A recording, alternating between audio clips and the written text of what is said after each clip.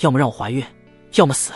巍峨旋风之上，一紫衣仙子横立虚空，高高在上，清冷绝美的面庞上，单纯微起，竟说出如此羞煞人的话语。许毅站在旋风边缘，一脸苦涩。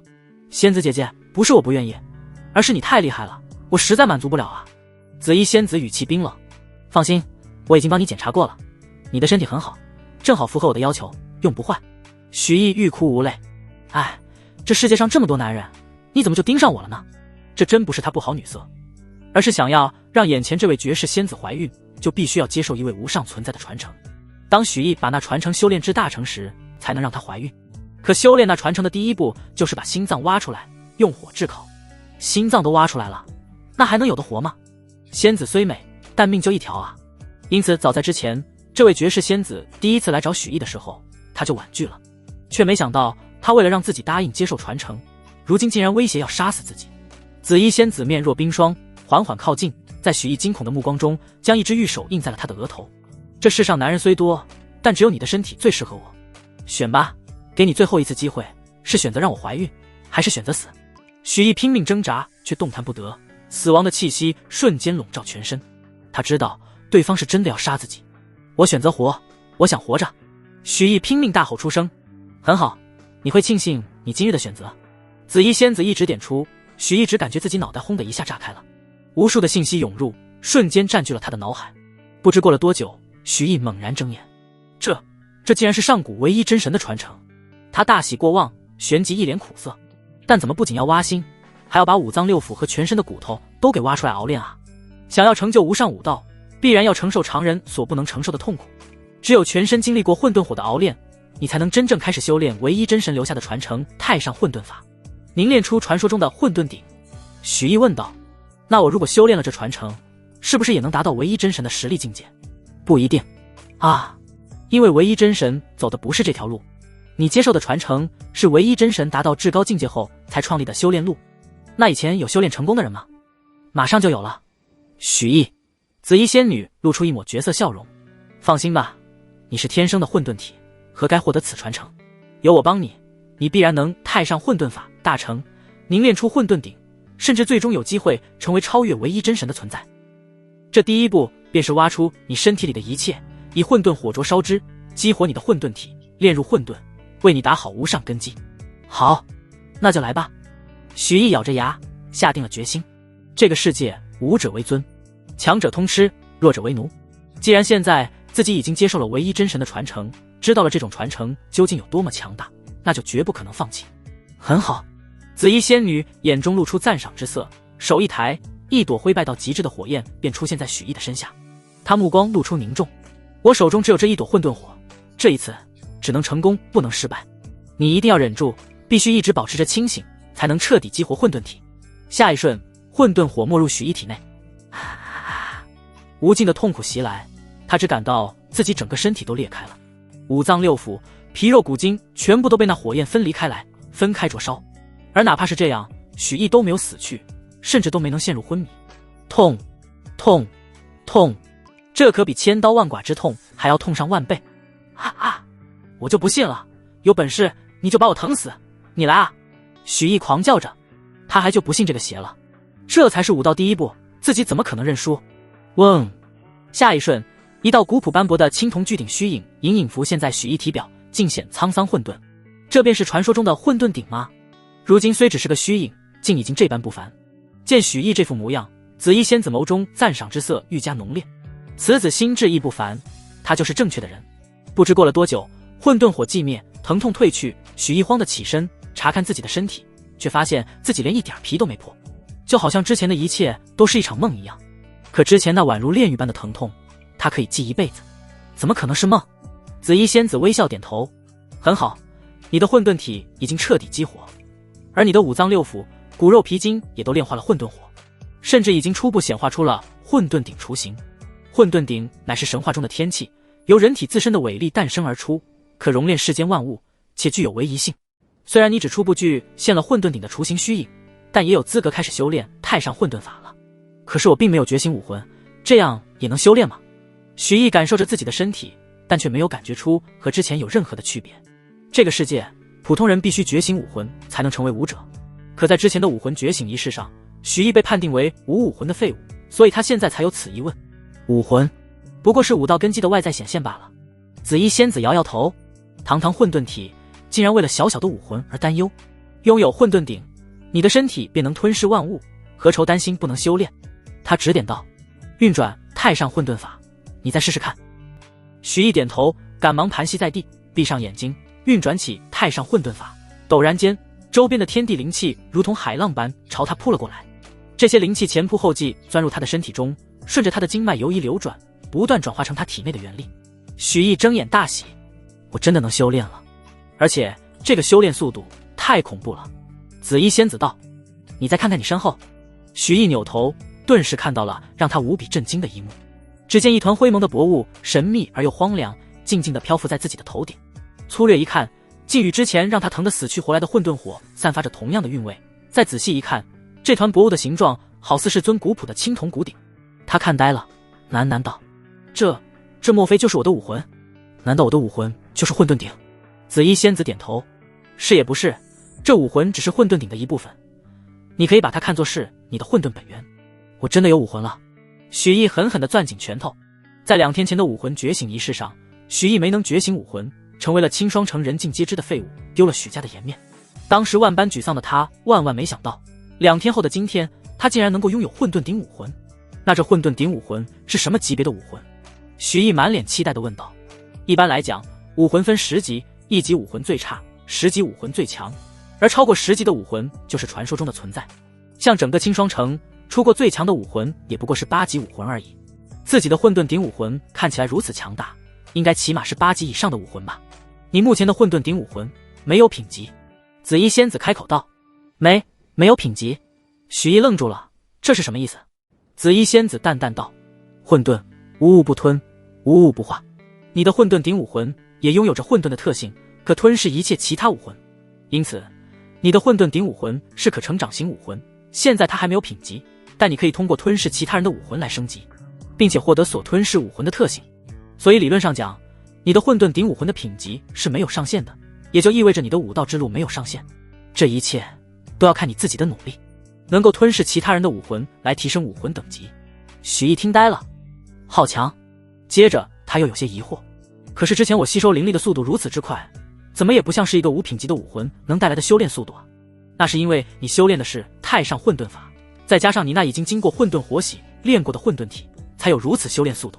紫衣仙子道：等你的混沌鼎武魂等级升上去了，你的修炼速度还会更快。原来是这样。解答完了疑惑，许毅不再浪费时间，当即盘膝继续修炼。几乎是转瞬之间，整片山谷的灵气全部向他卷来，几乎凝成了实质，钻入了他的身体内，流转在他的经脉中，化作了浑厚的元力。才仅仅过去半个时辰，整片山谷的灵气便已经被许毅吞噬一空。许毅睁眼感受着体内的元力，顿时喜上眉梢。我突破到5图3重了。这才过去了半个多时辰，不愧是唯一真神的传承，他的进境居然如此神速。一般来说，普通武者在觉醒武魂之后便可以自动步入5图1重，但想要突破到5图2重，却起码要花费1个多月的时间。就算是天赋较强的武者，也需要10几日才能突破到5图2重。可自己仅仅用了半个时辰的时间，就连升了2重，来到了5图3重。更何况现在限制自己境界提升的根本不是修炼速度，而是灵气。是这方天地的灵气暂时被自己掏空了，这才让他停下了变强的脚步。许毅不由得感叹，按照这种速度，我岂不是用不了多久就能突破5图10重，进入武师境界了？5图、武师、武宗、武王、武皇、武圣，在青霜城，5师级强者就可以做一家之主了。许毅若能快速成为武师，必然会惊掉一群人的下巴。一旁的紫衣仙子见到他鲸吞灵气的速度如此之快，也不由得暗暗心惊。他面不改色道：看来普通天地蕴含的灵气已经无法满足你的需求了。你若想要更加快速的成长起来，就必须要服用丹药，或者找到灵气更加浓郁的修炼之所。许毅点点头，刚准备说话，突然一阵邪火从小腹处猛然上冲，刹那间，他整个人都感觉被置身于烈焰之中，皮肤烧得通红，无尽的欲望涌上心头，要将他的理性吞噬。许毅用莫大的毅力对抗着本能的欲望，他艰难开口：这是怎么回事？紫衣仙子绝美的脸庞上罕见的产生了一丝慌乱。这不应该啊，第一次的反噬怎么会来得这么早？到底是怎么回事？我快坚持不住了。许毅脸色涨得通红，强忍着向紫衣仙子扑上去的冲动，却根本无法镇定下来。孤阴不生，孤阳不长，修习太上混沌法需要阴阳调和。如若无法与对的人阴阳调和，你便会被反噬炸体而亡。紫衣仙子云袖一轻抚，顿时让许毅好过了不少。他眼中的清明终于又占据了主导，可紫衣仙子眼中的担忧却没有丝毫的消退。我只能暂时帮你压制，如果想要彻底解决掉反噬，则必须要找到你的9位天命真女，让他们来与你阴阳调和。天命真女，没错。紫衣仙子点点头，解释道：你作为唯一真神的继承者，你的9位天命真女也早就命中注定了。他大手一挥，9道散发着金光的玉简从天而降，落在了许毅的面前。这是9道天赐婚约，只有你能打开。而每当你打开一道婚约，你就会与对应的天命真女产生相应的联系，获得她的信息。来，打开天赐婚约，然后找到她，和她结为道侣，你现阶段的反噬便不足为惧。随便打开一个。许毅努力消化着紫衣仙子说出的信息。遵循你的本心。紫衣仙子指点道。许毅看着漂浮在面前的9道玉简，最终心神好似被最右边的那道玉简吸引，手不自觉地点了上去。玉简瞬间光芒大放，缓缓展开。天赐姻缘。许毅，冷云长。冷云长，通天大地之女，唯一真神之徒，天资盖压诸天，现已登临无上之境，于3万年前绝天地通一战中重伤，后为躲避宿敌，遮盖自身天机，至今下落不明。这便是要与我结成道侣的天命真女。许毅惊的下巴都要掉了。虽然这玉简上几乎每一个词自己都不知道代表着什么意义，但光凭这些描述，他都知道这冷云长绝对是一位可怕的人物。许毅有些恍惚，这样的绝代人物真的是自己命中注定的道侣吗？不对啊，至今下落不明。许毅又一次仔细读了玉简后，提出了疑问：仙子姐姐，这冷云长的下落就连天赐婚约都不知道，我去哪找他去啊？如果找不到他，我岂不是死定了？许毅看向紫衣仙子，却发现她竟愣在原地，美眸中满是复杂，呆呆地看向玉简上的文字。良久，他回答了许毅的话：你不用再费功夫寻找了，因为我就是冷云长。啊，仙子，您就是冷云长？许毅又吃了一惊，旋即一喜，这不是得来全不费功夫吗？只要自己和他阴阳调和一番，自己的小命就算是保住了，而且也不用考虑他愿不愿意的问题了。毕竟之前这位仙子可是逼着自己让她怀孕来着。突然冷云长开口了：不要把希望寄托在我的身上。这是为什么？之前我就说过了，除非你能将唯一真神的传承修炼到高深境界，否则是不可能让我怀孕的。这是因为我的体质特殊，如若你无法修炼到与我相似的境界实力，便强行与我阴阳相合，那你必死无疑。啊，那这岂不是没有活路了？许毅懵了，现在自己是上也是死，不上也是死啊。他看着面前已经丧失光芒的其余8道天赐婚约，讪讪问道：仙子姐姐，现在是不是不能打开其他的婚约了？冷云长点头：没错，你已经选择了我，就只能与我构建关系。只有当你的修为达到一定的境界后，才能继续打开第2道天赐婚约。那现在怎么办？许毅愁眉苦脸，然而还没等他话说完，那股之前被压制下去的邪火腾的一下又冒了上来，甚至比之前那次来的还更加猛烈。冷云长满脸复杂，缓缓走向许毅，喃喃自语：师尊，当初我答应帮你找到传承者后，为他诞下一子就可以功成身退，却没想到我竟然也是9位天命真女之一。师尊啊师尊，我最终还是没能逃离您的棋盘。许毅看着越来越近的冷云长，强撑着最后一丝理智：你别过来，我不想死在你身上。冷云长绝美的俏脸上罕见闪过一抹红晕。放心吧，好不容易找到了继承人，我不会让你死的。虽然我不能彻底与你阴阳调和，但毕竟我也是9大天命真女之一，还是可以暂时帮你缓解一下的。他声音低如蚊鸣：我可以。听到这里，许毅再也忍不住了，整个人疯了似的向冷云长扑了上去。霎时间天地变色，仿佛连太阳都害羞了，躲在云层后面害羞的分割线。不知过了多久，许毅缓缓睁开眼睛，发现自己裤子已经穿上了。你醒了。冷云长天籁般的声音传来：仙子姐姐。许毅有些不好意思地挠了挠头，之前虽然是半昏迷状态，但到底发生了什么他还是知道的。不过话说回来，爽是真的爽啊。此刻冷云长又恢复到了之前生人勿近的清冷姿态：短时间内你算是安全了，但想要活命的话，你必须找到除我之外的第2个天命真女。可是其他的天赐婚约已经打不开了啊。许毅有点发愁，旋即一愣：莫非仙子姐姐你有线索？冷云长点点头：楚灵儿1万年前出生于苍梧国，乃苍梧国皇帝之女。此人是你的天命真女之一，若能找到此人的下落，便可以彻底解决太上混沌法的反噬。这也是我唯一知道的有关其他天命真女的线索。苍梧国，许毅一惊，10000年前统治此方地界的苍梧国。没错，那楚灵儿现在在何处？这就是你需要调查的事情了。我明白了。许毅点点头，他现在的首要任务就是尽快变强，然后找到楚灵儿。叶儿，你在哪儿啊？快出来，别叫为娘啊！小公子，小公子你在哪？这边没有，去那边再看看。突然，远处传来了呼喊声。许毅一拍脑袋，坏了坏了，我离开家已经3天了，爹娘肯定要担心死了。回家去吧，记得寻找楚灵儿的下落。冷云长身形瞬间消失，只留下数言叮嘱：记住，在没有成长起来之前，千万不要暴露出你的不凡。而且，我现在身受重伤，除非迫不得已，我不会出手帮你。放心吧，仙子姐姐。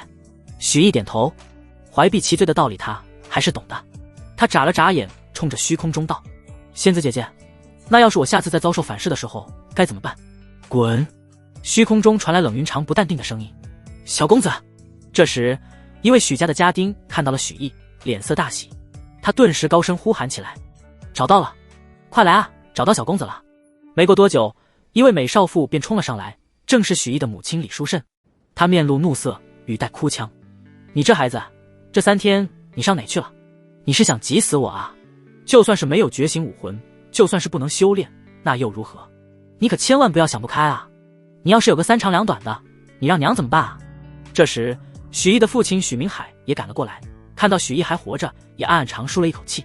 他冷哼一声：真是不像话，还学会离家出走了。看把你娘急的，3天都没吃饭了。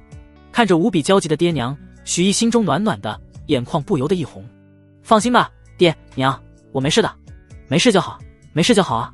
李淑慎从头到尾检查了好几遍许毅的身体，确定他真的没受伤后，这才终于放下心来。放心吧，毅儿，你爹已经去求你爷爷了，给你求来了一枚培元丹。有培元丹在，你说不定还是能成为武者的。虽然希望渺茫，但毕竟也有希望，不是吗？向爷爷求了一枚培元丹。许毅愣了，要知道这培元丹哪怕是在整个许家都是十分珍贵的资源，再加上爷爷向来偏心大伯他们父子俩，爹娘能说服爷爷拿出一颗培元丹来给自己这个明面上的废物用，恐怕也是受了很大的委屈吧。许毅双拳攥紧，暗暗下定决心，自己一定不会让爹娘失望的。众人一路下山，回到了许家。然而刚一进许家，一道阴阳怪气的声音便传了过来：我家燕儿真的是出息了啊，都会离家出走了，怎么没死在外面啊？一位和许明海长得7分相似的中年男人走了出来，正是许明海的大哥许毅的大伯许明清。他斜睨了许毅一眼，然后对许明海道：对了，我刚刚跟爹说过了，叶儿的那枚培元丹就算了，他一个没有武魂的废物，吃了也是浪费，还不如给了我家池儿。我家池儿可是觉醒了7级武魂牧名玄狼的天才，这天赋放在整个清霜城都是首屈一指的存在。凭什么？这件事我早就和爹说好了。许明海一下子就怒了，欺负自己可以，但是欺负自己儿子不行，就凭我还是许家家主。这时许毅的爷爷许威恒带着许毅的堂哥许池从内院走了出来。爹，这真的是您的意思？许明海不敢置信。好了老二，这件事就这么定了，那枚培元丹我已经给池儿了，只有我的乖池儿才配得上使用这枚培元丹。许威恒摸了摸许池的头，目光中满是和蔼。爹，您不能这样，这培元丹是我好不容易求购来的，说好的2颗品质好的给池儿，剩下1颗品质不好的给叶儿，您现在怎么说反悔就反悔了？许明海攥紧了拳头，满脸不服。许威恒眼神锐利，冷哼一声道：许毅连武魂都没有觉醒，废物一个，根本成为不了武者，还用培元丹做什么？你若是为他好，就赶紧让他放弃，不然只会浪费家族资源。许明海气得脸色通红，已经顾不得长幼尊卑，怒声道：爹，您太偏心了，以前您就偏心我哥也就算了，如今拿这3枚培元丹，我可是出了大力，今天您就是说破了天，儿子也得要回叶儿的那颗。许威恒双眸圆睁，震怒道：放肆，这是你对父亲说话应该有的口气吗？你还有没有把我这个爹放在眼里？见状，许明清也搭话道：爹您消消气，二弟他不是有意的，也是爱子心切啊，我帮您劝劝他。他转头望向许明海：二弟，你怎么能这样对爹说话？爹也是为了家族大局考虑啊，池儿现在是7级武魂，我和爹都预估过，不出半月他必然能突破5图2重，如果有第3颗培元丹，这个时间还能更短，就当是为了家族考虑，你就成全了池儿吧。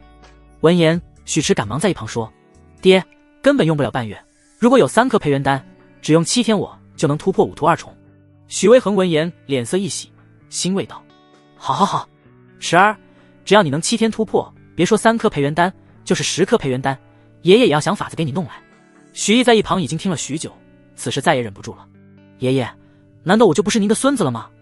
武魂并不能代表一切，哪怕我没有觉醒武魂，照样不会比许池差。为什么您就不能相信我？”许巍恒还没说话，许池叫嚣着从一旁跳了出来，他上下打量着许毅，脸上满是轻蔑不屑的神情。就你一个废物也想要培元丹，真不知道哪来的脸敢说不比我差，有本事现在就跟我打一场啊！你敢吗？许毅点头，可以，我允许你先出手。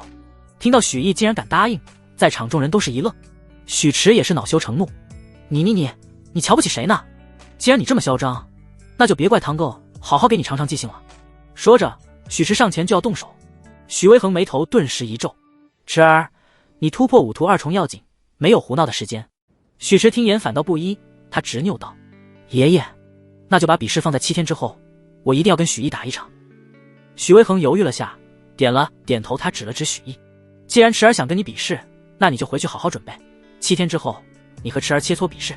比试可以，但如果我赢了，爷爷你以后就不能再这么偏心了。”许毅自信应战：“哼，老二，好好管教管教你家孩子，越来越没大没小了。”许巍恒没有理会许毅，反而教训起许明海来。说完，他看着许池满脸温和：“走吧，池儿，爷爷教你修炼。”许池得意地瞪了许毅一眼，转身跟着许巍恒离开了。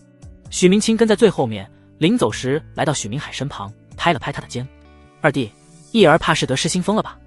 还敢和我的池儿动手？我看你们最好还是先带他去看看脑子去吧。”哈哈哈。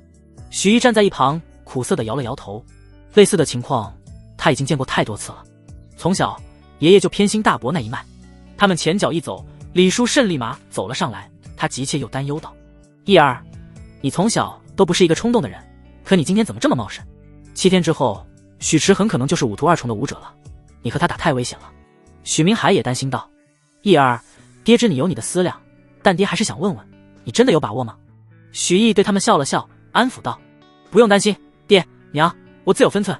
相比这个，我有一件更重要的事想请教你们。”两人微微一愣，许明海皱眉道：“什么事还能比7天之后跟你堂哥的比试更重要？”“爹娘，你们知道哪里能查到苍梧国详细的古史吗？”许明海下意识答道：“咱家书库应该有粗略的历史记载书籍，如果想要非常详细的古史的话，城主府应该会有。”随即他反应了过来，脸色一板道：“都什么时候了，你还关心什么苍梧国？还是好好想想跟你堂哥的比试吧。妖娘说你就认个怂，就算你这辈子无法修武，爹娘也能护你一世周全。”李书慎握着许毅的手劝道。许毅心中一暖，知道父母对自己的担忧，郑重的点点头道：“爹娘，你们放心，我有办法。要没什么别的事的话，我就先走了。”许毅不等二老回答，便跨出院门，快步向外走去。他一路来到许家书库，史书并不算什么珍贵的书籍，因此也没有人阻拦。许毅很快就找到了记载着有关苍梧国历史的书籍。苍梧国万年前主宰着一切的庞大帝国，苍梧国皇室一族楚氏更是一个传承悠久的强大家族。万年前，苍梧国最后一任皇帝楚月之同其嫔妃、皇子、公主在未知大劫中全部死亡，无一幸免。至此，楚家全灭，苍梧国灭国。史书记载很简短，仅仅寥寥数十字，却看得许毅心都凉了。这苍梧国灭国后，皇族死完了，他傻眼了。那岂不是说楚灵儿也死了？仙子姐姐，你在吗？这到底是怎么回事？总不能让我去娶一个死人吧？假的，楚灵儿还活着。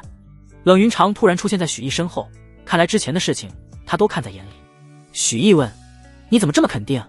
冷云长淡淡道：“如果有一方死亡，天赐婚约自然会消散。有关楚灵儿的消息，是我当年亲眼从天赐婚约上看到的，不会有假，因此楚灵儿必定还活着。”许毅，如果说我家里收藏的史书记载有纰漏的话，那我就只能去城主府碰碰运气了。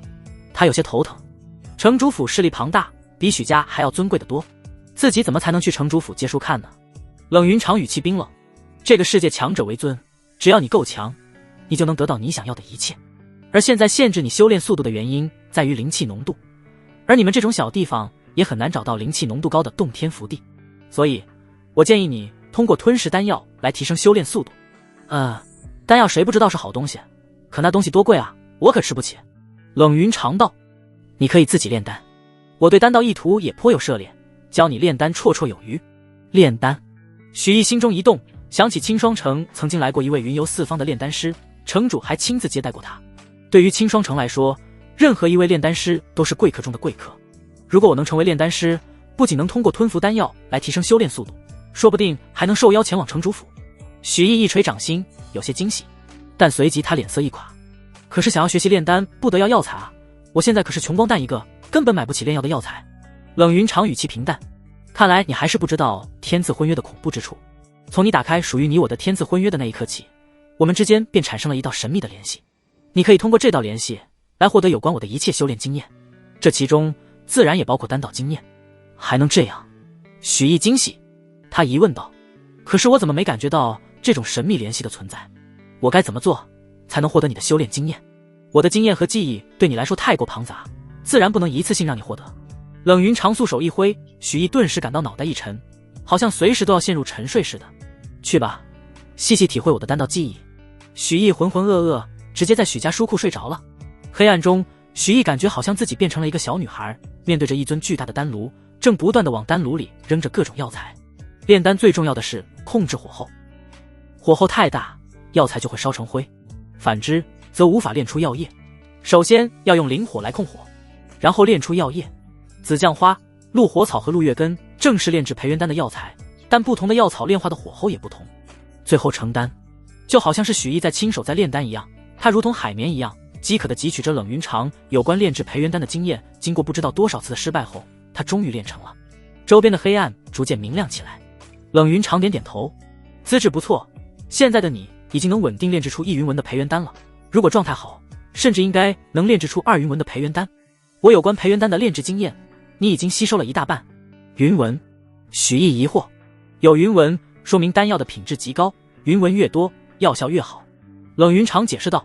他接着赞赏道：3天时间能掌握到如此程度，说明你再炼丹一道也颇有天赋。已经过去3天了。许毅一惊，赶忙站起身，紧接着脸色大变。我的境界这是？他满脸的不可思议。我怎么已经5图4重巅峰了？怎么回事？怎么自己干做了3天就突破到了5图4重了？现在的他甚至随时都能突破到5图5重。要知道，普通武者想要从5图3重突破到5图4重，2个月能突破都算是天才了。而自己竟然没主动修炼，愣是做了3天就突破了，无需大惊小怪。冷云长淡淡道：无论是你的混沌体，还是你修炼的太上混沌法，都是能全天候自动修炼的。如果不是这方天地的灵气浓度限制了你，恐怕现在的你已经5图6重了。这么厉害？许毅惊喜之情溢于言表。好了，去认证炼丹师身份吧。早日成为炼丹师，就能找到有关楚灵儿的线索。早日找到楚灵儿，你的生命才早日有保障。我明白了。许毅点头，和父母打了个招呼后，离开了许家，直奔青霜城中唯一的丹阁。半个时辰后，青霜城丹阁顶层，丹阁唯一的炼丹师马大师打量着眼前戴着银色面具、披着黑色披风、将自己遮盖得严严实实的许毅，眉头微皱。就是你要认证炼丹师？许毅点了点头。马大师沉声道：你既然敢来，就应该知道，想通过炼丹师认证，需炼制1如1级丹药，且只有3次机会。我明白。许毅颔首。好，那你要炼制什么丹药？培元丹。马大师目光微凝。你确定？培元丹虽然在1级丹药中药效惊人，但炼制难度同样惊人。我见过很多将培元丹作为考核丹药的炼丹师，无一例外全部失败。年轻人，我奉劝你选择相对更容易的壮骨丹比较合适。许毅平静道：我既然选择培元丹，自然有把握。不必多言，开始吧。小子很狂啊。马大师皱了皱眉，向旁边的炼丹炉一指。别怪我没提醒你，如果3炉全部炼制失败，你不仅要赔偿3炉药材的价钱，3年之内还不得踏入丹阁。既然你做好了准备，那就开始吧。许毅来到炼丹台前，手捏法诀，蓝色的灵火立刻从丹炉下冒了出来，热浪滚滚。马大师见状，脸色好看了几分。这手控火之术着实不错，有些功底，一般的1级炼丹师都很难做到。看来此人并非哗众取宠之辈，但他仍不相信此人能够炼出培元丹。如果他炼制壮骨丹之类的1级丹药的话，或许真有成功的可能。出于爱才之心，马大师再次开口劝道：年轻人，我再给你一次重新选择的机会，不不如你再好好想。然而马大师的话才说到一半，声音便戛然而止。只见许毅从药材中挑选出紫酱花、鹿火草和鹿月根3种药材，旋即一股脑倒进了丹炉。他的眼睛陡然瞪大，猛地站了起来，惊呼出声：你在干什么？你怎么敢把它们全扔进去？这3种药材药性不同，化成药液所需温度也不同，你这么做，这炉培元丹必毁。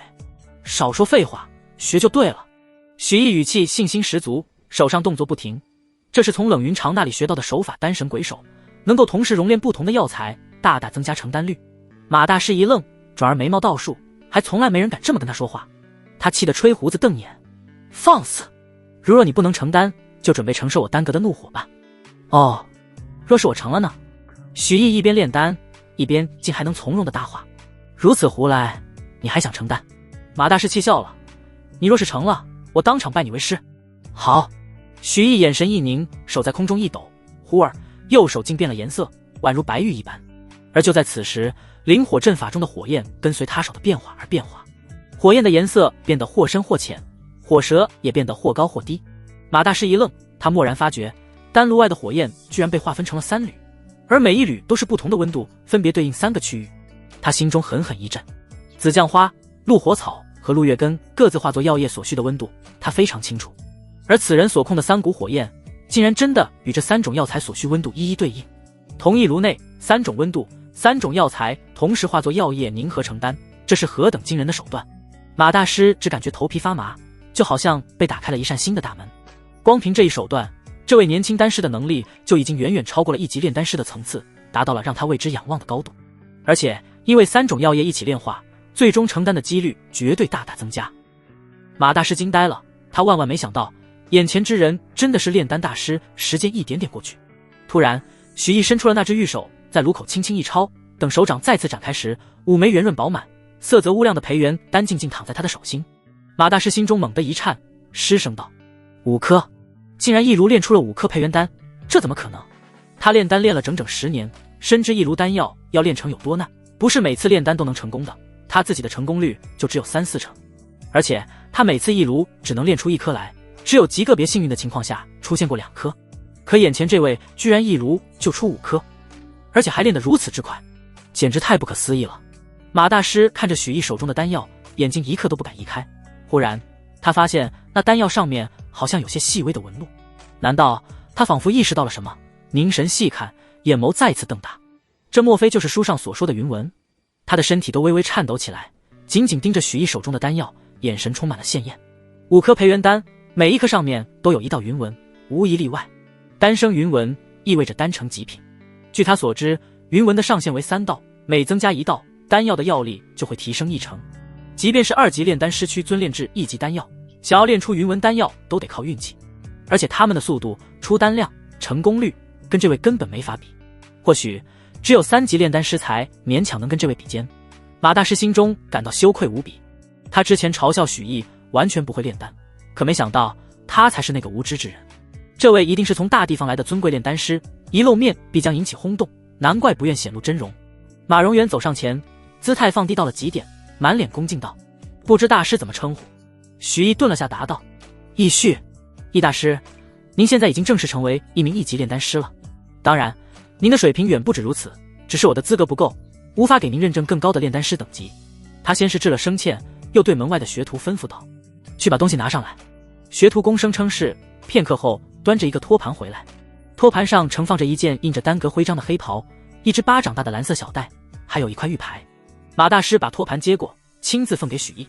他笑着说：“这是丹阁对成为1级炼丹师之人的奖励，还请您收下。”许毅接过，马大师给他解释道：“这件衣服是专属于1级炼丹师的丹袍，上面的徽章标有您的炼丹师品级。这个储物袋有4个单位的空间，里面放了除药材外的1因炼丹所需。而这边的玉牌是炼丹师的身份牌，拥有传讯功能，3000里内您随时可以和丹阁或者其他传讯之物进行通讯。”许毅点点头，没有说话，把所有东西收入储物袋中，又将储物袋系在腰间。许毅调笑：“那之前我们的打赌怎么说？”马大师满脸羞愧，拱手道：“大师，您可千万别折杀我了，您这种水平，我怎么配当您的徒弟呢？不过若您不急着走的话，还请留在丹阁小住，青霜城中的客栈或者住处跟丹阁相比，终究还是差了不少。您肯留下，对在下指点1、2，在下就求之不得了。这当然可以。许毅当即答应，他还需要丹阁的资源来炼制培元丹。很快，青霜城来了一位炼丹大师的消息便传开了。听说了吗？那位新认证的炼丹师，相传有3级炼丹师的水准，人家炼出的培元丹都是带云纹的。是啊，就连马大师都说自己不配当他徒弟。如果我能得到那位大师所炼制的丹药，倾家荡产我也愿意啊。不过云纹丹药何等珍贵，咱们整个青霜城恐怕也只有城主府以及那几个大家族能消费得起了。全城的人都津津乐道，而这个消息同样也传入青霜城的大小势力耳中。得知那位大师暂驻丹阁之后，拜访他的人络绎不绝。许毅对此烦不胜烦，管他是哪个大家族的人，一律不见。突然，这天门外传来敲门声，一名丹阁学徒的声音响起：“易大师，天宝拍卖堂的金鹿来拜访您了，你要见他吗？”许毅此时正在吸收冷云长有关炼制培元丹的经验，闻言一愣。天宝拍卖堂名气太大了，那可是青霜城赫赫有名的第1大拍卖堂，其大当家金鹿更是青霜城里家财万贯、财富最雄厚的顶级富商。金鹿财大气粗，高高在上，见他一面不知有多难，甚至有些大人物的面子他都不给。可这样的人物现在却亲自上门来求见他，这让许毅对炼丹师身份的尊贵有了新的认知。而他也猜到了金鹿的来意，一定是听说自己能炼制有云纹的培元丹，所以来找他求购的。许毅也有意促成这桩生意，炼那么多培元丹，总得想办法卖出去。他转换声线，声音沙哑道：“让他过来吧。”话罢，许毅穿戴好面具和披风，坐到椅子上。片刻后，一位浑身珠宝的中年男子推门进来。他见到许毅，脸上立马堆上一团和气。“易大师，金鹿贸然叨扰，还请您勿怪。”说完，他躬身施了一礼：“说说你的来意。”许毅淡淡道。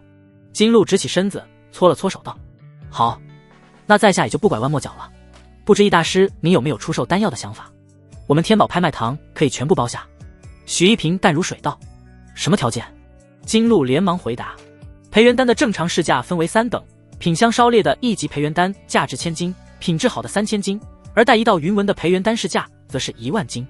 前2个级别的培元丹，我可以按市价给您结算，至于带有1道云纹的，我愿出11000金。易大师，您看这样合适吗？”许毅吃惊，没想到自己炼制的培元丹值这么多钱。他们许家打拼1年，也只能购得4、5颗丹药，还是那种劣等丹药。可金鹿给他开出的1道云纹丹药的价钱，相当于他们许家1年的收入了。这么大的财富，许毅很难不心动。不过他的声线依旧平静，淡淡道：“可以，这是5颗1道云纹的培元丹，直接折算成紫酱花、鹿火草和鹿月根给我送来。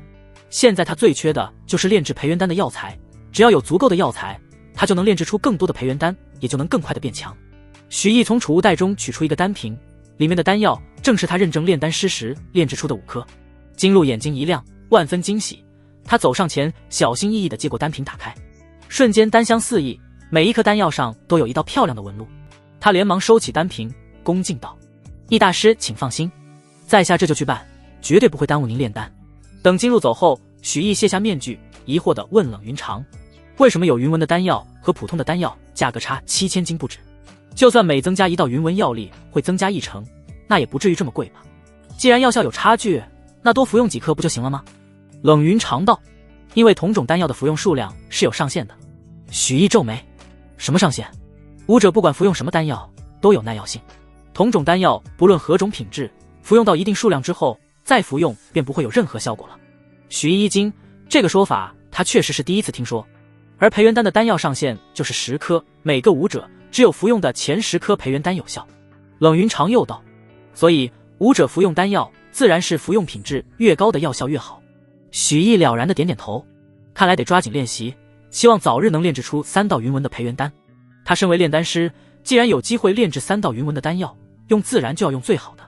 突然门外又传来了敲门声：“大师，城主府来人了，您见不见？”“来了。”许毅眼睛一亮，一位丹阁学徒将城主府的人请了进来，是一位儒雅斯文的老人。那老人笑着介绍自己：“易大师叨扰了，老奴是城主府上的大管家。”许毅心中虽然很兴奋，但外在的神情依旧平静。“不知城主找我何事？”老人从袖中摸出一个信封来，递给许毅说：“城主听说易大师您丹术超绝，很想亲自拜访您，可惜现在城主大人有要事在身，不能马上赶回青霜城。他特地差人把亲笔书信送回来，嘱咐老奴一定要亲自把信交到您手上，并代他表达歉意。”许毅接过亲笔信，点点头道：“那便等城主回来之后，再让他来见我吧。言语之间，似乎对这位一城之主并不敬畏，但城主府大管家却没有丝毫生气。眼前这位易大师很可能是3级炼丹师，一个小小城池的城主，对于这样的贵人来说，还真算不上什么。他恭敬称是，缓缓退下了。许毅等他走后，连忙将信打开看，里面的内容无非是不能立刻亲见大师，实乃无知遗憾。吾回城后，请大师相见云云。他长长舒了一口气，终于有机会去城主府查看消息了。半个时辰后，几箱药材被金鹿搬来，许毅把自己关到了房间内，开始炼制丹药。许毅一边接受着冷云长的炼丹经验，一边自己练习。才过了1天，就能稳定炼出有2道云纹的培元丹了。而且许毅也终于迎来了突破，到达了5图5重的境界，实力再次大增。许毅双拳紧握，感受着体内充沛的力量，不由得感叹：唯一真神的传承的确厉害。这才过去了1天多，竟然又突破了。冷云长也暗暗惊奇，就算是有混沌体和太上混沌法的双重加持，许毅的突破速度也快得有点夸张了。又过了大半天，许毅炼制2道丹纹的培元丹越来越熟练，但是还从来没炼制出过有3道云纹的培元丹。许毅继续学习和接受冷云长的炼丹经验，然后勤奋练习。就这样2天过去，清晨许毅一夜未睡，终于成功了。许毅满脸惊喜，他手中的培元丹终于带上了3道云纹。在这期间，许毅的境界又有所巩固，现在他已经是5图5重后期了。冷云长点点头，进度不错，这下你可以服用丹药修炼了。许毅也很兴奋，不过金鹿送来的药材已经用完了，我得再找他买。至于金币吗？这2天炼制的1道和2道云纹的培元丹很多，这些都可以卖出去。他话音刚落，门外传来学徒的敲门声。易大师，您现在有空吗？城主府的大管家来了。许毅抄起桌上的面具和披风穿戴好，道：进来。上次那名老者推门而入，躬身行礼道：老奴见过易大师。许毅点头。何事？易大师，城主刚回青霜城，他现在去许府看许池少爷了，等他回府之后，立刻会前来请您一叙。经他一提，许毅才猛然想起他和许池的7天之约。今天到日子了。许毅回答：好，我晚些时候过去。老奴还有一事。管家面露难色，说是许府的家主许威恒和他的大儿子许明清想要求见您。他解释道：您也知道，现在许家出了许池这么一个天才，这才和我家城主老爷搭上了线。啊！许毅一愣，旋即他明白了，爷爷和大伯想要来见义旭大师，恐怕也是为了许池吧。见他不说话，管家以为他生气了，赶忙道：我这就去训斥他们。您事务繁忙，哪有空见他们这些小人物？您可千万不要见怪。见怎么不见？让他们今天晚上在丹阁等着。面具之下，许毅的脸上浮现出一抹古怪的坏笑。是，老奴遵命。等城主府管家离开之后，许毅推门而出，向门外候着的学徒吩咐道：我现在要出去一趟，你不必跟来，别让任何人进我的房间。如果许家的人来了，就让他们一直等着。好的，易大师。青霜城，许府，仆人们走来走去，又洒扫又布置，全府上下一片喜气洋洋。许威恒高兴地摸着自己的胡子，对一旁的许池讲：池儿，城主大人听说你觉醒了7级武魂，专程赶回来看你。他还派了人来跟爷爷说，青藤书院的王夫子要收徒，对你十分看好，准备亲自前来见你一面。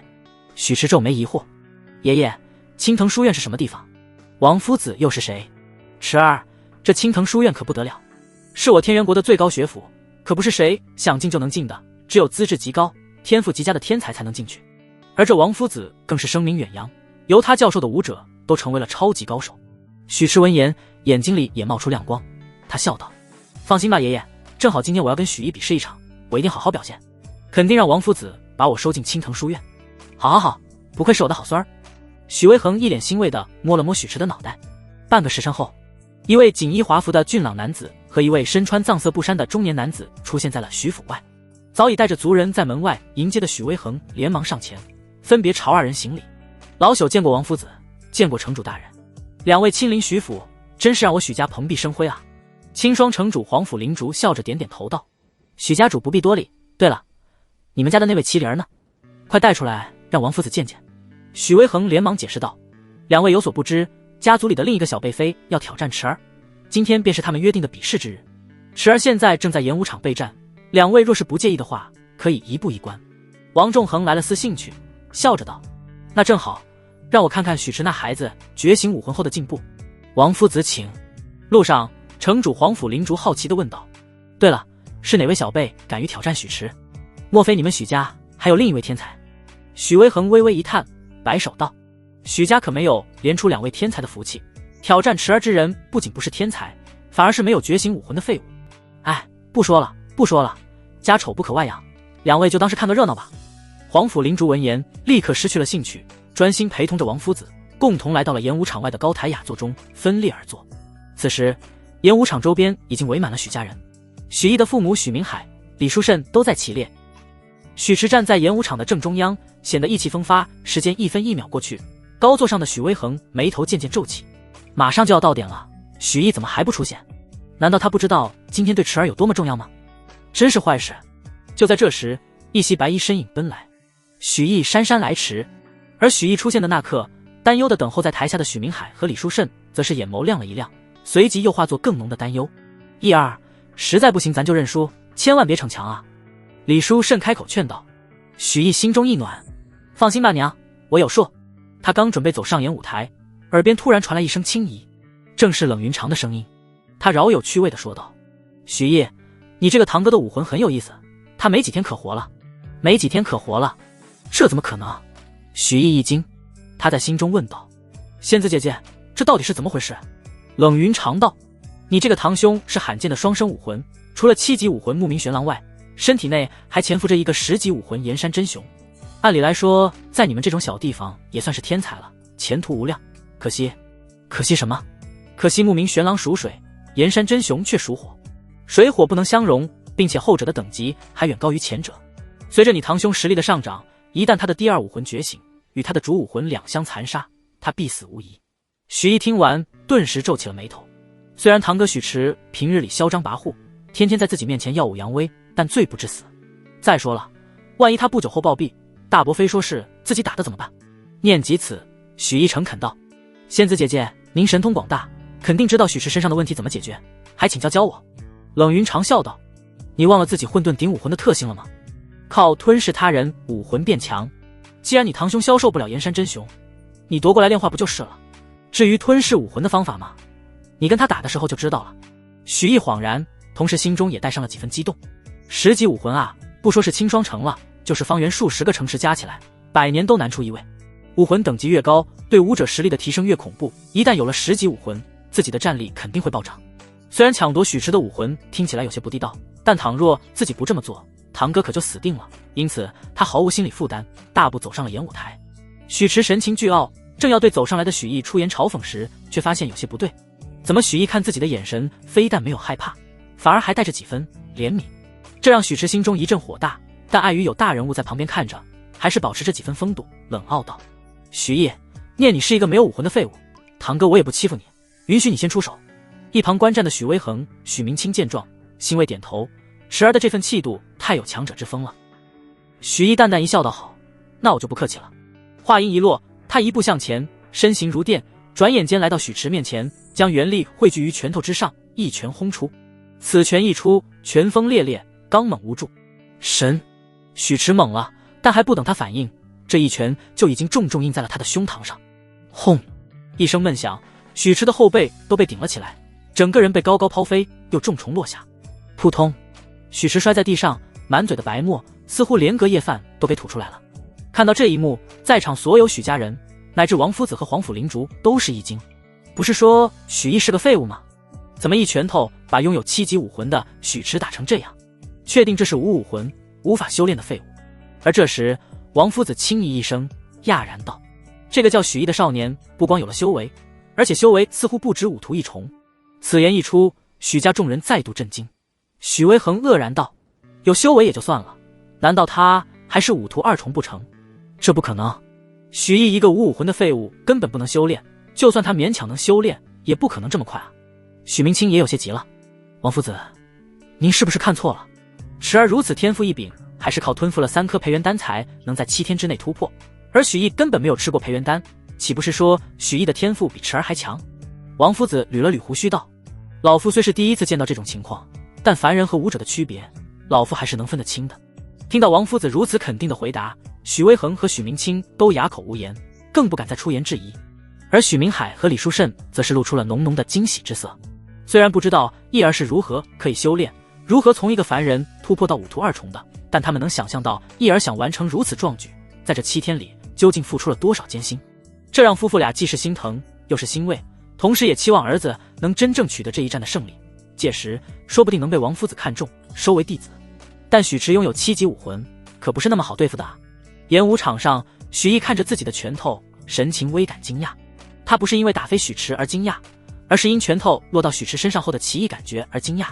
在自己的拳头与许池的身体接触之后，他便能清晰地感受到许池体内有2团水火不容的力量，正是木明玄狼和岩山真雄2大武魂。前者占据主位，力量却远低于后者，随时有被吞噬的风险。后者此刻虽然蛰伏，但一旦觉醒，必将如火山爆发，吞噬一切。7级武魂和10级武魂的差距就是如此巨大。感知到那2股力量的同时，许毅立刻对准岩山真雄武魂进行夺取。在外人甚至许池本人都无法发现的瞬间，他已经将岩山真雄武魂的力量吸收了整整1成。对于这个成果，许毅相当满意。再揍许池9次，自己就能正式拥有10级岩山真雄武魂了。当然，自己之所以可以肆意掠夺许池的武魂，是因为对方实力太弱。如果敌人的实力比自己强，或者只比自己弱一点，想要夺取对方武魂可就没这么轻松了。而在许毅对面，许池被一拳打得2眼翻白，好一会后才回过神，捂着肚子艰难地从地上爬了起来。他望着高高在上俯视着自己的许毅，忍不住攥紧了拳头，心中愤恨到了极点。这一战是关乎自己前途的一战，结果自己却丢了这么大的脸，王夫子会怎么看自己？自己还能不能成为青藤书院的学生？想到这些，许池的眼睛红了，大声嘶吼起来：啊啊！许毅，你彻底惹怒我了！说话间，许池背后浮现出一道狼形虚影，正是他的武魂显现。紧接着，木明玄狼虚影渐渐和许池的身体重合，许池的双眼化作狼瞳，浑身的肌肉变得粗壮矫健，就好似一尊人立而起的孤狼。许池现在身上所散发的威势，竟然比刚才又强了7成有余。在场众人见状，心中都是一震。每个人都有武魂，想要发挥武魂的最大力量，只需将武魂虚影与自身融合，便可获得增幅。而增幅的程度跟武魂的级别息息相关。1级武魂只能给武者增幅1成左右的战力，2级武魂则是2成，以此类推。而10级以上的武魂就不光是增幅战力那么简单了，而是有着种种不可思议的威能。这就是为何所有人都追捧高级武魂的原因。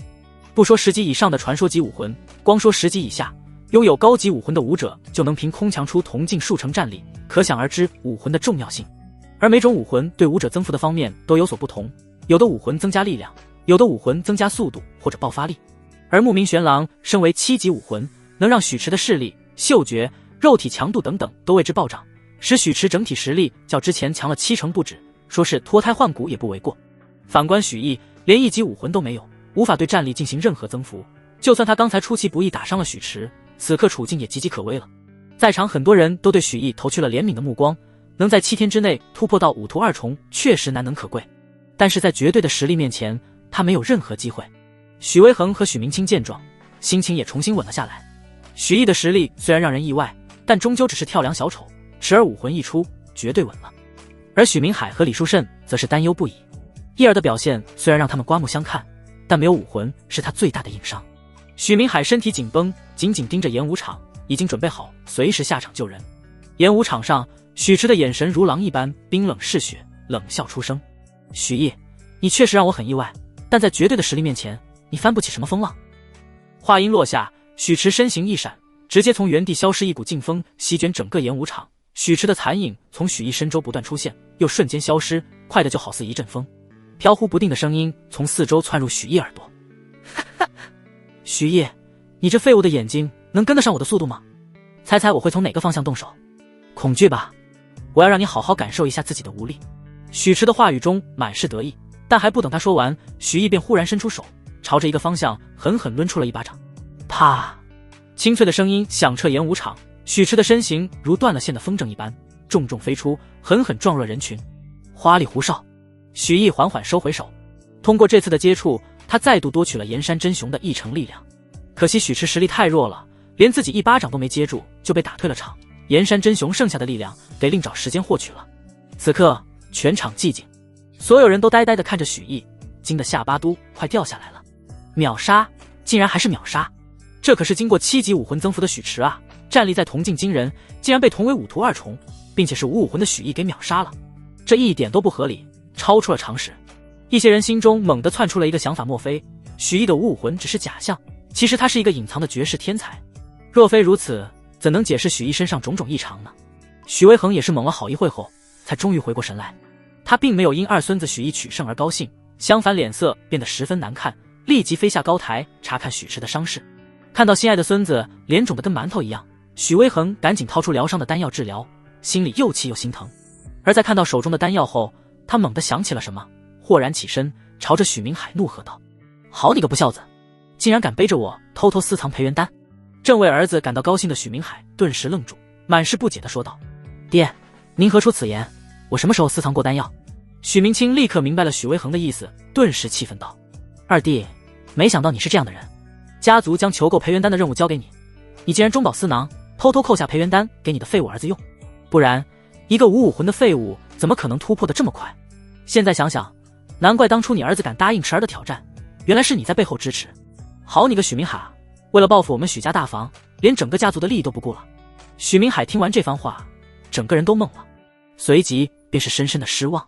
义儿变得这么强势，有些不合理，但既然张口就说自己背叛了家族，挪用了家产，这让他心寒无比。许明海站起身来，神情变得无比郑重：爹，大哥，我许明海行得正坐得端，从未干过你们口中那些蝇营狗苟之事。义儿能有如今这番实力，都是靠他自己。你们若是再这么污蔑我们，就不要怪我不客气了。逆子，你竟然敢顶嘴！许巍横气得手都在发抖，苍老的面孔上满是愤怒。他正要发作时，王夫子忽然走下了高台，在众人惊讶的目光下，他来到了许毅的面前，亲切地问道：孩子，你真的只修炼了7天便是5徒2中，并且没有服用过丹药？许毅点了点头。王夫子柔和地笑道：旁人都说你是五武魂的废物，但我看不然，你的天资或许比所有人想象的都要高，可以让我检查一下你的身体吗？或许你不是五武魂，而是有某种强大的武魂未曾激发出来。王夫子的话一下吸引了全场人的注意。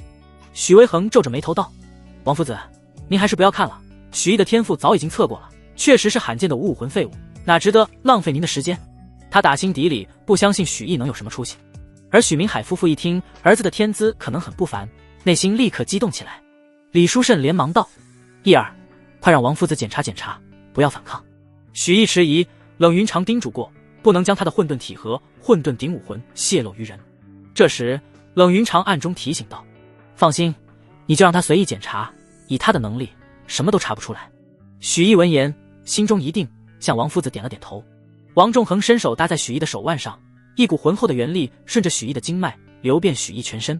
他细细感受，但随着时间的推移，慢慢的皱起了眉，眼中的期待之色消失不见。许明海紧张地问道：王夫子，我儿的资质如何？是不是真的有隐藏武魂？王仲恒摇着头说：老夫并没有发现这孩子体内任何有武魂的迹象，看来他确实没有武魂。但同样的，王夫子也没有发现许毅体内有服用过丹药的迹象。这个少年是如何突破到5徒2重的，确实是个谜。许明海和李书慎眼中的光芒再次暗淡下去，最后的期待也落空了。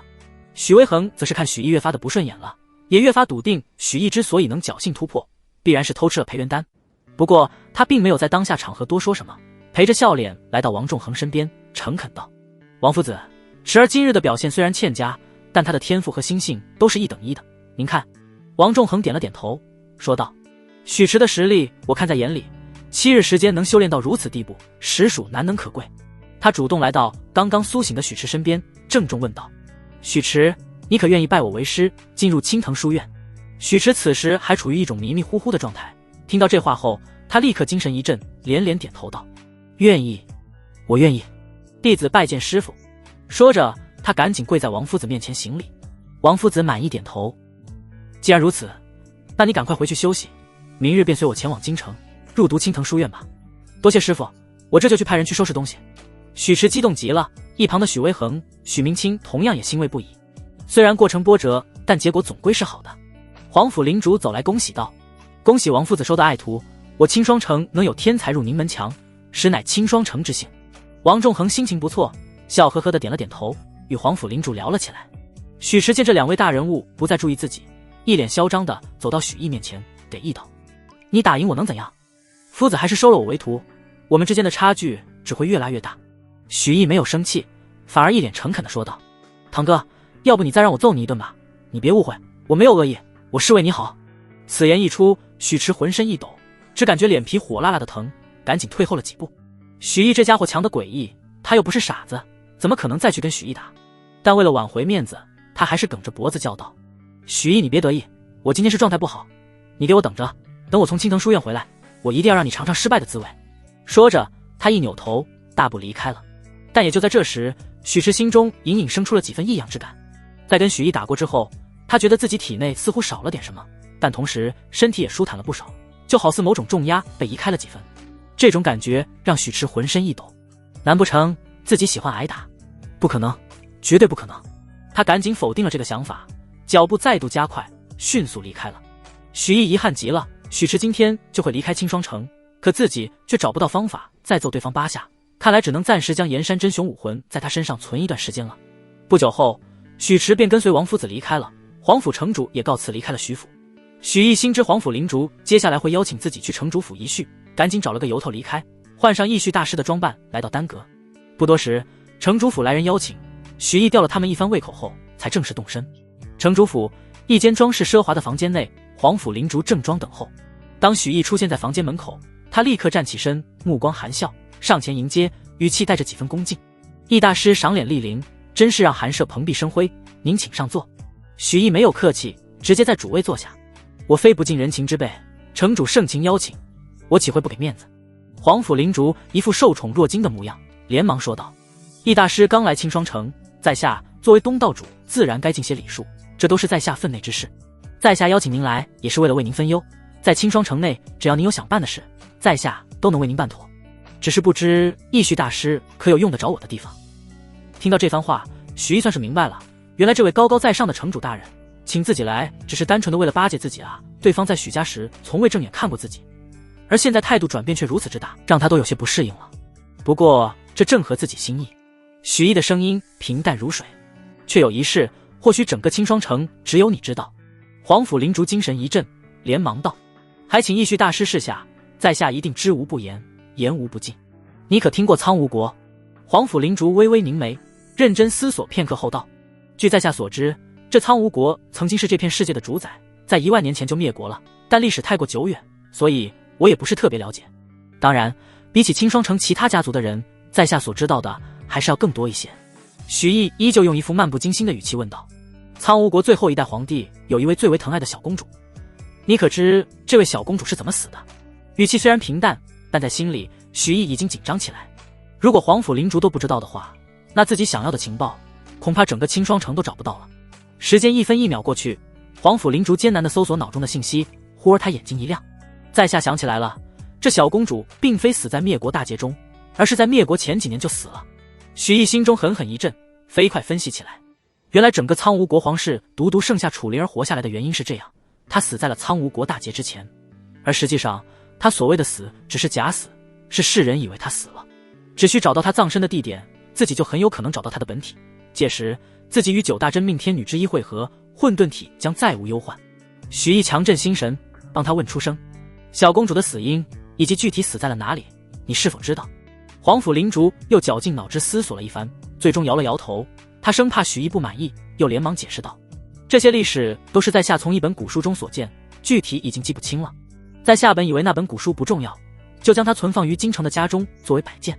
若易大师您想看，刚好半个月后天宝商会的天宝拍卖行会在青霜城举行拍卖会，他们会从京城运一批货物回青霜城，我可以联系天宝商会，让他们顺路帮我把书带回来。许毅目光闪烁，沉吟片刻后淡淡出声：就按你说的去办吧。皇府灵烛的口述终究是不如原版古书详细，自己还是看看正本为好，以免漏了什么细节。皇府灵烛恭敬回答：好。接着许毅直接站起身便要离开，皇府灵烛连忙挽留，但被许毅拒绝了。不过他也没有把话说死，而是吊着对方的胃口：我会留在青霜城一段时间，若有什么事我会来找你。皇府灵烛眼眸中划过一丝喜色，连忙道：还请易大师随时光临，不管是任何事，在下必帮大师办妥。许毅点点头，大步离开了城主府。而此时天色已近黄昏，许毅忽然想起自己似乎让人通知过爷爷以及大伯，让他们晚上来丹阁求见自己。他心中顿感有趣，快步回到丹阁。不多时，便有丹阁学徒前来汇报道：易大师，青霜城许家的许威恒、许明清求见。许毅此时正炼着丹，想也不想，直接吩咐道：让他们在外面等着，我什么时候想见了，自然会见他们。学徒恭敬称是，下去汇报去了。许毅转眼就将此事抛在脑后，专心致志地炼着丹，几乎忘记了时间的流逝。而在丹阁外，寒风呼啸，许威恒和许明清缩在丹阁门口，冻得直缩脖子，神态却依旧十分恭敬地等候着。1个时辰，2个时辰，他们从黄昏等到深夜，期间不停地询问丹阁学徒关于义绪大师的情况，结果换来的只是敷衍，这让他们很是懵逼。义绪大师不是说了要见他们的吗？怎么把他们扔在外面冻这么久了都没动静？该不会是在玩我们吧？可他堂堂一位炼丹师，有必要这么捉弄他们吗？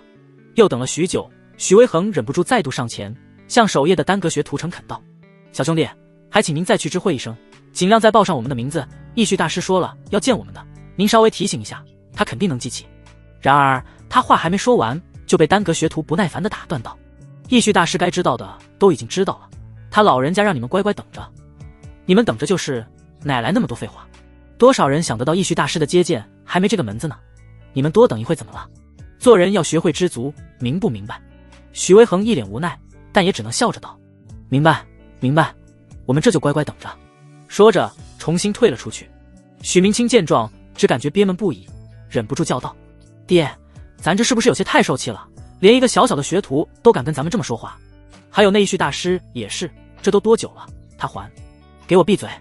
许威恒呵斥一声，骂道：义绪大师也是咱们能非议的吗？就连城主大人都要看这位炼丹大师的脸色，咱们许家算什么？你刚才的话要是让义绪大师知道了，你知道后果有多严重吗？许明清闻言立刻醒悟过来，赶紧捂住了嘴，不敢多话了。父子二人就这么跟雕塑一样，在丹阁门外等了整整一夜，终于到天蒙蒙亮时，丹阁学徒才终于走了出来，朗声道：易大师要见你们，都随我上来吧。此言一出，父子二人终于激动起来，心中不敢有一丝怨气，恭恭敬敬地跟着丹阁学徒上楼，来到了义绪大师的房间门前。易大师，许家父子到了。丹阁学徒敲门，恭敬汇报道：让他们进来。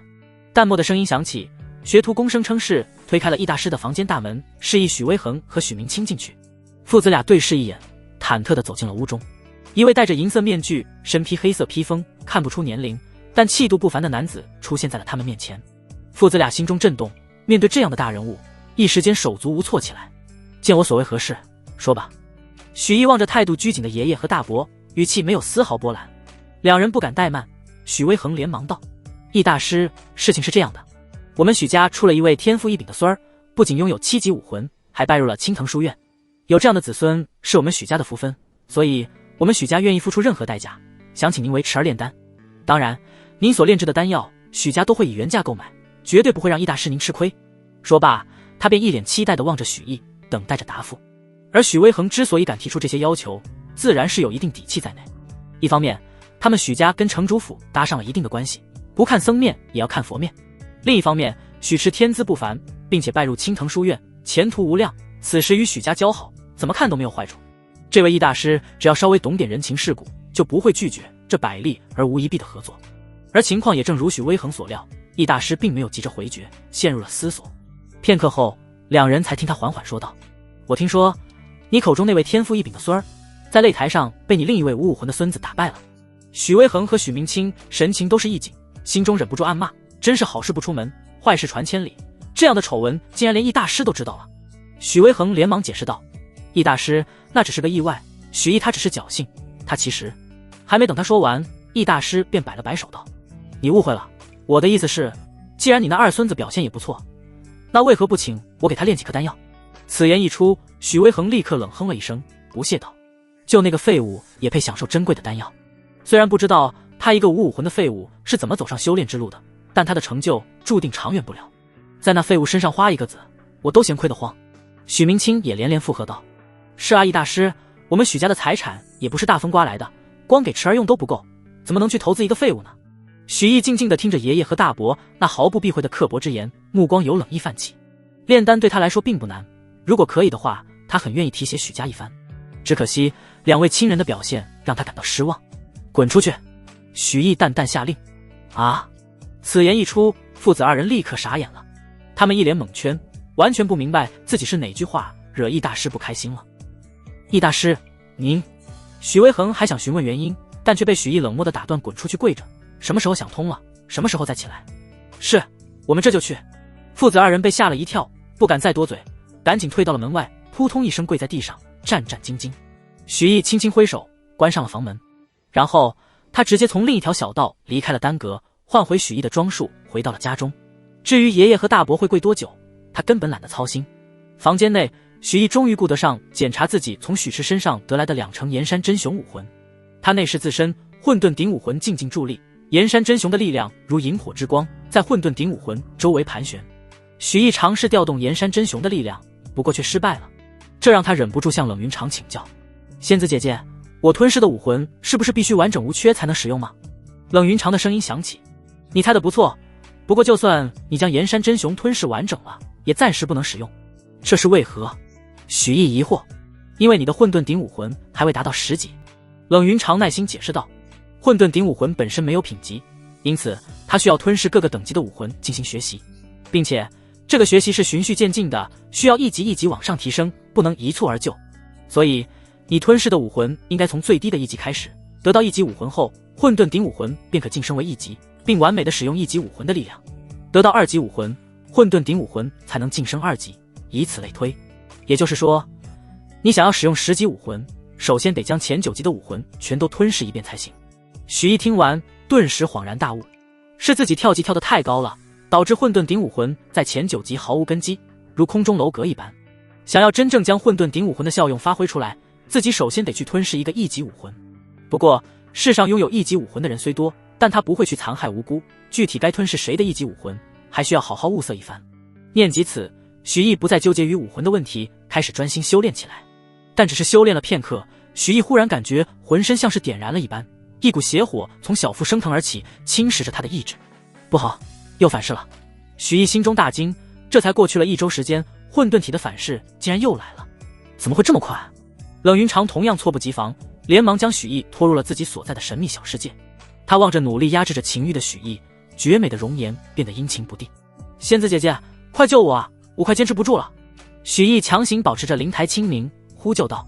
冷云长咬了咬牙，如果自己不帮忙的话，许毅就要爆体而亡了。看来只能像上次那样。一想到那天的画面，冷云长的俏脸上立刻泛起红晕，心境难以自持。许毅，你把裤子脱了，然后闭上眼睛。冷云长红着脸吩咐道。好。许毅依言照做，紧紧闭上了眼睛。有了上一次的经验，他这一次并未昏迷，因此该感受的不该感受的全感受到了。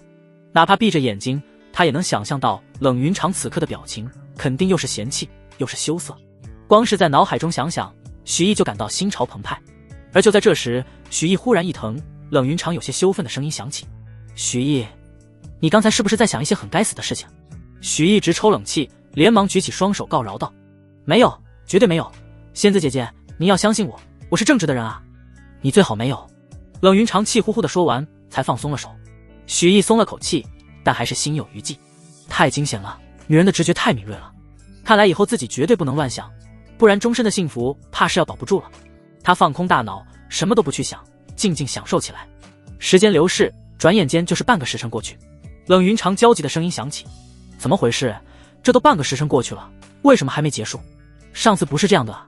许毅闻言顿时有些尴尬的摸了摸鼻子，说道：仙子姐姐，其实我也发现了，好像我已经有些习惯了。冷云长有些焦急，失去了平日的冷静，下意识问道：那该怎么办？许毅想了想，小心翼翼地说道：要不您来点更刺激的。此言一出，冷云长顿时怒喝道：许毅，你不要得寸进尺。许毅有些委屈：不是你问我怎么办的吗？除了这个办法也没别的手段了。冷云长沉默了许久之后，他才有些艰难地说道：你等等。哦。许毅点了点头，同时感觉到冷云长离开了，这让许毅的火气腾一下再次升了起来。好在很快，冷云长羞涩的声音就再度响起：许毅，你睁开眼睛。是。许毅强压着内心的情欲，缓缓睁眼，然后他便被眼前的一幕震惊了。只见自己身处于一个温泉旁边，前方的温泉气雾缭绕，一道绝色身影在雾气中若隐若现。许毅瞪大眼睛，他看到冷云长泡在温泉之中，粉面含羞，目光躲闪，在那如天鹅般的玉景之下，是诱人的锁骨和雪白的肌肤。她的雪肤之上点缀着点点水珠，宛若朝露，让人恨不得扑上去啜饮。而在那晶莹的锁骨之下，是深藏于泉水中的绝美身躯，在水波中若隐若现，勾动着许逸的心弦。冷云长俏脸通红，说道：“你不要乱看，进温泉里来，我再来。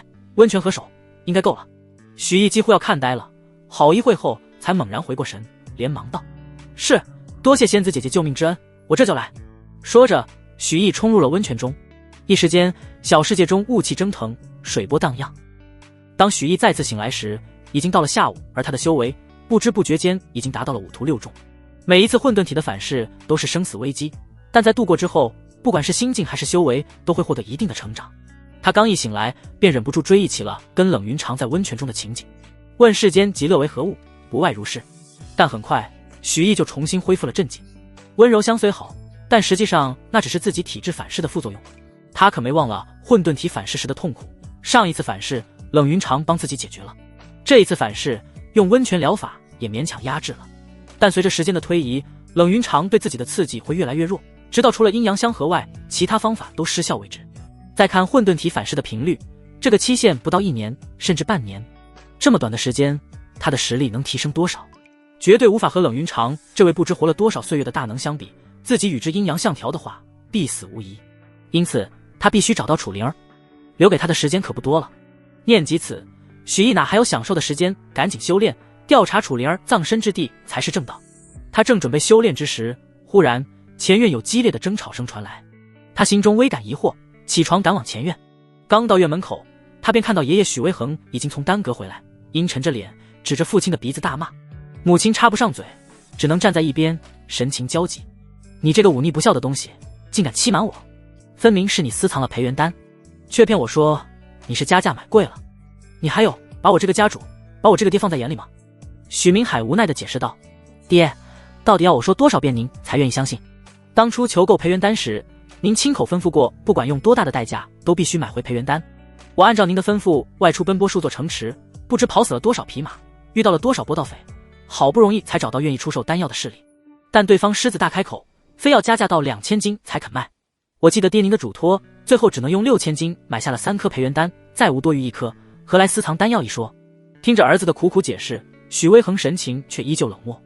你儿子都突破5徒2重了，不是你偷偷藏下培元丹给他，他一个5武魂的废物，怎么可能修炼得这么快？你不顾大局，假公济私，还有脸在这狡辩？李叔肾气的身躯都微微发抖，忍不住出声道：“爹，我夫君从来都公私分明，把许家的荣辱利益放在首位。他一心为了许府，怎会做出以公谋私这种事？”许威恒阴沉着脸色，在夫妇2人的脸上来回扫视。忽然，他冷哼一声：“既然你们口口声声说一切以家族利益为先，那好，岭南方向接通大城，若能打开一条商道，必会使我许家财源广进。明海，你若是敢去开辟商道，那位富姑且认定你之前所说都是真的；若是不敢，那就乖乖认错受罚。”他话一说完，许明海和李书慎都愣了下，旋即许明海的脸色渐渐变得难看，李书慎则是一脸惊慌。开辟岭南商道，岭南之地确实是他们天元国的富庶之地，那边的城市繁荣，百姓富裕，若去那边做生意，进账的流水一定很丰厚。那位和许家这么多年一直没去那边开辟商业，不是他们傻，而是去不得，去了只怕没命回来。因为青霜城前往岭南的必经之路上，盘踞着一个名为清风寨的盗匪势力。山寨里的山贼杀人不眨眼，个个实力强劲，50境强者都超过了10个，最差的匪徒实力也有5徒中期。而清风寨的大当家蒋令虎更是厉害，已是55重的强者，哪怕许家全族战力出动，都不一定是清风寨的对手，更别说让许明海一人去了，简直就是送死。不行，我爹不能去。许毅看不下去了，大步走进院中。叶儿，你怎么来了？许明海和李书慎都是一惊，许威恒则是黑下脸来。这里有你这小辈插嘴的份吗？滚回去！许毅没有丝毫的退让，沉声道：“我爹没错，凭什么要忍？我修炼到5徒2重跟培元丹没有任何关系，你就是再不相信，事实也是如此。”许威恒横眉倒竖，厉喝道：“放肆！你一个小辈怎敢跟我如此说话？立刻去祠堂面壁思过！”许明海将儿子拉在身后，沉声道：“爹，这跟叶儿没有关系，您不要迁怒他。”许威恒愈发愤怒，恶狠狠地指着许明海道：“上梁不正下梁歪，就是有你这个爹撒谎，你儿子才有样学样跟着撒谎。许明海目光一沉，语气冷了下来。不管您怎么说我都行，但你不能这么污蔑一儿。他从未服用过培元丹，却在7天之内突破到5图2重，他是我许明海一生的骄傲。若我开辟伤道，你就能相信我和一儿。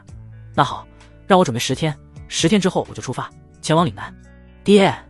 许毅闻言，心中充满了暖意，但紧接着他又为父亲答应前往岭南而感到担忧。许威恒的神情却没有丝毫的软化，怒极反笑道：好好，这可是你说的10天，10天过去，你要是还不出发，那就带着你儿子滚过来认错。撂下话，许威恒震怒离开。李书慎的脸色刷一下变得苍白，气得一拳捶上许明海的肩膀。你糊涂啊，为什么这么冲动？他的泪水一下子夺眶而出，急道：你这一去必会遇上清风寨的大当家蒋令虎，他是55重，你不过53重，怎么可能是他的对手？你若出了什么事，我和一儿孤儿寡母以后可怎么活？李书慎哭得泣不成声，许明海也不知该说什么安慰他，只能伸出手安抚着拍他的背。许毅也上前安抚了父母一番，然后一个人默默地离开了许家，心中紧迫感陡升。岭南那么凶险，我绝不能让我爹一个人去。10天时间，我最起码也要修炼到50境，才能帮上我爹的忙。我得赶紧炼制出足够的3云纹培元丹，加紧修炼。许毅在暗处一番乔装，以义绪大师的身份来到天宝拍卖堂找金鹿。金鹿得知义绪大师前来，主动相迎，十分恭敬地将他迎到了上宾之室。许毅没有废话，直接取出储物袋里的玉瓶，递给金鹿，淡淡开口道：这些培元丹全换成上次的3种药材给我。玉瓶当中是许毅炼制3云纹培元丹失败后炼出的1道云纹和2道云纹的培元丹。金鹿眉眼一喜，小心翼翼地接过玉瓶，一入手感觉还有点小沉。他旋即说道：易大师您稍后，容我数一数。说着连忙从怀里摸出一块洁白的锦帕，铺在桌上，打开玉瓶的盖子，万分小心地将丹药倒了出来。等丹药全部倒出，浓郁的丹香充斥在整个房间。这么多！金鹿的2只眼眸陡然变大，熠熠生光。他喜上眉梢，数着数着，忽然惊呼一声：这是2道云纹！许毅平淡地嗯了一声。金鹿满脸都是惊叹：易大师，您的炼丹之术简直能独步天元国啊！在下真是对您佩服得五体投地。这2云纹培元丹更是稀罕之物，价钱可以比1道云纹的培元丹再翻上一番。1颗2云纹培元丹，我给您22000金，您看如何？许毅心中又被震撼到，1云纹培元丹本就很昂贵了，而今又涨1倍，若按他们许家1年的收入来比对，那岂不是他们许家要努力打拼上5年才能买得起1颗？但许意外在表现的仍是平淡如水，点了点头道：可以。金鹿那边正好数完，他把丹药小心谨慎地收起，然后对许毅道：易大师，我这就给您把这些培元丹全部折算成药材，您请稍后。话罢，他急匆匆地离开，不敢耽搁分毫。过了片刻，金鹿带着一个储物袋回来，笑眯眯地道：易大师，这个储物袋里有20个空间单位，里面已经装好您需要的药材了。许毅接过储物袋，随意看了一眼，淡淡点了点头，起身离开天宝拍卖堂，径直来到丹阁。回到丹阁给他安排的住处后，他开始专心炼制丹药。1天过去，3云纹培元丹的出丹率越来越高。第2天，他已经能够稳定炼制出3道云纹的培元丹。深夜，许毅看着眼前10颗晶莹剔透、个个有着3道云纹的丹药，满意的点点头，自语道：这10颗3云纹培元丹都是优中则优的精品，药力比一般的3云纹培元丹都要强上几分。靠着这些丹药，我的修炼终于可以提速了。他捏起其中1颗，吞入腹中，澎湃的药力瞬间席卷全身。许毅连忙盘坐下来，运转太上混沌法炼化药力，精吞天地灵气。浓郁的灵气充盈在许毅的经脉中，不断的被转化成元力，然后又有新的浓郁灵气生成，充盈在经脉中，被他再度炼化。当培元丹的药力被彻底消化，许毅就立刻再拿1颗续上，使自身一直维持着最快的修炼速度。时间飞逝，转眼间便有整整6天过去。夜深人静，月亮高悬，许毅盘坐着，月光像薄纱一样披在他身上，他如一尊雕塑，一动不动，身边的天地灵气如海潮般汹涌。忽然他睁开眼睛，深深呼出一口浊气，眼中有一抹金光闪过。这3云纹培元丹的药效也太好了，能让我的修炼速度一直成倍增长。将10颗培元丹全部炼化后，我的修为竟然已经正式达到了5图9重，也就是5图境巅峰。如此恐怖的进步，即使有丹药辅助，说出去恐怕都能吓死人。只可惜这么快的修炼速度也是有代价的。他对培元丹的药力产生了抗性，以后不管再怎么服用此丹药，也不会有任何作用。这一点，许毅做过实验。在吞服完10颗培元丹后，他尝试着吞下了第11颗3云纹培元丹，而结果嘛，那颗培元丹对自己的作用最多相当于一颗糖豆。好在他的修为已经站在了5途境之巅，没必要再服用培元丹了。但同时也有一个问题横在许毅面前，从5途境突破到50境是一个大关，而自己却只剩下2天时间了。如何在2天时间内突破一个大境界，哪怕许毅身负混沌体都没有一点信心。而这时冷云长的声音响起，看来你遇到了点麻烦，我这里有破障丹的炼丹经验，你需要吗？许毅微微一怔，破障丹？那是什么丹药？冷云长解释道，破障丹是2级丹药，能让你在5途境就感受到50境的玄妙，大幅增加突破的成功率。以你的天资，再加上破障丹的加持，2天之内突破50境绰绰有余。许毅听完，欣喜的同时也有些惊讶，心中泛起丝丝暖意，没想到这位仙子姐姐这么贴心。谢谢，他诚恳地说道。冷云长清冷道，我只是不想让师尊的唯一传人夭折而已。说话间，一股庞大的炼丹经验涌入了许毅脑海。好在许毅已有修为傍身，没有像上次那样沉睡过去，开始以最快的速度理解这些炼丹经验。几个时辰后，他彻底将这些炼丹经验消化，传讯金鹿，让其送来破障丹所需的所有药材。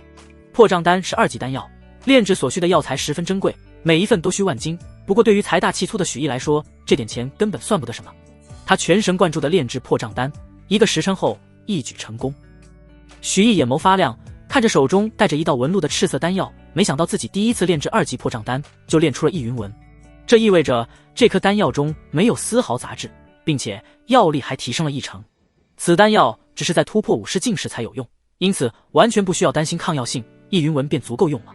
他开始迅速调整自身气息，将自己的状态调整到最巅峰的状态后，服下了破障丹。那破障丹一入他的喉咙，便像一缕烟一样消失了。顷刻间，许毅感到身体突然开始发热，他连忙闭上眼睛，运转太上混沌法，铺天盖地的浓郁灵气像巨大的浪花朝许毅狠狠打来，将他淹没。这些灵气疯狂地钻入他的身体，争先恐后挤入他的经脉中，狂速流转。许毅的身体越来越热，就好像一团火，同时他身上所散发的5道气息也愈发强盛。而在许毅的体内，混沌顶武魂的气势更加雄浑，就好像在经历某种蜕变。不久后，许毅身上的气势猛然一变，彻底超越了5途的界限，达到了50境。他缓缓将肆意的武师静气息平复，睁开眼睛，眉眼间的喜色几乎要溢出来，无比振奋。成功了，我成功了，我现在是50一众了。他体会着自己身体的变化，感觉浑身都充满了力量，好像有使不完的力气。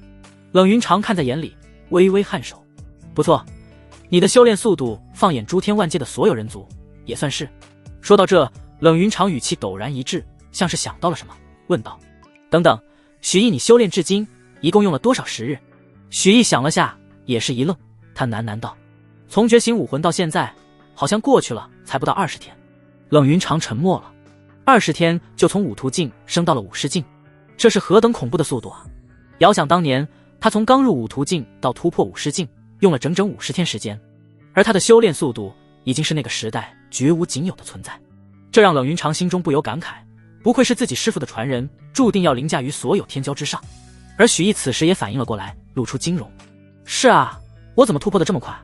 他自己都不敢相信，从5途一重到50一重只用了20天，这感觉就像在做梦一样。他曾听父亲讲过，他们青霜城史上最天才的人物卢宇，当年他在从5途境突破到50境时，也足足用了3年的时间啊。小时候他是卢宇为追赶的目标，但现在自己却已经将他轻松超越。但激动过后，许毅却忽然发现了一些不对劲。突破50境后，他吸收天地灵气的速度一下子慢了下来，修炼起来也比以往更加吃力，这让许毅忍不住皱紧了眉头，莫非是自己突破的时候出了某些岔子，影响到修炼了？好在冷云长立刻给出了解答，许毅，并非是你修炼速度慢了，而是你的修炼速度没有得到提升，但你对天地灵气的需求却提升了，才导致你有了修炼速度变慢的错觉。当然，说是修炼速度变慢也没错，以你现在的修炼速度，突破每一个小境界的时间，相较5途境都会大大拉长。想要解决这个问题，其实很简单，你只需将太上混沌法修炼到第2重天即可。许毅微微一愣，第2重天？仙子姐姐，您说的莫非是太上混沌法的后续功法？不错，之前你所学的只是第1重天而已，现在你已突破50境，也该学习新的内容了。冷云长话音未落，一部古朴的玉简出现在许毅脑海中，其中记录的正是太上混沌法。玉简缓缓展开，最前面是第一重天的内容，而后面则是一片空白。渐渐的，空白的玉简上有神纹和图案浮现。许毅这时候也是恍然大悟，原来自己修炼速度变慢的原因在这里。他的修为虽然提升到了50境，但功法境界却一直在第一重天打转。自己只需将功法境界提上来，问题自然迎刃而解。而且一旦修炼到了2重天，自己的混沌鼎才能继续具现出来，现在只是雏形虚影而已。冷云长，随着你身体中的伟力继续被发掘，独属于你的神话天气混沌鼎才能慢慢具现出来，到时候你就知道什么才是恐怖。许毅沉下心，逐字逐句地观阅太上混沌法第2重天的内容，很快便看得入了迷，看得如痴如醉。但当他将所有内容看完后，却发现想要入门太上混沌法第2重，必须满足2个条件。其一，肉身强度需要达到黄级极品武器的级别；其二，五脏强度要与肉身强度齐平，并且具备五行之力。而肉身和五脏的强化方法，功法中也写得很清楚。想强化肉身，需要不断炼化黄级的武器或者防具融入混沌体内，让混沌鼎虚影吃掉它们。而五脏的强化则更是艰难，五脏心肝脾肺肾分别对应五行火木土金水。就拿心脏来说，心属火，需要整整3株黄级极品的天材地宝进行祭炼。祭炼完后，心脏便会如玄铁晶晶般坚韧，并且蕴含庞大的火行之力。其他4脏要求也基本相同，无非就是所需的天材地宝属性不同罢了。当五行齐居，肉身强度达标，便可逆炼五行，重演混沌，一举将太上混沌法提升到第2重天的层次。看完这些功法要求后，许毅发自肺腑的感叹，太上混沌法不愧为唯一真神的至高传承，当真是玄奥无比，奇思妙想无数。入门第一步，先以混沌火祭炼全身也就罢了，之后的修炼竟然还要吞噬武器、装备以及各种天材地宝。他长这么大，还从未见过如此古怪的修炼方式。但他可以想象，一旦修炼成功，自己的实力绝对会冠绝同境，就算是越阶挑战，也会如吃饭喝水般简单。至于功法中处处提到的黄级，其实是武器、装备以及天材地宝的等级划分。武器装备以及天材地宝一般会按照其强度、珍贵程度或者药力被分为天地玄黄4个等级，每一级又分上中下品以及极品4个层次，天级最高，黄级最次。至于天级之上的，名为神兵，暂时还不是许毅所能接触的。但是哪怕只是黄级宝物，其价值也相当不菲。许毅记得大伯许明清有一把爱刀，似乎只是黄级下品，就已经天天爱不释手，连亲爹亲儿子都不给碰。前几年的一次拍卖会，一件黄级中品的武器直接拍出了数万金币的天价，而自己想要通过炼化武器装备将肉身提升到黄级极品的层次，不知道要耗费多少黄级武器，更别说还需要黄级极品的五行天材地宝。哪怕自己是3级炼丹师，财力都远远不足。但不管如何困难，这些宝物他都必须收集。要不了多久就是拍卖会开幕的日子，届时黄级宝物肯定层出不穷，他要拼尽全部财力去采购需要的宝物。当然是分轻重缓急，突破太上混沌法第2重天的事可以先放一放，父亲的麻烦是他首先要解决的。许毅感受着体内的力量，自语道：现在我应该就能帮上父亲了。然而正当他准备回家时，忽然一股熟悉的燥热传遍了许毅全身，吞噬着他的意志。不好，混沌体的反噬又开始了，仙子姐姐，你快救我啊！经历过2次反噬的许毅已经对流程轻车熟路，立刻大声呼救道。片刻后，冷云长那既羞涩又愤怒还有些无奈的声音响起：许毅，你个小淫贼！话落，许毅的身形消失。怎么这次更慢了？仙子姐姐，你加油啊！便宜你小子了，这次用纱裙帮你。再醒来时已经是深夜，许毅舒舒服服地伸了个懒腰，精神抖擞，快步走出丹阁向家中赶去。算算时间，父亲后天就要出发去打通商路了，时间还很宽裕。他悄悄回到许家，走到前院时，忽然看见爹娘的房间还亮着。许毅心中疑惑，都这个时候了，爹娘怎么还没睡？恰时他听到房屋内传来许明海的声音。许明海声音有些虚弱地说：你看你就这么点伤，我又死不了，怎么还跟孩子一样哭？闻言，李叔甚哭着埋怨：你那叫一点伤吗？流了那么多血，你上下嘴唇一番，被你说的那些血好像不是你的一样。何况你后天就要出发去岭南，你在这时受了伤，万一遇上一伙山贼，你说你可怎么办？许毅在门外听得一惊，爹怎么会受伤？只听许明海叹了口气道：我不也没预料到会受伤，而且他的声音陡然变大，带上了几分怒意，那个张思琪实在可恨。我去问他讨债，他不还就算了，还非说根本没欠咱们家钱。我把字据拿出来给他看，他直接来抢，我这才迫不得已跟他动起手来。李书慎心里憋着的火气一下子全倒在张思琪身上，他骂道：他怎么敢这么嚣张？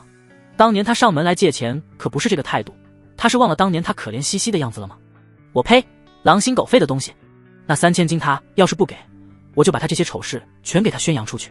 许明海赶忙给他顺气道：消消气，消消气，为那种人不值得。李书慎又有些埋怨道：还有你是53重，他是54重，境界差距摆在那儿，你还跟他打什么？你就该及时撤身回府才对，为什么非要问他要那个钱？咱家又不是穷得揭不开锅了。许明海长叹一声道：我想给你和叶儿留点傍身的财产，万一我这一走。他顿了下又道：我若是回不来，你跟叶儿有些财产去做个生意什么的，将来也不用看爹和大哥他们的脸色。李书慎没想到许明海是这个目的，他刚刚硬起来的语气立刻软了，带着哭腔道：海哥，我不许你瞎说，你必须给我全虚全影的回来。许毅听到这里愤怒地握紧了拳，欠债还钱天经地义，这个张思琪不仅不还钱，还打伤自己父亲，此仇要是不报，他练武还有什么意义？即使此人是54重又如何？明枪易躲，暗箭难防，正面打不过那就偷袭，就算被发现了也无妨，以自己现在的修为脱身很容易。许毅没有惊动屋中的父母，悄然离开许家。半个时辰后，许毅穿着一身夜行衣来到张府。他在张府院落轻步疾行，飞檐走壁，他一个屋一个屋寻找过去，终于找到在书房的张思琪。那是一个身形削瘦的中年人，面相尖酸刻薄。可惜的是，此人并没有睡觉。许毅并没有退缩，在门外故意发出声响，屋内的张思琪立刻警惕起来。谁？许毅隐没身形，藏在黑暗之中。下一秒，房间的门被打开，张思琪警惕地走了出来。他狐疑地在四周巡视一番，却没有发现任何的异常，便转身往屋内走去。值此大好时机，许毅出手迅疾，掌中凝聚元力，一掌朝张思琪的后心攻去。在出招之际，许毅才猛地发现自己的力道和速度竟然比以往快了10倍不止，挥掌间甚至有风雷之音。这就是武士境的强大吗？然而张思琪好像背后长了眼睛，他忽然朝旁一闪，速度如同雷电，竟然躲开了许毅的攻击。同时张思琪转过身来，目光阴冷，果然有刺客，敢在你太岁爷爷头上动土，找死！说话间，54重的强大威势从张思琪身上爆发而出，他欺身上前，一拳轰向许毅。张思琪拳快如风，许毅躲闪不及，只得也正面出拳。张思琪冷笑，这一拳他用了10成之力，与他同境界的人都抵挡不住，何况眼前这个51重的小贼？在他眼里，这小贼俨然是一具尸体了。然而两拳相碰之际，张思琪只感觉有一股庞然巨力朝他冲击而来。这怎么可能？他脸色大变，身体却不受控制地向后飞去。只听轰的一声，张思琪猛地砸进了墙里，不省人事。他连使用武魂的机会都没有，就这么昏死过去。院外，许毅还维持着出拳的姿势，一脸的诧异。这什么情况？我只出了一拳，他就昏了。他可是54重啊，而我不过才刚刚突破到50境，是不是在碰瓷？冷云长没好气地说道：你难不成真把自己当成一个没有武魂的普通武者了？你可是我师尊的唯一传人，修炼至高功法太上混沌法，根基雄厚，修炼出的元力更是比常人强悍数倍不止，战力远超同境。你的真实实力可不只是51重，足以与一般的56重媲美。许毅闻言一惊，原来我现在已经这么强了，亏自己来之前还抱着受伤甚至不敌败逃的准备，没想到这些情绪都白酝酿了。不过这样也好，能痛痛快快地为父亲报仇了。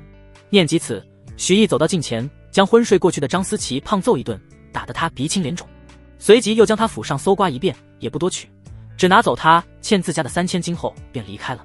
许毅回到许家，把钱袋子偷偷放到爹娘门前后，这才心满意足地回去睡觉。次日清晨，天蒙蒙亮，许明海推门而出，正要跨出门外，突然看到地上鼓囊囊的钱袋，他一愣，眼眸陡然瞪大。这是谁放在这儿的？他结巴的声音引来李书慎的注意，他问道：海哥，什么东西啊？李书慎一边说一边走到他身边，当看到钱袋时，他也是一愣，狐疑道：这该不是金币吧？他们打开一看，竟真的是满满一袋金灿灿的金币。许明海数了数，正好是3000金。夫妻俩同时愣在原地，半晌，李书慎才发出微弱的声音道：海哥，这莫非是张思琪送来的？许明海凝眉，心中跟他是一样的猜测。李书慎皱了皱眉，疑惑道：白天把你打伤，晚上又偷偷给你送钱来，他这是什么意思？许明海眉头皱得更深了。算了，不想那么多了。他把钱袋子放到李书慎手中。你拿着这个。他话还没有说完，院门就被大力敲响了。许毅在睡梦中被敲门声音吵醒，他眉头一皱，来到前院，躲在墙后观察着事态的发展。他有些疑惑，来人莫非是张思琪？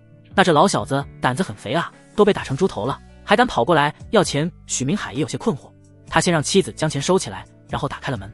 紧接着，一个满脸绷带的男人冲了进来，双眼通红的大叫道：许明海，你这个无耻小人，快把你偷走的3000金给我拿来！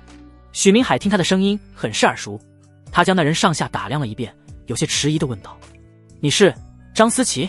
张思琪愤恨地叫道：你少给我在这装，别以为我不知道你昨晚上干的好事，不是你亲自动的手，也是你雇人把我打成这样的。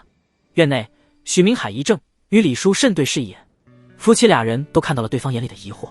钱不仅不是张思琪送来的，而且张思琪还被送钱那人给打了一顿，到底是谁会这样做？许明海没想明白，这份恩情他也只能调查清楚后再报。至于这3000金，既然收回来，他就不可能再交出去。许明海冷冷道：此事非我所为，不过这3000金本就是我借给你的，现在是物归原主，哪有再给你之理？张思琪冷哼一声道：我不管钱是不是你偷的，这3000金你们还也得还，不还也得还，不然我必然将此事告到黄甫杰大人那里，让他来主持公道。许明海心头顿时一跳，黄甫杰，你说的莫非是城主大人的侄子？张思琪嘴角上扬，傲然道：不错，黄甫杰大人最近与我来往密切，他很是赏识我，你们就不要再找死了。此时闻声赶来的许威恒跨入院门，他不耐烦道：大早上就听你们在这嚷嚷。当看到院里的陌生人时，他愣了下，旋即他皱起眉头问许明海道：这是谁？张思琪一看到许威恒，瞳孔猛地一缩，这位自己可打不过。他连忙对许明海道：我再给你1天时间，赶紧把钱给我送来，不然你们就等着被黄甫杰大人问责吧。话罢，他仓皇逃出院子。许威恒顿时一惊，喃喃道：黄甫杰，那不是城主大人的那位侄子。许威恒反应过来，脸色变得十分难看，他劈头盖脸骂许明海道：你这个逆子，竟然给家里捅了这么大的篓子，那城主府的人可是我们惹不起的大人物，你还不赶快把钱还回去？许明海连忙解释道：爹，我根本没有偷他的钱，是他欠了我3000金。许威恒横眉倒竖，大骂道：人家都找上门了，不是你干的，人家会找上你吗？分明就是你做的。闻言，许明海一阵心寒，他生气又失望道：爹，您怎么总是不相信我？反正我不会还钱，那钱本来就是我的。许威恒震怒道：你不还钱，那你明天就给我滚去岭南。许明海丝毫不服软，正面直刚道：去就去，儿子现在就去收拾东西，爹如果没有别的什么事，就请先回吧。许毅在墙后愤怒地握紧了拳，一方面是因爷爷的不公而愤怒，另一方面则是因张思琪的威胁而不爽。他冷哼一声，低语道：跟城主的侄子关系很好，我倒要看看你们的关系有多好。他回到自己的院内，戴好面具和披风，离开许府。半个时辰后，城主府，许毅坐在上座，问向躬身站着的黄甫灵竹：听说黄甫杰是你的侄子？黄甫灵竹脸色微变，他紧张答道：黄甫杰确实是在下的侄子，易大师这么问，可是他得罪了易大师。许毅没有接他的话，冷然道：你告诉他不要跟张思琪走得太近，不然……他没有说下去，眼睛直直盯着黄甫灵竹。黄甫灵竹的额头霎时沁出一层薄汗。许毅冷哼一声，大步流星离开了城主府。去把黄甫杰给我叫回来。黄甫灵竹一脸难看，吩咐道：对了，再去找人查一下张思琪究竟怎么得罪了易旭大师。是。下人转身离开。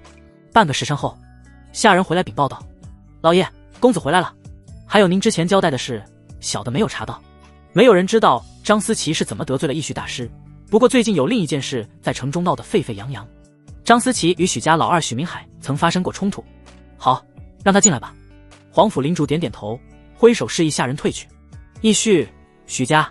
他盯着之前易旭坐过的椅子，眉头微不可察的蹙起。二叔，您这么急找我回来什么事啊？黄甫杰风风火火地闯了进来。你小子，你可知你闯了多大的祸吗？黄甫灵竹缓缓站起。半个时辰后，黄甫杰一脸沮丧地走出了城主府。本来以为二叔找自己是什么好事呢，结果一迈进门，黄甫灵竹劈头盖脸就开始训斥他：当他得知叔叔骂他，是因为张思琪得罪了清霜城里人人皆知的义绪大师，而他是被牵连时，黄甫杰顿时将张思琪记恨上了。他脸色难看地回到府邸，刚坐下便听到下人来报张思琪来访。黄甫杰立刻怒火中烧，大步走出门外。张思琪一看到黄甫杰，连忙欣喜若狂地迎了上去。他道：黄甫公子，您可要为我做主啊！他话还没说完，黄甫杰猛然一脚踹他身上，张思琪直接被踹倒在地。他茫然抬头问道：大人您这是？黄甫杰又踹了他一脚，指着张思琪的鼻子怒骂：你个不长眼的东西，你可知你得罪了义绪大师？张思琪一怔，他连忙开口解释道：大人，您从哪听来的谣言？我不曾得罪义绪大师啊，我连他的面都没见过。黄甫杰看他不承认，更加愤怒地狠踹了他3脚道：放你娘的屁！我叔叔亲口说的话，你却说是谣言？你个蠢货！今后不许你打着我的名字到处招摇，也不许你再到我的府上来，不然我直接打死你！赶紧滚！张思琪一惊，连滚带爬逃出府外。他回到自己府上，越想越火大，根本想不出自己究竟何时得罪了义绪大师。这时他的一个手下上来禀报道：家主，我们在许家监视的人带回消息，许明海要去岭南，明天就走。闻言，张思琪的眼眸划过一抹杀意，他阴沉一笑：总算让我找到机会了。义绪大师和城主府我惹不起，那就拿你许明海泄愤了。他转过头对进来禀报的下人说：多带几个人，明天跟我前去杀了许明海，劫了他的财货。次日，许府门外，李书慎担忧地望着许明海，他心中有千言万语，却只说出一句话：海哥，一路小心。许明海点点头，转而又对着许义主父道：义儿，爹若有什么意外，你一定要照顾好你的母亲。许义看着他，一双眼眸中带着坚毅：爹，你放心，你不会有事的。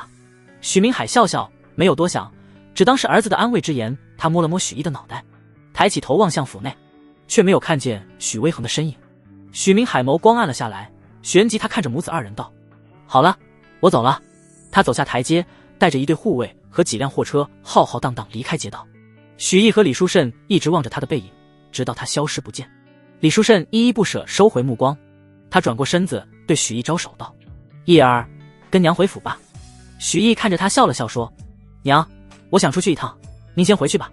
说完，他沿着街道奔了出去。李书慎柳眉微蹙，纳闷道：这孩子这2天怎么老往外跑？许义偷偷跟在许家车队后出了城。出城后，他没有继续跟着，反而绕过他们快速前进。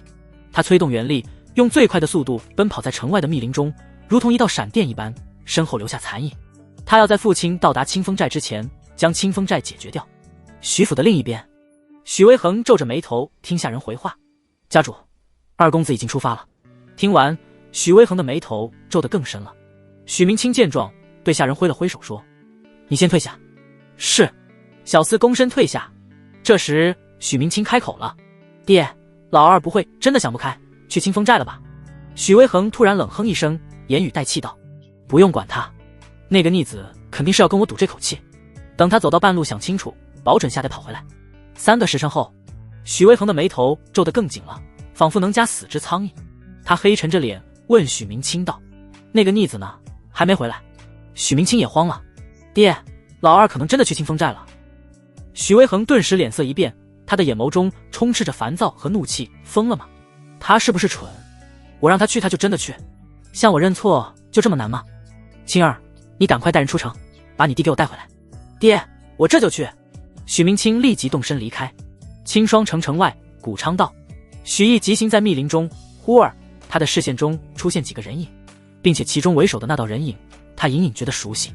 许毅立刻停下，隐在一棵大树后面屏气凝神，其中一人的说话声传入他的耳中：许明海，这可是你自己找死。许毅听到这话，神情顿时一愣，同时也终于看清了说话之人的模样。那人脸上缠着绷带，表情狰狞，眼神怨毒。不是张思琪还能是谁？他不是一个人来的，身边还围着几个武士境武者，不过修为都远不如张思琪自己。许毅怒了，张思琪专程带这么多武士境强者等在这儿，竟是要杀我爹。他眸光一凝，脚底凝聚元力，一个箭步朝众人冲了过去。张思琪正在说话，忽然感到背后有杀意袭来，便立马警觉转身，只见一个黑影如鬼魅一般瞬间来到他的身边。张思琪愣了：你是许明海的那个废物儿子，怎么会出现在这里？随即他嗤笑一声：一个无武魂的废物来这里干嘛？是想跟你爹一起去下面团聚吗？许毅却冷笑道：上次留你一条狗命，你却不识好歹，那就死吧。张思琪皱了下眉，恍然惊觉，惊骇道：是你？上次潜入我府中的那个人居然是你？不对啊，你不是才觉醒武魂吗？怎么可能那么强？当然是自己修炼的。许毅答道：不可能，这绝不可能。张思琪心中顿时掀起了惊涛骇浪，满脸惊骇。如果我没记错，距离你觉醒武魂连1个月都没过去吧？许家出了一个天才一个废物，闹得满城皆知，所以张思琪对他们觉醒武魂的时间记得很清楚。不到1个月的时间就从五徒一重修炼到了50一重，这简直刷新了张思琪对这个世界的认知。可眼前的许毅浑身上下明明就是50一重的气势，不容作假。过了好久，张思琪才强行压下心中的震惊。许家这群有眼无珠的人，还整天傻乎乎的捧着个许池当宝贝，根本没想到你才是那个最天才的人。他话锋一转：可惜你暴露的太早了，上次是我大意了，这次我一定杀了你。你这种天才绝对不能活下去。话罢，张思琪隐在袖中的手忽然拍出，许毅早已察觉，他身形一闪，瞬间消失在原地。下一秒，他已站在张思琪身前。张思琪脸色一变，然而许毅没有给他反应的时间，迅猛出掌。只听噗的一声，张思琪立马喷出一口鲜血来，他的眼眸中带着浓浓的惊恐。怎么会这样？我竟然被碾压了！我可是54重啊！他直直的向后倒了下去。张思琪的身体再也动弹不得，他的嘴角露出一抹苦涩的笑，他自嘲道：原来我也是个有眼无珠的人。许毅神情冰冷，手掌伸出，捏住张思琪的脖子。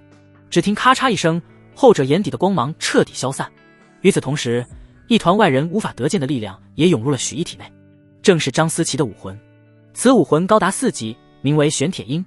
而此武魂与武者融合后的效果也颇为惊人，竟然能够幻化出一对羽翼，带着武者扶摇而上，进行空战，并且只要原力足够，足可以凭借玄铁鹰武魂日行千里，不管是用于赶路还是战斗，都堪称4级武魂中的极品。对于这个武魂，许毅很满意。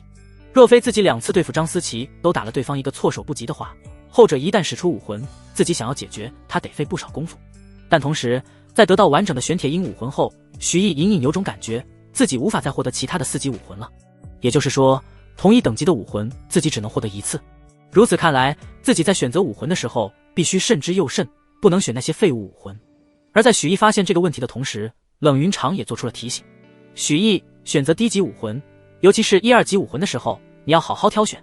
这些低等级武魂增幅的方向大多比较单一，就比如蚂蚁武魂，通过单纯增幅武者3、4成的力量，使武者整体战力提升1成，听起来似乎普普通通，但若是让蚂蚁武魂的等级提升呢？许毅闻言不由得一愣：仙子姐姐，您的意思是？冷云长沉声道：你所获得的所有低级武魂，在经过混沌顶武魂的演化后，都能达到和混沌顶武魂相同的等级。好好想想，最低等的蚂蚁武魂达到9级甚至10级的层次，对武者的增幅会有多么恐怖？此言一出，许毅心中震撼，自己的混沌顶武魂竟然有这种用处，可以让低级武魂升级。许毅的内心不由得火热起来。1级的蚂蚁武魂可让武者的力量提升3、4成，如果他达到10级呢？能让武者的纯力量提升3、4倍，整体战力提升10成。虽然提升的仅仅只有力量，跟牧民玄狼这样在各方各面都有涉猎的高级武魂相比有些简陋，但也正是因为其只提升力量，所以才最为纯粹，能在力量方面碾压所有10级武魂。某种程度上，10级的蚂蚁武魂比一般的10级武魂更可怕。而这还不算完，冷云长又道：你以为10级武魂就到顶了吗？如果你能将混沌顶武魂的级别提升到10级以上，那么你所有的低级武魂都会获得质变，其中像是蚂蚁武魂这样的最低级的武魂，威能将会强大到你无法想象。闻言，许毅愈发震动，如此说来，自己现在所得到的每一个低级武魂，都是能跟随自己武道之路一生的强大臂主啊！自己必须要精心挑选一番。念及此，许毅将目光投向了张思琪带来的几名武士境手下，就好似在看几块大肥肉一般。见长，张思琪的几个手下被吓得浑身颤抖，皆是惊恐害怕，连忙四散奔逃。然而许毅根本没有给他们这个机会，他催动元力，身法快到看不清，几个移形换影间，这几人都被他打断手脚，抓回原地。他一一检查这几人的武魂，很快挑选到了2个让他满意的武魂。2级武魂生机草，可单纯增强武者恢复力，让武者快速恢复伤势，增幅武者整体战力2成。3级武魂富山龟，可大幅增强武者耐力，负重和防御能力，增幅武者整体战力30%。至于1级武魂则是没有，在场都是50境的好手，而1级武魂的武者却大多一生都修炼不到50境。不过待会他就要去清风寨了，土匪山寨当中肯定会有1级武魂存在。取完武魂，许毅没有手软，将敌人尽数解决。杀完所有人后，许毅望着满地尸体，一开始脸色稍有苍白，但很快神情便冷静下来。对敌人的仁慈就是对自己的残忍，他得尽快习惯这打打杀杀的日子。旋即他继续上路，直奔清风寨。只要他比父亲先赶到清风寨，然后解决掉清风寨的大当家蒋令虎，其余人便不会再给父亲造成麻烦了。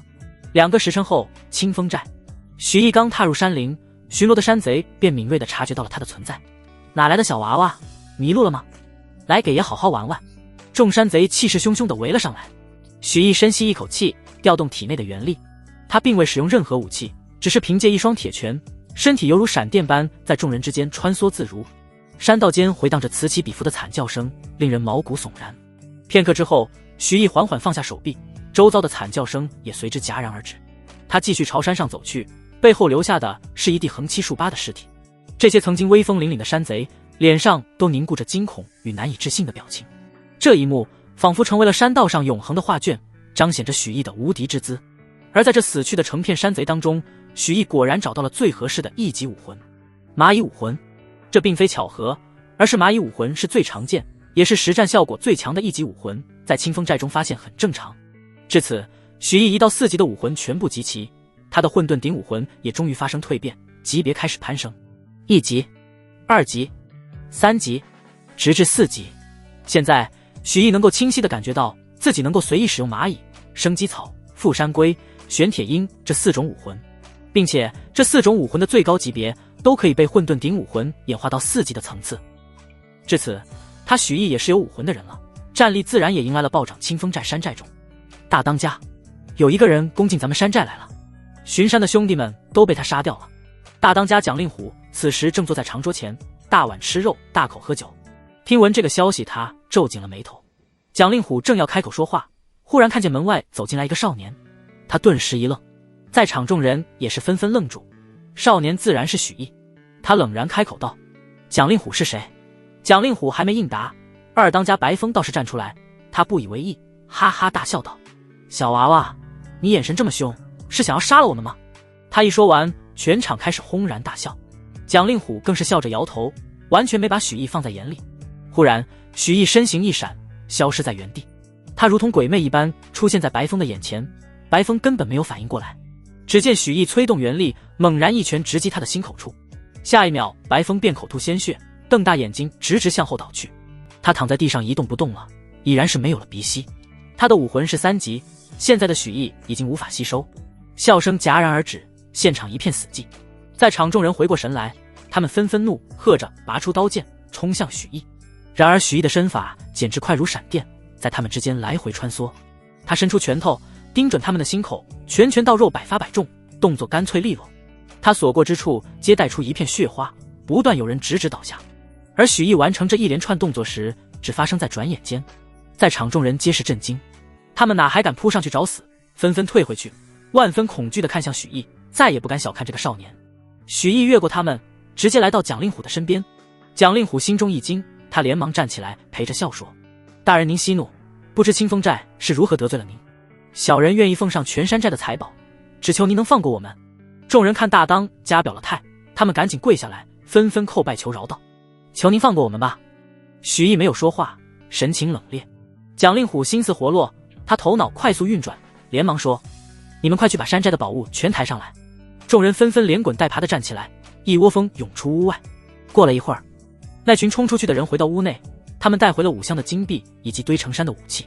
许毅见状，心中又惊又怒，这些土匪究竟杀害了多少过路人？那堆积如山的东西，绝非是一朝一夕就能得到的。许毅取出自己的储物袋，一点没有客气，将5箱金币全部装入其中。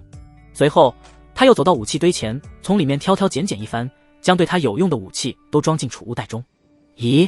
忽而冷云长声音响起，轻移出声。他开口道：“你把刚刚扔出去那个石头圆盘捡起来给我看看。”许毅有些惊讶，这座山寨中竟然又被冷云长看得上眼的东西，难不成这石头圆盘是某种宝物，他赶紧将其捡了回来，细细观察。这石头圆盘有一只罗盘大小，上面有一些模糊的纹路，看起来不像是什么值钱的东西。但下一秒，冷云长便说道：“你运气不错，这种失传了万年的东西，竟然能被你给捡到。”许毅不解，只听冷云长又道：“你手里的东西是一种阵法盘，盛行于此方世界的2万到1万年前，现今已基本失传。从这块阵法盘上的纹路来看，此物为一次性阵法盘，只需注入元力，便可爆发出相当于武王一重全力一击的威力。”许毅惊喜，他这运气真是绝了。他现在武师一众，5师之上是武宗，而5宗之上才是武王，拥有武王一击威力的好东西啊！幸亏这帮山贼不会用，不然自己就危险了。而现在这阵法盘是自己的了，以后自己面对打不过的高手时，也有应对手段了。许毅将阵法盘一并装入储物袋，又挑拣了会儿，确定没其他蒙尘的宝物后，这才将储物袋系回腰间。蒋令虎看他挑拣完毕，连忙陪着笑问：“大人可还有别的吩咐吗？”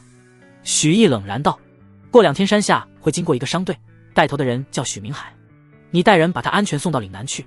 如果他受了一点伤，我就屠了你们清风寨满门。”蒋令虎大惊，他连忙重重点头保证道：“放心吧，大人，我一定好好护送那位许明海大人，绝不让人伤他一根毫毛。”许毅瞥了他一眼，问道：“你是不是想着把我打发走后，就不用听我话了？”此言一出，蒋令虎立刻冷汗直流，他连忙扯出一抹笑容道：“大人您多虑了，我怎么敢违背您呢？”他心中忍不住暗暗叫苦，没想到这小子年纪虽小，但还真不好糊弄。他本想着等这小子离开之后，举寨搬迁，打不过还躲不过吗？但现在自己这计划怕是要胎死腹中了。蒋令虎心中无比忐忑，生怕许毅一口气将他们全杀了。然而让他意想不到的是，对方非但没有动手，反而取出了一个丹瓶扔了过来。蒋令虎下意识地接住，谨慎地问道：“大人您这是？”许毅淡淡道：“我不会亏待给我办事的人，这是定钱，你要是把我交代好的事干好，之后重重有赏。”蒋令虎一怔，下意识地打开丹瓶查看，透过瓶口，一颗散发着浓郁丹香的丹药呈现在了他的面前。再一看丹药表面，竟然有3道浑然天成的纹路，云纹，还是3道。蒋令虎手一抖，好悬没将丹药撒了。在当山贼之前，他也见过世面，有幸远远地看到过云纹丹药，但是3云纹丹药，他真的是第一次见。即便这枚丹药只是1级培元丹，价值也高得无可估量，更何况这枚丹药于他自己的修炼也有大用。这么贵重的丹药，眼前这少年竟然说送就送了，他到底是什么身份？蒋令虎不敢细想，扑通，他没有丝毫犹豫，重重地跪在许毅面前，诚恳而恭敬地说道：“大人请放心，小人就是豁出这条小命，也一定完成大人您交代的事。若有违背，小人必将遭受天打五雷轰。”许毅点点头，没有再多说什么。大棒加甜枣，就不怕这帮山贼不好好干。这下帮他爹扫清障碍，他终于能安心回清霜城了。转眼间2天过去，许明海带着护卫和货物，一群人来到了清风寨的山脚下。他犹豫了下，对手下道：“我们上去吧。”传闻中这群匪徒打家劫舍，劫掠商队，无恶不作，但仔细想来，他们左右不过是为了求财。既然是为了财，许明海就出个买路钱。看到钱，这群匪徒说不定就愿意放他们过去了，再不济也不会动辄喊打喊杀。若没有这样的对策，他又怎么敢来打通商路？二公子，这个方法行得通吗？其中一个侍卫担忧地问道。许明海凝眉，心中也很犹疑，最终他沉声道：“除此之外，别无他法，先试试吧。”话罢，一行人上了山，一口气走到了清风寨寨门前。守门的匪徒一见到他，立马喝道：“你是何人？”许明海赶忙答道：“在下许明海，特来。”他话还没有说完，那个匪徒忽然惊呼出声：“你就是许明海？”许明海疑惑皱眉，点了点头。那人忽然变了态度，十分恭敬道：“您请稍等，小人这就去禀报寨主。”不过一会儿，寨门打开，一位长着络腮胡的男子朝许明海迎了过来。那人先对他躬身行礼，然后抬起头笑眯眯道：“您可是许明海，许大人？”许明海瞬间懵了，不明白这人为何叫他大人。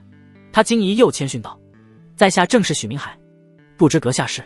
那人连忙恭敬回答：“小人蒋令虎。”闻言，许明海脸色大变，他赶忙说：“原来是蒋大当家，是在下眼拙，还请蒋大当家不要怪罪。”蒋令虎听言，慌忙摆手道：“不敢当，不敢当，许大人真是折杀小人了。”许明海一懵，心里又惊又疑。传闻中的蒋令虎不是嗜杀成性吗？怎么会是眼前这么和善的模样，甚至还一直喊他大人。许明海没敢多问，他赶紧表明来意道：蒋大当家，在下要前往岭南，需要从您山寨前经过，在下愿意出丰厚的过路费，您看可否放我们过去？蒋令虎却笑着道：许大人您先进来吧，有什么事我们坐下谈。大人您远道而来，小人作为东道主一定要好好招待您。许明海顿时恐慌起来，赶忙道：不必了，蒋大当家，在下还要前往岭南。结果一众匪徒们根本没听他说什么，就热情地围了过来。就这样，许明海在惊恐中被蒋令虎一众簇拥进了山寨中。与此同时，许明清带着人姗姗来迟，刚好远远看见许明海他们被匪徒带入山寨中。许明清见状，急得直跺脚，咬着牙道：这个蠢货，他还真进清风寨了。他又急又气，却又不敢靠近清风寨，生怕人没救出来，再把自己也给搭进去。进入山寨中后，许明海一直保持着高度戒备，但没想到这蒋令虎竟然真的没有对他不利，甚至他们还对自己殷勤备至，俨然已经把自己奉为上宾，自己就算给钱，对方都说什么也不肯收。这让许明海完全搞不清楚这些匪徒是要干什么。钱不要，货不要，自己的小命他们也不要，有这么当山贼的吗？虽然许明海在这里过得十分舒坦，但种种不合理之处让他始终放不下心来。到了第二日，许明海赶紧提出了告辞：蒋大当家，我得离开山寨出发去岭南了，咱们就此告别吧。蒋令虎想到那位大高手的吩咐，连忙道：许大人，前去岭南一路极其凶险，不如让小人护送您过去吧。许明海一愣，赶忙摆手道：不必不必，这怎么好劳烦你。蒋令虎笑笑道：许大人不必客气，在下去岭南其实是有事要办，我们正好可以结伴而行。许明海没有说话，心中仍旧惊慌不已，他们这是真要护送自己，还是要看着自己啊？但眼下形势比人弱，对方既然执意要跟着，他也只能答应。一行人浩浩荡荡地从山上下来，蒋令虎一众围着许明海，十分殷勤地前前后后侍候着。许明海则礼貌待之，少言寡语，面上表现得也很冷淡。山脚下的许明清看到这一幕时，却是目瞪口呆，他有些不可置信地揉了揉眼睛，这群匪徒怎么会对老二那么恭敬？传闻中他们不是嗜杀成性的吗？莫非传言是假的？许明清满脸震惊和迷茫地目送着许明海他们离开，依旧百思不得其解。万分好奇之下，他终于忍不住来到清风寨打听情况。在寨门外，许明清远远地向守门匪徒询问，一连问了好几个人，结果对方都对他很是冷淡，根本不怎么搭理他。自己若是敢靠近，对面甚至就要动武了。直到许明清说他是清霜城许家的，众匪徒才纷纷对他恭敬起来。他们热情地邀请许明清进入山寨中，忙前忙后讨他开心。这前后的反差让许明清感到错愕，但很快他就泰然处之。自己猜的果然没错，清风寨的这帮人对他们许家的人很和善，不然怎么可能自己刚抱出家门，他们就变得恭恭敬敬的呢？许明清猜测，一定是因为自己儿子拜入青藤书院后，清风寨想巴结许家，才想和许家结下善缘的。除此之外，他想不到别的可能。不看在自己儿子面子上，总不能是看在自己二弟那废物儿子面子上吧。另一边，许明海在蒋令虎等人的陪同下，战战兢兢地一路前行，终于在天色暗下时到达岭南地区的第一座城池。进入城中后，许明海很快与岭南的商会接触。因为青霜城有很多岭南地区没有的物资，并且之前无法流入岭南，需求巨大，因此他没费多大功夫便顺利与几位富商达成合作。而直到将这次带的货物全部卖出去后，蒋令虎对他的态度仍没有任何变化，这让许明海终于确认，这位清风寨大当家真的没啥恶意，只是单纯的热情好客。他虽然觉得很荒谬，但这就是事实。诸事处理完毕，他立刻收拾行装，原路返回。回去时依旧由蒋令虎护送，众人很快便回到了清风寨。清风寨山下，许明海辞行：蒋兄请回吧，不用再送了。蒋令虎送行：还没能与许兄通宵饮醉，着实是遗憾，下次来一定不醉不归。车队离去后，蒋令虎回到山寨，发现山寨中竟然在大开筵席，他有点懵，这是什么情况？有人来报，大当家的许明海大人的大哥来了，我们正在招待他。做得好！蒋令虎一乐，自己要是把许明海他哥招待好了，让他在许明海面前美言两句，说不定就能让那位大高手知道自己这段时间的勤勤恳恳了啊。他连忙上去亲自招待许明清，并把许明海打通岭南商道的这个好消息告诉了他。许明清听完立马就提了告辞，也下山去了。至此宾主尽欢。没过多久，许毅再次来到清风寨，又扔给了蒋令虎2颗3云纹培元丹，顿时整个清风寨都感恩戴德。这边许明海一行人在下午申时便回到了徐府，安顿好车马之后，许明海第一时间便去向许微恒汇报。徐府前堂，望着眼前浑身干干净净，看不到一丝打斗痕迹的二儿子，许微恒冷哼一声：“我就知道，你这逆子不敢真的去打通商。”然而，还没等他说完，许明海就大声兴奋道：“爹，岭南商道已经打通了！”许微恒愣住了，一时没反应过来。好一会后，他的双眸才陡然睁大，声音都拔高了几分：“你说什么？岭南商道打通了？”许明海点了点头，取出一袋沉甸甸的金币道：“不仅打通了，儿子带过去的货物也全都卖给了岭南富商，这是赚回来的钱。”许微恒打量着那袋金币，沉默了一会后冷静下来，声音再度带上了冷意：“这真是你去岭南赚来的钱？你当我傻吗？你去岭南的路上，清风寨的那帮亡命之徒会那么简单放你走？你不就是不想认错吗？竟然敢用这种可笑的伎俩糊弄我，真是一点不把我放在眼里。”见状，许明海叹了口气，十分无奈道：“爹，我没必要在这种事上骗你。”他拿出和岭南富商们签订的契书，摆在了许微恒面前。许微恒皱了皱眉，接过契书拿在手里翻看，一张张看过去，他的眉头也越皱越深。他将信将疑道：“这些真的都是与岭南的富商签的？”许明海点点头道：“是。”这怎么可能？他满目疑惑地追问：“你是如何通过的清风寨？”许明海挠了挠头，也是有些疑惑。那清风寨的匪徒根本不是传闻中说的那样残忍好杀，反而十分热情。儿子进了山寨，他们一听我是清霜程许家的人，立马就把我奉为上宾了。我要去岭南，他们也没为难我，还将我一路护送过去。许微恒皱眉道：“奇怪了，这些匪徒为什么要这么做？”随即他又摆摆手道：“算了，先不说这个。”他掂了掂手里的契书，脸上露出和悦的笑容，赞许道：“岭南这事你做得不错，之前的事确实是为父错怪你了。”许明海笑了，正要说话时，许明清忽然从门外大步流星地走了进来。“爹！”许明清先跟许微恒行礼。许微恒笑着点点头，奇怪道：“青儿，你怎么回来的比你弟还迟？”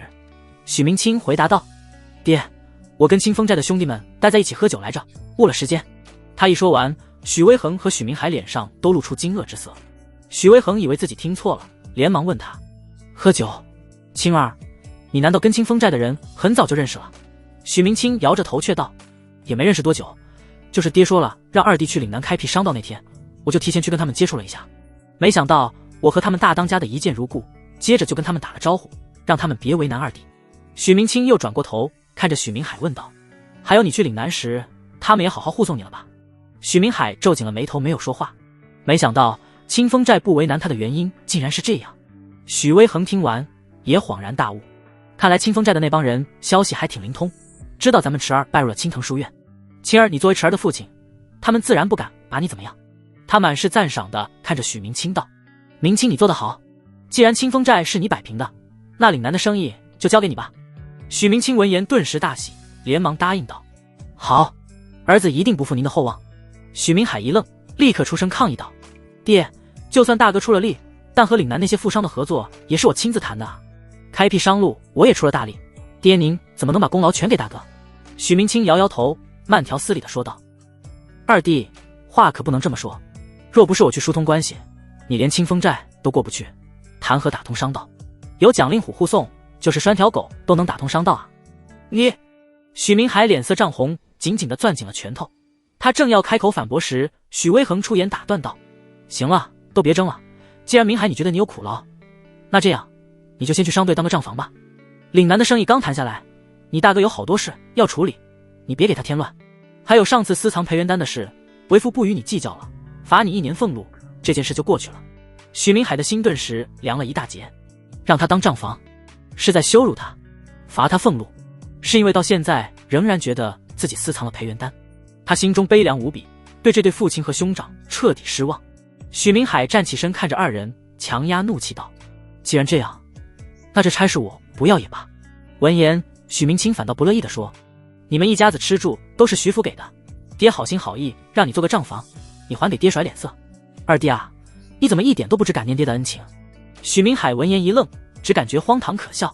他冷笑着说：“你的意思是说，是徐府可怜我们，施舍我们，我们一家才不至于饿死，才不至于流浪街头是吗？”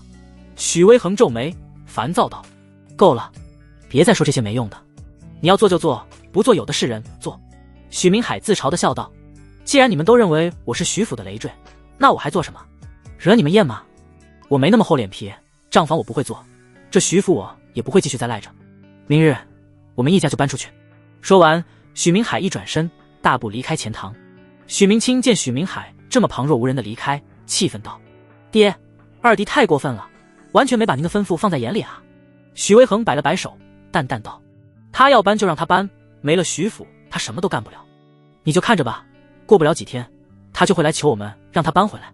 许明海走回自己院子，院中的李书慎和许毅都是一喜，两人起身相迎，却发现许明海脸色铁青，这让母子二人心中不由得泛起担忧。还没等他们发问，许明海便愤愤不平地道：搬家？咱们明天就搬出徐府。搬家？母子二人同时惊问。许明海将在钱塘所遭遇的事说了一番，听完后，李书慎同样也气愤极了，简直岂有此理！搬家？现在就搬？还等什么明日？我这就去收拾东西。他转身便要叫上侍女跟他一起收拾。许毅心中也很不舒服，生气地握紧了拳。他没想到自己大伯竟敢冒领功劳，而爷爷竟然还如此羞辱他们一家。但很快，许毅像是想到了什么，重新冷静了下来，不仅不怒，反而轻笑了一声。搬出去也好，以后再也不用受这帮亲戚的气了。而且你许明清不是爱抢功吗？我倒要看看，下次他去岭南通商，路过清风寨的时候该怎么解决。第二日，许明海夫妇去城东花1000金买了新院子，接着一家人将行李全部运走，搬进了新家。与此同时，天宝拍卖堂将要拍卖100多颗极品培元丹的消息很快传遍了整个清霜城，又以惊人的速度传到了周围的几十个城池，甚至还传到了远在万里之外的京城。直到最后，几乎整个天元国都知道了这个消息。清霜城周围城池的许多大大小小人物全部赶来了清霜城，一时之间，整个清霜城的客栈房间全部爆满。即便如此，还有人在源源不断地赶来清霜城。许明海夫妇自然也知道了这件事。许明海对妻子轻叹道：义旭大师居然一下卖给天宝拍卖堂100颗极品培元丹，要是我们能买下1-2颗培元丹给叶儿服用，说不定叶儿很快就能突破5途3重了。闻言，李书慎也有所异动，但却摇摇头，苦涩道：有云纹的培元丹只怕要上万斤，以我们现在的积蓄连半颗都买不起，而且买新家已经花了一大笔钱，想拍下1颗培元丹给叶儿太难了。许明海叹了一口气，但最终他的目光变得坚定起来，不管多难，这次也必须为叶儿拍下1颗培元丹。又过了2日，徐府府门外，许威恒看着门口的10几辆货车，微蹙眉头问道：青儿，你这次去岭南货物是不是拿得太多了？这可是咱家全部的货物了，万一路上被人劫走。许明清打断他的话，胸有成竹摆了摆手道：爹，您完全是多虑了，我这次去岭南，只要上清风寨跟蒋令虎说一声，他就会亲自带人护送我到岭南，有他们在，谁敢劫咱的货？闻言，许威恒眉头微微舒展，点了点头道：说的也是，那青儿你早去早回。放心吧爹，我走了。许明清说完，带着侍卫和车马浩浩荡荡地离开了清霜城。3个时辰后，许明清带着商队来到清风寨山脚下，巡山的山贼们一看到他，便立马热情地迎了上来帮忙，牵马的牵马，拉货的拉货。许大公子，您带这么多的货物，是又要去岭南了？许明清负手笑道：是啊，上次你们护送得很好，我得好好感谢蒋大当家才是。山贼小头目恭敬道：您客气了，既然您要去岭南，不如先上山寨跟我们大当家说一声，我们清风寨亲自护送您过去。许明清闻言一喜，对方这提议正中他下怀，他假意推辞了2句，才拿腔拿调地说道：好吧，那我就去见一见蒋大当家。许大公子，您这边请。一群人很快上了山，进入清风寨。许明清来到前堂，看见蒋令虎正在高座上饮酒吃肉，熟络地说道：蒋大当家别来无恙啊。蒋令虎愣了下，随即笑着站起身迎了过来。许大公子，是什么风把您给吹来了？快请上座。许明清也不推辞，坐在首座之后，和蒋令虎喝了2杯，然后立刻说明了来意。蒋大当家，我得出发去岭南了，不知你能不能派些人手护送？好说好说。蒋令虎不敢推辞，立刻说道：我这就召集弟兄亲自陪同您去。好，那你快去叫人吧。许明清催促道。蒋令虎闻言眉头暗暗一皱，但还是笑嘻嘻地点了点头。忽而他想起了什么，说道：说起来，上次去岭南商队负责人的是许二公子，为何这次是许大公子您去？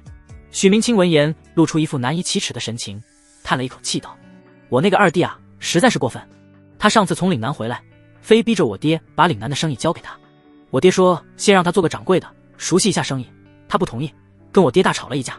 吵崩之后，他竟一气之下就搬出徐府了。你说说，哪有这样当儿子的？真是一点都不知道感恩，真是家门不幸啊！蒋令虎大惊，噌的一下从座位上站了起来，双眼圆睁道：“你说什么？”他突然大喝，把许明清给吓了一跳。蒋大当家，你这是？蒋令虎阴沉着脸，冷然道：“来人，把这个狗屁的许大公子给老子轰出山寨，把他带来的货都给老子扣下来。他马了个巴子的，敢在老子地头上装逼，差点就被你小子给糊弄过去了。”许明清愣住了，随即怒喝道：“蒋令虎，你什么意思？你知道我儿子是谁吗？”蒋令虎冷哼一声，骂道：“你特么算哪根葱？你儿子是谁跟老子有屁的关系？就你特么也配跟老子称兄道弟？我呸！我之前是看许二公子的面子才给你3分颜色，既然许兄和许府已经翻脸，老子还必要再对你客气，赶紧把他给我轰出去！”山寨众人齐齐变了脸，人人都是一副凶神恶煞的模样。他们闹哄哄蜂拥而至，把许明清和他的一众侍卫推搡出去。期间，许明清等人不知挨了多少次拳打脚踢，被打得惨叫连连。等出了山寨之后，他们已经鼻青脸肿，而他们带来的10几辆货车则都被扣在了山寨里。蒋令虎站在寨门前，冷冷说道：“我告诉你，这批货除了许明海外，谁来都拿不走。”说罢，砰的一声，寨门被紧紧地闭上了。许明清快气疯了，他强忍着浑身上下传来的剧痛，在外面不停地叫骂着：“蒋令虎，你这个杀千刀的老贼，快把我的货物还给我！我儿子许迟可是入了青藤书院，拜在王仲衡王夫子门下。你今天敢这样对我，就不怕得罪王夫子吗？”但不管他如何叫骂，山寨大门就是不开。大少爷，这批货是咱们许家全部货物了，咱们现在可如何是好啊？侍卫队长焦急地询问道。许明清也慌了，但他实在是没有别的办法，只好带着人灰溜溜地赶回徐府。徐府钱塘，你说什么？货物都被扣在清风寨了。许威恒猛地一拍桌子，大惊失色。啪！许威恒一巴掌扇在许明清的脸上，怒气冲冲指着他道：“你之前怎么跟我说的？你不是说早就跟清风寨打好关系了吗？究竟为什么会弄成这样？你赶紧给我解释清楚。”许明清神情慌乱，一脸无辜地说道：“爹，我也不知道怎么会这样，之前还聊得好好的，但不知道怎么回事，他们突然就翻脸了。”他顿了顿，迟疑地说道：“但我被赶出来之前，他们说让老二亲自去，就能拿回咱们的货物。”许威恒闻言诧异，脸上的怒气降下一些，皱眉问道：“老二？莫非老二跟他们很熟？”许明清摇摇头道：“我也不清楚，但是那个蒋令虎说，之前是看在老二的面子上才对我礼敬3分的。”许威恒闻言，气得脸都憋红了，他手指狠狠点着许明清：“逆子啊，你这个逆子，这么重要的事，你竟然没跟我说清楚，你连这功劳都敢抢，清风寨的那些山贼怎么没把你砍死啊？我不管你是什么原因，货物你必须给我拿回来，不然你就给我滚出许家！”许明清脸色一急道：“爹，他们根本不给我开门，我又如何能拿回货物？要是把他们给惹急了，他们直接杀了我怎么办？”许威恒冷着脸道：“那你就去找你弟吧，岭南的生意也给他。”许明清一愣：“爹，你说什么？”没等许威恒回答，他就生气道：“爹，老二是自己赌气搬出去的，凭什么要我去找他？”许威恒一巴掌扇了过去，怒道：“那你说怎么办？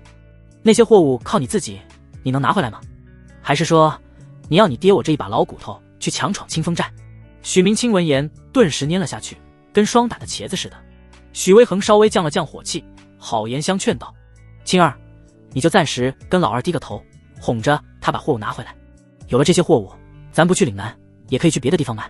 到时候生意的事爹肯定还是交给你打理。”许明清的眼眸闪了闪，良久，他叹了口气道：“好，那我现在就去找老二回来。”许明清套车出府，前往城东，结果许明清却扑了个空，人不在家。从二弟一家的婢女口中得知，自己二弟和弟妹都去天宝拍卖行了。许明清甚是惊讶，老二去拍卖堂干什么？莫非是要给那废物儿子买培元丹？除此之外，似乎也没别的可能了。但他不是刚买了院子吗？哪来的钱又去买培元丹？这事不对，得赶紧回去跟爹说一声。他连忙上车喊道：“走，回府。”天宝拍卖堂，许毅乔装打扮化为义婿，金鹿和黄甫灵竹一左一右作陪。金鹿笑眯眯的道：“义婿大师，我推了许多京城大人物的要求，特意给您安排了我行最尊贵的天子1号包厢。您到了包厢，若是觉得有哪里不合适，尽管吩咐。”许毅微微颔首，金鹿搓了搓手，小心翼翼的说道：“易大师，其实这段时间有无数京城大人物想要一睹您的真容，为了避免您受打扰，能拒绝的小人都拒绝了，但有2位绝顶人物，小人实在是推不了，所以只能请您亲自定夺。许毅略一沉吟道：先说说他们的身份。金鹿连忙道：那2位大人，一位是京城的丹阁阁主徐文辉，以及我们天宝商会的总会长陆远凌，他们2人都表示想在拍卖会结束后见您一面，托我来邀请您。不知易大师您的意思是？许毅一怔，感到十分意外。能当上京城丹阁的阁主，意味着这位徐阁主是整个天元国在册的炼丹师第一人，身份之尊贵可想而知。而天宝商会则是足迹遍布天元国大小城池的超级商业巨头，身为总会长的陆远凌，说是天元国最富有的人也不为过。其地位相比徐文辉虽然稍显逊色，但毕竟是金鹿的顶头上司，肯定得给对方面子。多少人穷尽一生想见这2位大人物一面都难偿所愿，可这2位竟然亲自赶来青霜城，提出要见自己。许毅对这个世界中炼丹师的尊贵地位有了更深的理解，地位之高，简直令人啧舌。许毅心中一阵澎湃，但面上依然表现平淡，微微点头道：金鹿一喜道：好，那我先带您去包厢。路上，黄甫灵竹说道：易大师，之前您要的那本古书我已经托人捎回来了，不过还在分拣当中，等古书翻出来后，我立刻给您送来。许毅脚步一顿，尽量维持着平静，点了点头。一行3人来到2楼，即将进入包厢时，许毅眸光一闪，忽然注意到楼下的会场中有2道熟悉的身影，正是他的父母许明海和李书慎。他们之前并没有跟自己说过要来拍卖行，现在出现在这里，应该是为了偷偷给自己竞拍培元丹。许毅心中一暖，语气不变对金鹿吩咐道：有一件事要你办，去把那对夫妇安排进2楼包厢。说着向场下一指。黄甫灵竹顺着许毅指尖望去，看到许明海夫妇的身影后，眸光闪了闪。金鹿有些疑惑，却不敢多问，躬声道：好的，易大师，小人这就去办。他唤来一旁的侍女，吩咐了2句。没多久，侍女匆匆离开，金鹿继续在许毅身边引路。易大师，您这边请。1楼，许明海携李书慎坐在末等宾席上，等待的拍卖的开始。比他们有钱有身份的人都在高台周围坐着，至于那些更神秘的权势贵族，则都在2楼的贵宾包厢中。但2人并没有因为坐在这儿而感到难堪，反而带着几分激动。许明海笑着道：把能当的都当掉之后，总算凑足了钱，咱一定要给一儿多拍几颗培元丹，哪怕没有云纹的培元丹也行，只要有了丹药，一儿服用了就可以突破5途3重了。李书慎点了点头，眼中同样闪烁着期待。正在此时，一位美貌的侍女款款走到2人身边，那明艳的穿着和打扮与末等席位格格不入。夫妻2人微感诧异，正疑惑时，那侍女十分恭敬道：许大人许夫人，我家大人特意给2位准备了2楼的贵宾包厢，2位请随我来。许明海和李书慎面面相觑，有人请他们去包厢。包厢中的人个个都是高不可攀的大人物，他们何时与这样的大人物交好过？许明海谨慎地问道：是不是找错人了？我应该不认识你家大人。侍女笑了笑说：许大人您放心，绝对没错，我家主人也没有任何恶意，您尽管去就是了。夫妻2人越想越糊涂，但又不敢拒绝，只得点头答应。他们跟着侍女上楼，进入一间豪华的包间。与此同时，收到消息的许微恒急忙和许明清一起赶到了拍卖会场，正巧远远看见许明海夫妇进包厢的一幕。许明清揉了揉眼睛，满脸困惑的道：那不是老二吗？老二怎么进2楼包厢了？那里向来只有身份尊贵之人才能去，更何况是这种几10座城池的大人物齐聚一堂的情况。莫非他认识什么大人物不成？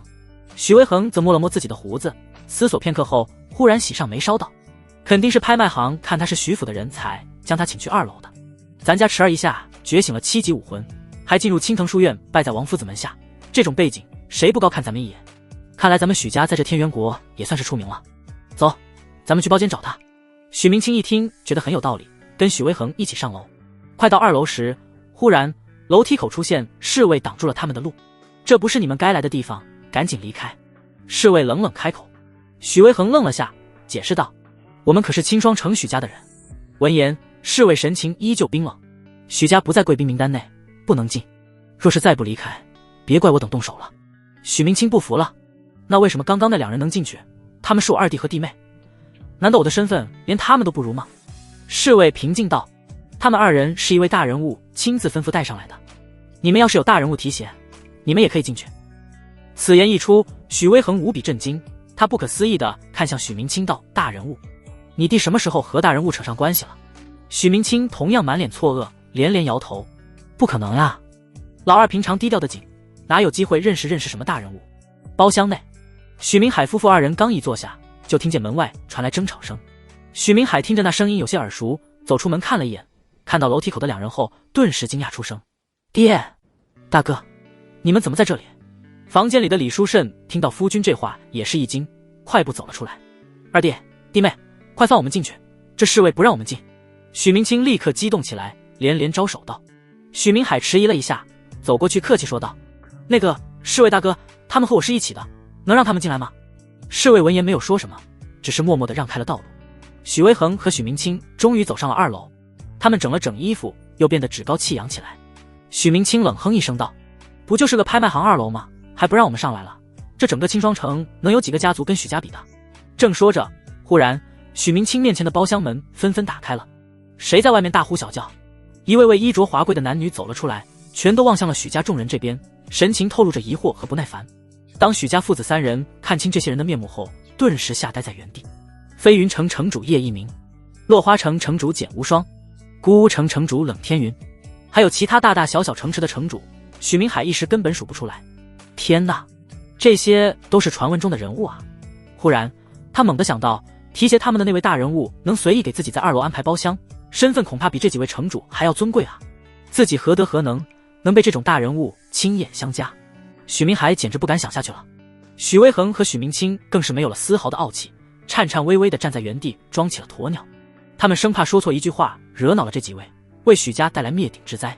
人群中，简无双看着许家众人，强忍着不悦问道：不知阁下是哪位城主家族？怎么以前从未见过？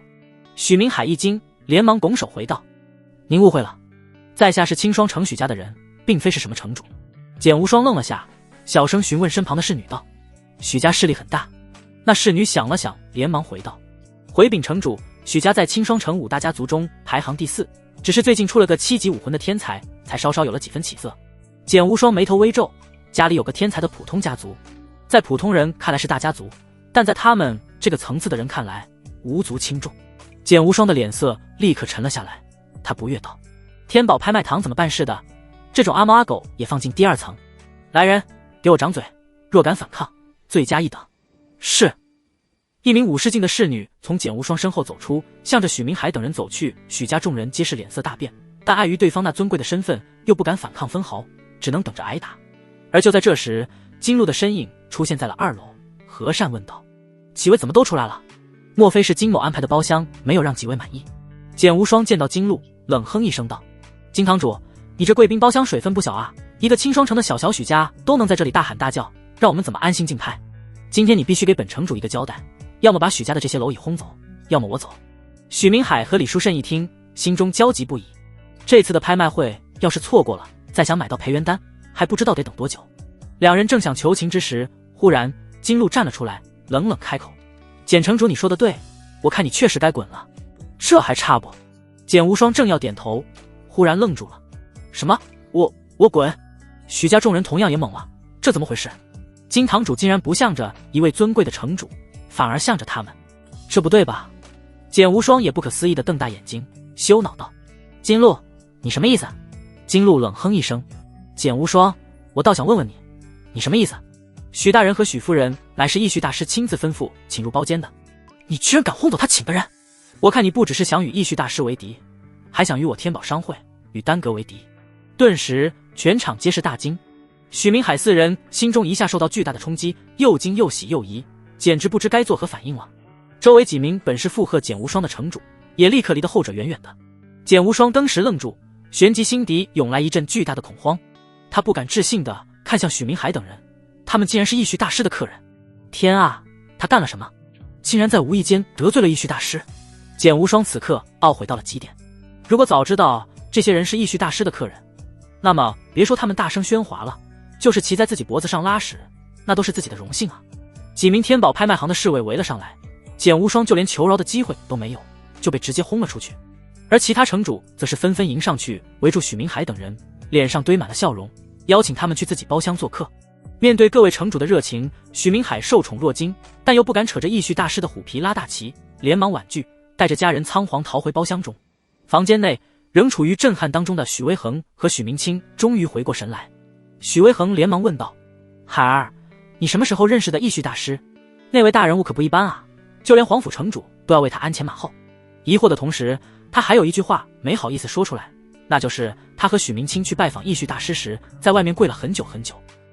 他们费了千辛万苦都无法打动的义绪大师，到底是怎么看上许明海的呢？许明海苦笑着摇了摇头道：“爹，说句实话，我比您还糊涂，我根本就没见过义大师，也不知道他为什么会让我进包厢。”闻言，许巍恒和许明清对视一眼，眼中都带着不满。这算什么意思？老二藏着掖着的，生怕他们沾他的光。但紧接着，两人仔细一想，又觉得许明海真的不认识易大师，不然他还有必要为裴元丹发愁吗？至于易大师将许明海夫妇请进贵宾包厢，说不定只是一时兴起罢了。除此之外，他们想不到别的理由。但不管如何，他们总归是有求于许明海，依旧表现得很客气。许明海主动询问道：“对了，爹，大哥，你们找我有什么事吗？”许巍恒嗫嚅了下，脸色有些难堪地说：“海儿，你回来徐府吧。”许明海和李书慎两人都是一愣。许明海皱眉道：“爹，你请我回徐府，恐怕是有什么事要我做吧？”许巍恒叹了口气，实话实说道：“早上我让你大哥去岭南，谁知路过清风寨的时候，那个蒋令虎忽然就变了脸，把你大哥轰出山寨，还把咱家的货物全都扣下了。”许明海狐疑道：“大哥不是说跟他们关系很好吗？怎么说变脸就变脸？”许巍恒摇摇头道：“为什么变脸我们也不清楚，但是蒋令虎说了，只有你亲自去山寨，他们才会把货物还给我们。”李书慎闻言脸色微变，连忙上前说道：“爹，不能让明海去。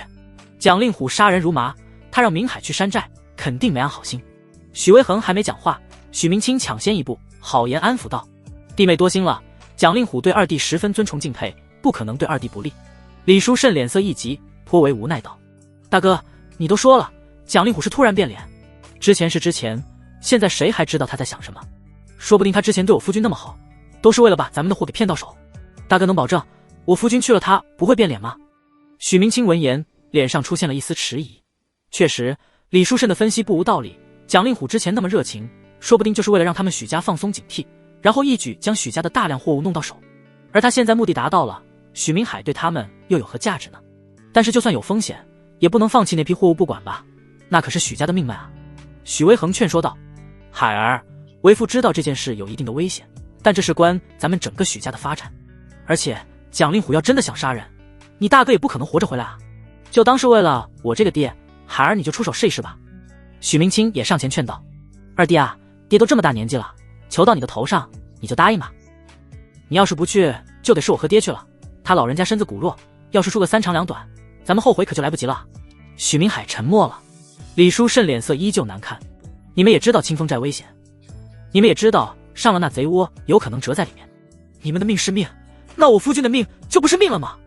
这件事我们家不管，大哥和爹还是另请高明吧。”许巍恒和许明清对视一眼，都看到了对方脸上的惊慌，除了找许明海，他们哪还能想到别的办法？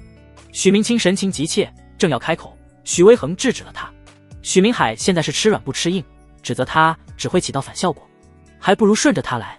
许巍恒斟酌片刻，开口道：“海儿，我刚听你说你要给叶儿买培元丹。”许明海点点头，语气带着几分不满：“是啊，爹把培元丹都给了晨儿，叶儿一颗也没有，我这个做父亲自然得想着他。”许巍恒一愣，脸色黑了下来。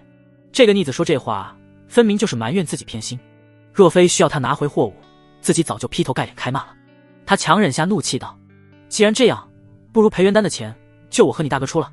我听说天宝拍卖堂收购的义绪大师的培元丹有2道云纹的，叶儿武魂不好，他吃这个2云纹培元丹功效才更大。”许明海和李书慎同时愣住。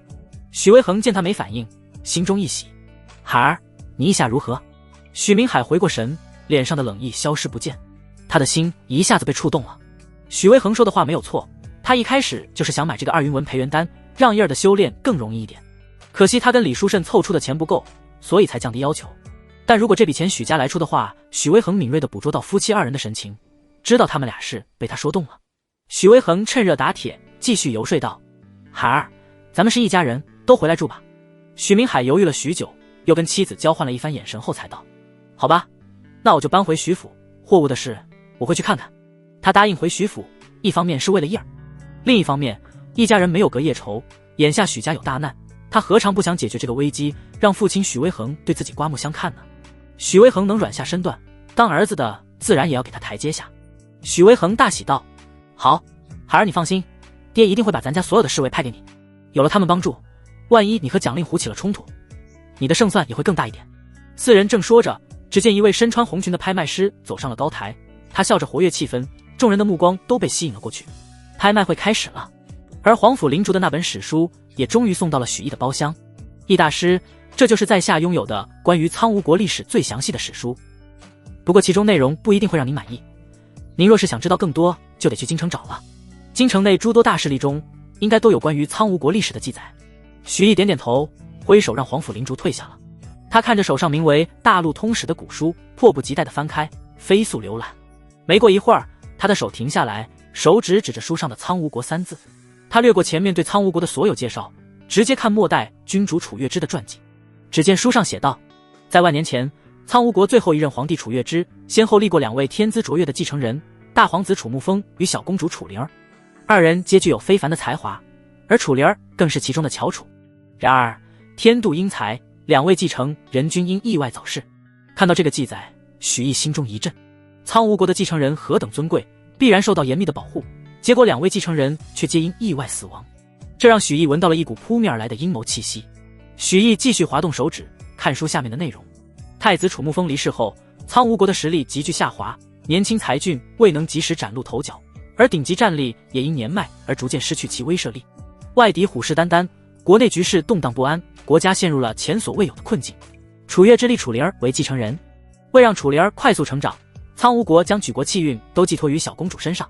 有皇朝气运加深，小公主的修为突飞猛进，在她的带领下，苍梧国隐隐有了复苏的征兆。然而在苍梧国灭国的前几年，楚灵儿忽然死在皇城内的一处秘境之中，震惊世人。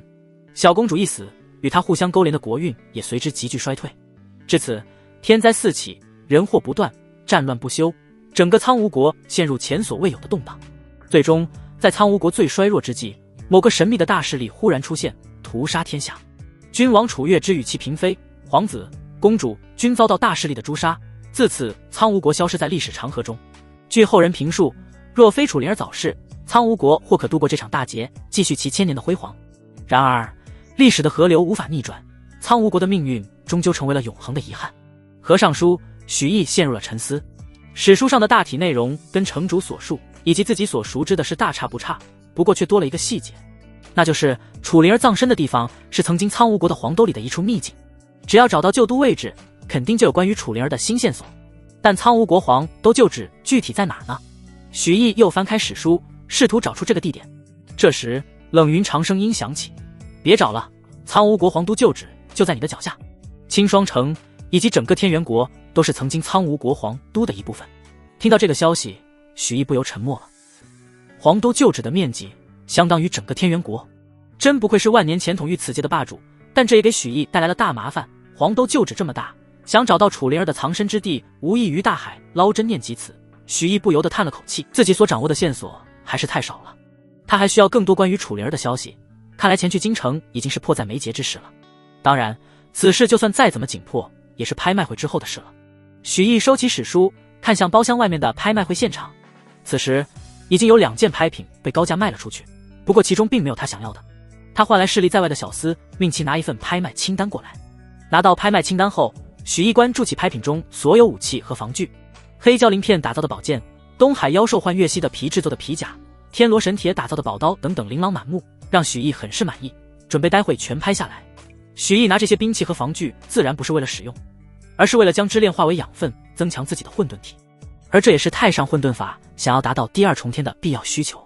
不过这些拍品还远不能满足许毅的需求，想要将混沌体彻底强化一遍，他还有很长的路要走。冷云长也在关注着这些拍品，跟许毅一起看完拍品清单后，有些嫌弃的道：就这，全是一堆皇级下品，最多不超过皇级中品的破烂，这场拍卖会的级别太低了。许毅点了点头，笑着道：不过这样正好，以我现在的混沌体，只能炼化这种最低级的武器和防具，级别太高的话，我反而炼化不了。而在许毅查看拍品清单的同时，第1件武器拍品已经开始了拍卖。诸位贵宾，请看这把剑，其通体由一头黑胶的鳞片打造，不仅削铁如泥，而且轻便无比，适合女子使用。同时，因为此剑材质特殊，对50斤以下的妖兽有着极强的震慑作用，乃是精品中的精品。此剑起拍价为1万金，每次加价不得少于500金。拍卖师舌战莲花，让很多武者怦然心动。我出11000金，有人立刻开始竞拍。黑蛟剑这样的好东西永远不缺市场，因此在场接近半数武者都参与了竞拍。拍品的价格也很快翻了一番，达到了2万金的高度。但即使如此，黑蛟剑价格的上涨势头仍不见停歇。就在这时，一道声音忽然从2楼的贵宾包厢中响起：我出25000金。这声音沙哑淡漠，听不出具体的年龄，似乎没什么特殊的，但全场却都是为之一悸。因为传出声音的那个包厢是义绪大师所在的包厢。义绪大师是何等人物？能练出3云纹培元丹的存在，炼丹技艺之高深，不逊色于3级炼丹师。在场很多地位尊崇的大人物来此的主要目的就是为了见义绪大师一面。现在义绪大师参与了竞拍，谁敢不卖面子？谁还敢继续竞争？拍卖师见状立刻宣布道：25000金一次，25000金2次，25000金3次，让我们恭喜2楼1号包厢的贵宾拍得此宝。下一件拍品是天罗神铁打造的宝刀，特殊效果为起拍价15000金，每次加价不得少于。然而还没等拍卖师说完，许毅就直接打断道：我出3万金。拍卖师的话语顿时一滞，在场众人也都微微一愣。义绪大师一连拍下了2件武器，莫非是有收藏武器的爱好？但不管是什么原因，他们都不敢跟义大师竞价，全都保持了沉默。这把宝刀自然毫无波折地落入了许毅手中。而在接下来的拍卖当中，众人发现只要有武器或者是防具出现，义绪大师都会当仁不让地拍下，显然是要将全场的武器防具包圆，并且在他竞拍时从不因势大而压价，给出的价格都高于市场价，做事之敞亮让人暗暗佩服。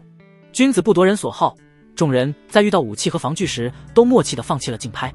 不多时，拍卖会便已到了尾声，所有的武器防具都已是许毅之物，但也因此他这段时间的积蓄快要见底了。不过许毅并不后悔，能将金钱转化为实力，再划算不过。而在他竞拍期间，父亲许明海也有了斩获，他拍得了一颗易云纹的培元丹，成交价2万金，这让许毅都有些惊讶。能在那么多权势贵族的疯狂抢购中抢到一颗不容易啊！只不过别说是易云纹的培元丹，就是3云纹培元丹他都不缺，也用不到了。爹和娘为了给他拍云纹丹，必然花光了所有积蓄，爹娘相当于白扔了2万金出去。许毅苦笑一声，心里却暖暖的。算了，白扔就白扔了，这点小钱自己随随便便就能赚到，只需想个合理的办法将这笔钱还给爹娘。而除了爹娘拍到的这颗培元丹外，关于培元丹的拍卖还陆陆续续进行了11次。像许明海那样的单颗拍卖只有2次，接下来的培元丹都是按组卖，有5颗一组，也有10颗一组，一共是10组。前面7组是1云纹，后面3组是2云纹。但这10组丹药的成交价让许毅很是惊讶，居然全都在10万金以上，而且每一个购得者都是各个城池的城主。许毅盯着上面的数字，加起来一算，后槽牙都酸了。金鹿这老小子今天赚了有几百万金了。许毅突然有点后悔，他格局小了，出售培元丹的价格应该再抬高点才对。而这时，拍卖师那富有感染力的声音再次响起。接下来的这件宝物是拍卖品中的倒数第3件。话罢，他把遮盖玉盘的红布掀开，一块流光溢彩的深蓝色石头正摆放在玉盘中。这块石头大概有手掌大小，浑身散发着柔和的光芒。拍卖师笑着介绍道：这块石头中蕴含着强烈的能量波动，经过多位大师的严谨检测，其真实性毋庸置疑，各位无需怀疑。虽然我们尚未找到释放其能量的方法，但一旦成功，它所释放出的强大能量将对各位产生深远影响，带来无尽的好处。他拿起小锤子锤了下金铃道：现在竞拍开始，起拍价5万金。然而在听完拍卖师的介绍后，场中竟没有一个人喊价，众人纷纷摇头。天宝商会都解不开的东西，买回去恐怕也只能当摆设。老朽曾经听闻过此物，在天宝商会已经存放了多年，如今拿出来拍卖，应该也是为了找一个有缘人。哼，在座的各位都是聪明人，天宝商会想让咱们接盘，怕是有些异想天开了。有人高喝出声：行了，不要在这块破石头上浪费时间了，赶紧下一件。许毅仔细盯着下方的石头，蹙着眉头，也看不出它的奥妙。忽而冷云长惊讶的声音响起：竟然是传承石！许毅一怔，他从未听说过什么传承石，但仙子姐姐的反应比他上次捡到阵法盘的时候还要激烈。他立马意识到这个传承石肯定是个稀罕之物。许毅连忙问道：传承石是什么？冷云长说道。传承石是一种保存到统无上传承的手段，其无坚不摧，能保存极其长久的时间，几万年甚至10几万年都没问题。只要解开传承石的禁制，就可以得到里面的传承。因为传承石的珍贵性，保存在其中的传承必定凌驾于万法之上，摄神惊仙。说完，冷云长不由得有些感慨道：许毅，你的运势着实是不错，阵法盘这样的小机缘也就罢了，但能捡漏到传承石可是天大的机缘。尤其是它的拍价竟然只有区5万凡人货币，要是放在顶尖的大拍卖会中，即使没人知道传承石中的具体传承是什么，拍出的也必然是天价。你将传承石拍下来，我自有办法解开其封禁。听完冷云长的这番话，许毅意外极了，能获得这位神秘莫测的仙子姐姐如此高度的评价，那么这传承石的真正价值恐怕大到不可估量。但随即许毅又有些困惑道：不过仙子姐姐，您不是说师尊的传承便是世上最强的传承吗？传承石对我来说是不是没用？未必。冷云长郑重道：师尊的传承确实是古往今来第一，但天下英杰如过江之鲫，旁人未必就没有巧思。通过其他传承来印证自身，对你我都大有裨益。许毅点了点头，看向传承石的目光带上了几分火热。这块传承石他势在必得。许毅正准备竞价，忽然像是想到了什么，若有所思地望向场中，没有急着开口。只见拍卖师第二次问道：各位大人，可否有人出价？许毅同样不慌不忙，甚至还喝起了桌上的茶水。又过了一会，拍卖师看着冷清的现场，有些尴尬地继续问道：第三次，是否有人出价？众人不耐烦地各自开启了小差，显然没有再把注意力放在他的身上。拍卖师见此情形，开口道：既然没有人出价的话，那这件传承石就……许毅这才出声打断他道：我出5万金。他变换了一道慵懒声线，似乎很是勉为其难。拍卖师和全场众人顿时齐刷刷望向了他这个包厢，惊讶极了。易序大师竟然竞拍了，莫非他能解开这石头中的秘密不成？易序大师应该只是想拿回去做收藏吧，他老人家富可敌国，区5万金对他来说根本算不上什么。幸好我没竞价，不然得罪易序大师可就糟了。拍卖师大喜，连忙拿起手中的小锤子，熟练地锤着精灵道：5万金一次，5万金2次，5万金3次。好，既然没有人出价，那这传承石就归1号包厢的贵客所有了。许毅满意点头，如果自己刚才着急买的话，说不定会引起别人的怀疑，被人惦记。就算有易序大师的身份撑着，旁人不敢造次，但肯定无法以5万金的底价拿到宝物了。拍完传承石，许毅的腰包彻底空了，不过拍品也只剩下了2件，最后的大咒还是自己的3云纹培元丹，所以场上应该没有他能看得上的拍品了。传承石这样的大漏毕竟是少数。而这时拍卖师面前的玉盘已经被侍女撤走，转而2个侍卫抬上一只巨大的金龙，金龙也用红布遮盖住了。拍卖师走过去，将红布一把掀开，笼中正关着一位身穿白纱的妖媚少女，长发及腰，她的脖子还有双手双脚都用粗大的铁链锁着。台下一部分人的眼中立刻散发出贪婪的光芒，这少女模样极美，让他们看得心潮澎湃。而另一部分的人则是目无波澜，丝毫没有兴趣。他们来这里可不是寻欢作乐的。拍卖师解释道：各位大人，这次拍卖的是一位拥有武士巅峰实力的女奴，她不仅实力强大，并且姿色绝美，还是处子之身。她的性格虽桀骜不驯，但我想征服这样的女子，会让诸位贵宾更有成就感。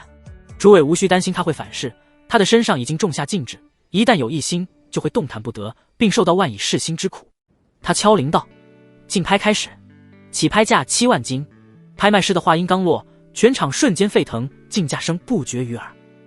只是片刻间，少女的身价就已经被炒到了9万金，并且还在节节攀升。许毅望着那被关在笼中的少女，未来命运叵测的少女，心中有些不忍，但随即他便摇了摇头。世界上的可怜人太多了，他就不过来。他正准备狠下心不去看这场竞拍时，冷云长却忽然提醒道：把这女的拍下来。许毅一愣，神情古怪地问道：仙子姐姐，这女奴隶我要着也没用啊，花这么大价钱买下来干什么？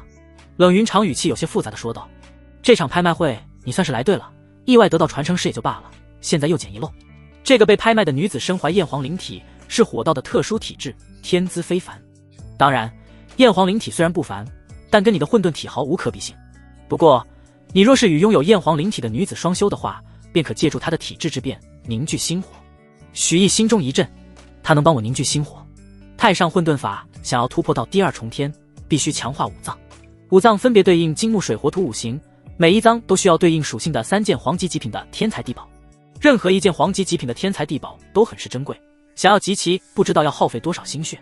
而现在自己竟然遇到了能直接将心脏祭炼完成的机会，通过与焰黄灵体的拥有者，也就是被拍卖的那位少女双修等等。双修，许毅顿时纠结起来，忍不住道：仙子姐姐，为了一时之力就对一个少女做那种事，是不是有些不太好？冷云长闻言有些无语地说道：你这个小淫贼，什么事都能让你想到那方面去。我说的双修就是正常的2个人一起修炼，最多也就脱下衣物，增加互相之间元力传输的速度而已。许毅的脸色微微一红，连忙辩解道：仙子姐姐您误会了，我想的双修也是这个意思，您千万不要误会。冷云长轻哼了一声：别贫嘴了，快竞拍吧。是。许毅连连点头，心中没有了负担，直接开口报价。虽然他暂时是没钱了，但以他的赚钱能力，3两天就能赚回来。回头跟金鹿说一声自己要用丹药抵账，这老小子准屁颠的答应。我出15万金。许毅的声音响彻整个拍卖大厅。这个价格虽然很高，但跟黄级极品的天才地宝相比，只是9牛1毛。他这一开口，直接将竞拍的最高价格提升了5万金不止。全场众人皆是愣住，这声音是义绪大师。义绪大师他竟然好这口吗？原本竞价竟得兴高采烈的众人顿时偃旗息鼓了。他们可没有胆量跟义绪大师争抢女人，而义绪大师的出手还是一如既往的阔绰，哪怕他不出价，15万金也很接近这个女奴的最终成交价了，再高就有些不值得了。15万金一次，15万金2次，15万金3次。恭喜1号包厢的贵宾以15万金的价格拍得这位武师巅峰境的女奴。拍卖师笑着宣布了这件拍品的最终得主，又道：各位请稍等，现在我们压轴的最后一件拍卖品即将送上来。说着让人撤下了囚禁少女的笼子，紧接着又有一位侍女出现，将一个玉盘盛放在拍卖台上。拍卖师也不卖关注，将遮盖的红布掀开，郑重道：各位大人，您现在面前的是一颗3云纹的培元丹。他的话让全场顿时一片哗然。3云纹丹药，天宝商会竟然真的得到了3云纹丹药。这颗3云纹丹药恐怕是义绪大师的杰作吧？能炼制3云纹丹药，哪怕只是1级丹药，也不是一般的3级炼丹师所能轻易做到的啊。但很快，很多人脸上又露出惋惜的神情。可惜了，只有1枚。但人群中仍旧有一部分人的眼神中露出狂热之色，这些人都是炼丹师，他们纷纷惊呼出声。本来以为2云纹的培元丹已经是这次拍卖会上的极品了，没想到竟然还有3云纹培元丹，这可是极品中的极品。只要留着它稍稍研究观摩一下，就能让我的炼丹之术立刻提升。他们兴奋地紧紧盯着丹药，恨不能立刻拿起来看一看。对于普通武者来说，3云纹丹药只是比一般培元丹药力高3成的丹药而已，但对于炼丹师来说，如此完美的丹药无疑是他们最好的参考答案。观摩3云纹丹药，感悟其中的炼丹技巧，他们的炼丹技巧将会有暴涨的可能。而他们这些炼丹师也从不会缺钱，用金币换取提升炼丹技巧的机会太值了。拍卖师介绍完毕，他刚举起小锤子，炼丹师们立马盯住了他的手。拍卖师开口道：现在竞拍开始，起拍价6万金。他尾音刚落，人群中的炼丹师迫不及待喊价道：我出6万5千金，我出7万金，谁都别跟我抢，我出10万金。一个个炼丹师喊得脸红脖子粗，他们看对方的眼神都快喷火了，都希望对方不要跟自己抢。他们一番竞相喊价，过了1刻钟后，价格已经来到30万金。30万金啊！许毅在房间里简直看得目瞪口呆，他的一颗3云纹丹药竟然被炒到30万金了吗？简直是天价啊！又过了一阵，那群炼丹师的争执声越来越少，最后终于在一句我出50万金后结束竞拍。拍卖师重复之前的拍卖步骤，最后一锤定音道：恭喜您以50万金的价格拍的3云纹培元丹。那位竞价成功的炼丹师一脸欣喜地问拍卖师道：这颗3云纹的培元丹也是义绪大师的手笔吗？拍卖师笑着点头。而这个消息无疑又是一记重磅炸弹，将整个拍卖堂的气氛炸裂到顶点。他们纷纷伸长脖子看向许毅的房间，恨不得能看看这个在炼丹术上造诣极高的炼丹师是不是长着一副天人神仙的面孔，不然怎么解释义绪大师竟然能炼出传说中的3云纹丹药？在这其中，京都的丹阁阁主徐文辉他也坐不住了，他神情激动地叹道：没想到青霜城这个小地方居然也藏龙卧虎，竟然有能炼出3云纹丹药的炼丹师。不行，我现在就得去拜访一下这个义绪大师，邀请他来京城丹阁。徐文辉打定主意后，连忙起身赶往天字1号房。他刚出房门，正好跟商会总会长陆远林撞了个正着。两人说了一番客套话后，发现都是去找易绪大师，便一同前往。途中，陆远林又将金鹿叫上，随他们一起去找易绪大师。天字1号房，许毅房间的门被敲响了，门外响起金鹿的声音：“易大师，徐阁主和陆会长来拜访您了。”许毅愣了一下，这么快就来了？他调整好仪态，淡淡道：“让他们进来吧。”门被打开，2个中年男子一前一后走进来，金鹿跟在最后，顺手带上门。先走进来，男子穿着玄色单袍，神情和蔼；后面的男子长着一张极其标准的国字脸，穿着一身华丽的锦缎。3人坐定，徐文辉先开口道：“易小友，老夫姓徐，在京城丹阁是阁主之位。方才听说那枚3云纹的培元丹也是出自小友之手，能炼出3云纹的培元丹，至少应该是3级炼丹师。老夫正好是4级炼丹师，也是天元国唯一的4级炼丹师。有时间你可以来京城一趟，老夫重新为你认证一下炼丹师的等级。”许毅点了点头道：“有劳徐阁主。”徐文辉顿了顿，又和善地问道：“不知小友有没有来京城的想法？青霜城的丹阁比起京城的丹阁来说差了不少。首先就是药材，青霜城资源紧缺，有些2级丹药的药材就很难找到了，但京城的药材应有尽有，而且你入住丹阁后，这些药材都可以随便使用。”许毅目光一闪，徐文辉提的这些对他很有吸引力。如果要找5行属性的黄级极品天材地宝，京城丹阁肯定是最好的选择。许毅没有说话，徐文辉摸不清他的想法，跟陆远林对视一眼，陆远林便温和笑着开口道：“易大师，陆某是天宝商会的总会长，您若是来京城，炼制出的丹药陆某都可以帮您拍卖出去。京城中的武者对丹药的需求量要比青霜城多更多，您可以在这获得更多的资金。当然，如果您对别的东西有需求，陆某也可以用全力帮您找到。”忽然他似是想起了什么，又开口道：“对了，易绪大师，托您的福，我们天宝商会今天大赚了一笔。”他从怀中拿出一只储物袋来道：“这里是今天所赚的利润的一半，易绪大师请您务必收下。”许毅点了点头，心想这个陆远林不愧是天宝商会的会长，果然会做生意。为了请自己去京城，舍得拿出一半的利润给自己，格局很大嘛。许毅没有推辞，毫不客气地收下了。此时他心中也有了想法，陆远林是商会会长，有渠道可以接触到各种的信使、禁书一类，从这些信使里说不准就能找到关于楚灵儿死亡的更加详细的记载，跟陆远林合作未尝不可。许毅看向2人，淡淡开口道：“我会去京城看看。”徐文辉和陆远林同时脸色一喜。与此同时，天宝拍卖堂的拍卖会结束，正当2楼包厢的众城主离开之际，皇甫灵竹默默退至众人身后，拦住了正要离开的许家4人。皇甫灵竹一脸和气，向许明海道：“许二公子，还请留步。”许明海一怔，连忙躬身行礼道：“城主大人怎么来了？在下失礼。”皇甫灵竹摆了摆手，笑道：“无妨，二公子可有时间？能否跟我聊一聊？”这边许毅跟京城的2位大人物聊完之后，他所购买的武器防具、传承石和奴隶都送到了他面前。有陆远林送的巨款，他自然用不着赊欠，一次性将拍下这些宝物所需的金钱结清。武器防具他都放在了随身的储物戒指中，传承石交给了冷云长破解。接着他带着那名少女奴隶来到丹阁中的住处。青霜城丹阁给他安排的房间不仅宽敞，私密性也非常好，就算在房间里炼丹炸炉了，外界也无法听到。因此他在房间内不管做什么都不会有人发现。关好房间的大门后，许毅终于有时间细细打量这位自己花了15万重金买到的少女。眼前这位少女身穿轻盈的白色纱衣，窈窕的身材呈现得淋漓尽致。她长发披肩，容颜精致，一双美目更是天生便有着勾动人心的魅意，美艳绝伦。任何一个男人看了都必定会暗赞一声尤物。少女此刻身上灰尘仆仆，稍显狼狈，就如蒙尘的明珠。不过不管处境如何，少女的神情依旧冷漠，目光中满是倔强与仇恨。虽身为奴隶，但意志却从未屈服过。许毅并未对眼前落魄的俏丽少女产生什么欲念，语气尽量温和地说道：“你先去洗个澡吧，待会有事要和你做。”少女闻言，俏脸立刻冰寒起来，如看渣子般瞪着许毅。她丝毫不在意触怒许毅的后果，冷笑着道：“真是让人意想不到，那位在外界看来德高望重的大炼丹师，私下里竟然是个色中恶鬼。才刚刚将我拍下来，你就已经按捺不住自己龌龊的欲望了吗？”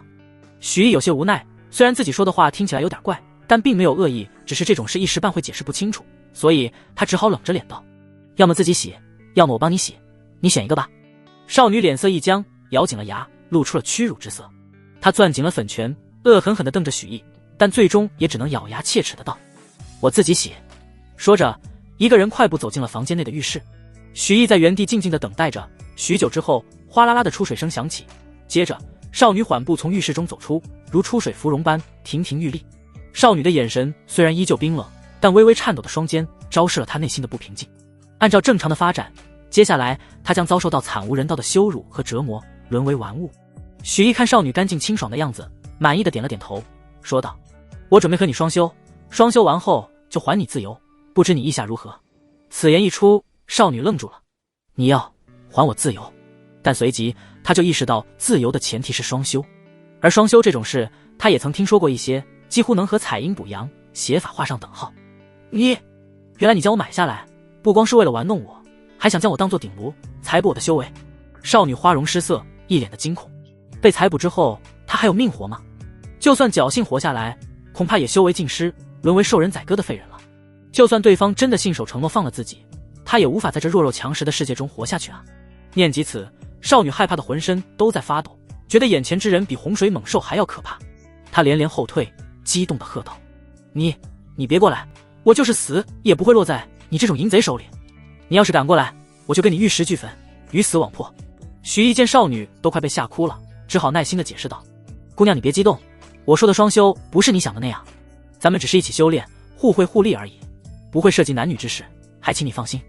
你若不信，我可以立刻将双修法门给你，你看了自然就知道我说的是真的了。”许毅话语诚恳，语气温润如玉，不断地驱散着少女心中的紧张。她有些不可思议，对方似乎真的不准备强迫自己，不然靠着自己身上的静止，她便可以轻易地将自己拿捏。难道他说的是真的，不会把我当顶炉裁补了？少女内心狐疑，但最终还是鼓起勇气道：“你把你所说的双修法门送过来，我自会辨别真假。”许毅点点头，取出了一个记录功法的玉简，抛给了少女。至于功法的来历，自然是冷云长事先赠予的。少女接住玉简，细细观阅起来，发现这部法门高深无比，无需男女交合，便可让双修双方的修炼速度大增。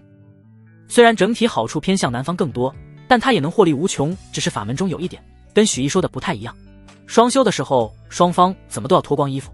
少女忍不住发问，俏脸也变得通红。许毅摊了摊手，无奈道：“不脱衣服的话，咱俩的体质无法得到发挥，会影响最终的双修效果。不过咱们两个双修时并不用贴得太近，只需双掌相对即可。若没什么问题，你就尽快将双修法门熟悉一下，我们即刻开始双修。”哦。少女默默地点了点头，高悬着的一颗心此刻终于放了下来。虽然在一个陌生人面前脱光衣服让她很抗拒，但比起她预想中的场景，已经不知道好了多少。而且更重要的是，双修结束之后，自己就能获得自由了。虽然对这位易序大师不是很了解，但他隐隐感觉对方不是那种会食言的人。他迅速熟悉起法门上的内容，不到半个时辰，他便放下玉简，郑重道：“可以开始了。”许毅颔首，吩咐道：“你去床上坐下，然后把衣服脱了。放心，我不会看。”少女俏脸发红，像小媳妇一样羞涩地挪到床边，一阵窸窸窣窣的声音，她身上的洁白纱衣落地。好了。少女躲在床上的帘子后面，红着脸探出小脑袋说道。此刻她的神情已经没有那么冰冷，充满了少女独有的娇羞，如挂在枝头的樱桃，明艳动人，一副任君采摘的模样。幸亏许毅已经在冷云长那里锻炼过了，否则还真有可能把持不住。他忙压下微微悸动的心绪，走了过去，然后默默地褪下全身衣物，只剩下脸上的面具未摘。双方就这样在床上相对而坐，互相直视着对方，尽可能的不去看互相脖子以下的对方。然而让许毅没想到的是，他虽然把持住了，但眼前这小妞没把持住，俏脸通红，目光时不时下移，在偷瞄着什么。你在看什么？许毅自然不会姑息这种偷看的行为，当场抓包。少女顿时尴尬的僵在原地，结结巴巴的说道：“我没想到你会这么年轻，我还以为你最起码也有30好几了，我从未听说过有像你这样年轻的3级炼丹师。”许毅淡淡一笑，揶揄道：“知道我真实年龄的人，你还是第一个，你这样乱看，让我很难做啊。”少女有些慌，如此年轻的3级炼丹师，背后肯定有逆天传承，身份惊世骇俗，自己看破了他的秘密，势必会引起对方的不满，必须得想办法弥补对方，不然就麻烦了。但自己区区一个奴隶，能有什么可弥补的呢？最终少女只好试探性的说道：“那要不你也看看我的，不过只能看一眼。”好。许毅向来不愿吃亏，说看就看。他目光下移，只见那里的肌肤胜雪，高耸如满月。他赶紧收回目光，心跳都加速了几分，这可真不能多看，看多了容易真顶不住。两人隐隐感觉气氛有些不对劲，默契地避开了这暧昧的话题，赶紧进入修炼的正题。两人伸出双手，将掌心与对方的掌心紧紧贴合，而后按照冷云长给的双修法门开始运功。天地灵气不断向两人身边汇聚，如长江大河般倒灌入两人体内。感受着这庞大的天地灵气灌注，少女心中震撼。她能感受到眼前的少年只有武师一众的修为，但他修炼起来的声势却比自己之前见过的所有人都要恐怖。众所周知，武魂等级越高，武者吸收天地灵气的速度就越快。这少年的武魂等级究竟有多高？还是说他也跟自己一样，拥有着某种特殊的武道体质？不管是哪种可能，此人的武道天资之强大，毋庸置疑。年纪轻轻的3级炼丹师，恐怖的武道天资，放在哪里都是绝世天骄一般的人物，为什么会屈居于一个小小的清霜城呢？少女心中疑惑，但没有去追问，将这个问题藏于心底，默默地享受着这庞大的天地灵气。而许毅也在享受着从少女体内传输而来的元力。燕皇灵体名不虚传，从少女体内凝聚出的元力都带着强盛的火道气息，并且品质极高，足以用于强化对应着火星的心脏。就这样，两人沉浸于修炼当中，不顾时间的流逝。1个时辰，2个时辰，足足12个时辰之后，两人的手才分开，结束了修炼。而双方的修为也有了长足的进步。少女本就是武师境巅峰，现在距离武宗只剩下1步之遥，足足省了数月苦功。而许毅的收获更多，在双修中修为顺势达到了52重，并且火行心脏也彻底强化完整。现在他的心跳如鼓，气血如虹，仿佛有一座火山蕴藏在胸腔当中，随时会爆发出惊世骇俗的力量。靠着这颗强劲无比的心脏，别看他仅仅提升了1重小境界，但实力却暴涨了接近1倍。据仙子姐姐所说，自己现在的战力哪怕只靠拳脚都可以与59重的强者媲美，更别说火行心脏还给自己带来了一项特殊的手段，名为心火。一旦自己动用这一招，就可在敌人身上点燃永远不会熄灭的心火，直到将敌人心气烧尽，烧得肉身毁灭，魂飞魄散为止。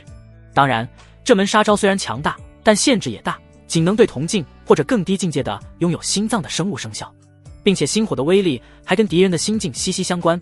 若敌人心情波动剧烈，精神恍惚，心火威力便会空前强大。反之，若敌人心性坚毅如铁，哪怕对方只是武徒，心火都难以对其造成太严重的伤害。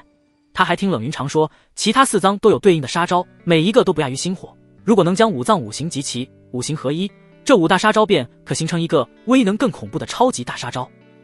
对此，许毅期待无比。不过他现在也仅仅只是凑巧集齐了一个心火而已，其他4行都还没赢，想获得那个大杀招还早得很。他感悟完修炼所得后，快速穿上了衣服。少女的速度比他更快，早已穿戴整齐。他望着许毅问道：你会放我走吧？他的神情中有期待，也有畏惧，似乎害怕许毅会食言。许毅没有多言，直接走上前，朝少女脖子上的一个黑色图案轻轻一抹。顿时图案消失，少女立刻感觉身体一松，像是摆脱了某种枷锁。她身上的奴隶禁制被许毅解除了。许毅这干脆利落的举动让少女美目中泛起了几分异彩，声音轻柔的道：谢谢。许毅摆摆手问道：你已经自由了，接下来可有什么打算？少女沉吟片刻，坦然道：其实我不是天元国的人，我只是路过此国去另一个国家寻亲，既然我已经脱困，自然会再去寻亲。许毅点点头，那好，你路上小心点，千万不要再被抓住了。说着，他带着少女来到通往外界的小道门口，示意她离开。少女重重点头，正准备走时，却忽然顿住脚步，再次看向许毅，望着他戴着面具的脸，郑重道：我叫柳思瑶，我有预感，我们日后还会相见，到时候就让我看看你的真容吧。说罢，他如灵蝶般转身离开了房间。许毅一怔，随即微微一笑：再相见，或许确实有可能，毕竟柳思瑶身负燕皇灵体，只要不夭折，天才之名必将传遍天下。但很快，许毅又摇了摇头，不再去想这些，继续修炼起来。修炼内容自然是炼化那些皇级下品、中品的武器、防具。许毅将拍卖得来的所有武器、防具都摆在面前，元力从体内涌出，将其中一件武器包裹，以太上混沌法的手段开始一点点炼化这件武器。在许毅精纯元力的炼化下，这块削铁如泥的武器竟然开始一点点的融化，其中的杂质被大量分离，只剩下这件武器最精华的部分。不多时，被许毅元力包裹的武器已经面目全非，变成了一团闪烁着湛湛光芒的液体。许毅伸手一招，这团液体便飞了过来，融入了他的皮肤，强化着他的肉身。霎时间，许毅感觉自己全身的皮肤、血肉甚至丝毫骨骼都在发痒，就好似有什么即将长出来一般。这种痒就好像有无数只蚂蚁在骨头缝里爬一般，难受的许毅想要将自己的血肉撕开去挠痒。但这点痛苦对于全身上下都经历过混沌活洗礼的许毅来说并不是那么难熬。他强忍着这样的奇痒，不断的炼化一件件兵器和防具。渐渐的，许毅身前的武器和防具越来越少，尽数化作了他强化肉身的养分。又是6个时辰的修炼过去，许毅面前已经只剩下了一堆残渣。他所散发的气势相比6个时辰前强盛了许多许多，但是他气势变强并不是因为修为增强，而是因为肉身的升华。他缓缓睁开双目，一抹金铁般的锐意闪过，摄人心魄。不过很快，他身上的气势便尽数收敛，变得寻常起来。许毅吐出一口浊气，结束修炼，起身在房间中踱步。他注意到一个由金刚打造的实心摆件，将之握在手中，缓缓用力。顿时，那块金刚在许毅手中如同面团一般，轻易地变了形状。他又将金刚捏出一个尖头，向着皮肤划去，结果皮肤毫发无伤。我现在的肉体，不管是力量还是防御力，都要比一般的同级武者强得多，极为接近真正皇级下品的武器。这便是炼化了那些武器和防具的好处。但随即，许毅又苦恼地皱了皱眉。但即便我的肉体力量都这么强了，距离达到太上混沌法的标准还有很大的一段距离，任重而道远啊。许毅忍不住叹了口气，资源全耗尽了，他的修炼只能暂时告一段落。好在突破太上混沌法第2重天的道路并不枯燥，每走一步自身都会相应的变强，不比单纯突破5道境界要差。结束修炼后，许毅走出房间，正准备回家时，却遇上了在门外等候已久的城主府管家。易大师，我家主人说找到了关于苍梧国更重要的消息，请您去府上一叙。许毅神情瞬间变得严肃，改变行程，先跟着管家来到城主府。城主府中，管家带着许毅穿过一条长长的楼梯，来到一间密室的门前。许毅打量周围环境，眉头微微蹙起。皇府领主选在密室说话是何用意？古史而已，有必要如此谨慎吗？还是说他有别的想法？许毅感到不对劲，留了一个心眼，推门进去。密室内，皇府领主负手站立，神情中没有之前的和善恭敬，反而带上了几分倨傲，完全变了一个人。许毅见状，顿时明白所谓的重要情报只是诱他来的谎言。许毅冷冷开口：皇府领主，你应该想过欺骗我会是什么下场。皇府领主露出一抹阴沉的笑容：别装了，许毅。此言一出，许毅神情顿时带上了几分凝重。自己的身份是怎么被发现的？他不记得自己在皇府领主面前露出过什么破绽，还是说对方只是看出几分端倪再诈自己？许毅没有说话，只是静静地看着对方，等待后文。皇府领主神情轻松，带着几分得意地说道：你说出我侄儿和张思琪得罪你时，我派人调查过，可是那张思琪得罪的是许明海，而不是义绪大师。从那时我就对你起了疑心，你哪怕不是许家的人，也肯定和许明海关系密切。而今天你又特意给许明海、李书慎弄了包厢，你对许明海夫妇太过特殊，所以我特意找许明海聊了聊，只是想多了解一下义绪大师。说到这儿，皇府领主忽然神情激动道：可是许明海说他根本不认识义绪大师。我猛然想到被忽略掉的细节。第一，张思琪跟许明海发生冲突，义绪在耽搁，不应该来城主府那么快。第二，许家中只有许毅没跟义绪同时在场过，还有许毅和义绪这2个名字。许毅笑了，一些随处可见的巧合就敢认定我是许家的许毅，我真的很佩服你的胆子。你难道没有想过猜错的后果吗？皇府领主眼中闪过一抹金光，紧紧盯着许毅道：只有这些猜测当然不够，但我有铁一般的证据。他手上一抖，一只雪白色的小鼠从他的袖口中钻出，爬到他的肩膀上。皇府领主冷笑道：没想到吧，我的灵宠是寻宝鼠，可以追踪气味。在之前我让他收集了许明海夫妇气味，然后让他寻找谁身上携带的这些气味最浓。我妖宠最终的目标指向了你。试想，谁会天天和许明海他们待在一起呢？只有他们最疼爱的儿子许毅。说话间，皇府领主呼吸变得愈发急促，无比激动地吼道：堂堂3级炼丹师义绪大师，竟然只是一个没能觉醒武魂的废物少年。许毅，你知道我发现这些的时候有多么震惊吗？京城丹阁阁主徐文辉从接触药材到成为3级炼丹师都用了整整40年，而他的天赋是公认的天元国第一。至于别的炼丹师，他们没有徐文辉的天赋，甚至穷尽一生都不可能当上3级炼丹师。而你，许毅，你只是一个10几岁的少年，竟然已经成了3级炼丹师。你是天才，是妖孽。望着眼前神情狂热的黄甫灵竹，许毅依旧平静。你查到这些又如何？不管我真实身份是谁，我都是3级炼丹师，不是你一个小小城主可比的。黄甫灵竹冷笑道。确实，如果丹阁知道义绪大师只有10几岁的话，全体都会疯狂，视你为圣子。但很可惜，他们不知道，知道这件事的人只有我。许毅啊许毅，你的炼丹技巧虽然高超到了极点，但毕竟只是一个小小的武徒，匹夫无罪，怀璧其罪。本城主既然知道了你的底细，又怎可能放你离开？当然，本城主不会杀了你，也不会虐待你。我们来做个交易如何？你帮我炼丹，我帮你保守秘密。许毅眉头微挑，微笑问道。哦，也就是说，关于我的真实身份，只有你一人知道，别人都不知道了？黄甫灵竹轻蔑一笑道。怎么，易大师莫非想灭我的口？可惜啊，你那个武士境巅峰的奴隶不在身边，你区区一个武徒2重，不可能在我这个武士巅峰面前。说完了吗？许毅有些不耐烦地打断道。如果说完了，那就动手吧，我懒得跟你多费口舌。黄甫灵竹眸光闪过一丝愠怒，他开口道。你还是不明白自己的处境，看来需要我好好教教你，该怎么跟未来的主人说话。话罢，他身形一闪，便消失在原地。下一瞬，许毅眼前出现一个巨大的拳头，然而许毅的神情始终平静无比，不闪不避，没有急着进攻，只是抬手阻挡。轰，2拳相撞，一道恐怖的冲击力袭来，将许毅撞飞出去。砰的一声，许毅砸到了墙上，不过他也仅仅是倒退了几步而已，毫发无伤。刚才他阻拦黄甫灵竹攻击时，就连原力都没有用，只靠肉身抵挡。即使黄甫灵竹怕把自己这个武徒打死，收着力，自己能如此轻松地挡住，也足以证明自己现在肉身的强悍。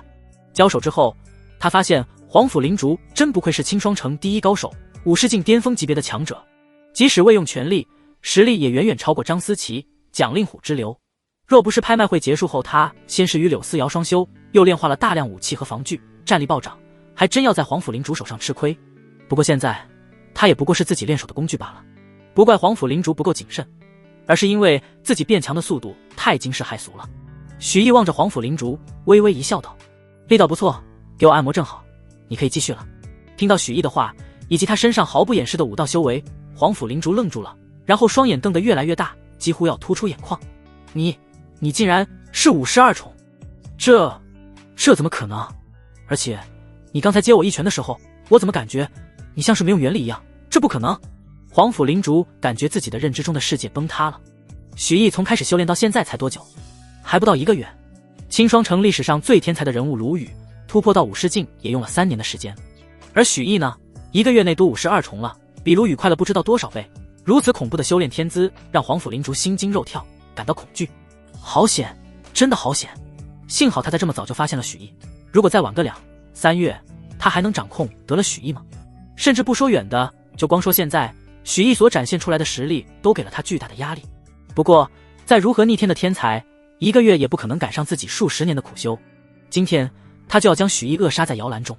黄甫灵竹缓缓平复心情，由衷的赞叹道：许毅，你如果没有遇到本城主，将是这个世界的天之骄子。只可惜你终究是被本城主发现了，你的一切都将成为本城主的嫁衣。刚刚那拳我只用了1成力，但是接下来我会用上全力，你就乖乖成为我的奴仆吧。话罢，黄甫灵竹的气息节节攀升，在他身后，一只碧色的蜘蛛虚影显现，正是他的6级武魂碧云珠。为了确保能彻底拿下许毅，他不敢有丝毫大意，直接用出武魂。碧云珠虚影与黄甫灵竹的身体融合，他的背后顿时出现了8条猪腿虚影，而猪腿的末端似乎连接着什么。碧云珠是6级武魂，也就是说黄甫灵竹现在的整体战力已经增强了6成不止。许毅，黄甫灵竹冷笑，你确实天才，确实不凡，但你没有武魂，无法获得武魂的加持。当然你要是一直藏着掖着，我认栽，但你要是真的没有，那你就永远留下来吧，哈哈哈。许毅听完并没有慌乱，反而饶有兴致地观察着黄甫灵竹的武魂，忽然问道：整个青霜城好像只有你有6级武魂，对不对？黄甫灵竹微微一愣，没理解许毅为什么突然这么问，但他还是傲然地点点头。不错，我的碧云珠不光是青霜城唯一的6级武魂，而且在6级武魂当中都是数1数2的存在。至于他的能力嘛，待会你就知道了。能逼我动用碧云珠，许毅你足以自傲了。许毅听完了然地点点头，微笑着道：我的眼光果然不错。那么黄甫城主，你的武魂我要了。什么？要我的武魂？你在发什么疯？皇甫灵竹皱眉，他可从未听说世上还有夺人武魂的能力。最终，他只能归结于许毅是犯了失心疯，开始胡说八道了。但不管如何，先将这小子拿下再说。然而，许毅接下来的话却让皇甫灵竹脸色骤变。皇甫城主，其实你确实猜对了一件事，我有武魂。许毅语气平静，但这话在皇甫灵竹耳中却如惊雷般炸响。皇甫灵竹身形骤退，忌惮地盯着许毅，就连语气都微微发颤。你说什么？你有武魂？一瞬间，皇甫灵竹想了很多。许毅如此天才，短短不到1月时间内达到武士境2重，莫非都是武魂的功劳？那他的武魂等级的恐怖到何等地步，才能让他完成如此壮举啊？莫非是10级武魂，还是说那些传说中的10级以上的武魂？不管是哪种，其带给许毅的增幅都远远超过了自己的6级碧云珠啊！自己不用武魂就有些打不过许毅，等许毅再用了高等级武魂，那自己岂不是得等死了？念及此，皇甫灵竹方寸大乱，身体都微微颤抖起来，几乎想立刻窜出去逃命。而就在这时，许毅的身上浮现出的武魂的亮光，皇甫灵竹身体紧绷，畏惧地看了过去，然后他就看到了一只蚂蚁。皇甫灵竹愣住了，蚂蚁？他用力揉了揉眼睛，凝神细看，不错，确实是只蚂蚁，平平无奇。10个城主府的苦力当中，有8个是这种垃圾的1级蚂蚁武魂。皇甫灵竹笑了，笑得无比戏谑，无比嘲讽，又无比痛快。自己差一点就要被许毅的话吓跑了，结果自己的担心完全是多余的。许毅虽然有武魂，却只是最垃圾的1级武魂。就这破武魂能给他多少战力增幅？他增强1成，自己增强6成，许毅就算再怎么天才，难道还能翻天不成？许毅啊许毅，我看你是黔驴技穷了。皇甫灵竹大笑出声，不再有丝毫顾忌，身后8只猪腿猛地一顿。下一瞬，整个密室当中出现了无数道蛛丝，这些蛛丝纤细的宛如不存在一般，但其所过之处，不管是石头还是钢铁，都被其轻松切断。显然，这些蛛丝是皇甫灵竹早早设置在此的，为的就是围杀许毅。此刻，这些蛛丝全都开始收缩，压迫着许毅的活动空间。皇甫灵竹心情激动，一旦许毅再无躲避之地，就只能等死，眼睁睁看着自己被蛛丝割成碎肉。他就不信，在死亡的恐惧面前，许毅还能继续这么硬气。唯一让皇甫灵竹感到奇怪的是，即使面对绝境，许毅依旧是那副云淡风轻的表情。这是怎么回事？难不成许毅还有什么底牌不成？然而事实是并没有。皇甫灵竹看见许毅只是与蚂蚁武魂融合，然后举起了拳头，这让皇甫灵竹暗暗发笑，心情轻松起来。凭蚂蚁武魂增幅的那点力量，就像打破自己的蛛丝牢笼，真是痴心妄想。他身后猪腿一挥，蛛丝收缩速度陡然暴涨，离许毅最近的蛛丝下一瞬就会隔开许毅的皮肤。而就在这时，许毅出拳了，轰！一记快如闪电的直拳轰出，拳风凌冽，原力汹涌，在狭窄的密室中刮起了一片风暴。铮铮铮！在这铺天盖地的拳风面前，所有的蛛丝都寸寸断开，飘落到地上。而许毅毫发无伤。皇甫灵竹的表情凝固了，眼珠瞪大，嘴巴大张，脸上写满了不敢置信。不可能，这不可能！皇甫灵竹失态地狂吼起来。明明只是1级的蚂蚁武魂，区1级武魂，怎么会增幅你这么强的力量？这不可能，这不是真的，我不信。许毅淡淡笑道：蚂蚁武魂在别人手中或许只有1级，但在我的手中，它的等级没有上限。说着，许毅注意到皇甫灵竹那几乎崩溃的心态，又笑道：皇甫城主啊，你这么火急火燎的，当心着火哦。皇甫灵竹一愣，许毅这话又是什么意思？但还没等他想通，他忽然听到了如肋骨一般的心跳声，咚咚。许毅那淡漠的声音也随之响起：心火。下一秒，一团滚滚红火忽然从皇甫灵竹的胸口冒出，心脏处的剧痛，痛得皇甫灵竹神情都扭曲了。他的神情骇然，想要扑灭这团火，但已经来不及了，只是一眨眼的功夫，他的身上就燃起了几丈高的火势，整间密室的温度开始飞速的攀升。而身处于火焰中央的皇甫灵竹身上更是泛起了噼里啪啦的爆响声。许毅一下子闻到空气中烤肉的味道，烫死我了！火球一样的皇甫灵竹凄惨的大喊大叫着，他疯狂的挣扎着，拼命施展原力，想要扑灭身上的火焰。然而心火神异无比，就连原力也能燃烧，释放原力只是在加速自己的死亡。不多时，皇甫灵竹便重重的倒在了火海中，他的生命力已经如风中残烛一般微小。这时，许毅才缓缓走近，将手搭在了黄甫灵竹的身上，火焰却伤不到他分毫。碧云珠武魂的力量清晰地在许毅脑海中浮现，他念头一动，完整的碧云珠武魂迅速剥离黄甫灵珠的身体，涌入许毅的体内。许毅体内混沌顶武魂的周边增添了一只散发着碧色光辉的小蜘蛛，而经历了这一切的黄甫灵竹已经恐惧到了极点，他的武魂没有了，被许毅给夺走了。这个少年，这个魔头，他虽然没有武魂，但他却能掠夺他人的武魂，这是何等恐怖的能力，只是想想就让人战栗恐惧。只可惜他发现的太晚了，他被许毅纯良的外表给骗了。弥留之际，黄甫灵珠的心中充满了悔恨，他不是后悔对付许毅，而是后悔自己太心急了，没有做更多的准备。如果能料到许毅会有如此恐怖的实力，他一定会采取其他的手段解决许毅。他恨啊！在这无穷的懊悔与愤恨中，黄甫灵竹渐渐地化作了飞灰，原地只留下了一团黑色的灰烬。许毅看着他消失的地方，淡淡评价道：自作孽不可活。这一战打得很突然，确实让许毅始料未及，但很可惜黄甫灵竹太弱了，他唯一的作用就是送了自己一个不错的6级武魂，只需再得一个5级武魂，他的混沌顶武魂就能直升6级。不对，除了武魂之外，他还有一个收获。许毅用脚扒拉了地上的黑灰2下，从中找出了一个被烧得灰扑扑但完好无损的储物戒指。许毅捞起来往储物戒指中一看，顿时被里面的东西惊呆了。这枚储物戒指空间很大，有接近30个单位，而这么大的空间却几乎被填满了。金币，数不清的金币，还有丹药、功法、武技以及各类资源，在储物戒指当中都成片成片的堆放着。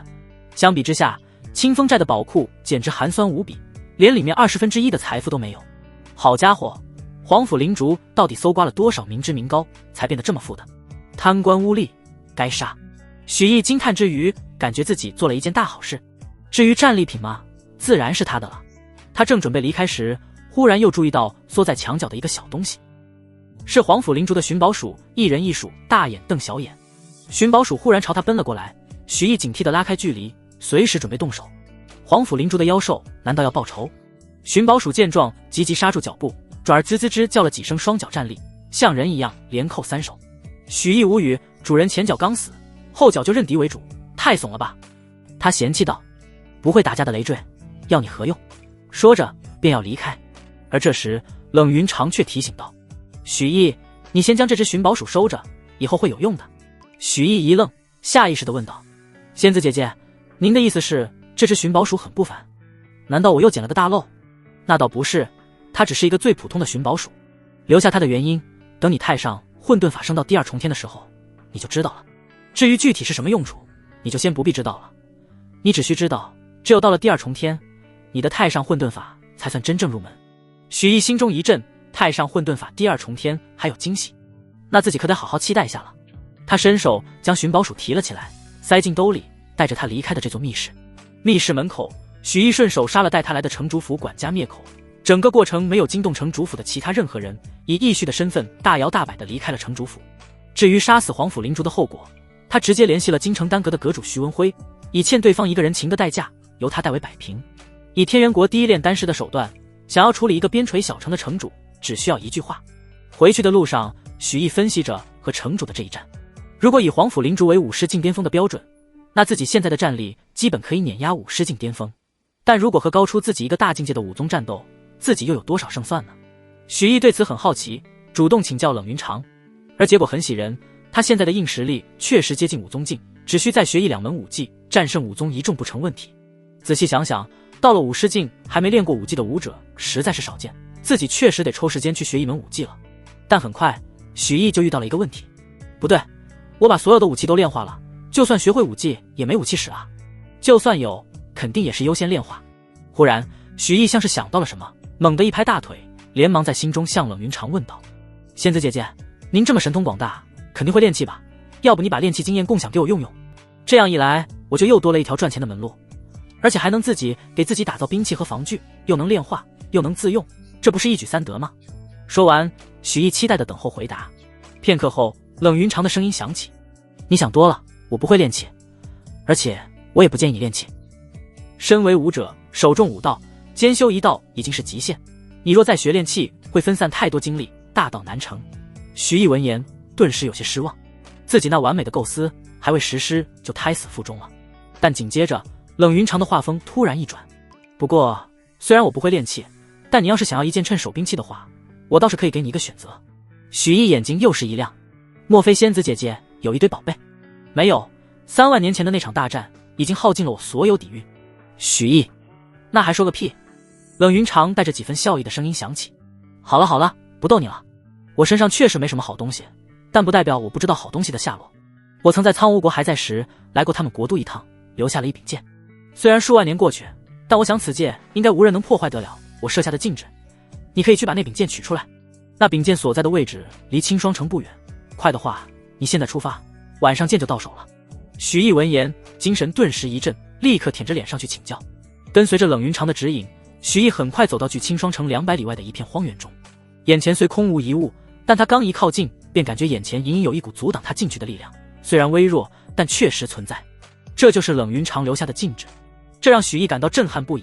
这个禁制已经存在了数万年，并且处于如此显眼的位置，肯定遭受过不知多少强者的攻打破解，但是他却依然好端端的屹立在这里，无人能够撼动。这究竟是何等恐怖的伟力，才能做到如此壮举？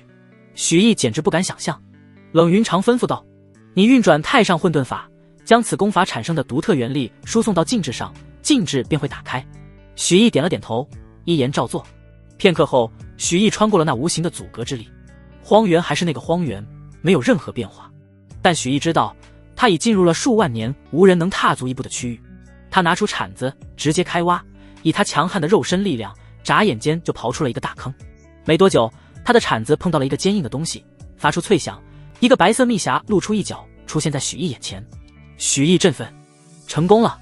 他赶紧将密匣整个挖出，打开，一把剑静静躺在其中。此剑厚重，长约4尺，形制比一般的剑大了不少，看起来很有分量。但是这把剑浑身锈迹斑驳，完全看不出像是一把厉害的武器，就算是随意扔到大街上，恐怕也不会有人捡起来。许毅见状，有些失落道：几万年的时间过去，这把剑已经变得很残破了，但来都来了，他还是想试试。许毅握住残剑，将之从密匣中抽了出来，入手猛地一沉。许毅立刻意识到腐朽只是这把剑的表象，他念头一动，一股元力便顺着手腕涌入残剑中。下一瞬，残剑猛地发出嗡鸣，数道狂暴无比的剑气猛地涌出，斩向四面八方，轰轰轰，地面被劈出了一道道深不见底的裂痕，威力让许毅都吓了一跳。这是什么级别的武器？许毅忍不住惊呼。元力在其中转上一圈，威力便暴增了这么多，其对武者战力的增加不比高等级的武魂差啊！如此神效，已经远远超出了许毅对于武器的认知。冷云长淡笑道：看来这把灭生剑还能打，历经数万年，他终于是重新出世了。不过灭生剑现在能发挥出的威能仅仅相当于地级极品的武器，也就勉强刚够你用。等以后你找到厉害的炼器师之后，让他重新祭炼一番灭生剑，应该就能让此剑恢复到巅峰时期的威能了。许毅点点头，心中不免震撼。几万年的腐蚀过后，此剑竟然还有地级极品的威能，那要是此剑的全盛时期又是什么级别？许毅将灭生剑收起，心满意足地踏上回家的路程。接下来的几天，他准备好好陪陪父母，然后顺便再多加钻研炼丹技艺。太上混沌法想升到第2重天虽遥遥无期，但不是没有其他办法增进修炼速度。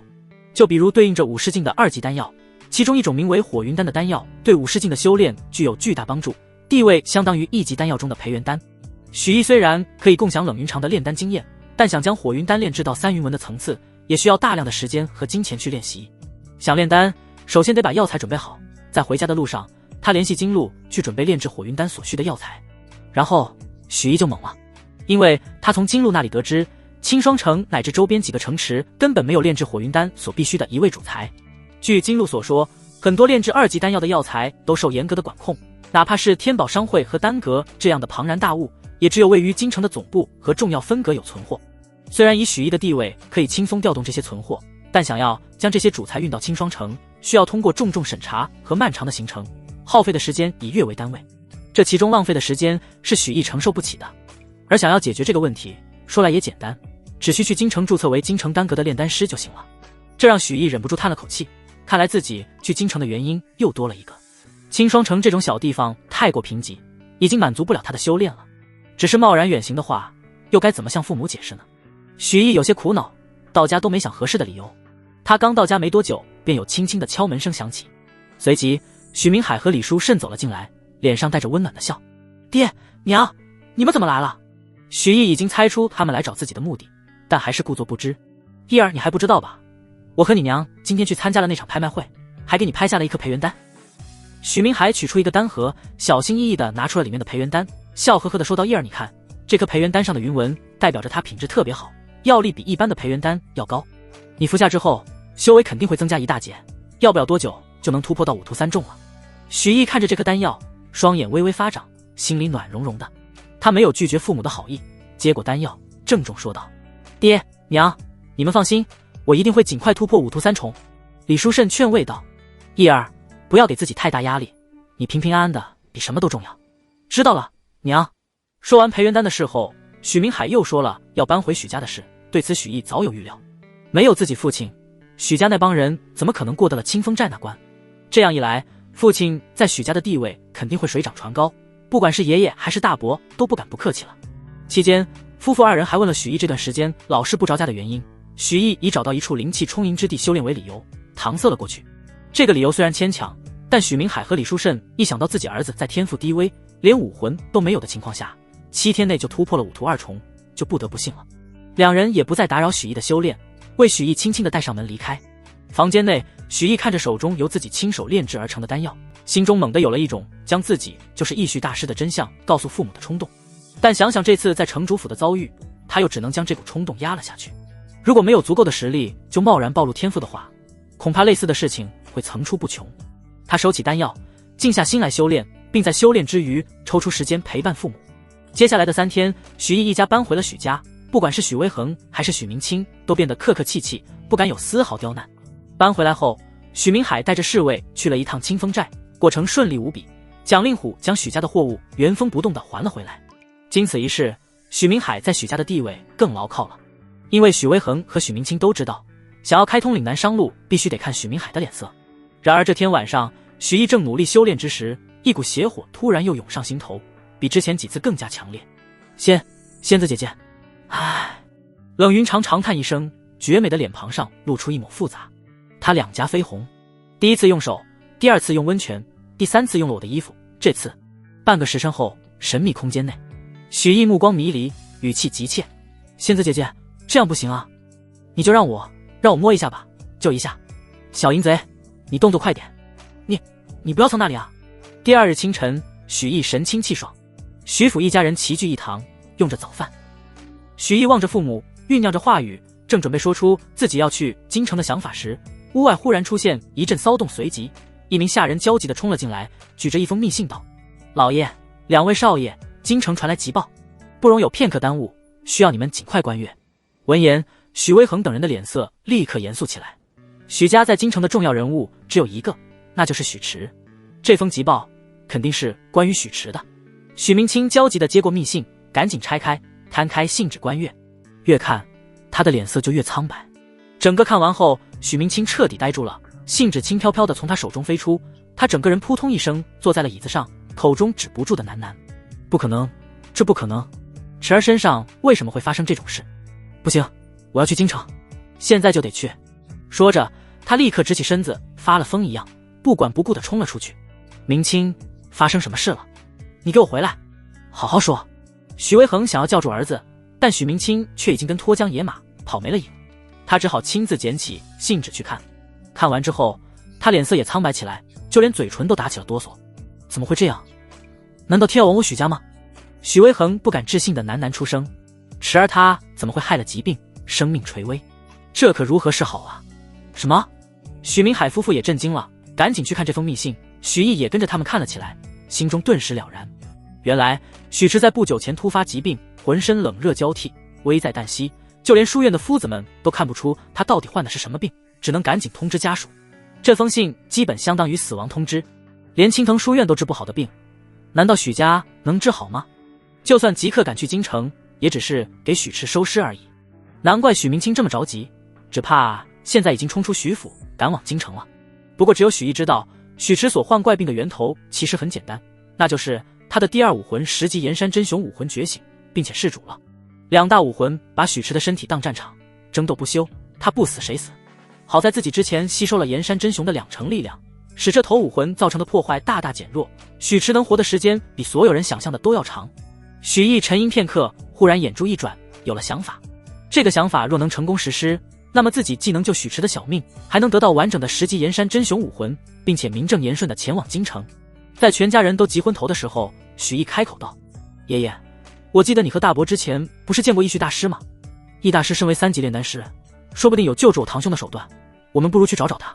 之前许威恒和许明清去求见义旭大师，并且得到接见的时候，两人在全府上下大肆宣扬了一番。至于接见的结果，两人却没有说，因此全府上下只知道许威恒和许明清拜访过义大师，所以许毅现在提出这个办法并不显得突兀。许威恒顿时沉默了。别人不知道，他还能不知道吗？上次见义旭大师的时候，不知道哪句话得罪了对方，结果在地上跪了大半天。再去求见的话，说不定又得跪。但除了求义旭大师，也没有别的办法了。不就是跪吗？就算跪10天、100天，只要能救回池儿，他都愿意跪。而且那位义旭大师上次虽然让他们跪了很久，但毕竟是愿意接见他们的，说明许家对义旭大师确实有一定价值。别人想跪还没那个门子呢。更何况前不久的拍卖会上，义旭大师还特许许明海登上第2层的贵宾包厢，足见他对许家的恩宠。念及此，许威恒也没什么好犹豫的，立刻吩咐道：明海，你跟我现在就出发去求见义旭大师。是，爹。许明海立刻点头，和许威恒一同出门前往丹阁。而许毅也趁着所有人不注意，悄然溜出了家门，以义旭大师的身份来到丹阁。他在丹阁等候了没多久，丹阁学徒便会报道：义大师，许家的那些人又来了，请问需要将他们轰走吗？许毅摆摆手，淡淡道：不必，让他们上来吧。丹阁学徒有些惊讶，但还是恭敬称是，下去请人。不多时，许威恒和许明海便进入了房间中，而刚一进来，许威恒就给许毅整了个大活：我等拜见义大师。说着就要拉着儿子下跪。许毅都懵了，他虽然很乐意看自己爷爷跪着，但自己亲爹在这儿呢，他怎么敢让亲爹给自己下跪？那不是哄堂大笑了吗？千钧一发之际，许毅赶紧冷哼一声道：我不喜欢这些虚礼，都给我站起来。两人被吓了一跳，赶紧直起身子，不敢多事了。许毅这才捏了把汗，强装镇定，故作不知地问道：你们许家3番5次的来找我，难道又是想求我炼丹？若是如此，那你们趁早离开吧。许威恒赶紧摇头，一脸凄苦地说道：义大师，上次老朽多有冒犯，还请您勿见怪。老朽这次携子来找您，不为炼丹，而是为了治病啊。我那可怜的孙儿许是害了奇病，整个京城上下都束手无策，老朽能想到的方法只剩下义大师您出手了。您丹道独步天下，肯定有救治我孙儿的手段，只要义大师愿意出手，我许家上下愿意付出任何代价。许毅默默听完，然后不动声色地说道：说说许池的症状。闻言，许威恒和许明海眼睛都是一亮。有门。许威恒不敢有丝毫犹豫，连忙将自己从信上得到症状原原本本地复述了一遍。听完后，许毅故作沉吟，然后便淡淡说道：想治你孙子的病其实很简单，只需找一个跟他年龄相仿的男性亲人，将他狠狠打一顿就行了，药都不用吃。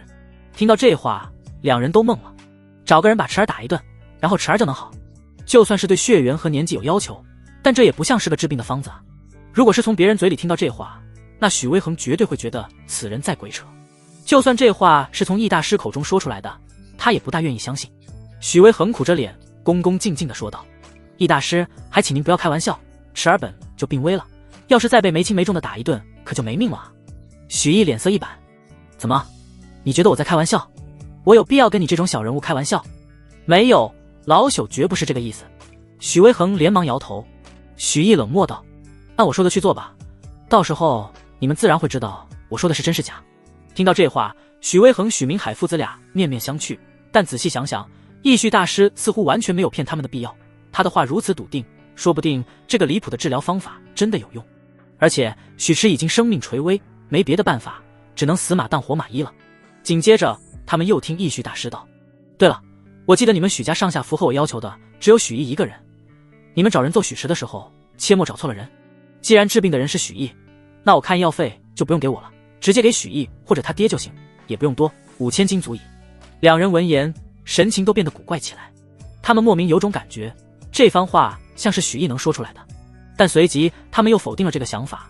许毅怎么可能会是义旭大师？完全是想多了。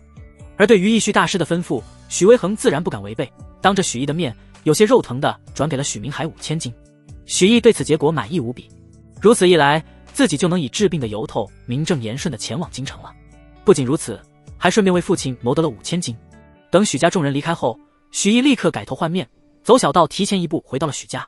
1刻钟后，许威恒和许明海神情复杂地回来了。李书慎赶忙上前询问结果如何，而得到的回答让他也沉默了，默默地去给许毅收拾行李。毅儿，你过来。许明海招了招手，叫来许毅，将治疗许迟的方法说了一番，然后郑重道：我和你爷爷必须留在家族处理药物，无法跟你同往。我们商量了一番，为了确保你的安全，决定重金聘请清风寨大当家蒋令虎来护送你。等到了京城，你一定要照顾好自己。说着又拿出一个储物袋道：这里面是5000金，是你治疗许迟的医药费，你收好，到了京城后该花花。许毅连忙拒绝道：爹，这些钱您就收着吧，我去京城没什么用钱的地方，真要用钱，我找大伯要就行了。之前您和娘为我买培元丹，肯定花费不少，我不能从这儿拿钱了。许明海见儿子如此懂事，心中欣慰极了，但他却不准备听儿子的，还是强行塞给了许毅2000金才作罢。紧接着，许明海带上大量钱财和许毅前往清风寨。对于这个安排，许毅有些哭笑不得。蒋令虎是自己小弟啊，爹娘竟然求他来保护自己。不过仔细想想，这样也好，最起码行事方便了不少。清风寨山脚下，蒋令虎出寨相迎，笑呵呵的道：许兄，这才2日不见，你又要去岭南行商了。许明海连忙解释道：不瞒蒋兄，这次非是让您护送商队，而是有另外一个不情之请，请说，只要我能帮得上忙的，肯定义不容辞。蒋令虎很是豪气的说道。许明海斟酌着话语说道：是这样的，我侄儿许迟在京城生了重病，必须尽快派犬子前去治疗，但苦于许家护卫不足，所以想请蒋兄派人护送1、2，看您有没有这个时间。听到这个请求，蒋令虎眉头微微一皱。去京城？那这一趟未免有些太远了，来回一趟大半个月就过去了，万一他的山寨出事了怎么办？他犹豫了一会，想找个由头拒绝此事。而就在这时，许明海忽然向身后招了招手，说道：毅儿，你快出来，见见你蒋伯伯。哦。接着一个15、16岁的少年身影从许明海身后走出，朝着蒋令虎露出一个大大的笑容。蒋伯伯好。扑通，在看到许明海口中犬子的面孔后，蒋令虎腿一软，差点就跪下了。而他身后的几名小弟更是已经跪下了，他们个个被吓得浑身发抖。昔日清风寨匍匐于那个小煞星脚下的画面历历在目。看到这一幕，许明海顿时有些奇怪：蒋兄，你们这是怎么了？蒋令虎强行镇定心神，连忙摆摆手道：没什么，没什么，他们应该是酒还没醒，没站稳。说着转头朝被吓得跪在地上的几个小弟怒吼道：酒没醒就滚下去醒醒酒，别在这给老子丢人现眼。几名小弟这才如梦初醒，连连称是，双腿发软的退了下去。蒋令虎不着痕迹地擦了擦额头的冷汗，终于松了口气。他看向许明海，重新露出了笑脸，说道：许兄，这是您儿子？是啊，这是犬子许毅，真是一表人才啊！哈。蒋令虎表面上尽量不露出什么异常，心里却已经掀起了惊涛骇浪，因为眼前这个名为许毅的少年，就是那位差点把清风寨屠干净的煞星啊！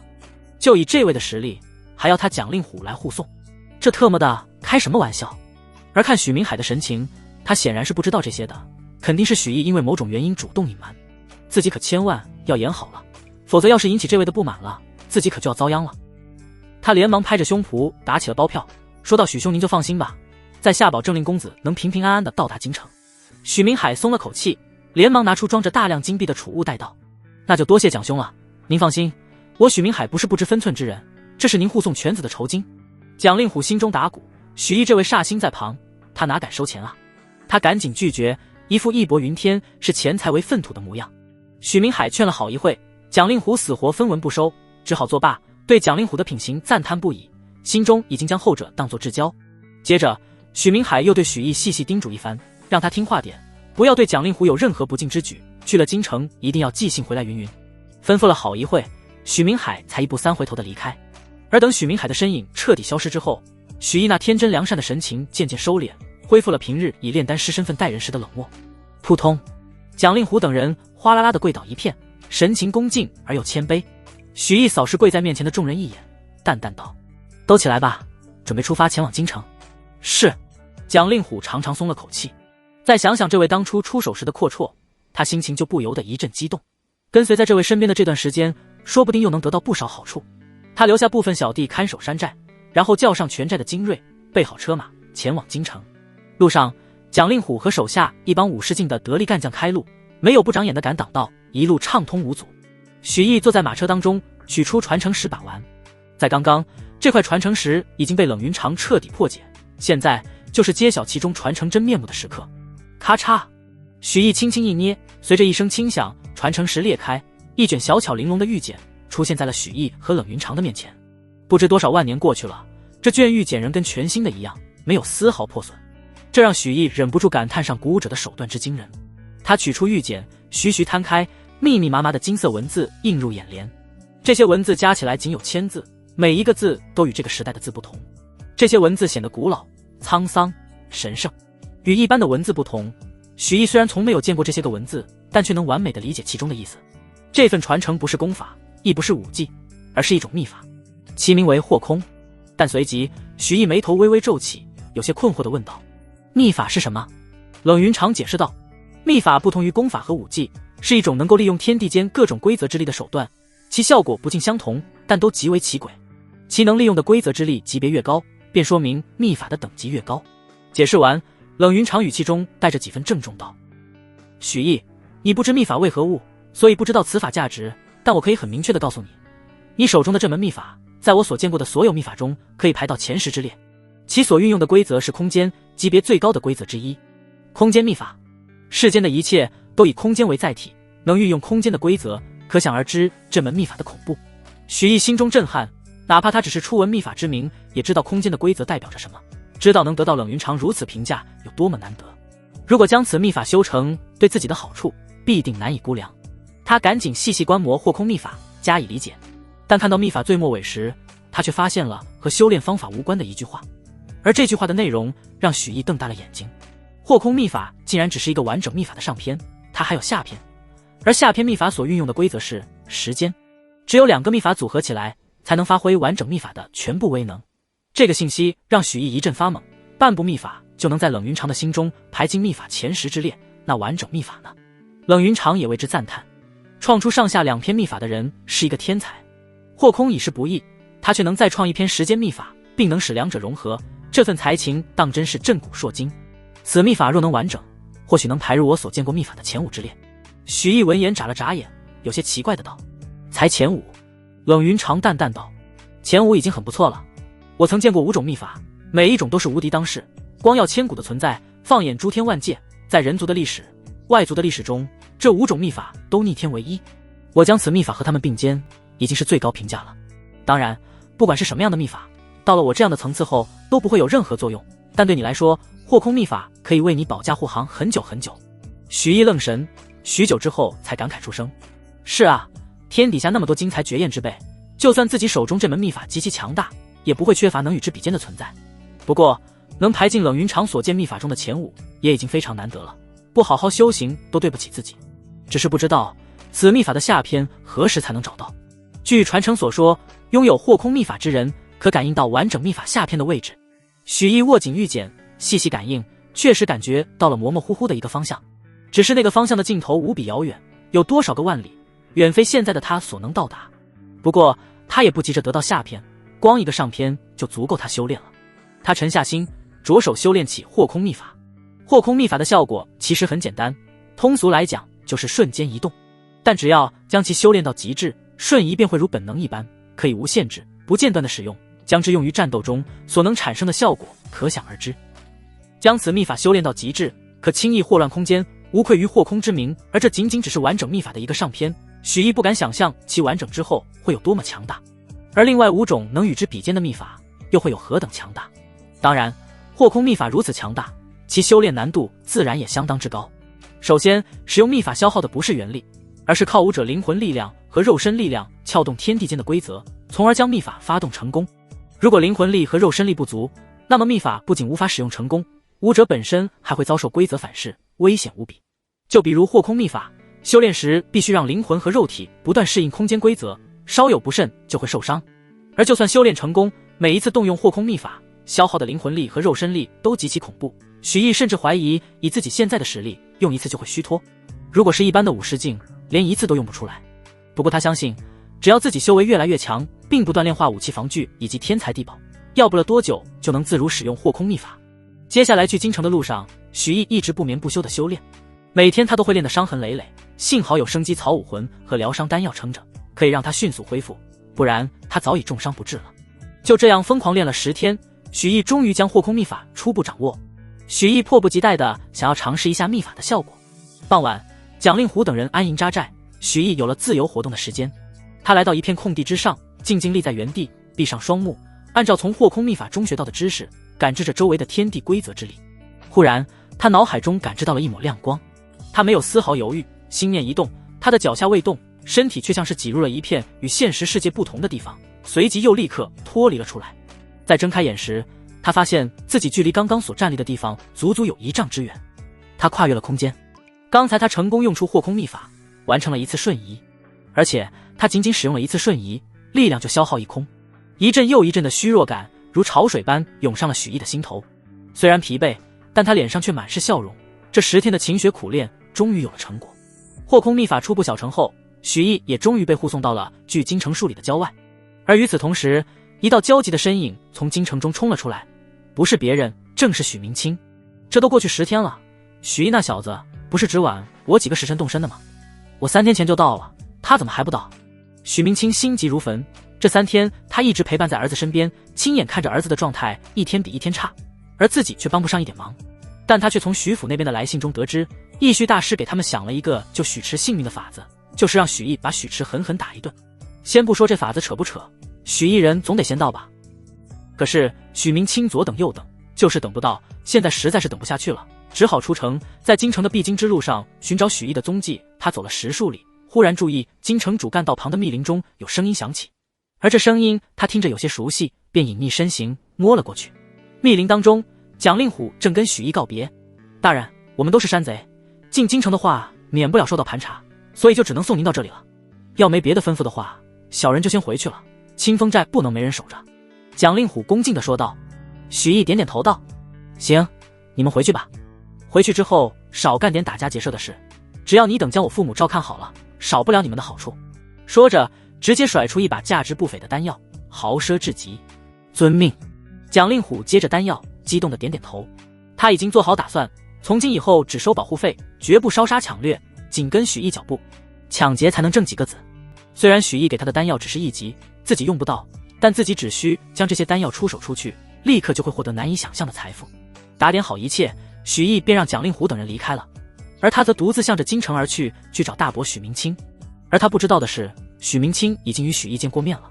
当许毅从一个方向离开后，许明清仍久久未能回神，他吃惊地张大了嘴巴，眼珠子瞪得滚圆，已经分不清现实和虚假。刚才到底发生了什么？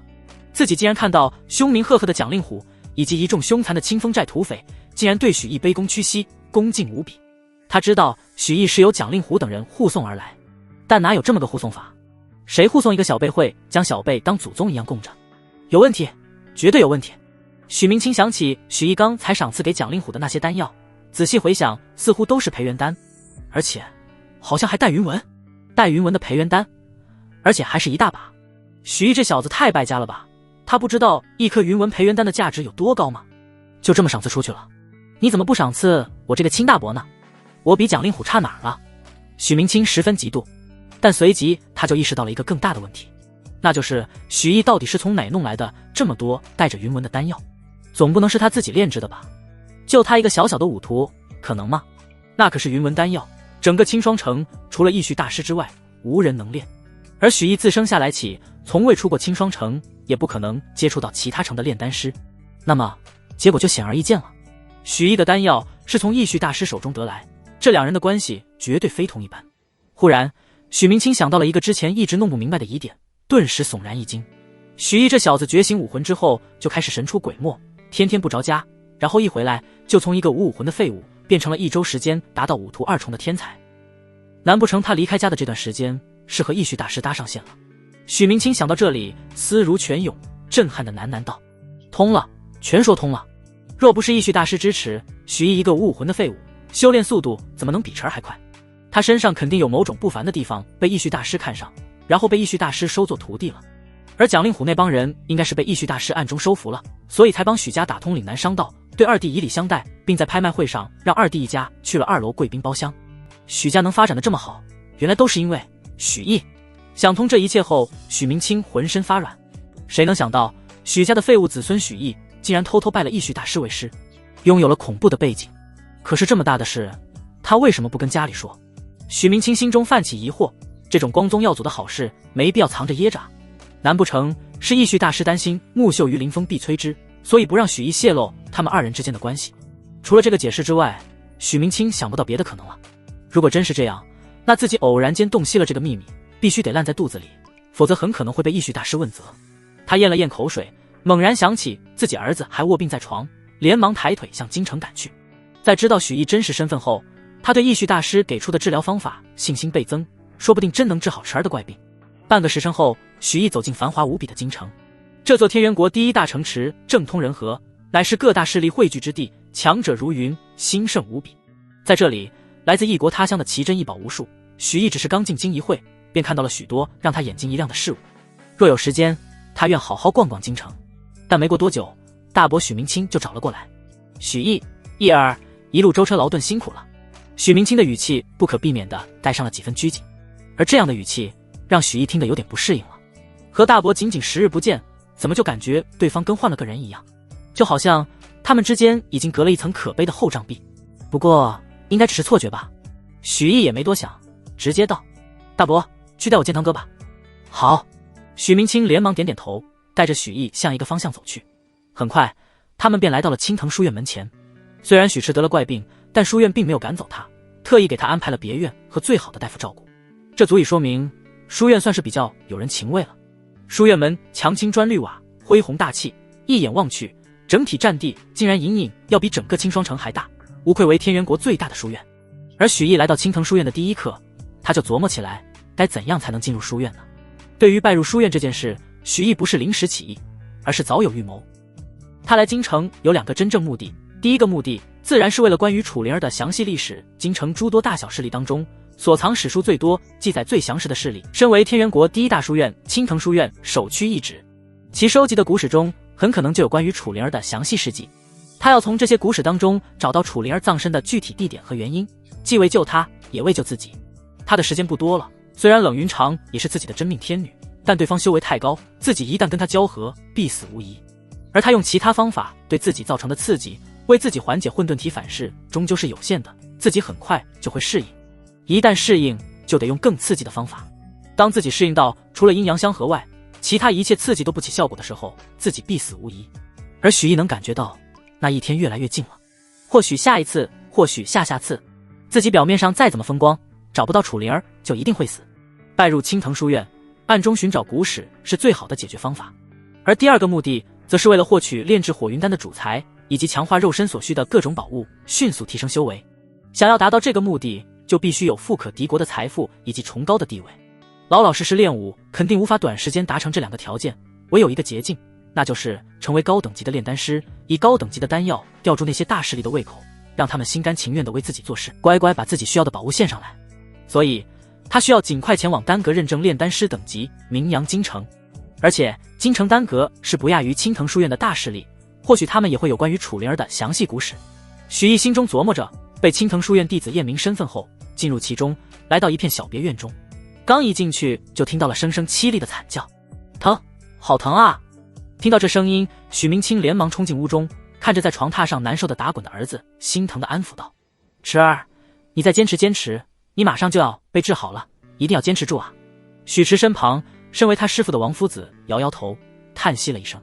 许毅也看到了许池现在的模样，相比离开青霜城之前瘦了许多，浑身发红，体温烫得冒烟，好似一只煮熟的大虾。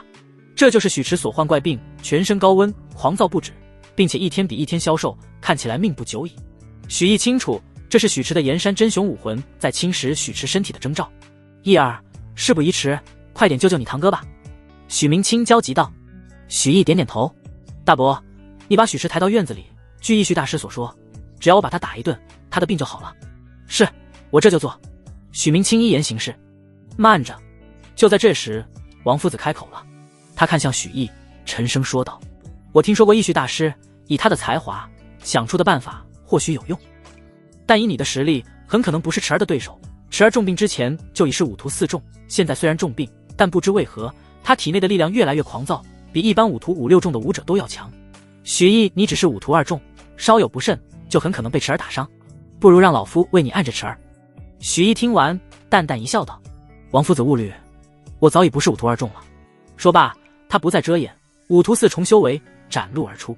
感受到许毅的武道波动，王夫子勃然变色，惊呼道：“五徒四重，你不是没有武魂吗？修为进境为何如此之快？”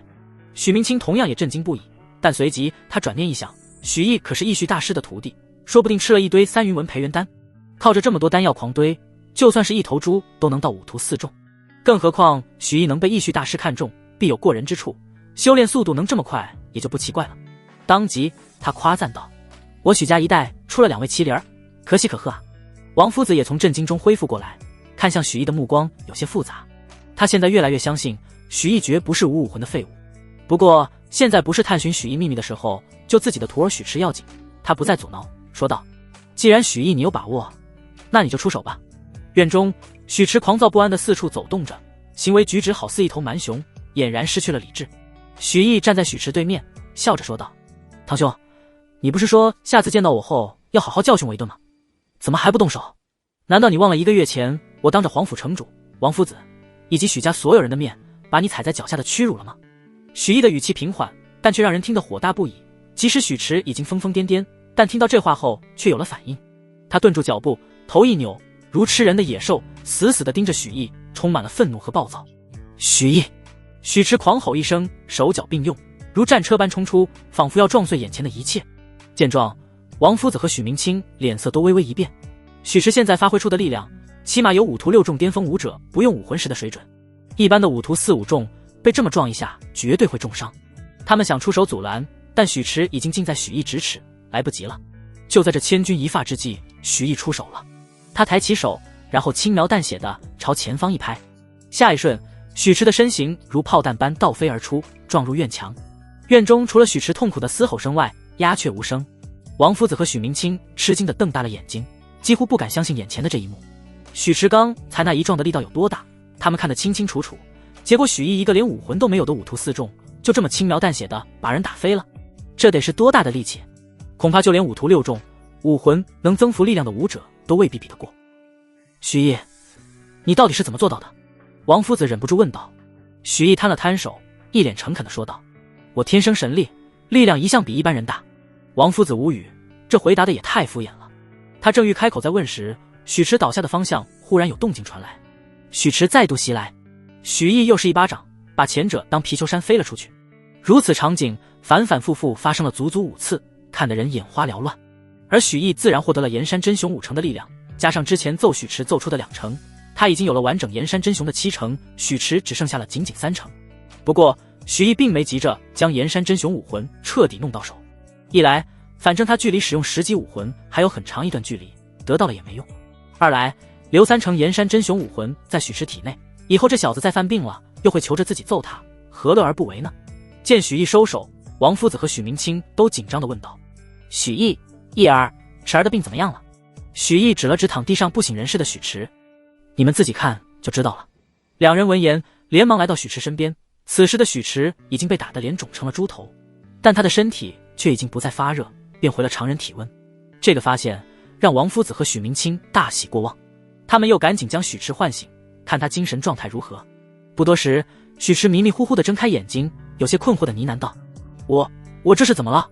我浑身都好疼，感觉像是被人狠狠打了一顿。”“池儿，你终于恢复了。”许明清激动极了，眼中泛起泪花，紧紧抱住了儿子。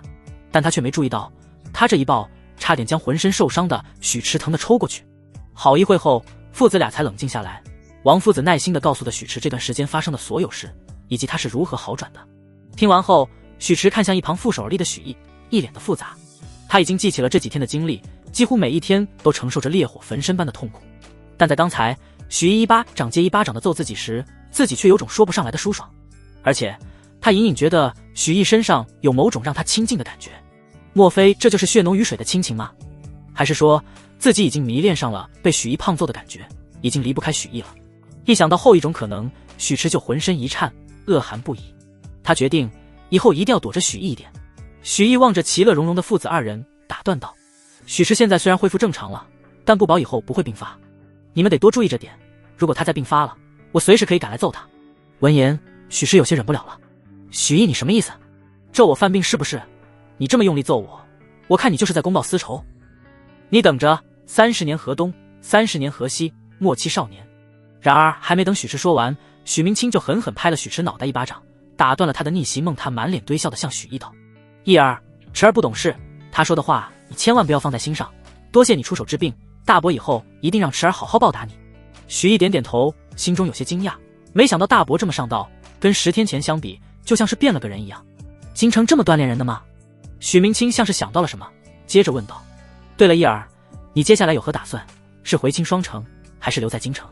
许毅坦然道：“实不相瞒，我来京城确实有拜入青藤书院的想法。”说着看向王夫子问道：“王夫子，不知书院的入门考核是什么？小子现在可不可以去考？”许迟闻言刚想要嘲讽，但想想自己这被打得肿如猪头的脸，又知趣的忍住了。王夫子有些欣赏的说道：“其实许毅你已经通过青藤书院的考核了。对于招收学子，书院有2种招收方法，第一种是正常考核，对学子的资质有要求，必须要拥有4级以上的武魂；而第2种则简单粗暴，只需以光明正大的手段打败一位同年龄的书院学子即可，并且对资质要求比较宽松。就在刚才，你已经通过了第2种考核，有老夫亲自见证。”说着，王夫子语气柔和下来，恭贺道：“恭喜你，许毅，你已经成为青藤书院的学子了。”许毅听完恍然大悟，没想到打一顿许迟还有意外收获。王夫子又道：“当然，许毅你只是刚刚通过了考核，之后你还需登记入册，并展示自己的武魂。”说到这，他认真道：“之前你几次检查武魂都是无武魂，但你修炼速度如此之快，不像是无武魂的样子。或许是我等学艺不精，没能探查清楚。我准备请院长前来，亲自为你检测武魂。许毅，你意下如何？”许毅没有急着回答，表现出思索的样子，实则是在询问冷云长是否要答应。他担心的共有2件事：一是混沌顶武魂被看破，2是真实修为被看破。天元国第一学院的院长，其实力必定远超自己无数，自己面对他必须小心谨慎。许毅，你答应即可，混沌顶武魂没那么容易被看破。至于你的修为，这次我会替你遮掩，之后再教你隐藏气息的手段，让你无需担忧类似情况。听到冷云长的这番话，许毅心中一定，答应了王夫子的要求。王夫子离开小院，不一会，他便陪同一位英姿不凡的男子回来。那是一位中年男子，留着美髯，身穿青色的儒袍，看起来既文雅，又有一种上位者的威严之感。许毅猜测，这便是那位地位尊崇的青藤书院院长。院长，那孩子便是许毅，刚才轻易打败了发狂的许迟，并且修为已经高达5徒4重。王夫子介绍一番，然后恭敬道：“院长，我上次检测许毅的武魂时，确实没发现他有武魂，但他显然不像别的无武魂之人一样无法修炼，相反，他的进步速度不亚于咱们书院的天才们。您对武魂研究颇深，不如您给许毅看看武魂，说不定能看出特别之处。”书院院长捋着美髯，微微颔首。他先是慰问了刚恢复正常的许迟几句，然后才看向许毅，神情温和，给人一种如沐春风之感。他伸出手搭在许毅的手腕上，一股雄浑到极致的元力涌入许毅体内，细细探查。众人都在旁紧张地看着。时间1分1秒过去，书院院长的神情逐渐变得凝重，眉头微皱。王夫子迫不及待地问道：“院长，您可有什么发现？”书院院长收回手，摇了摇头说道：“我并没有从许毅这孩子身上感觉到武魂的存在，但我听闻10级之上的某些传说中的武魂，早期都有过自毁的现象。许毅修炼如此之快，却无法被检查出武魂，或许是因为他的武魂主动隐藏了。”王夫子、许明清以及许迟听到这话，都露出了震惊之色。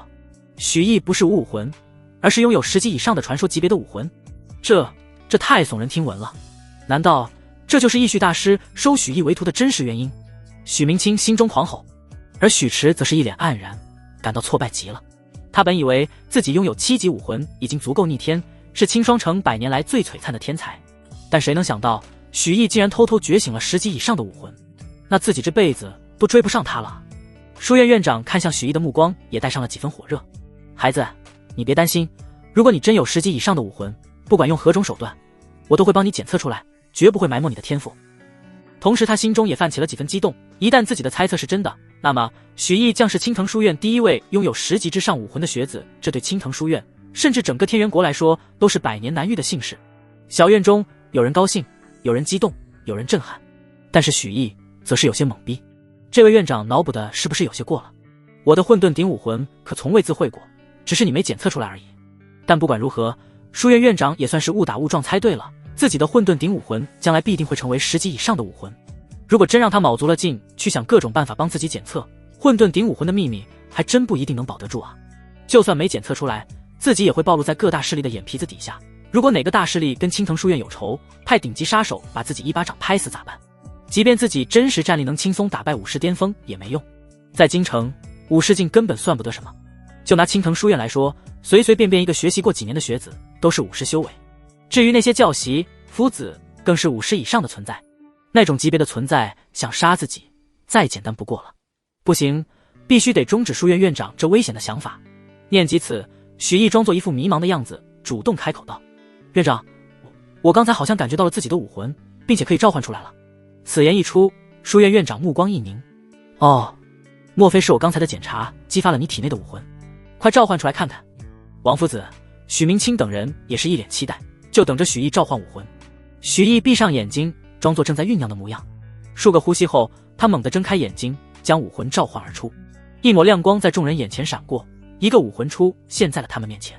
只见这武魂浑身漆黑，生有6足，有着一对触角和锋利的牙齿，不是他物，正是一只蚂蚁。蚂蚁，在场所有人都傻眼了，怎么会是一只蚂蚁？不可能啊，这不是最常见的1级武魂吗？书院院长和王夫子等人不信邪，又细细探查了一番，确实是只1级蚂蚁武魂，毫无特殊。许毅眨了眨眼，故作懵懂地说道：看来我的武魂是蚂蚁，难怪我天生神力。其实许毅并不是故意显露1级蚂蚁武魂恶心人，只是除了蚂蚁武魂外，其他武魂他都不好显露出来。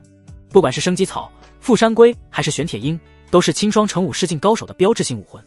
自己大伯在这儿呢，如果他注意到这一点，再查到拥有这3种武魂的武者恰好在近期丧命了，他会怎么想？只有蚂蚁武魂最为常见，最不容易被怀疑。众人在沉默一阵后，书院院长最先反应过来，叹息一声道：看来是本院多心了。其实因为武魂太弱而迟迟无法显化的例子也不是没有。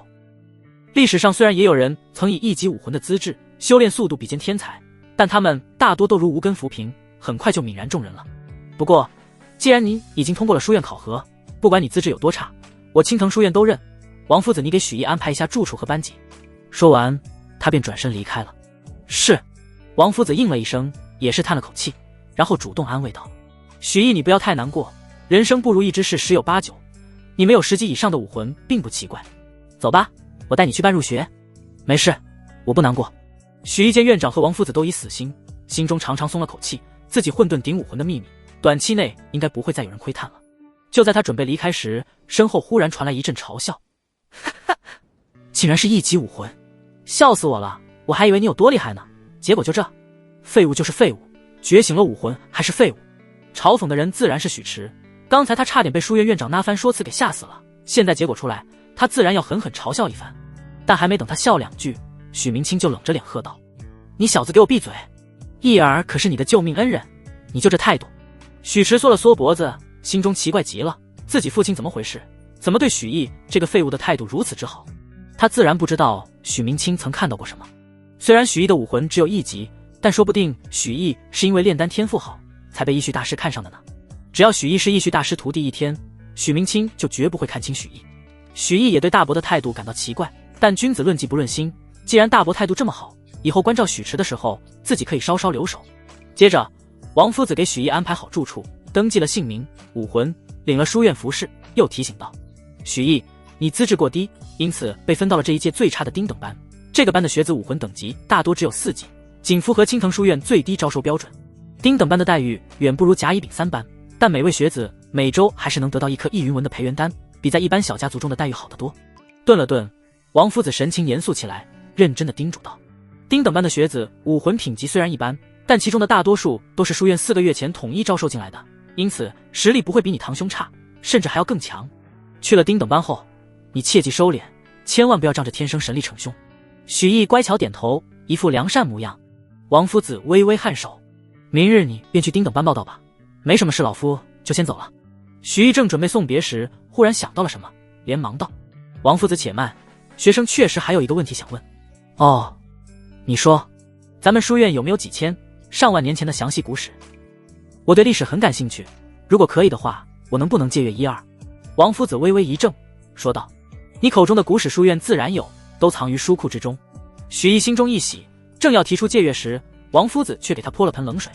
但那些古史都是传承数千年的孤本、绝本，极为珍贵，都珍藏于书库最顶层，从不外流，学子不得观阅。想看书库顶层的书，只有成为武道第3境，也就是武宗境，并取得书院夫子之位，才能入书库顶层。听到这严苛的要求，许毅心中不由一叹。成为武宗境还好说，以他的资质，再加上各种丹药的辅助，要不了多久就能达到。但想成为青藤书院的夫子，必定得经过重重考核，不是一朝一夕能够做到的。而书库顶层的书不能被带出书库的铁令，也注定他不能让他人代劳。看来只能慢慢谋划了。送别王夫子后，许毅自语道：看来我不能彻底低调，得在接下来的一段时间将真实修为一点点的展现出来，总不能在青藤书院空耗几年。至于这么快变强的理由，得赶紧找一个合适的出来。但左思右想，许毅都没有一个好方法，只能慢慢从长计议了。而这时，自己脑海中突然有一股信息涌入，随即冷云长的声音响起：许毅，我刚给你的是最适合你这个级别的易容和敛息武技，你熟悉熟悉，以后不管易容炼丹师还是面对比你高几个大境界的武者时，你都能掩盖身份和真实修为。多谢仙子姐姐。许毅闻言，精神顿时一振，立刻细细参悟起来。冷云长给自己的这门武技名为千面术，50境就可使用。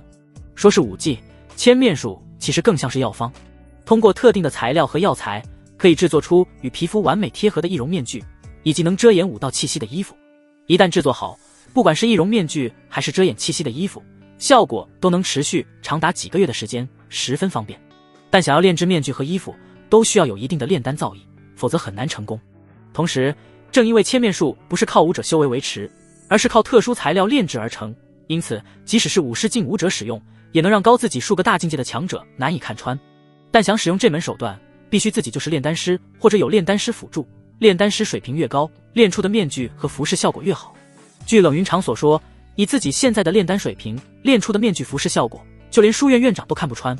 当晚，许毅便制作了一套出来，戴上面具，自己的样貌就会变成一个陌生青年，今后这便是义绪大师的真容。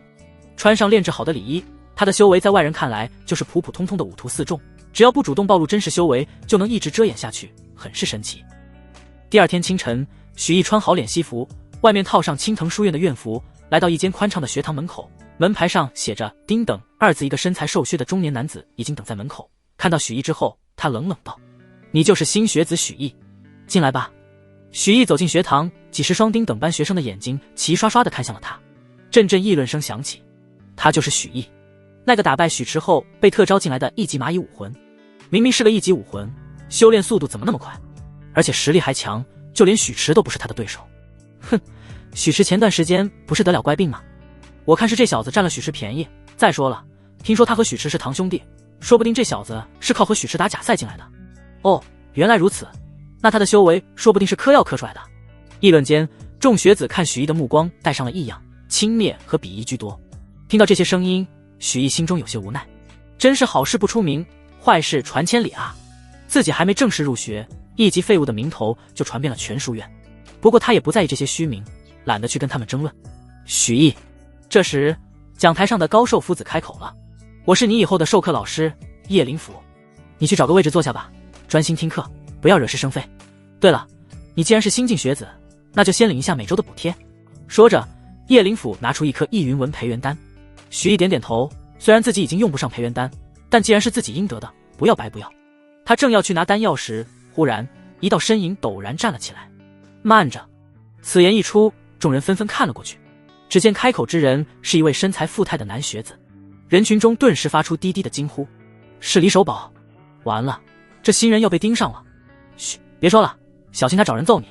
李守宝盯着许毅，冷笑一声，轻蔑地说道：“你一个一级武魂的废物，也配拿青藤书院的补贴？培元丹用到你身上，还不如用到狗身上呢。”许毅眉头一挑，说道：“你这话是什么意思？”李守宝双手抱胸道：“难道我说的还不够清楚吗？你不配。你要是不服，那就跟我打一场。你要是赢了，当我什么话都没说；但你要是输了，就从我胯下爬过去，怎么样？你敢吗？”此言一出，堂下顿时传出低低的哄笑声。有几名李守宝的小弟嬉皮笑脸地说道：“宝哥，你吓到我们许毅了，说不定都快尿裤子了。是啊，宝哥你都5突5中了，那个打假赛进来的废物怎么敢跟你打的？叶灵甫见状皱了皱眉说道。肃静，都成何体统？许毅，你赶紧拿了丹药下去吧，别理会他们。这个世界人人尚武，青藤书院自然也不例外。学子之间的互相争斗，只要不闹出什么人命，书院基本是不管的。若没有好斗之心，那还是武者吗？但许毅毕竟只是1级武魂，而且才刚刚入学，要是热血上头，冲上去跟李守宝打的话，肯定会输得很惨。所以叶灵甫才出面调停。而就在这时，让所有人都没想到的是，许毅却淡淡一笑，看着李守宝道：好啊，要打就别磨蹭，不要耽误了其他学子们的时间。不过你要是输了，得再赔给我1颗培元丹。此言一出，李守宝和众学子以及叶灵甫都愣住了，他们目光怪异地看着许毅，这小子是疯了吗？1级武魂打4级武魂，5突4重打5突5重，这简直是在找死啊！李守宝短暂地愣了一会后，立刻兴奋地点点头。好，算你有点胆色，赶紧给本大爷滚下来领打。他心中暗暗发笑，真是一个沉不住气的家伙，随便激将了2下就着急求打了。今天好好教训你，让你知道谁才是丁等班的老大。许毅淡淡点头，走到了李守宝的面前。开始吧。好。李守宝激发元力，如一头蛮熊般大步朝着许毅撞了过来。看到这一幕，众学子都忍不住摇头。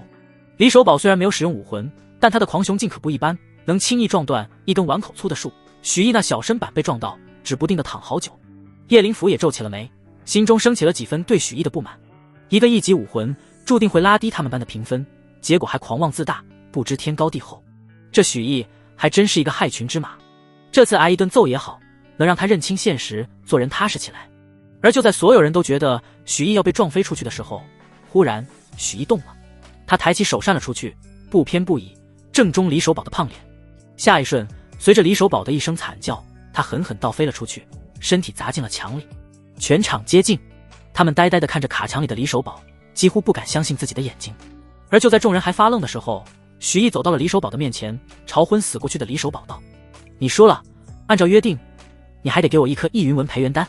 见李守宝迟迟没有动静，许毅便说道：既然你不愿意给，那我只好自己拿了。说着，在李守宝的储物袋里翻了翻，翻出1个易云纹培元丹，又领了自己的培元丹，找了个视野好的座位坐下。而这时，众人才齐齐回过神来，瞬间一片哗然。李守宝败了，而且被许毅1巴掌就扇飞了。许毅是怎么做到的？他不是才5突4重吗？怎么能越2个小境界对敌？他真的是1级蚂蚁武魂吗？看起来比我都强了。众学子不断发出了惊呼，都快以为自己看到幻觉了。在这一片骚乱当中，叶灵甫开口道：都肃静，王宇你去找来医师，将李守宝带下去治疗。其他人别交头接耳了，好好听课。叶灵甫的话显然是很管用的，全班很快就安静了下来。不多时，李守宝也被书院内的医师带了下去。而这时，叶灵甫看向许毅，目中带着几分严厉。许毅，这次多亏你运气好，慌乱出手时恰好打中了李守宝的脸，靠惯力将他带飞了出去。如果没有这次巧合，你被李守宝撞一下，必然骨断筋折，哪怕有书院医师治疗，也得躺半个月。你只是一个5突4中的新人，别给我好勇斗狠，明白吗？许毅微微一愣，顿时有些好笑。莫非这位叶夫子觉得自己刚才随意挥出的那1巴掌是巧合？那只是因为自己没有认真，也没有用全力罢了。不过算了，误会就误会吧，省得解释如何靠5突4重修为秒杀5突5中这件事。而学堂内的众学子也都听信了叶夫子的话，恍然大悟，原来只是一场巧合啊！李守宝可真倒霉，我就说许毅怎么可能打败5突5重的李守宝吗？哼哼，那许毅的麻烦可大了，等李守宝恢复过来，肯定会找他麻烦。许毅幸运得了1次，还能幸运第2次吗？就算许毅有真材实料又如何？李守宝的家世可不简单。总之以后书院里书院外都有他好受的。学子们交谈了几句，看许毅的目光满是怜悯。许毅对此自然满不在乎，静静地听着课。李守宝的抱负，以自己的真实实力来算，那小胖子在修炼10年都赶不上自己。至于李守宝后面的家族，再大难道能有青藤书院大？只要待在青藤书院内部，没有外人敢对自己出手，书院是不禁止打架，但那是书院同辈之间的争斗，要是有人敢以大欺小，书院必定重拳出击。没一会，许毅就将李守宝的事抛在脑后，被叶灵甫讲述的课程所吸引。今天我们继续学斩天剑法的第1式剑破天穹。斩天剑法是咱们青藤书院最基础，也是涵盖流派最广的剑法之一。别看斩天剑法只有9式，你们在正常状态上练习时也毫无特殊之处。但倘若你们与各自武魂融合，获得武魂加持时，斩天剑法每一招每一式的形态都会根据你们武魂的不同做出相应的变化。可以说，我教给你们的虽然是同一种剑法，但每个人使出来效果都有强有弱，不尽相同。当然，不管你们的武魂是什么，等级有多么高，想要用好斩天剑法，足够的熟练度和剑道造诣都是必不可少的。大家手边都有相应的斩天剑法秘籍，翻到第3页好好学。叶灵甫一手握着木剑，一手拿着秘籍说道。是。哗哗的翻书声响起。斩天剑法以速度著称，面对飞行的或者速度敏捷的妖兽有着奇效。第一是剑破苍穹，它的要点是，叶灵甫一边口述，一边用木剑演示武技，竟然能根据武者武魂的不同，产生的效果也相应发生改变。许毅听到叶灵甫的这番讲解之后，陷入了震惊。他从未有学过武技，就算见别人用过，也都是不入品的凡俗武技，因此在许毅的印象中，从来都是武技是武技，武魂是武魂，而没想过两者可以相关联。但青藤书院的第一课就告诉自己，自己曾经的猜测是错误的。那么武魂与武技产生融合之后，又会产生什么样的变化呢？许毅心中充满了好奇，忍不住在心中向冷云长询问。冷云长有些疑惑道，这难道不是一种常识吗？原来你不知道啊。就拿你们学堂夫子现在教的这门剑法来说，不使用武魂的情况下，武者用出来的效果都大差不差。但倘若使用武魂，比如你的碧云珠武魂发出的剑招剑气就会宛若蛛网一般缠绕禁锢敌人，比如蚂蚁武魂使用同样的剑招，剑气就会变大变重，落在敌人身上的力道就会更大。甚至假如这门剑法与生机草这种治愈系武魂融合，武者在运转剑招时展出的剑气很可能没有攻击性，而是会变成能够远程治疗人的剑气。这便是武魂和武技融合之后产生的千变万化，同时也是武者为何如此看重武魂的原因。武者的修炼速度不足，可以用丹药弥补；武者的武魂加持效果太差，可以用护身铠甲或者神兵利器作为替代。这么一看，似乎武魂不是不可替代的存在，但实则不然。武魂的等级品类跟武者以后的战斗体系息息相关。1级武魂的武者和10级武魂的武者，哪怕倾注同样的资源，修炼同样的武技，武技最终的威力和效果都天差地别，无法用外物弥补，这才是武魂真正的重要性。听完冷云长的解释，许毅恍然，同时他心底也忍不住泛起几分寒意。原来武魂等级的差距竟然如天堑一般巨大，几乎注定了武者日后的成就。如果自己真的无武魂，或者只有1级武魂的话，那么他可能付出10倍、100倍的努力，穷尽一生都追不上拥有7级武魂的许池。生来没有的，往后一生都不会再有，何等残酷！好在自己不是真的无武魂或者1级武魂，不然那将是噩梦。许毅收拾好心情，转念一想，立刻又有些激动。如果武技能根据不同的武魂改变效果的话，那自己的武魂可太多了。现在光是能使用的就有4种：蚂蚁、生机草、富山龟、玄铁鹰。每种武魂都有4级强度，使用斩天剑法时会有4种不同的效果，应对不同的场景与敌人，对自己战力的提升，对自己战斗手段数量的提升，堪称恐怖啊！也就是说，武技带给自己的好处远比武技对别的武者的好处要大啊！得出这个结论后，许毅心中激荡，连忙认真听讲，不错过斩天剑法的任何一个细节。而就在这时，冷云长嫌弃的声音从许毅脑海中响起：这种垃圾的剑法不配称斩天。许毅，你不用听讲了，我刚才花了一瞬将这门剑法优化了一番，将之提升到了玄级极品，你用这个打基础效果会更好。许毅微微一愣，随即一套精妙剑法就涌入脑海之中，随之而来的还有冷云长对这套剑法的感悟。武技的级别也分天地玄黄，价值略高于同级别的武器或者天材地宝，可想而知这玄级剑法对于天元国来说有多珍贵。像是原版的斩天剑法最多也就黄级中品罢了，冷云长能在一瞬之间将黄级中品的低等剑法优化到玄级极品，让许毅再一次由衷的感叹这位仙子姐姐的厉害。许毅诚恳的道了声谢，然后不再理会课堂上讲述的原版斩天剑法，专心研习起了优化版斩天剑法。在学习过程中，许毅靠着冷云长给自己的剑法感悟，进进飞快。许毅感觉自己就像吸水的海绵，飞快汲取着剑道知识，几乎每一个呼吸，他的剑法水平就会上一层新天地。自己不使用武技的时候，便能轻松斩杀武师进巅峰的青霜城主黄甫灵竹。如果再学会玄级的斩天剑法，配合4种4级层次的武魂，那是不是能越级挑战武宗了？想到这些，许毅愈发专注了。但是当他将心神全都放在参悟玄级斩天剑法的时候，在旁人看来就与发呆无异了。1分钟2分钟还好，但时间一长，讲课的叶灵甫、以及周围的一众学生都注意到了许毅的走神。叶灵甫见状，心情一下子就不好了。好一个许毅，天赋差，性格狂妄自大就不说了，居然还这么散漫。这才第一天听讲啊，竟然就走神，那以后还得了。长此以往下去，整个丁等班都要被许毅拖后腿，再也没有提升级别的可能。要知道，甲乙丙丁4等班级，每提升1等，全班上下包括夫子的待遇都会暴增。许毅不认真学习，简直是惹了众怒。叶灵甫冷哼一声，将秘籍拍到讲桌上，大喝道：“许毅，你给我站起来！”听到有人叫自己名字，许毅终于回过神，不明所以的站起身问道：“怎么了？叫我有什么事？”见到许毅这迷糊的模样，周围众学子都不由得发出低声的嘲笑。许毅居然敢惹叶夫子不高兴，他完蛋了。是啊，谁不知道叶夫子是出了名的暴脾气，惹火他的话，罚站3个时辰都是轻的。叶灵甫一拍桌子，怒道：“许毅，你有没有在认真听讲？你知不知道你浪费的不光是你一个人的时间，而是整个班级的时间？”许毅很是无辜地说道：“叶夫子，我没有走神，我学得挺认真的啊。”这话是许毅的真心话，只不过学的不是黄级斩天剑法，而是旋级罢了。你还敢狡辩？许毅，你的这一身坏毛病都是从哪学的？刚才大家可都看见了，你两眼发直，呆呆傻傻的，像是认真听讲的样子吗？叶夫子怒吼道：“你给我去室外罚站去，现在就去，没有本夫子的允许，不得休息。”听到这话，许毅有些不乐意了。虽然以他的修为站几天几夜都不会觉得累，但不该受的罚，他可不想受。许毅身形不动，一脸认真地说道：“叶夫子，不管您信不信，反正我已经将斩天剑法全学会了。您若是不信，我现在就可以给你演示。”许毅学习旋级极品斩天剑法的时间很短，但靠着自己的悟性以及冷云长的剑法感悟，虽然还没有完全学会，但想施展出超越原版斩天剑法的剑法，易如反掌。然而在听到许毅这话后，在众学子非但没有相信，反而还笑得前仰后合起来。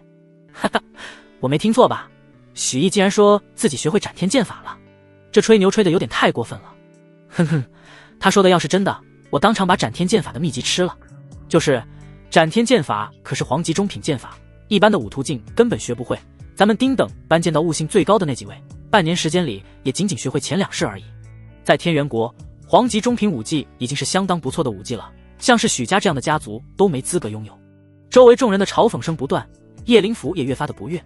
他最讨厌的就是偷奸耍滑、说大话的无能学生，没想到许毅竟然一次性把偷奸耍滑、说大话、无能3样全占齐了。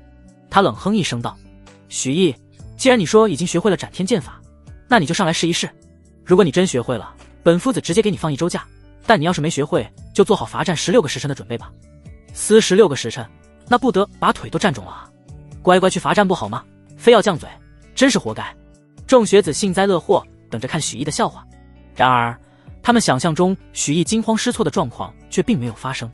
只见许毅淡淡一笑，走出座位说道：“有何不可？叶夫子，您想让我斩什么？”叶灵甫随手一挥，10几只小鸟出现在了房间里，在半空中胡乱扑腾着。仔细一看，这些小鸟竟然不是真鸟，浑身上下都带着木纹，有着大量的活动关节。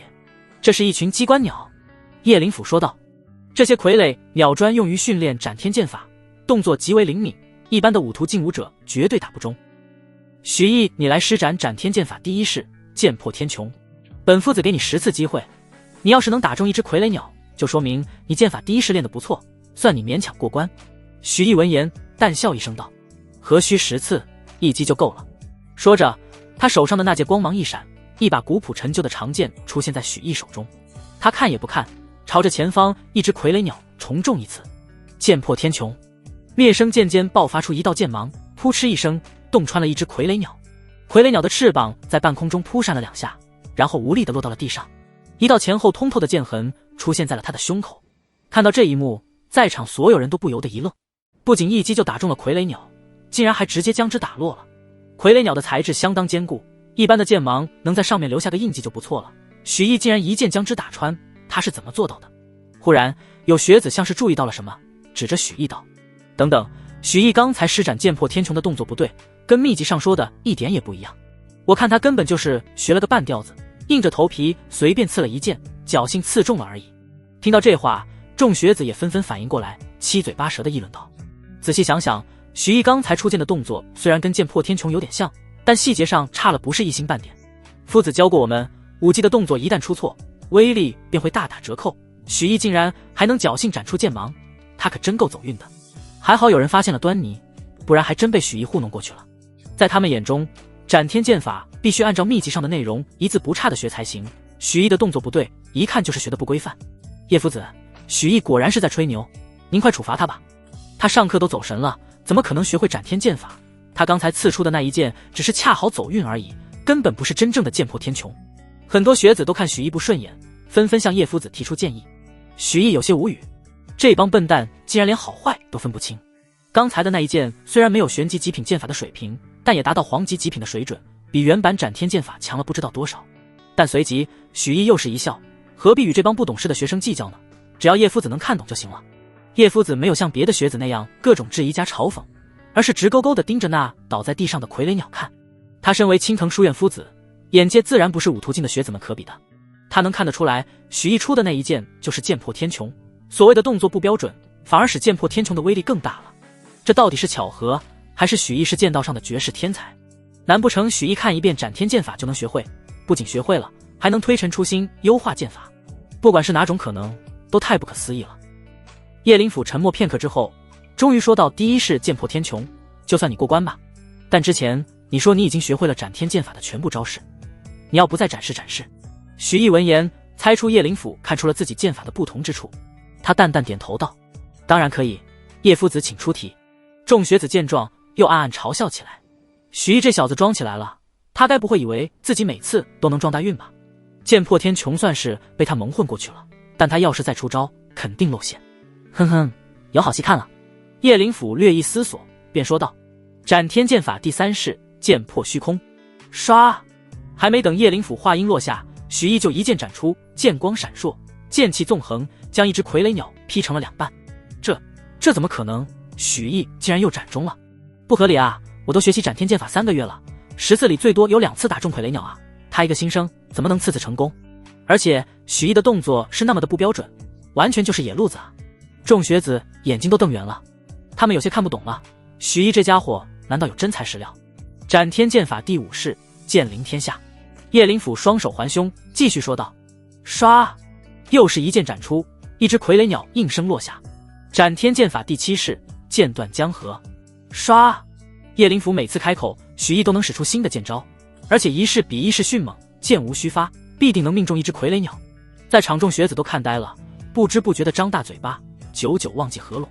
不多时，叶灵甫就将斩天剑法的9种剑招都念完，半空中的傀儡鸟也少了一半。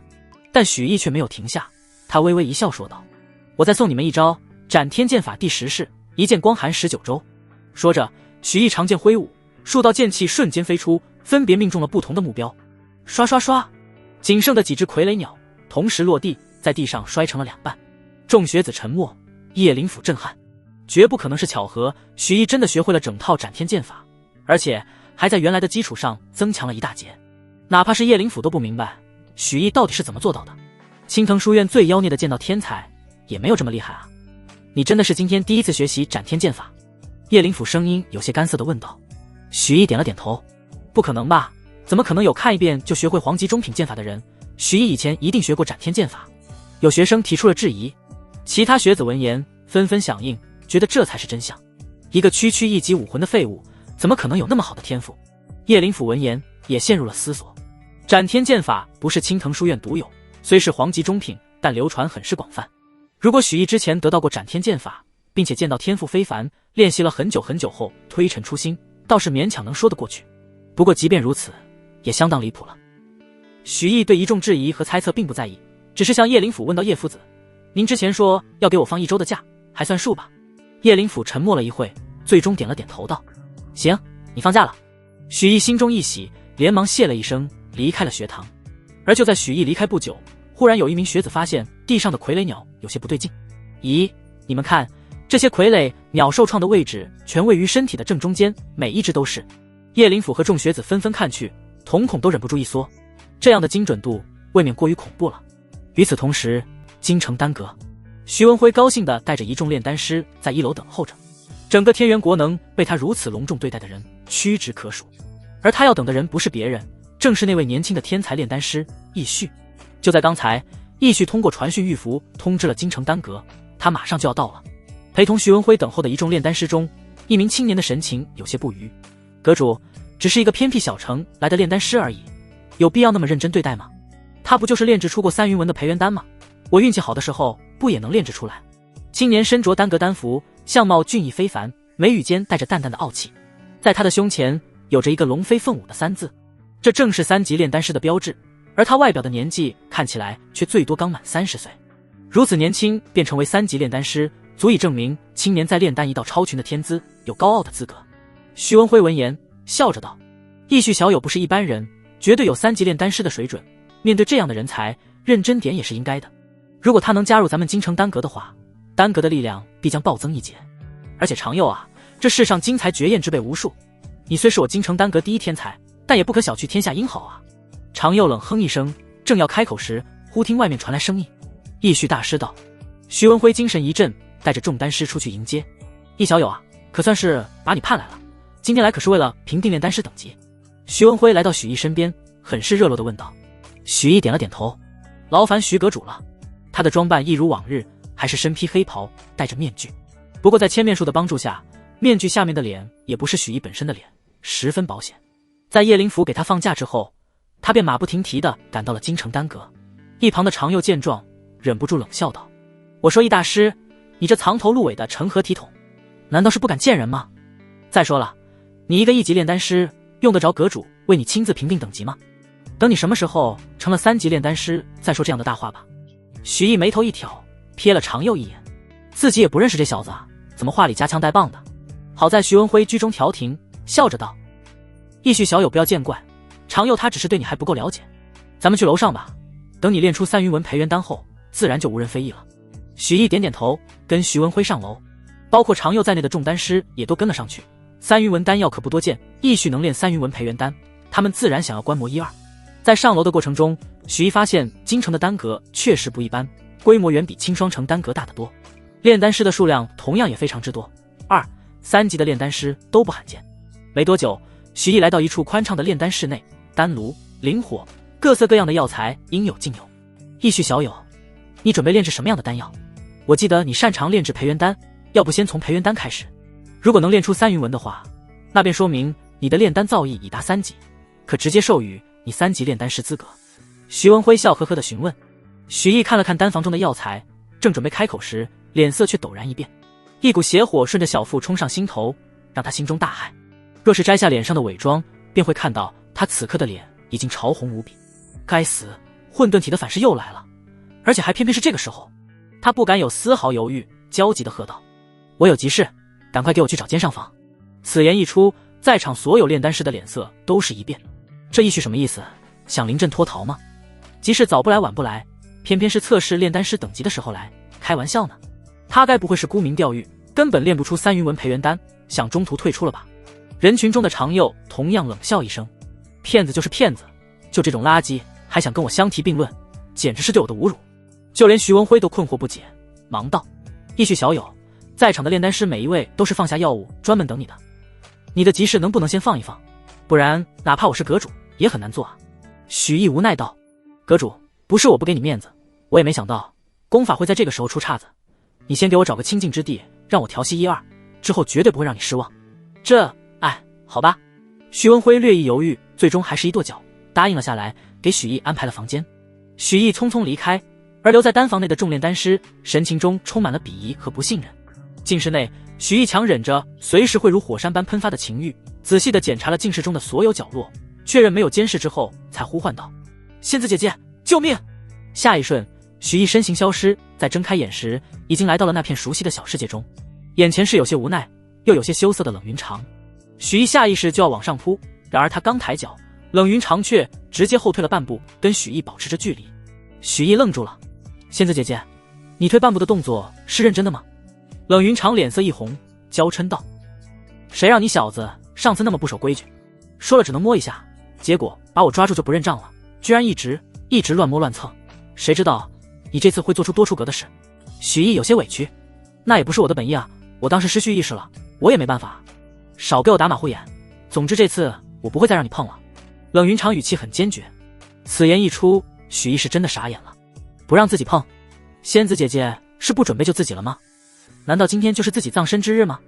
但下一刻，冷云长的话锋一转，道：不过，我可以分出一丝灵魂，造一具分身，分身也相当于我的一部分。你对分身上下其手，也能缓解欲望。他素手一挥，一个与冷云长本尊一般无二，浑身不着寸缕，双目无神的少女出现在许毅面前。紧接着，一缕灵光从冷云长的眉心飞出，没入分身，后者的双眼立刻有了神采，不过依然有些木讷。望着和自己一模一样的分身，冷云长本尊俏脸通红地提醒道：虽然是分身，但你也不能做太深入的事，不然你还是会死。然而许毅已经听不进去这些，双眼被欲火填满，狠狠将冷云长分身扑倒。分身和许毅之间紧紧纠缠在了一起，颠渊倒凤。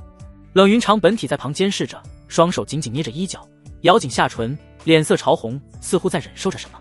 这就是分身的坏处，分身和本体之间的感官是完全共享的。这小淫贼，下次恐怕连分身都满足不了他了吧？冷云长俏脸通红的喘息着，轻声呢喃。许久之后，许毅舒坦地走出静室，回到了丹房。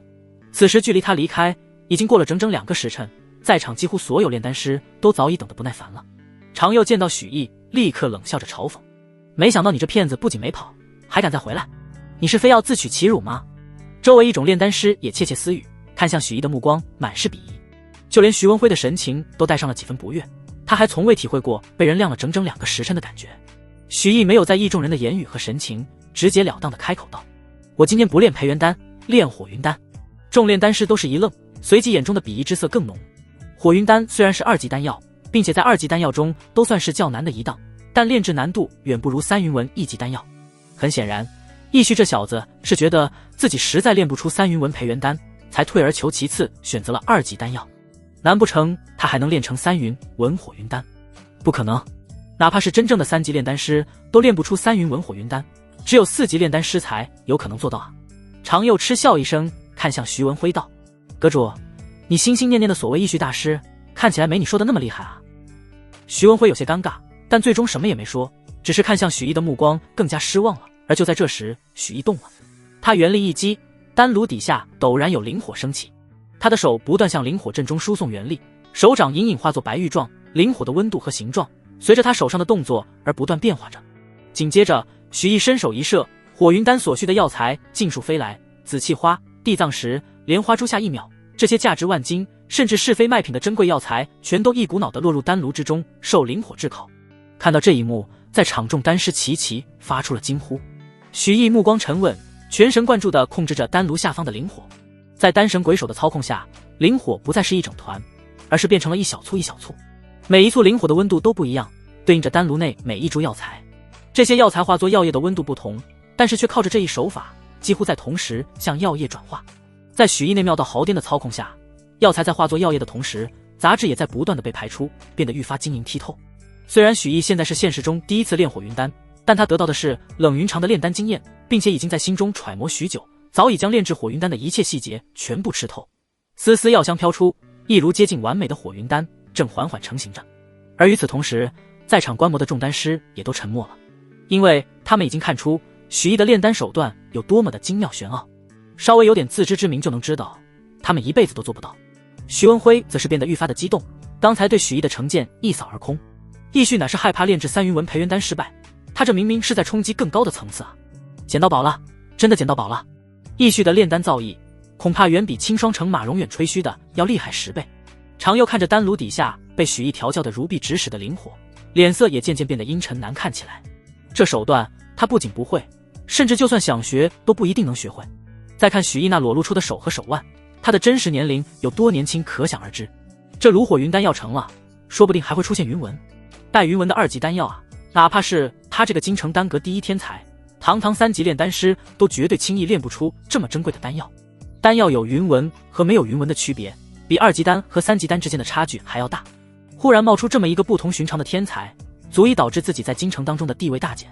京城丹阁第一天才，甚至天元国第一炼丹天才的名头，说不定要易主了。常佑说不嫉妒是不可能的，他的神情在不知不觉间变得紧张，一双手紧紧地攥成了拳头，死死地盯着丹炉。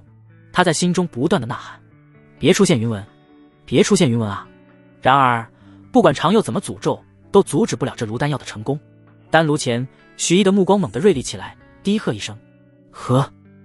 下一瞬，丹炉内部大变，晶莹剔透的药液开始不断融合，固化成了一颗颗圆融的朱红色丹药，浓郁的丹香疯狂地从丹炉中涌出，充满了整个炼丹室。好浓郁的药香！天啊，这样的药力浓度真的是2级丹药，而不是3级丹药吗？在场中炼丹师大口大口地呼吸着丹香，不断地赞叹着，感觉都要飘飘欲仙了。他们忍不住往前凑了几步，想第一时间看到许毅炼出的火云丹的品质。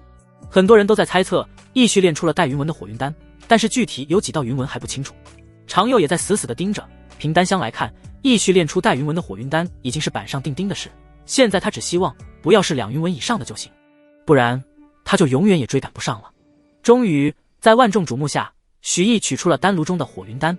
许毅这次的运气不错，一炉出了6颗丹。像是一般的炼丹师，一炉出2颗就狠了不得了。这便是丹神鬼手的强大之处，不仅炼丹速度快，成丹率还高得离谱。而这异于常人的成丹率，自然又是引起了一阵惊呼。此刻众丹师看许毅的目光已经不再带有成见，而是充满了尊敬。紧接着当他们看清楚6颗火云丹上的云纹数量之后，惊呼声更大了。三云纹，我没眼花吧？竟然是3云纹的火云丹！天啊！6颗火云丹中，整整4颗有着3云纹，剩下2颗还是双云纹，这成丹率简直逆天。是我们有眼无珠了，义旭大师的水平远远不止3级炼丹师啊！是啊，我也是3级炼丹师，但这辈子还没炼出过3云纹的2级丹药，跟义旭大师相比，我简直就是个废物啊！我之前竟然嘲讽义旭大师，我该死，我真该死啊！难道我天元国又要出一位4级炼丹师了吗？众丹师看向许毅的目光又变了，他们的眼神已经不再是尊敬，而是崇拜了。在人群中，常佑脸色青红不定，只感觉脸上火辣辣的，就像是被人狠狠抽了几巴掌一样。打脸，太打脸了！之前嘲讽义旭最多的人就是他，结果现在一看，许毅的炼丹造诣竟然甩了自己10条街。他感觉有不少炼丹师向他投来了嘲讽的目光，让他只感觉芒刺在背。他咬紧了牙，一言不发，默默地转身退走了。许久之后，场上的骚乱声终于平复，徐文辉一脸激动地来到许毅面前道：“义旭小友，你的表现实在是太让我惊喜了，真是耳听为虚，眼见为实啊！你的炼丹造诣远比外界传闻的要高。”许毅摆摆手，笑着道：“阁主谬赞了，我也只是最近在炼丹一道上小有突破罢了。”他也有些没想到，自己第一次炼制火云丹就能6颗中出现4颗3云纹，虽然有运气的成分，但也足以说明他的炼丹造诣已经达到炼出2级3云纹丹药的标准不小，一点都不小啊！你口中的这小突破，直接将你拉到4级炼丹师的水平去了。徐文辉紧紧拉着许毅的手，激动的道：“义旭小友，从今日开始，你就是丹阁认证的4级炼丹师了，也是我天元国的炼丹第2人。你既然来京城发展了，那就千万不要走了。如果你愿意留在京城丹阁的话，我立刻拍板，给你荣誉副阁主之位，待遇等同时权副阁主。”许毅被这剧烈的热情给激得有些发愣，好一会才反应过来，连忙道：“阁主您先别急，加入京城丹阁这件事，容我考虑考虑。”说着，他顿了顿，又忍不住问道：“对了，副阁主的待遇都有些啥？”当许毅听到京城丹阁副阁主每月都能得到上百分2级的炼丹药材，每份药材价值数万金，并且权限提高，像是火云丹主材这样的珍稀药材可以用金币随意购买，以及丹阁各种设施随便用，豪宅随便住的时候，许毅果断答应了邀请。当然，荣誉副阁主虽然不用管事，但每月也是要为丹阁付出的。一般来说，每月应该炼制10颗3级丹药贡献给丹阁，但许毅可以用3云纹的火云丹代替，并且5颗就够了。这对许毅来说，也就是开个1炉2炉的事，根本不算什么。不多时，荣誉副阁主的专属丹符以及对应的身份令牌、储物戒指以及每月俸禄等好处，全都给到了许毅的手上。收下这些之后，许毅向徐文辉问起了查阅丹阁古史的事，这件事才是他来丹阁的重中之重。哦，义旭小友还有查阅古史的爱好。听到这个请求，徐文辉微感惊讶，但很快他就爽朗大笑道：“当然可以，这点小事我还是能做主的。义旭小友这边走，本阁主这就带你去藏书阁。”许毅心中一喜，没想到事情进展得这么顺利。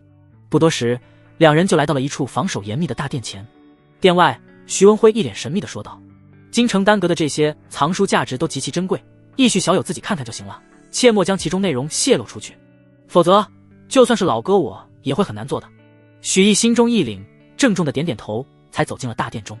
一排排高大的书架整齐地排列在大殿中，上面摆满了或全新或古旧的藏书，一眼望去根本数不清楚到底有多少藏书。许毅心中不由感叹，真不愧是天元国的丹阁总部，底蕴就是丰厚。他走进藏书阁，不断找寻着关于苍梧国的史书。藏书阁很大，好在书架上的书籍排列有着一定规律，许毅很快便找到了目标。他将所有关于万年前历史的史书都翻出来，拿起其中一本典籍细细翻看。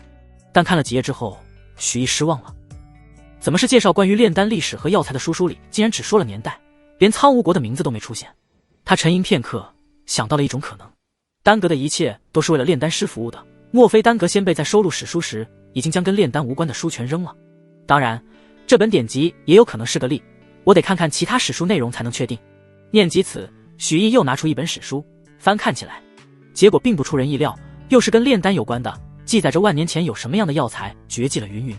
接着许毅又翻看了好几部史书，全都是大同小异的内容，即便出现过苍梧国的名字，也都只是一笔带过。最终他们将整排书架给翻遍了，也没找到任何一点有用的信息。唉，一无所获。许毅有些无奈，这些典籍有价值吗？对于炼丹师来说，价值当然非常大，但对于他真正的目的来说，一点用都没有。看来丹阁这条线指望不上了，只能寄希望于书院这条线。同时自己这4级炼丹师的身份也能做做文章，只要自己许下承诺，应该很快就能组织起一批人脉去搜寻苍梧国的历史，迟早会出结果。许毅走出藏书阁，向徐文辉表示了想找苍梧国正史的意思，后者顿时有些为难，因为丹阁不管是总部还是分部，都压根不会收录那种东西。不过许毅也并不是毫无收获，徐文辉答应帮他打听这件事，并且还告诉他天元国境内正史最多的地方无外乎2处，一处是教书育人、地位超然的青藤书院，一处便是天元国皇室。尤其是后者，作为这片土地上曾经出现过的皇朝的继任者之一，对于过去的历史必定保存极为完整。许毅立刻将参观皇室书库的事当做了一大目标。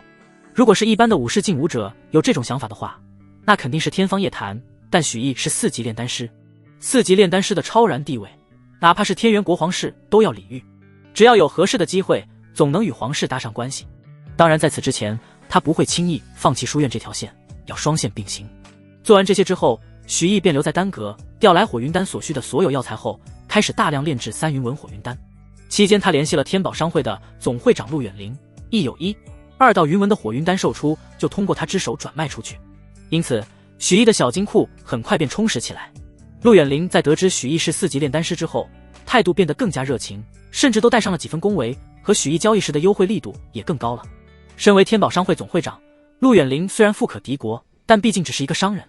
若许毅是3级炼丹师，他还能平等交流，但面对已经成为4级炼丹师的许毅，他怎敢端枪拿掉？傍晚时分，他已经连开了3炉，成功率没有第一次炼火云丹时高，但也获得6颗3云纹火云丹。2云纹的火云丹若干，再加上认证4级炼丹师时炼出的4颗3云纹火云丹，他已经有了足10颗3云纹火云丹。而大部分武者对火云丹的耐药性也就10颗而已，即使是许毅也不例外。他没急着分出5颗3云纹火云丹给丹阁完成这个月荣誉副阁主的任务，准备自己用够之后再给别人用。而在许毅炼丹的时候，一个消息在京城中不胫而走，京城丹阁有一位强大的4级炼丹师加盟，其名为义旭。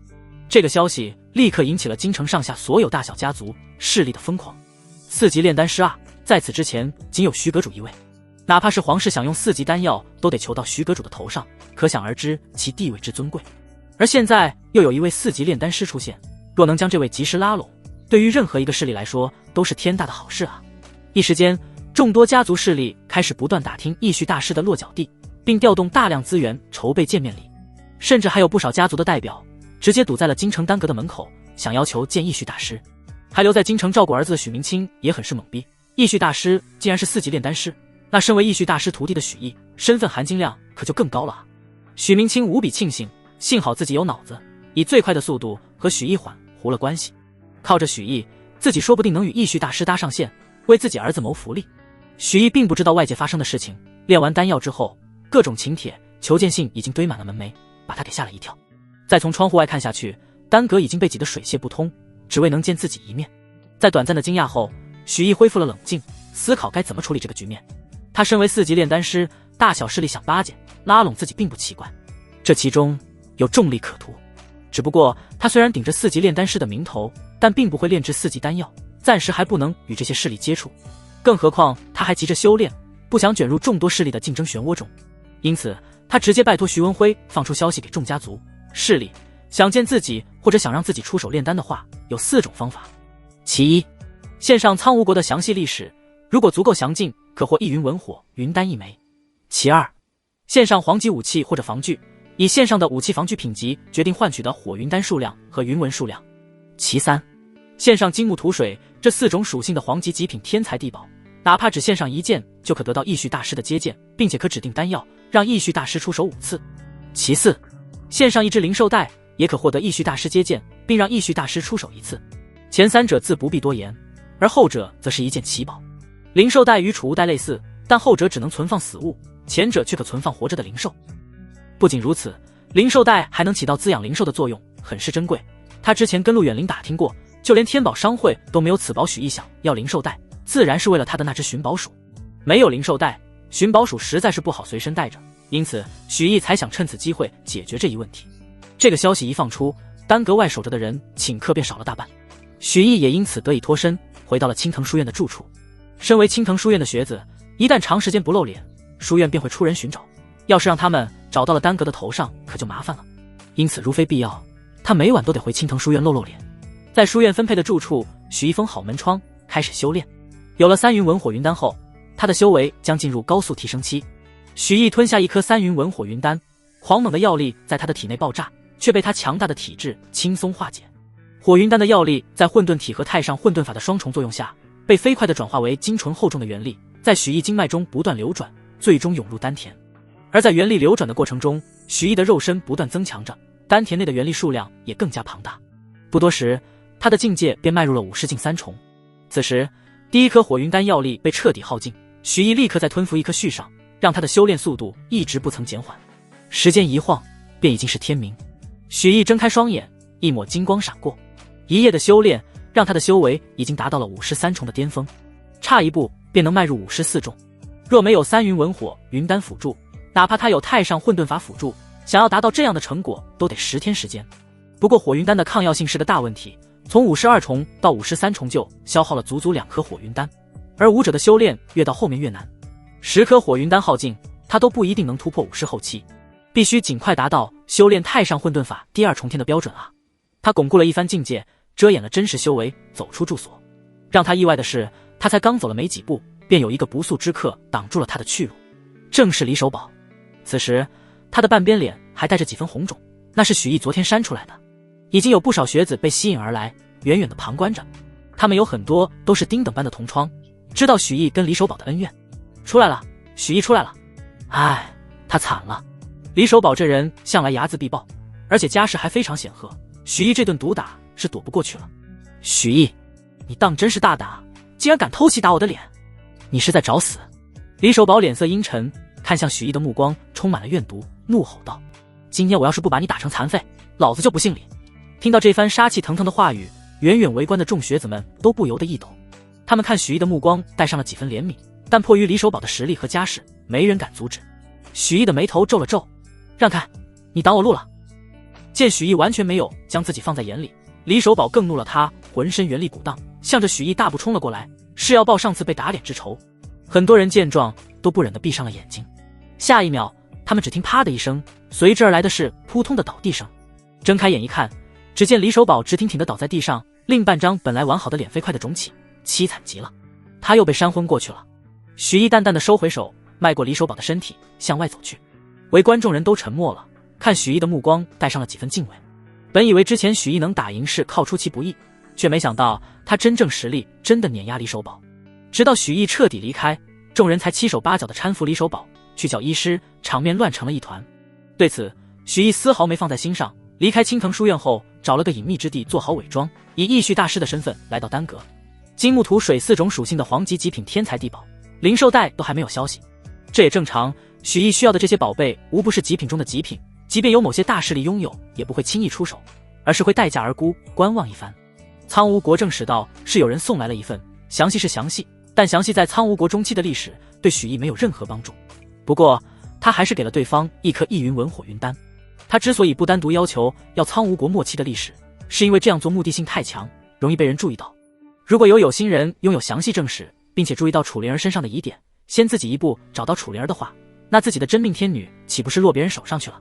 所以许毅不急也不能急，不过黄级兵器、防具，许毅倒是收购到了不少，并且全是中品、上品，连下品都没有。这让许毅忍不住感慨：京城的大势力就是富啊！而这还仅仅只是一夜时间的成果。随着时间的推移，最先一批线上武器和防具的势力尝到甜头后，自己获得的武器防具只会越来越多。许毅收起这些武器防具，当即开炉炼丹，给这些送来武器防具的势力酬劳。黄级中品武器防具，其价值在8万到10万金上下，基本等同于一云文火云丹。在云文火云丹普遍稀缺的情况下，两相交易，前者还赚了。至于黄级上品武器防具，价值起步也在30万金，许毅很豪爽，直接整了一颗3云文火云丹给对方，后者堪称血赚。这样的收获让还在观望的京城大势力们直接就沸腾了。很快又有陆陆续续的武器防具被送来，只不过一直不见有黄级极品的武器防具出现，让许毅有些遗憾。没有黄级极品武器防具，他的肉身强度最高只能达到黄级上品，这让他很难受。不过这是急不来，他有耐心。他在丹阁炼了几炉火云丹，用于交易武器防具，并且给京城丹阁交付了5颗3云文火云丹，将丹阁副阁主的每月任务完成，然后才回去继续修炼。许毅先是消耗1颗3云文火云丹，将只剩临门一脚的武师4重突破，然后将得来的黄级武器防具一一炼化。在这枯燥的修炼中，时间很快来到了深夜。许毅缓缓睁开眼睛，眼中露出了一抹喜色。炼化了得到的所有武器防具后，他的身体素质已经来到了黄级中品武器的级别，真正达到了刀枪不入的水平。现在的自己，哪怕站着让武师进巅峰打，都不会受丝毫伤害。而就在许毅细细感悟着实力的提升时，忽然耳畔有一股风声袭来。许毅头一歪，一股劲风从他的脸颊掠过，落到了空处。嗤！利刃刺透床板的声音响起，许毅转头一看，距身体1寸之遥处插着一把泛着雪亮寒光的短刀，而刀的主人则是一个漆黑的身影，他的身体如黑雾一般飘忽不定，近乎完美地融入到了影子当中，哪怕自己亲眼去看，不仔细看的话都看不到，肉眼难以看清，元力更是完全无法感知到对方。许毅尝试放出元力去探查对方所在之处，结果一片空白，检查不出丝毫异常。难怪直到对方攻击之前，自己都没有丝毫察觉。此人这隐匿行踪的能力，定然是他武魂的效果，是天生当杀手的料子。杀手！许毅惊愕，既惊愕于这名杀手武魂的不凡，也惊愕于为何会有杀手找上自己。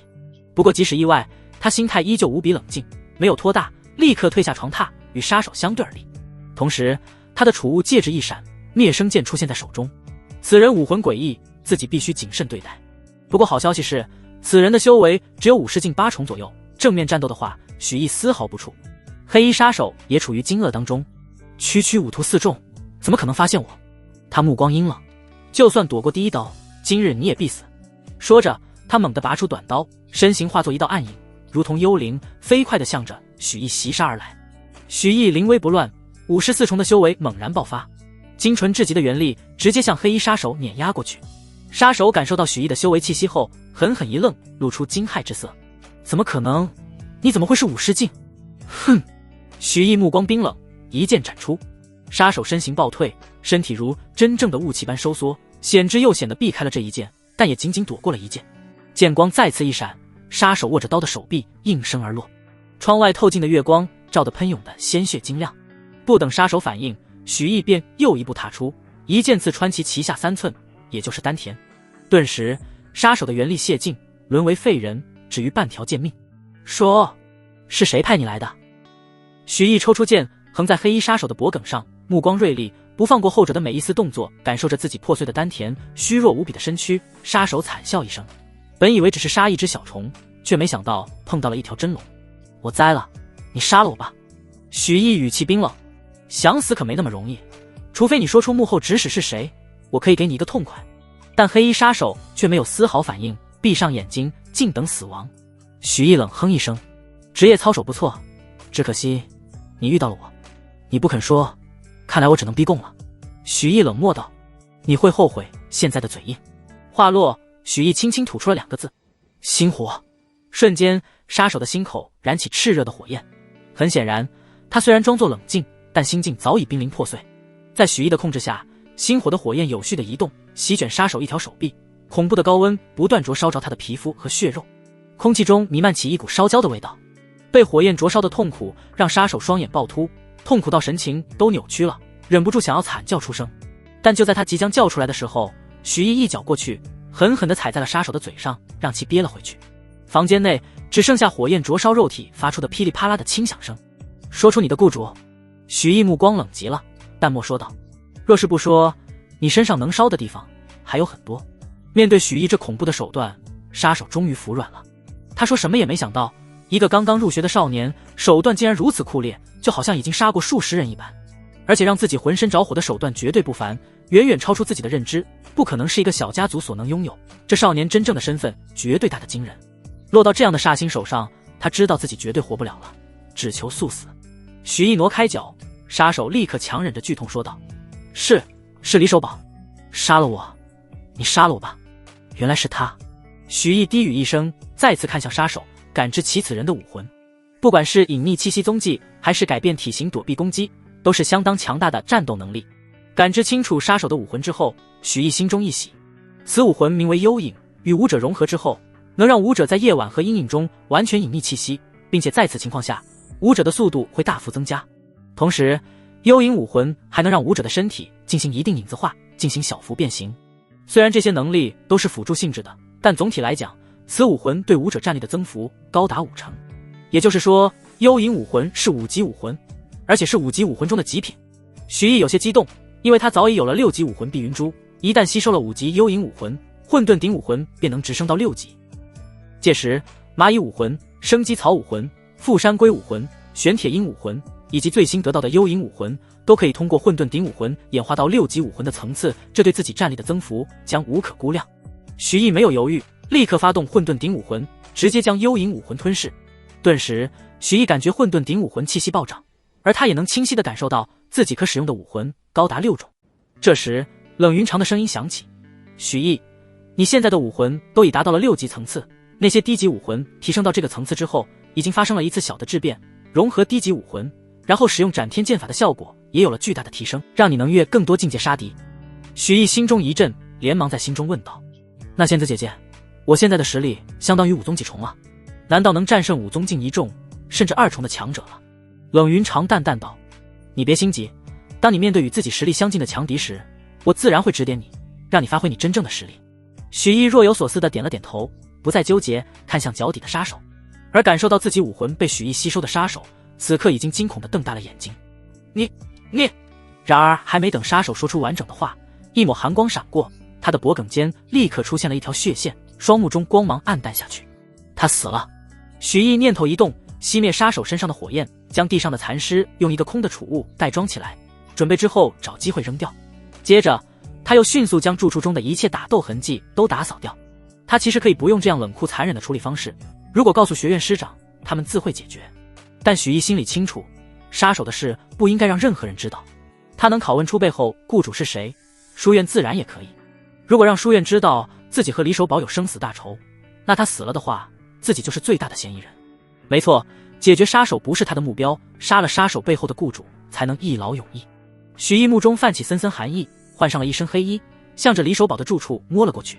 同为丁等班的学子，他们的住处被分配在同一块区域。许毅和李守宝的住处距离并不远。一路上，许毅召唤出已经6级的混沌顶武魂，幻化成幽影武魂，元力迅速消耗，身体化作黑影前行，轻松避开巡逻的武士境守卫，很快便找到了李守宝的住处。此刻，李守宝的住处还亮着灯，很显然是在等那个杀手的好消息。不过很可惜，他等不到了。许毅摸到李守宝住处的窗户边，轻轻一推，窗户便开了。许毅轻松地潜了进去。怎么这么慢？许毅那个小畜生处理得怎么样了？一直焦急等候的李守宝站起身，语气很是不悦。他将身化幽影的许毅当成了派出去的杀手，他脸上浮现出一抹残忍的笑容。许毅那杂种敢打本少的脸，他该死，只有死了才能解我心头之恨。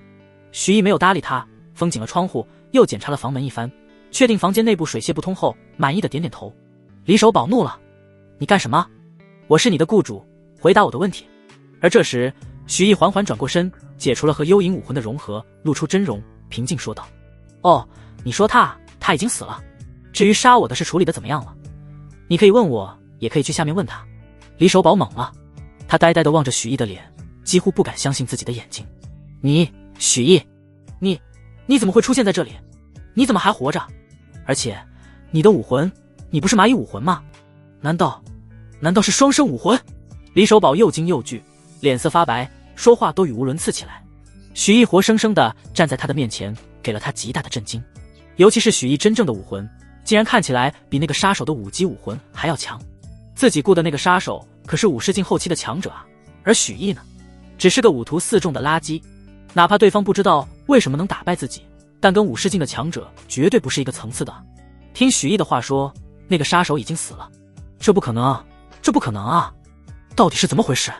但他已经没时间去想了。看许毅这杀气腾腾的样子，这是准备杀了自己啊！恐惧升上李守宝的心头，让他不断的后退，直到贴着墙根，退无可退。许毅，你想怎么样？你不要给我乱来！我告诉你，我爹可是公爵，我哥李林是这一届甲等班的夫子。你不能杀我，你不能杀我，不然你绝对会死无葬身之地！李守宝慌乱的大叫着，但许毅却仿佛没听到一般，依旧步步紧逼。寒光一闪，灭生剑出现在许毅手中，他神情冷漠，向着李守宝的脖颈斩出。啊！不要！李守宝惨叫起来。而就在这时，他腰间的一块玉佩忽然破碎，大量手腕粗细、深棕色的坚韧树藤从中冒出，向着许毅缠绕而来。许毅心中一惊，手中灭生剑狂舞，飞快将树藤斩断，身形暴退。顷刻间，树藤占据了小半个房间，将所过之处的所有东西都搅成了碎渣。许毅甚至看到一个由铁木打造成的书桌被树藤轻松扭成了麻花。他暗暗心惊，幸好灭生剑够锋利，这是5宗级别的力量，如果没有灭生剑，哪怕是黄级中品武器级的肉身也会受损。看到这一幕，李守宝的眼睛猛地一亮，他惊喜道：差点忘了，我身上有我爹赐给我的护身玉佩。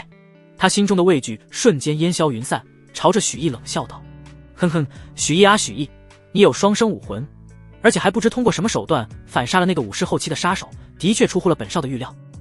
但是你就算再厉害又如何？我爹可是5王境的强者，这玉佩当中有我爹的一缕武魂真意，威力能杀死5宗一众，你必死无疑。他贪婪地打量着许毅手中的灭生剑，你这把剑看着破旧，没想到竟然这么锋利，等你死了，它就是我的了。许毅神情不变，心中却在算计，威力能够杀死5宗一众的护身手段，足以抵挡自己一段时间，而自己却得速战速决，还不能弄出太大动静。因此，像是融合武魂、使用斩天剑法之类的手段，能不用还是尽量不用为好。有点麻烦啊，但双方早已不死不休，他不能退。许毅不再隐藏54中的修为，全部释放出来。李守宝神情顿时变得骇然，忍不住发出惊呼：54中的修为？这不可能！你怎么会这么强？他和许毅可是同龄人啊，甚至还要比许毅大不少。然而双方的修为差距却差了一个大境界，8个小境界。之前得知杀手被杀的时候，他还以为许毅跟自己一样是有什么强大的底牌，但现在看来，那杀手竟是被许毅亲手解决的。就算你有双生武魂，你也不该这么强啊！李守宝不敢置信，但随即他又像是想到了什么，眼中贪婪之意更甚。莫非你获得过什么奇遇？很好，我改主意了，我要将你抓起来，好好拷问你的奇遇到底是什么。在他看来，即使许毅是54中，也不能敌得过自己5宗级别的护身手段。死到临头而不自知。许毅淡淡摇头，再度提剑杀了过去。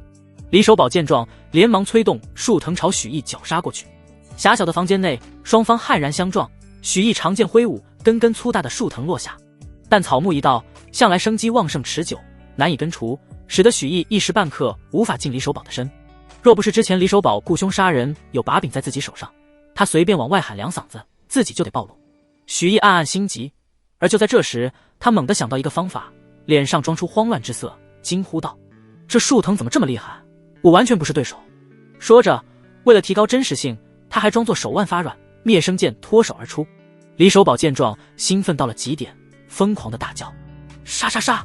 快把许毅杀了，他的所有奇遇和传承都是我的了！哈！而就在这时，李守宝胸口处猛地燃起火焰，转瞬将他席卷。李守宝区区5图5重，根本做不到任何有效的抵抗，被烈火焚身。凄厉的惨叫声发出，他整个人化作火人，不断挣扎起来。而他一挣扎，他身前的树藤全部染上了星火，变得扭曲干裂。心境的动摇不光是靠紧张和恐惧，还有兴奋和贪婪。许毅轻声自语，不紧不慢地捡起灭生剑，目光陡然锐利起来。一剑光寒19州。他低语一声，斩天剑法第10式爆发而出，剑光弥漫在整个房间，瞬间房间中70%的树藤被斩断，并且因为星火的焚烧无法再生，侥幸留存下来的树藤也再不能对许毅造成有效的阻拦。李守宝还在惨叫着，下一瞬一道剑芒闪过，没有树藤守护，剑芒长驱直入，李守宝的头颅应声而落。扑通！确认李守宝死了之后，许毅冷静地打扫了一下战场，处理掉斩天剑法的痕迹，然后立刻翻窗离开。那个被装进储物袋中的杀手尸体，以及他现在所穿的黑衣，也都被他扔进大火中焚烧处理。而此时，前者死前的惨叫以及房间内熊熊的大火，已经引起了夜间巡逻守卫的注意。走水了，快救人！声声惊呼响起，大批人马朝这边赶来。不过许毅速度更快，已经先一步回到了自己的住处。他不担心被发现杀人者是自己，一方面他展现在外界的修为仅有5徒4众，而想杀5宗战力护身的李守宝，区5徒的实力可远远不够，因此不会有人怀疑到自己。另一方面，李守宝房间内火势极大，即使自己不小心留下了什么痕迹，也会被火焰吞没。当然，这毕竟是在青藤书院杀人，许毅虽然自信不会被发现，但也没法高枕无忧。他静下心，倾听着外界发生的一切。不多时，天空中竟然下起了淅淅沥沥的小雨。许毅心中一喜，这下好了，连脚印都会被雨水冲刷干净。不过这次的事也让许毅长了个记性，哪怕敌人远比自己要弱，也不能有丝毫小觑。这个世界上护身的宝物太多了，一不小心就会阴沟里翻船。又过了不久，火势被扑灭，书院的强者很快就从李守宝烧焦师手上的剑伤确定他是被人暗杀，因此书院强者连夜展开调查，周围丁等班学子的住处也没放过。虽然这帮5途境的学子不可能是凶手，但保不齐凶手就藏身其中。许毅的住处自然也在调查范围内，不过他并不担心，李守宝身上的物品他一个都没拿，什么都搜不出来。很快，书院的人就来查访许毅的住处，仔细寻找一番，确认房间内没葬人，也没有可疑之物后就离开了。这让许毅不由松了口气。虽然他身上没有杀李守宝的证据，但有珍贵的3云文火云丹等物，如果被发现就麻烦了，好在没有。而这也给许毅提了个醒，以后能证明自己是义婿身份的东西，可不能轻易带回书院。第2日凌晨，烧得一片狼藉的李守宝住处，一名气质阴冷、身穿夫子袍的年轻男子站在这里，久久未动。一名老仆带着披风走来，给年轻男子披在身上，低沉着声音道：“李林少爷，昨晚下了一场雨，天气冷了，您小心着凉。”李林双目中带着深深的怒意和悲痛，冷声问道：“调查的怎么样了？杀我弟弟凶手有线索了吗？”老仆摇摇头道：“一场大火，一场夜雨将线索都烧没冲没了，但凶手杀守宝少爷一定有原因，我们可以从最近跟守宝少爷有过节的人中调查起。”顿了顿，他又露出难色道：“不过这么做容易打草惊蛇，凶手很可能提前逃跑，我们该先从哪些人调查起？守宝有能杀死5宗1众的护身手段，一般人杀不了守宝，跟守宝有过节的人大多在50境以下，凶手若在其中，必定是藏拙了。”李林神情冷漠，淡淡道：“所以很简单，派50境死士将近日内跟守宝有过节的人都杀了。如若这些人都死了便也罢了，但如果有人能在死士手中活下来，那其必然是凶手。”夜幕降临，许毅结束了一天的修炼，睁开眼睛，他内视丹田，元力之海翻涌，澎湃无比。距离55重不远了，但火云丹已经消耗了7颗，再用3颗就到了服用上限，最多能让我达到50境6重。在之后，修炼速度就会比现在慢上许多倍。这让许毅轻轻叹了口气，但又没有太好的解决办法，只能收拾收拾心情，将目光投向窗外。一天过去了，李守宝身后的势力却没有什么动作。听说李守宝的大哥是书院新一届甲等班的夫子，在书院地位不低，但却连一个像样的调查队伍的没有组织起来。不过许毅知道，这是暴风雨前的宁静。虽然自己杀人的一切证据都不在了，但自己和李守宝的矛盾人尽皆知。或许李守宝的哥哥会通过这个原因找上自己，不过许毅却并不后悔。杀人者人恒杀之，不杀李守宝麻烦更大。深夜，许毅闭上双目，温养着精神，丝丝动静从窗外传来。一直保持警惕的他立刻抓起手边的灭生剑，下一秒，一个散发着武士波动的漆黑身影挥刀向着许毅劈来。许毅神情冷静，元力陡然爆发，一剑出便将来人的双臂切断，紧接着又补一剑，废其修为。果然，终究是有人找上我的麻烦了，应该是李家的人。只不过，许毅看了看手中的剑，眉头微皱，为何这次派来的杀手实力会比上一个杀手还弱呢？他正准备将那被废掉的杀手绑起来拷问时，却猛然发现其七窍竟然流出了黑血。他死了。许毅一惊，此人恐怕再来时就服下了毒药，时间到了自动死亡，哪怕自己已经制住了他，也留不下活口。这是死事啊。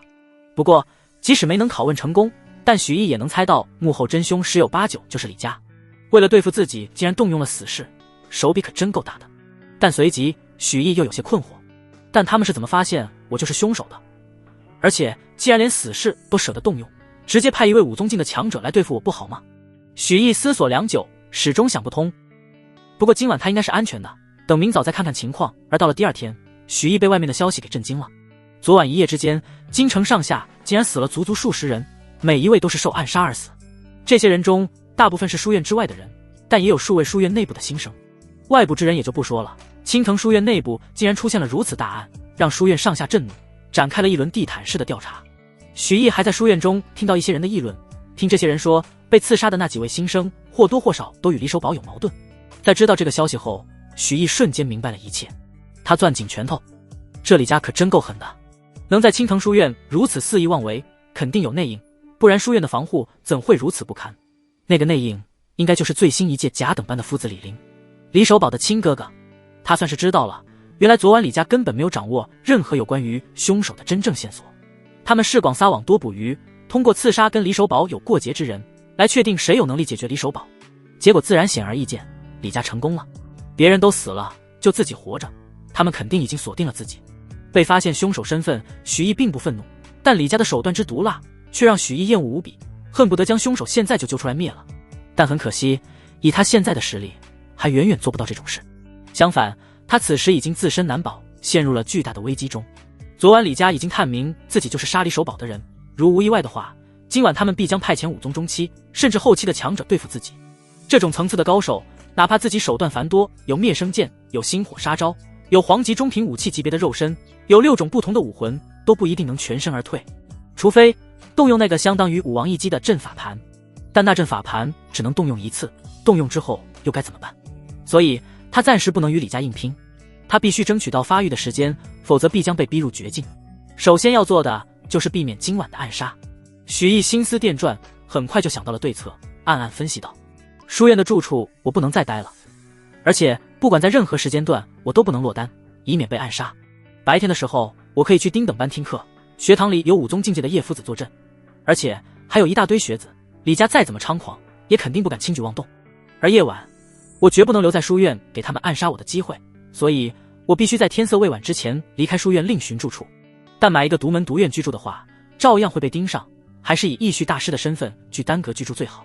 京城丹阁和青藤书院虽是同一级别的势力，但前者成员稀少，防卫力量远比书院强大，即便是武宗强者也不能在丝毫不被人察觉的情况下潜入。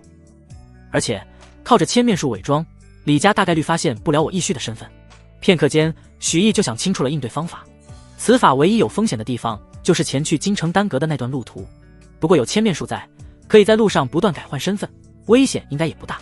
他也不怕被李家威胁，自己置亲身在清霜城，李家鞭长莫及。而大伯许明清在前天就已经踏上归途，许池还在休养中，有王夫子照顾，谁敢动他？许毅做事干脆，将住处中的一切收拾好，装入储物戒指中，然后去学堂听课。课堂上，叶夫子对于许毅能主动放弃休假回来上课而感到欣慰，这说明许毅还是有好学之心的。至于同班的李守保离奇遇刺的事情，班里自然有很多讨论，不过不管他们如何猜测和探讨，都没有怀疑到许毅的头上。听完课之后，许毅跟叶夫子说了一声准备去外面居住。青藤书院有不少走读的学子，因此许毅此举不算突兀，叶夫子没多想便答应了。接着许毅跟随着离开书院的人群出去，一路都走人流量最多的大路。一路上他不断变换面孔和装束，最后换上义绪的装扮，进入了京城丹阁。期间自然有跟踪之人，不过在千面术的帮助下，这些人很快就被甩掉了。在丹阁，许毅睡了一场好觉，无人打扰。接下来的2天，他如法炮制，不给李家的人丝毫机会。同时他还趁着身在丹阁，以最快的速度炼制火云丹以及其他2级丹药，大肆敛财，换购黄级武器防具。炼丹之余，许毅还抽出大量时间用于修炼，将最后3颗3云文火云丹消化，短短2天时间便成功达到了55重巅峰，距离56重都不远了。而他的肉身强度也稳步向黄级上品武器级迈进。2天了，还没有找到解决许毅的机会吗？房间中，李林目光阴冷，声音中带着不悦。一老仆跪在李林的面前，满是惭愧地说道：少爷请息怒，老奴已经尽全力去寻找那许毅的破绽，但那小子似乎察觉到了什么，每天都与书院的学子们混杂在一起，结束课程后便立刻跟着人流离开书院。老奴派出很多精于侦查的武士劲武者去寻找许毅的下落，结果他却跟背后长了眼睛一般，没一会就跟丢了。那小子身上有古怪，他绝对没有看上去那么废物。李陵冷哼一声，他当然不是废物，否则怎么能对付得了我父那能斩杀武宗一众的武魂真意？那个叫许毅的小子身上要么有致命的底牌，要么有强大的传承，但不管如何，他杀了守宝都必须死。说到最后，他的声音已经森冷如冰。老奴小心翼翼地问道，那老奴再多撒一些人出去，还是说请动家族的力量？李陵没有第一时间回答，沉吟起来。片刻后，他的目光变得无比幽深，家族那边正耗费大量人力物力筹措异序大师药的灵兽带，此事就不必麻烦家族了。许毅虽然如泥鳅一般滑溜，但终究是青藤书院的学子，我会动用我在书院的人脉，让他再没有逃命的机会。老仆闻言连忙恭维道，少爷英明。一天之后，许毅刚到丁等班，便被叶灵甫单独点名，许毅，你收拾收拾东西，马上转去甲等班吧。许毅愣住了，丁等班的一众同窗也愣住了，随即便是一片哗然。去甲等班？谁？许毅？不会吧，是不是搞错了？许毅怎么有资格去甲等班？众人全都羡慕嫉妒恨地望向许毅。甲等班啊，可是青藤书院每一届班级中最优秀的班级，想成为甲等班的学子，必须得有顶级的武魂和武道天赋，而且竞争环境极其严苛，一旦落后于人，就会被贬到乙等班。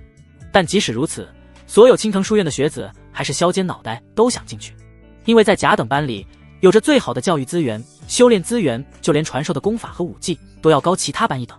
若是能在甲等班待上1年半载，获得的好处将会多到无可估量。而许毅竟然忽然就鲤鱼跃龙门，从一个丁等班的杂鱼一跃成为甲等班的高贵学子，让他们怎么能接受得了？同时他们心中也充满了不解，为什么许毅会忽然被分到甲等班？许毅不是一级武魂的废物吗？在丁等班都是废物中的废物，他凭什么被调到甲等班？谁去甲等班也不应该他去啊！难道是前段时间许毅打败李守宝的原因？但在很多人看来，许毅完全就是凑巧赢的。退一步来说，就算许毅真的战力不俗，但他的天赋摆在那儿，很快就会被人甩开。实力再强，也只是昙花一现罢了，根本不配进入甲等班。但除此之外，还能是什么原因呢？众学子苦思冥想，始终找不出原因。只有许毅自己才明白自己调去甲等班的原因。他没有丝毫高兴，反而心中一沉，绝对有人在背后捣鬼。而那个人极有可能是甲等班的夫子李陵。李陵应该就是派死士暗杀自己的人，此人在确定杀李守宝之人就是自己后，肯定想方设法想要解决自己。自己躲了2天后，李陵沉不住气了，因此想把自己放在眼皮子底下控制起来。如此一来，自己在书院的行踪便能被其彻底掌握，他就更容易得手了。许毅深知，如果自己真的转去甲等班，会面临很大的麻烦。虽然甲等班有很多的福利和好处，但自己真实修为高达55重，又是4级炼丹师，那点好处他根本看不上眼，弊大于利。因此许毅便问道，叶夫子，我不想去甲等班，能让我留在这里吗？此言一出，立刻引起了全班上下更大的哗然。什么？许毅拒绝了？他有病吧？他是不是有病，竟然连这么好的机会都不要？莫非是觉得自己太废物，不敢沐浴在那些天才们的光辉下？我记得许毅的堂兄许迟好像就是甲等班的天才吧？这对兄弟的差距真是一个天上一个地下。唉，真是给许毅机会他都不中用啊！他就是在废物，进去甲等班之后也能最少待1个月，领完那1个月的奖励再退出不好吗？众学子有人愤慨，有人不满，有人用看傻子的目光看着许毅，就连叶夫子神情都变得不悦起来。许毅，甲等班的夫子看你以1级武魂走到现在不易，想要提拔你，你推3阻4是为何？这么好的机会，你若是不好好把握住，以后就没有机会了。许毅自然不能将真相告诉叶夫子，只好摇摇头道，我觉得在丁等班就挺好的，去别的地方我不适应。这番话自然又引起了众人的一番嘲讽，觉得他烂泥扶不上墙。叶夫子脸色一黑，不由分说的厉喝道，本夫子不管你是怎么想的，总之从现在开始，你已经跟丁等班没关系了，我命令你立刻收拾东西离开这个班级，去你该去的班级去。说着还叫人帮许毅收拾东西。许毅见状，心中不由得一叹，他能看得出来叶夫子并不知道李陵的真实目的，他刚才那么说是为了自己好，只可惜他的好心却帮了倒忙。没办法，看来转去甲等班这件事是躲不掉了。不过许毅转念一想，又觉得这样也未必是一件坏事。李林在监视自己的同时，自己又何尝不是在监视李林呢？在人多的地方，对方没法出手。而如果李林想支开别人对付自己，那自己也能提前大声提醒别人，让人知道自己是跟李林在一块。如果自己失踪了，第一个怀疑对象就是李林，对方照样不敢动手。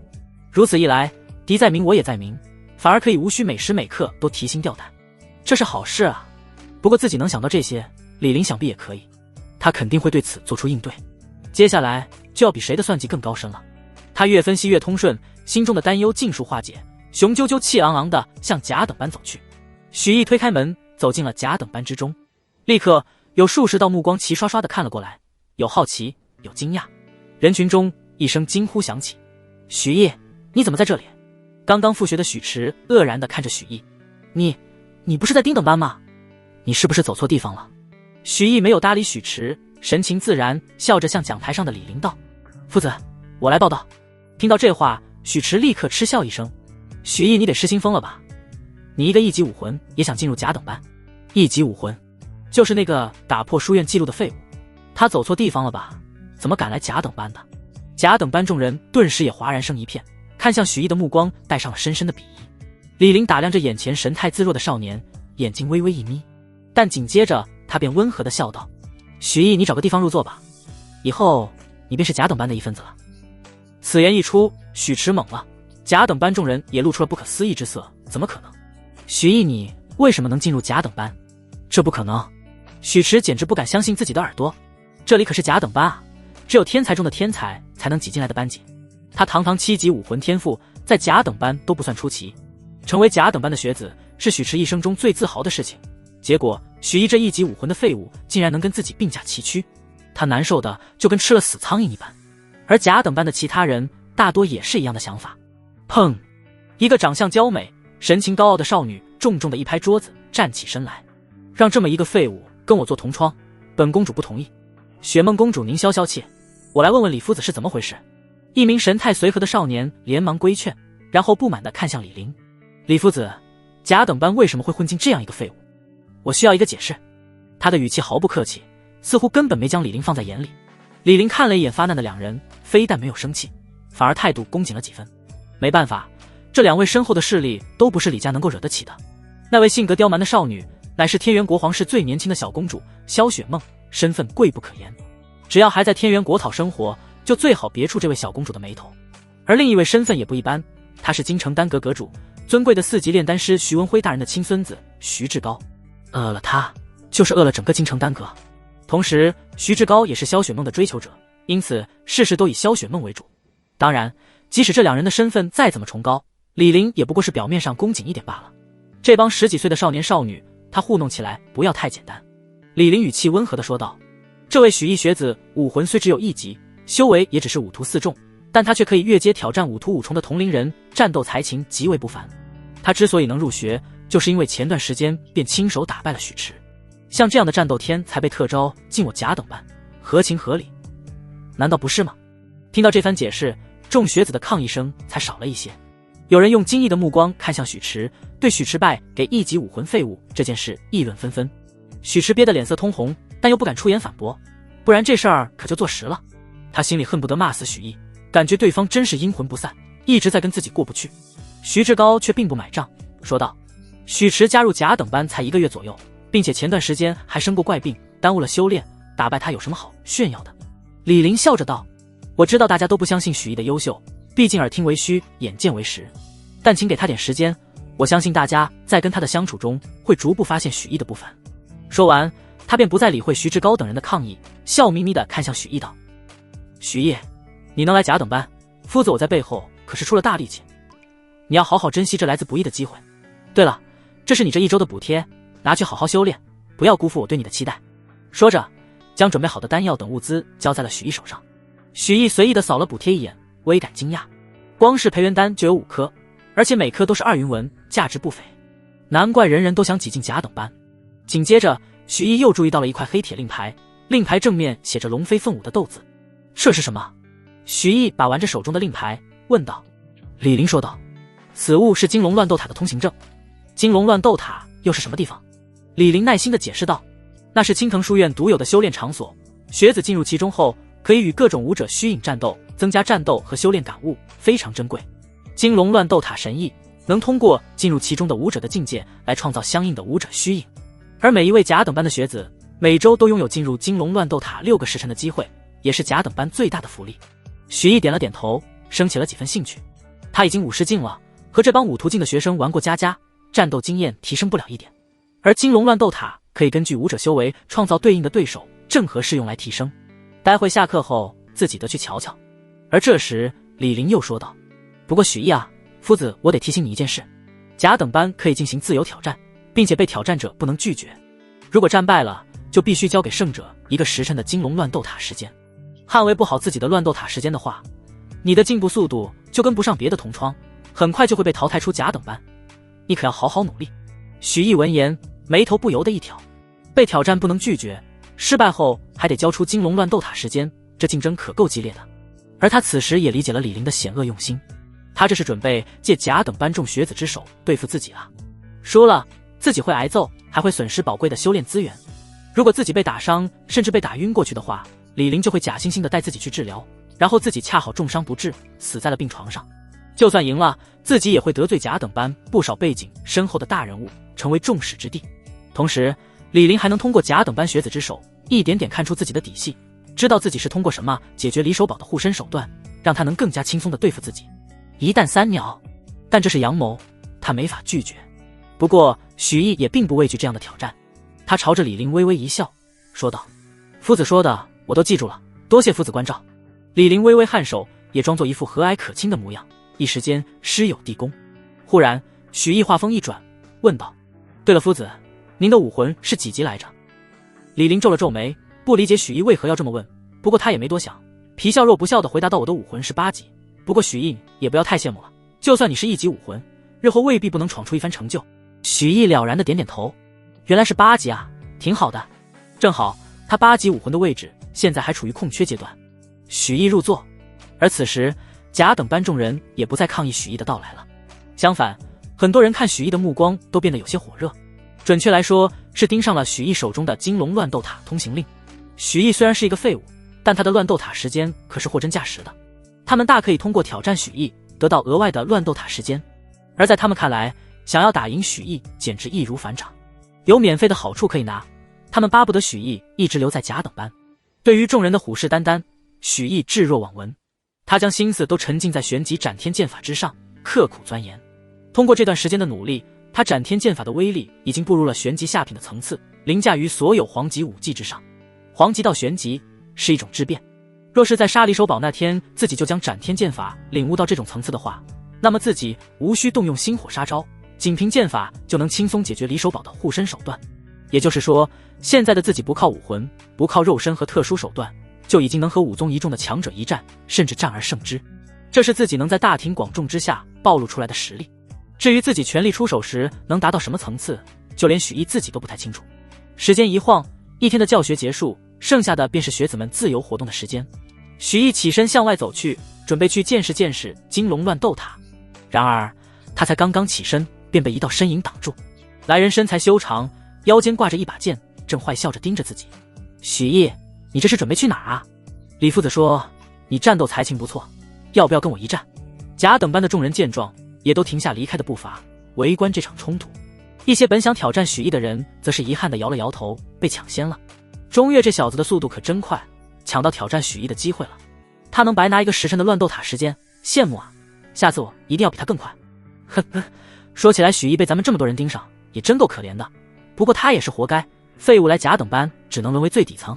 众人议论纷纷，这场战斗还未开打，似乎便已经认定中岳会大获全胜了。萧雪梦不满地看向身边几名跟班，呵斥道：你们几个的速度怎么这么慢，还能被中岳给抢了先？这一战结束之后，许毅身上就只剩5个时辰的乱斗塔时间了，我要你们都给我抢过来。不等众跟班开口，徐志高便笑着说道：雪梦公主请放心，我会亲自出手为您抢来乱斗塔时间的。如果我没做到，我将自己的乱斗塔时间给您。萧雪梦的脸色这才缓和了不少。许毅淡淡地看向来人，平静问道：好啊，你想怎么打？规则上已经说清楚了，被挑战之人不能拒绝，那便速战速决。中岳不由得笑道：你小子还挺识相，我也不是不讲规矩之人，规则当中被挑战方虽然没有拒绝的权利，但却可以决定战斗的具体类型，比如剑法、拳法等等。你想用什么挑战我？自己选一个吧。徐毅点了点头，随口道：“那就比剑法吧。”此言一出，围观众人便齐齐笑出了声。我没听错吧？竟然要跟中岳比剑法？那小子是没看到中岳腰间挂着的剑吗？中岳的剑道造诣在咱们班都能排进前3。这个许毅不仅资质废物，就连脑子都不好使啊！哈哈哈！人群中，许池忍不住冷哼了一声道：“这个许毅真是给我丢脸。不过，让你受受教训也好，让他知道知道甲等班的学生到底有多么强大。”说着，他自己都忍不住露出了几分恐惧之色。显然，他一个新人在甲等班也没少被欺负。中岳大笑道：“哈哈，甲等班已经很久没人敢跟我比剑了。许毅，你出剑吧，就让我大发慈悲的教教你什么是剑道的真谛。”说着，缓缓抽出了腰间的长剑。他的长剑闪烁着湛湛寒光，一看就是一把削铁如泥的宝剑。许毅也取出了自己的灭生剑。在看到许毅的剑之后，班里又爆发了一场哄堂大笑。你们快看许毅的剑，那像剑吗？简直就是个破烂啊！哈哈，他家得是有多穷啊，竟然连把好点的剑都没有，就这还想靠剑法对付中岳？废物就是废物！中岳的神色也不由得古怪起来，忍不住嘲讽道：“拿这么一把破剑，你也好意思叫剑修？像你这样的垃圾，我3剑之内就能打得你满地找牙。”许毅并没有生气，只是淡淡的吐出了2个字：“一剑。”中岳微微一愣，什么意思？一剑败你？许毅语气依旧平淡，而这话彻彻底底的将中岳给惹毛了。你这个废物，竟然敢这么羞辱我，你找死！他浑身的元力激荡起来，五图八重的修为散溢而出。身为甲等班的天才，即使从觉醒武魂到现在不到半年时间，他的修为也已经极其强大了。相比之下，许毅那5图4重的修为简直弱得跟蝼蚁一般。中岳的剑发出阵阵嗡鸣，只听他冷笑一声，喝道：“尝尝我的怒涛剑法第一式，剑浪滔天！”话落，他一剑重重向着许毅劈来，剑身上的元力层层叠叠如浪涛一般，极为不凡。结束了，围观众人无不摇头轻叹。然而下一瞬，一变陡升。斩天剑法第一式，剑破天穹。只听许毅口中轻吟，然后一剑刺出。这一剑迅若流星，后发先至，与中岳的剑重撞在了一起。当一声，中岳的剑应声而断，灭生剑冲势不减，直刺中岳咽喉，在距离咽喉1寸处才堪堪停下。咕嘟，中岳喉结滚动，手中的断剑当啷一声掉落，眨眼间全身冷汗密布。你输了，把乱斗塔的时间交出来吧。许毅淡淡道。中岳浑身发颤，下意识地遵从许毅的话，拿出铁令牌，划了一个时辰的时间给了许毅的令牌。许毅心神沉入自己的通行令中检查了一番，通行时间确实增加了1个时辰。他点了点头，收起灭生剑，扬长而去。在此期间，班里的所有人都没有阻止，他们呆若木鸡，直到许毅走远之后，才终于回过神来。随即，整个甲等班都轰动起来。刚才发生了什么？中岳怎么突然就被剑抵住喉咙了？很多人甚至没有看清那电光石火的双剑交错间到底发生了什么，一脸迷茫的发问。一剑败中岳，许毅是个硬茬子，但他到底是怎么做到的？有人露出忌惮之色，同时也很是困惑。许池则是一脸不可置信，许毅不是才5图4重吗？他怎么能打败5图8重的中岳，而且还赢得如此轻松？这不合理。就连萧雪梦都有些惊讶道：“这许毅真的是1级武魂的废物吗？为什么会这么强？”而这时，徐志高忽然站出来，指着地上的断剑说道：“你们刚才没看到许毅的剑路有问题吗？跟真正斩天剑法大相径庭，根本就不标准。我看强的并不是许毅，而是他手中的那把剑。他的剑其貌不扬，但却能轻松打断中岳的剑，有如此神兵利器在手，他能赢也就不奇怪了。原来是这样，还是徐少观察细致入微，我差点都要以为许毅是什么绝世天才了。难怪许毅敢跟中岳比剑，他打的可真是好算盘啊！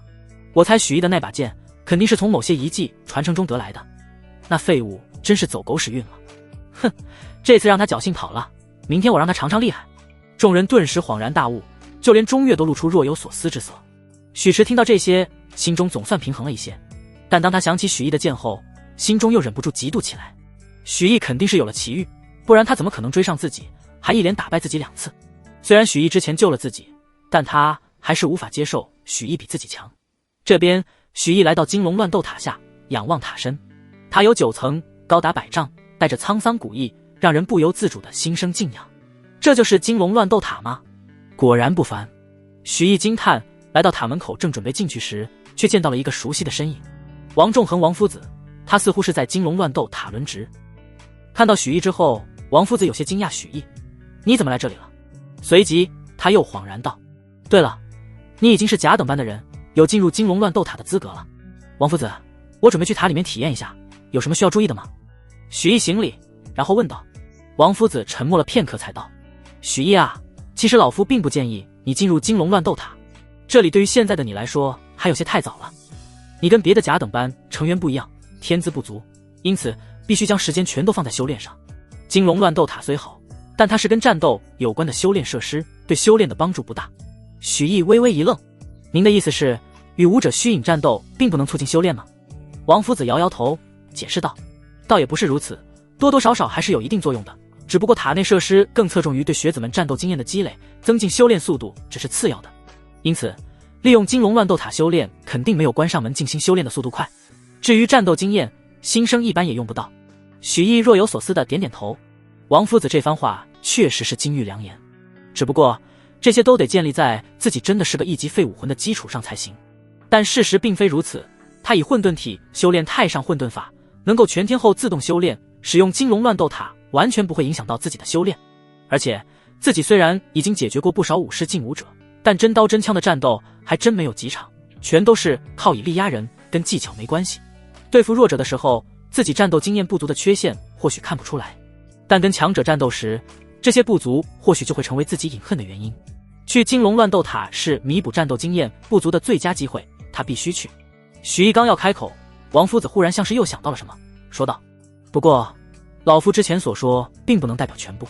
历史上有一些特殊的体质能在战斗中大幅增加天地灵气的吸收速度，越战越强。这种强大的体质比10级武魂还要稀有，拥有这种体质的天才只要没有夭折，无疑不是做到了一方雄主。”但紧接着他又摇摇头，叹道：“不过拥有战斗体质的天才实在是太稀少了，哪怕是创建近1000年的青藤书院，也至今未曾招收到过一个，因此这点微小的概率几乎可以忽略不计。”此言一出，许毅双眼不由得一亮。战斗体质，原来世上除了武魂之外，还能靠特殊体质成为武道天才。不过也是，光他见过的特殊体质就有2种，一个是自己的混沌体，另一个是柳思瑶的燕皇灵体。那太好了，亏自己还想着该怎么在逐渐展露出真实实力的同时，而不被人发现武魂的不凡，自己完全可以假冒战斗体质啊！而这个金龙乱斗塔是自己展现战斗体质的最好途径。念及此，许毅立刻一脸坚定地说道：“王夫子，您的意思学生都明白，但我还是想进去试试。”“哎，你这孩子，好吧。”王夫子无奈，不过一想许毅只有6个时辰的乱斗塔体验时间，浪费了也无伤大雅。更何况哪怕是第1层的武者虚影，实力都极为强大，乃是书院历届武学天才所留的战斗虚影，哪怕在书院待了数年的甲等班老生，都不一定能闯过前3层。等许毅受挫了，他自然会放弃，因此他便不再劝。他接过许毅的通行令，用原力进行标记，严肃说道：“从现在开始，你通行令中的时间开始消耗，当时间彻底耗尽之后，你必须立刻离开。塔有9层，每上1层，生成的武者虚影在武技以及战斗经验方面都会更强。若是不敌塔中的武者虚影，你可以往通行令中注入1道元力，武者虚影会自行消散，学员可推到上1层继续挑战。若没什么问题的话，你就进去吧。”说着将通行令交给许毅，让开了道路。许毅微微点头，走了进去。望着许毅的背影，王夫子心中微感奇怪，许毅的通行令当中怎么有7个时辰的时间？难道甲等班的福利又增加了？进入金龙乱斗塔第1层，许毅看到分隔开的一个个小房间，有些已经在使用当中。许毅挑了个无人使用的房间，走了进去。大门缓缓合拢，许毅打量房间内部，面积10丈见方，面积广阔，通体灰蒙蒙的，很是朴素。不过许毅能明显感受到，房间内的天地灵气浓度远比外界要高。下一刻，房间内忽然出现了变化，一个人形虚影由虚变实，虽看不清面容，但已如真人一般凝实。这便是武者虚影，其身上散发着武士境5重的修为，跟许毅修为相同。许毅神情顿时认真了几分，取出一把寻常铁剑，严阵以待。他是来提升战斗经验的，因此没有使用灭生剑这等神兵利器。武者虚影一阵波动，一把剑也出现在了他的手中。下一瞬，虚影身形一闪，以极其迅猛的速度向着许毅袭来。其手中剑光闪烁，正是斩天剑法的起手式。许毅目光一凝，直接以旋即斩天剑法迎击。仗着剑法更精妙的优势，许毅的剑后发先至，直指武者虚影的脖颈。在许毅的判断中，对方绝对来不及阻挡这一剑，从而被斩杀。然而下一秒，武者虚影却猛地一个急停，让许毅的剑刺在了空处。许毅一愣，竟然是假动作。在他心力未生的那一刻，武者虚影身形一晃，欺身而来，狠狠一脚踹在了许毅的腰窝上。噔噔噔，许毅连后退10数步，才勉强站稳。他不可思议地看向武者虚影，对方的武技明明远不如自己，被打中的却是自己。这便是战斗经验的重要性吗？许毅并未因输给武者虚影而羞恼，他很清楚自己战斗经验有多差，没办法。他从觉醒武魂到现在也就1个月出头，期间甚至还去学了炼丹，哪有时间再去锻炼战斗技巧？当然，如果他全力施为的话，不用其他手段，光凭肉身之力就能拍爆武者虚影。只是这样的话，便与自己提升战斗经验的初衷不符了。他不仅不能以力压人，反而应该主动抑制实力，尽可能与武者虚影达成一致。金龙乱斗塔是自己巩固修为，将一身所学融会贯通的最好时机。他目光明亮，战意如火，压制实力主动出击，与武者虚影悍然相撞。当当当，长剑间的交锋激起大片火星，双方攻势之迅猛，让残影布满了整个房间。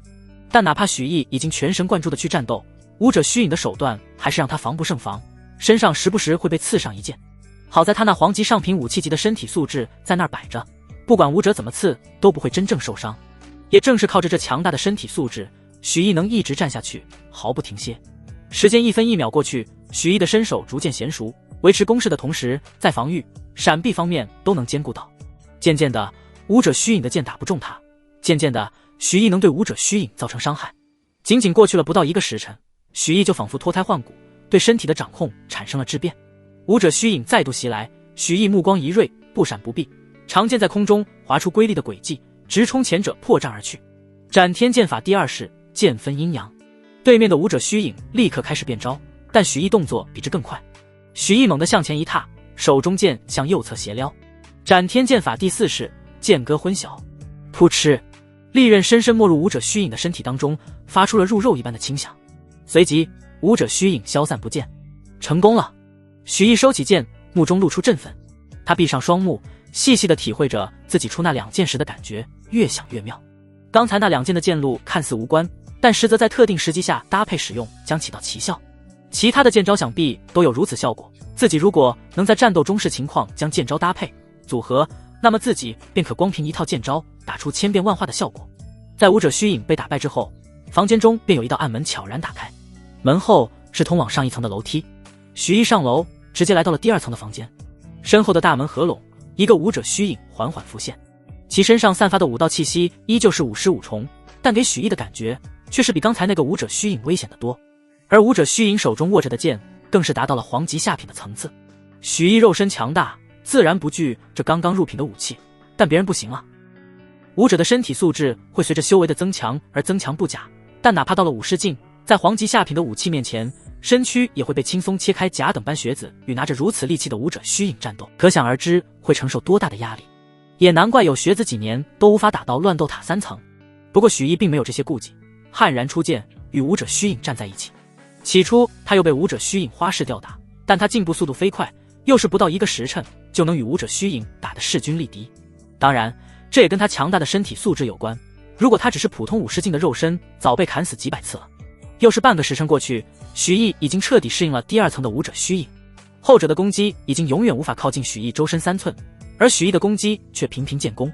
这证明第2层武者虚影对他已经毫无挑战性，该迅速解决对方，去下一层了。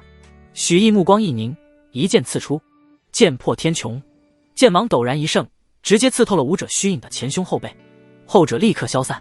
许毅愣住了，他困惑地看着眼前四散的光点，奇怪极了。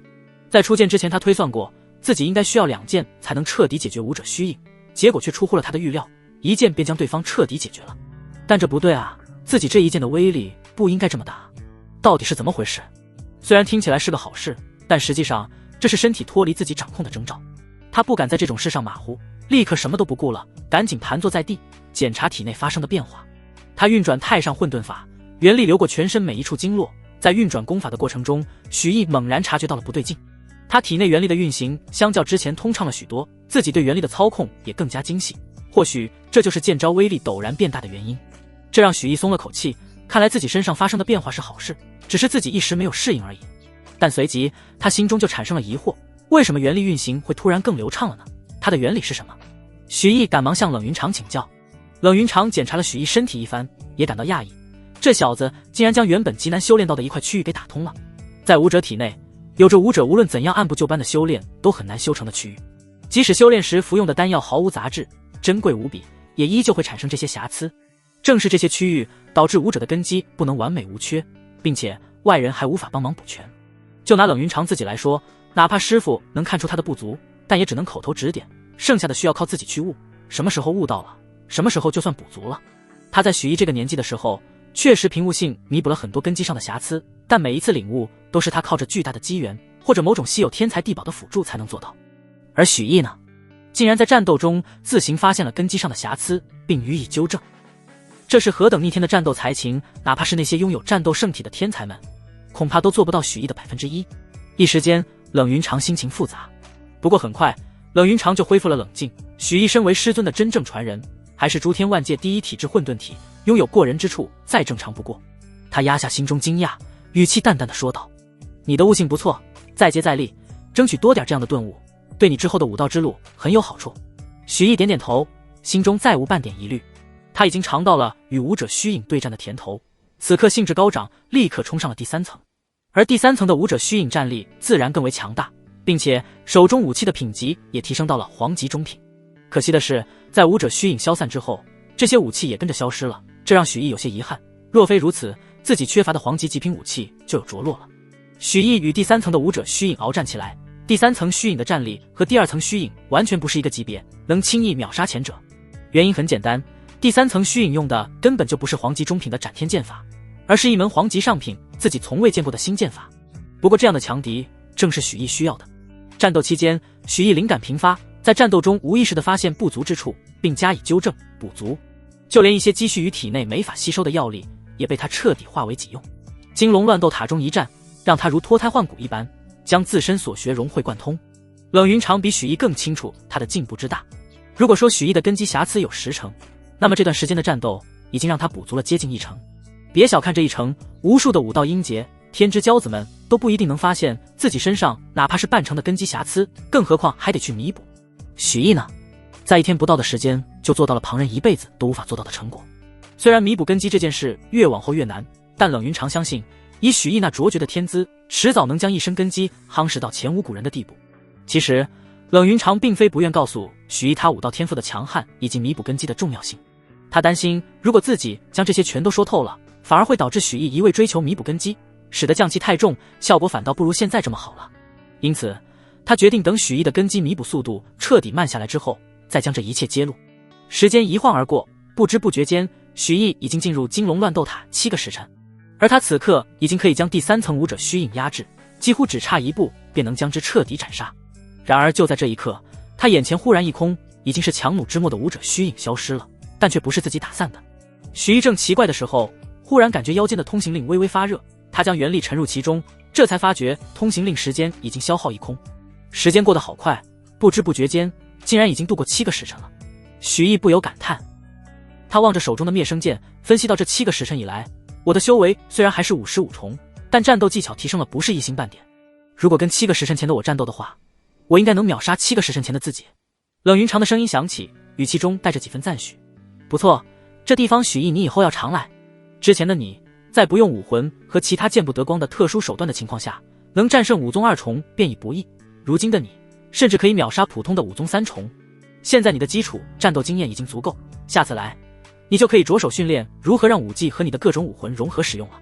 他知道许毅变强的原因不光是战斗技巧的增加，还有根基更加完美的原因。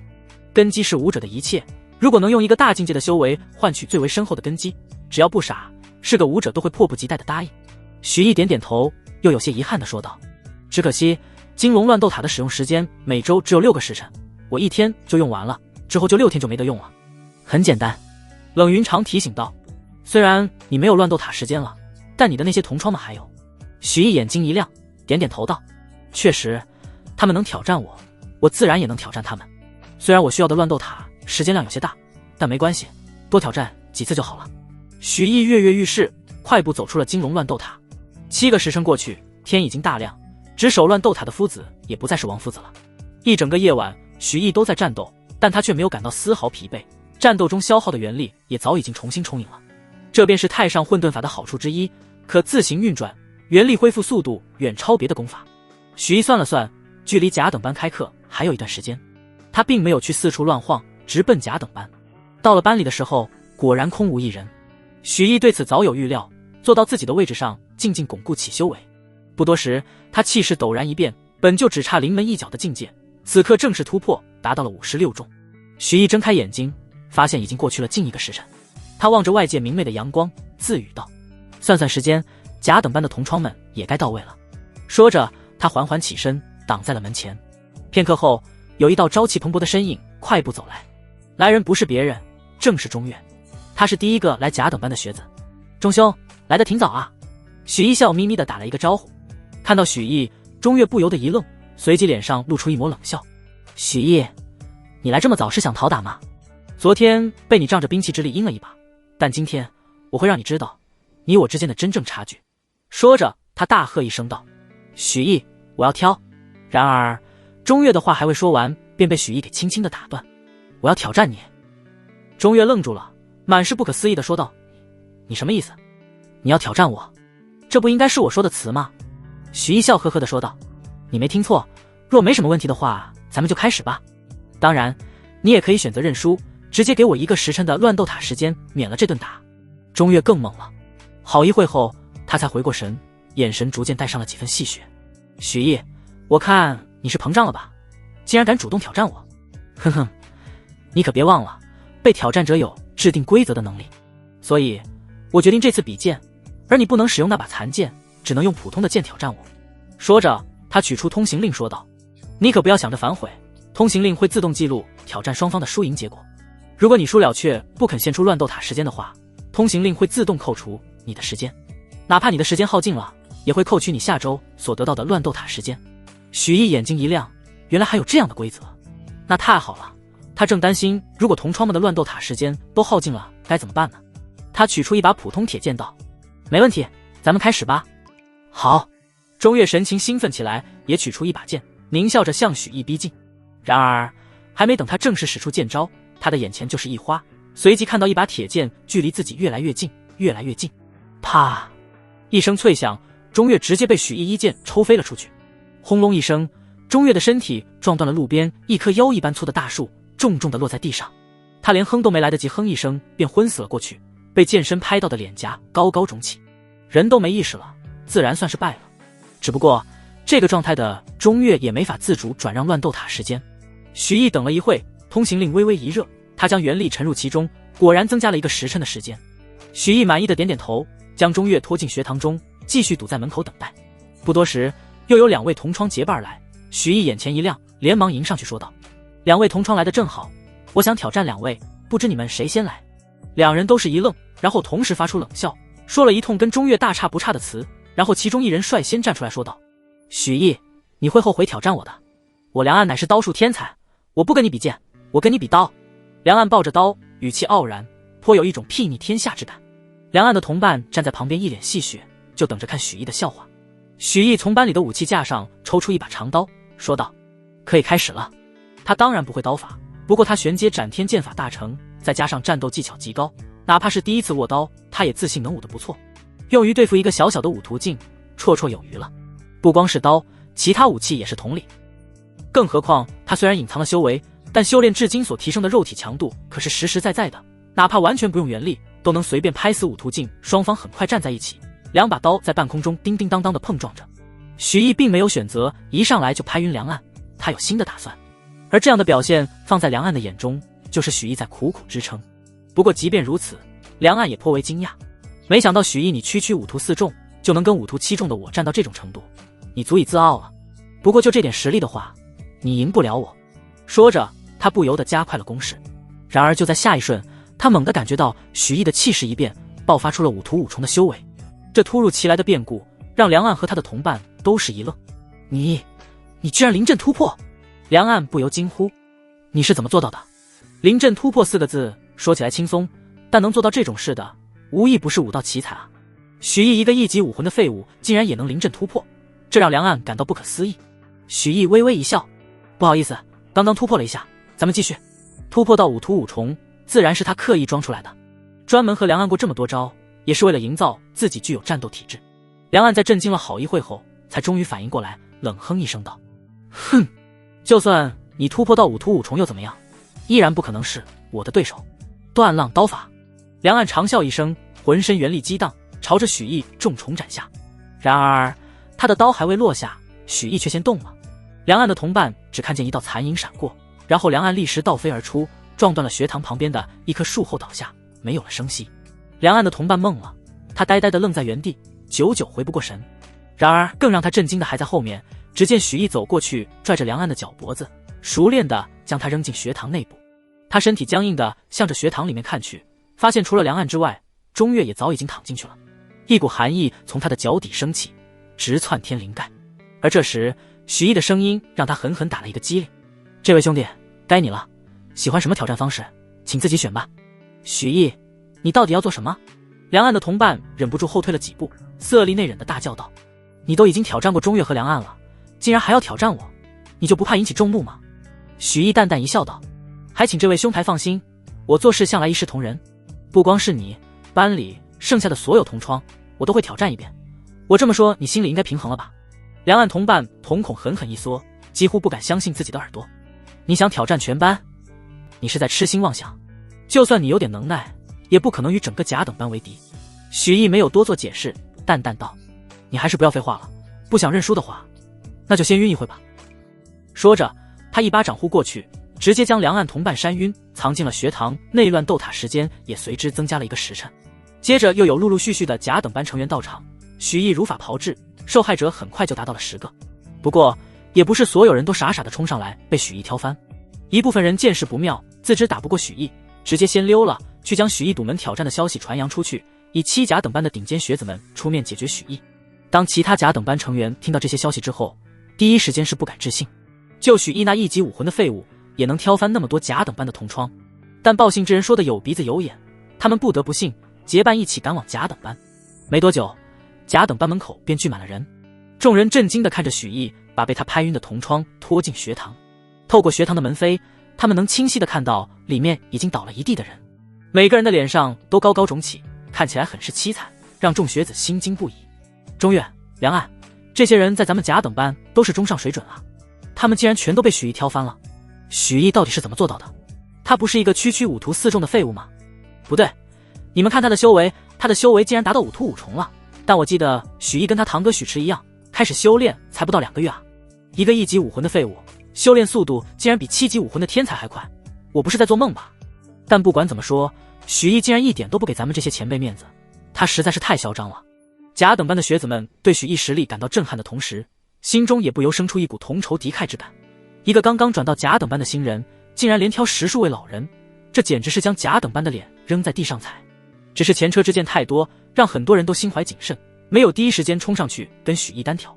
而许毅在看到甲等班人差不多来齐之后，露出了丰收老农般的笑容，笑呵呵地说道：既然大家都来了，正好省得我一个一个去挑战了。现在我宣布，我许毅挑战在场诸位所有人。此言一出，本就已经怒火熊熊的众学员们直接就炸了。许毅，你真是太嚣张了，在场有20多位同窗，你竟敢一人单挑我们全部，我看你是想被我们打死。别以为你打败了钟月等人你就了不起，我们甲等班卧虎藏龙，比钟月强的高手不在少数。哼，许毅，就算你有5图后期的战力又如何？你的元力是有限的，你在元力耗尽之前不一定能打败我们所有人。一众甲等班成员群情激愤，大声呵斥，几乎将许毅骂得狗血淋头。然而许毅就跟没事人一般，掏了掏耳朵，随意地问道：大家说了这么多，所以你们准备谁先上呢？哼，许毅，你别嚣张，我铁臂王权来会会你。一名身材魁梧、双臂粗壮的甲等班成员大喝一声，站了出来：许毅，你不就是剑用的好吗？有本事跟我比拳。他神情狂妄，但眼神中却带着几分算计。剑用的好的武者一般没有修炼拳脚的时间，而自己专修拳法，以己之长攻彼之短，胜算巨大。许毅双手负后，淡笑着点点头：比拳法是吧？没问题。王权上啊，好好给许毅一点颜色瞧瞧。对，别让这小子看扁了咱们甲等班。众学子为王权大声鼓劲，一时间甲等班似乎都成为了一个整体，同进同退，这样的凝聚力在之前是从未发生过的。王权也激动起来，大步朝着许毅冲来，拳头上凝聚起雄厚的元力。许毅，你接招吧！魔元拳。话落，他已经冲到许毅面前，一拳轰出。而与此同时，许毅也终于从背后抽出了一只手，轻飘飘的一拳打了过去。轰！下一瞬，一声清脆的骨裂声响起，王权的身影如断线的风筝般倒飞出去。他在地上抽搐了2下，然后没了动静。甲等班众人陡然一惊，震惊地看着这一幕。甲等班最擅长拳法的王权，竟然被许毅一拳秒杀了。这许毅的拳头未免也太凶残了吧？他真的只有5图5重吗？然而还不等众人多加考虑，许毅那催命符一般的声音便再次响起。下一个！甲等班众人渐渐骚动起来，很多人都选择了退缩，不敢与许毅硬汉。但最终还是有人勇敢地站了出来。许毅，你不就是剑法和拳法好点吗？有种的你不用剑不用拳，就跟我比腿法。好！一个呼吸后，轰！擅长腿法的甲等班学子被轰飞。许毅，你不就是剑法、拳法和腿法厉害点吗？有本事你不用剑不用拳不用脚。好！半个呼吸后，轰！许毅一个铁山靠将挑战者撞飞了10丈远。许毅，我可是你的亲堂哥啊，难道你要连我也一起打吗？还不快放我过去！不好意思，我这人向来不区别对待。轰！许迟昏死过去。许一瞬便又吞噬了他1成的岩山真雄，现在已经有8成了。看到这一幕，所有人都绝望了。许毅简直就是个怪胎，不用拳脚和武器，我们都打不过他。他是个魔鬼，竟然连自己的堂哥都不放过，他还有人性吗？许毅太强了，他肯定隐藏实力了。我不信他是1级武魂，我不信。一次又一次的失败，让甲等班的众人心中渐渐生出了名为恐惧的情绪。原本20多号人的队伍，已经被许毅挑得不足20人。而跟许毅交过手的甲等班学子，无一例外都陷入了晕厥之中。这谁还敢去挑战？许毅见众人战意已失，笑呵呵地说道：其实有个很简单的办法，那就是诸位主动认输，将1个时辰的乱斗塔时间交给我，这样大家不就不用受这份罪了吗？放心，我要的只是乱斗塔时间，只要乱斗塔时间足够我使用，我是不会再挑战诸位的。听到这话，很多人都不由得动摇起来。是啊，只要交出1个时辰的乱斗塔时间，就能免于这场灾祸，很划算。而且这么多的乱斗塔时间，许毅一时半会也用不完，能保他们很久的安全。犹豫了许久之后，正当有人想要开口认输之时，忽然有几道身影赶来，正是萧雪梦以及他的几个狗腿子，以及徐志高。看到众多同窗横七竖八的倒了一地之后，萧雪梦和徐志高俱是一惊。徐志高连忙上前问道：发生什么事了？为什么大家都被打成了这样？这到底是谁干的？看到来人，心绪飘摇的众学子就像找到主心骨一般，七嘴八舌地打起了报告，将许毅的所作所为抖落一空。至于投降的事，立时被他们抛到了九霄云外。徐志高可是他们这一届的甲等班数一数二的天才人物，天资仅次于萧雪梦公主。他拥有强大的8级武魂，修为也早早地达到了恐怖的5图9重。即使是像中越这样的5图8重，在徐志高面前都撑不过2个回合。更可怕的是，徐志高的实战能力还极强，据说已经打通了金龙乱斗塔的第1层，并能在第2层的武者虚影手中坚持1炷香时间而不败。这样的成绩，纵观青藤学院1000年历史，也是相当少见的存在。有徐志高在，即使许毅实力非凡，也必将被他镇压。听完众人的讲述，徐志高脸上顿时露出了一抹怒色。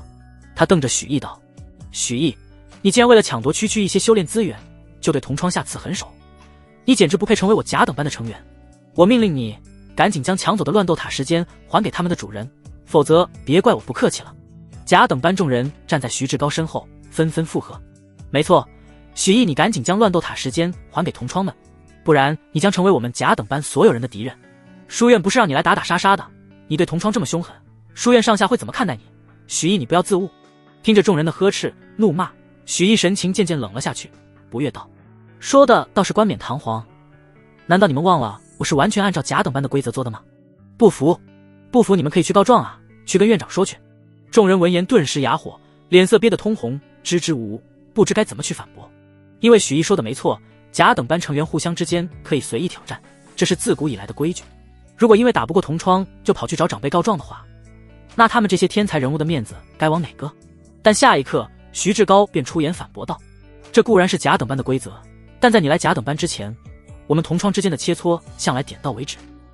像你这样痛下辣手，将同窗打得骨断筋折、晕厥过去的情况少之又少。而且我们互相挑战的目的，比的是学习进度，向来禁止使用武魂。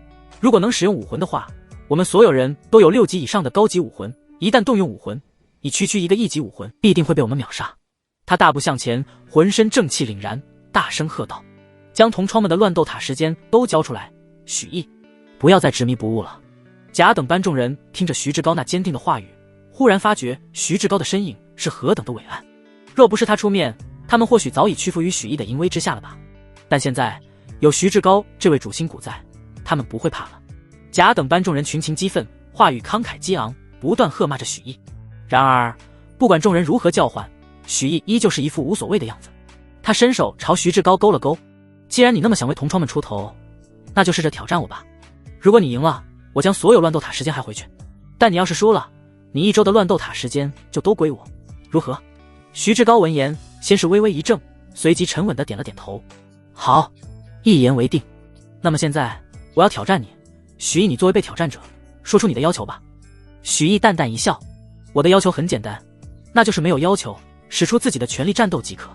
我允许你使用你的武魂，这样一来，你输了之后就没办法找理由了。”甲等班众人闻言，立刻冷笑起来，嘲讽出声：“许毅，你真是一个蠢货！如果限制徐志高的实力，或许你还有一丝胜算，但你既然如此狂妄自大，你必败无疑了。就是，毕竟徐志高最强的地方不是武技，而是他的武魂。他的武魂高达8级，一旦与武魂融合，战力立刻暴涨80%，铜镜还有敌手啊！”哼哼，甲等班是能互相挑战不假，但默认不能使用武魂，结果许毅这个蠢货竟然让徐志高全力出手。是啊，就算你许毅能越阶挑战又如何？一个垃圾1级武魂，就是拼了命也赶不上8级武魂的一根毛。在徐志高绝对的实力面前，我看你许毅还能不能跳得起来？徐志高并没有跟随众人嘲讽什么，只是深深地看了许毅一眼，道：“希望你不要后悔。”说着，他浑身元力陡然爆发，一头身上遍布龙鳞的巨象武魂出现在他身后，散发着莽荒威势。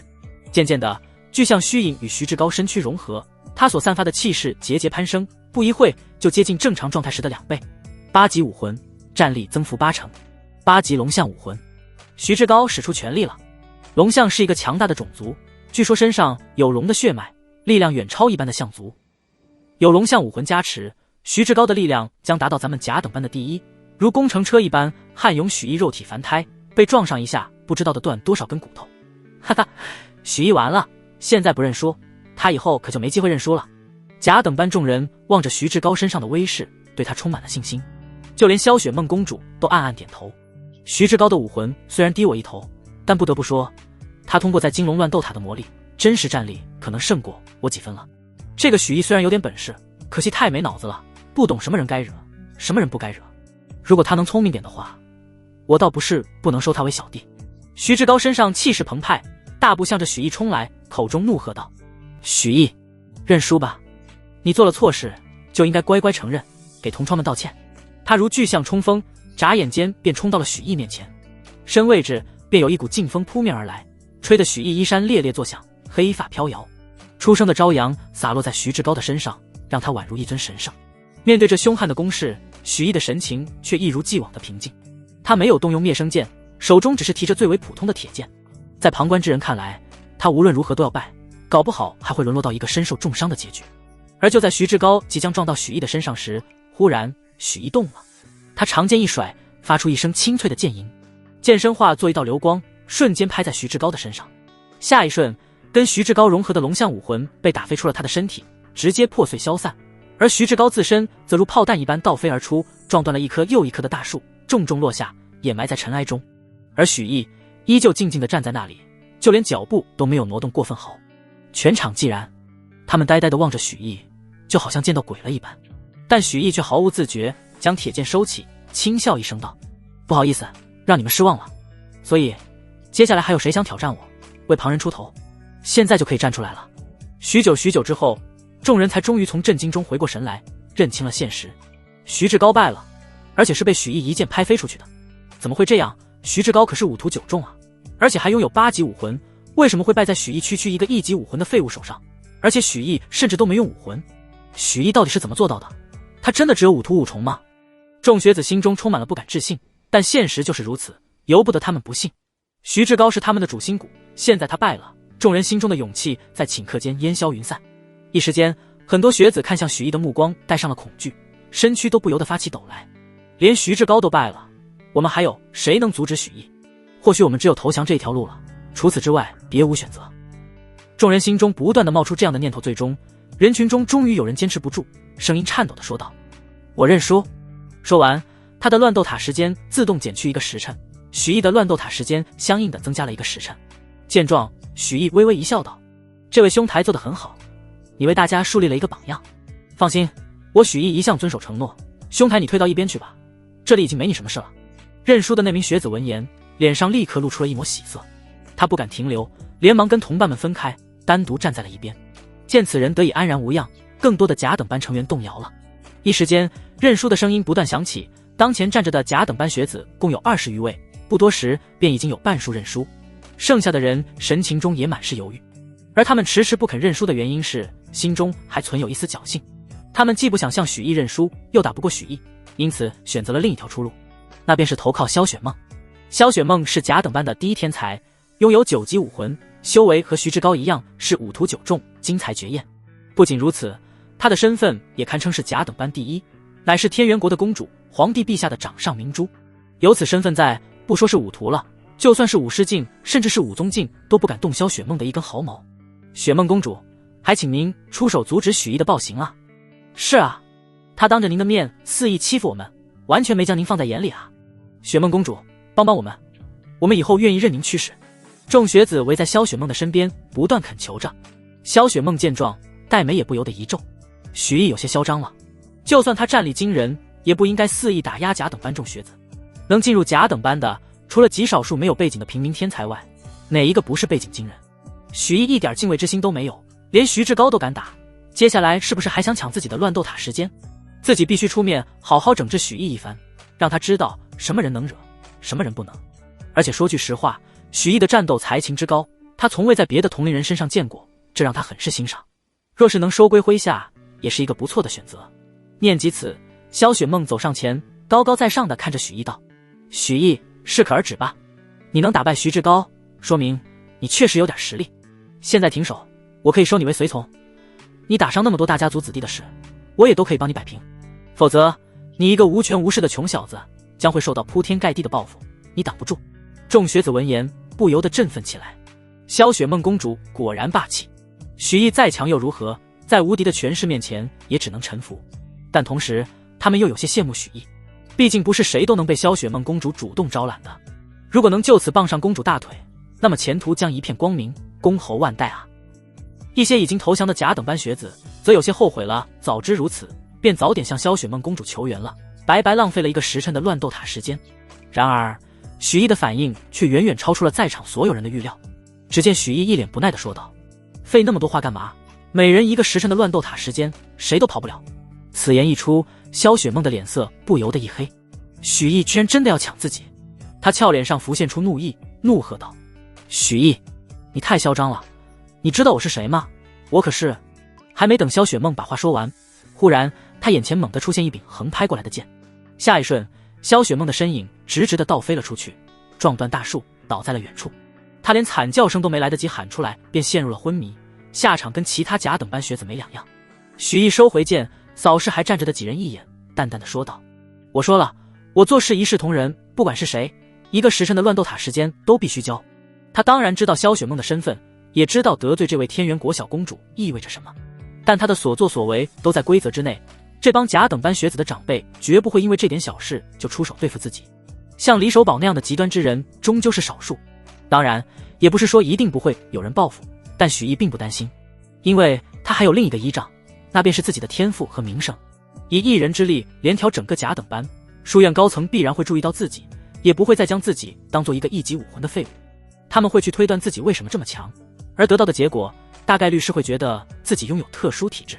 如此一来，书院对待自己的态度肯定就变了，不可能跟之前一样不闻不问，甚至就连甲等班学子们背后的大小势力想对付自己时，也得好好掂量掂量了。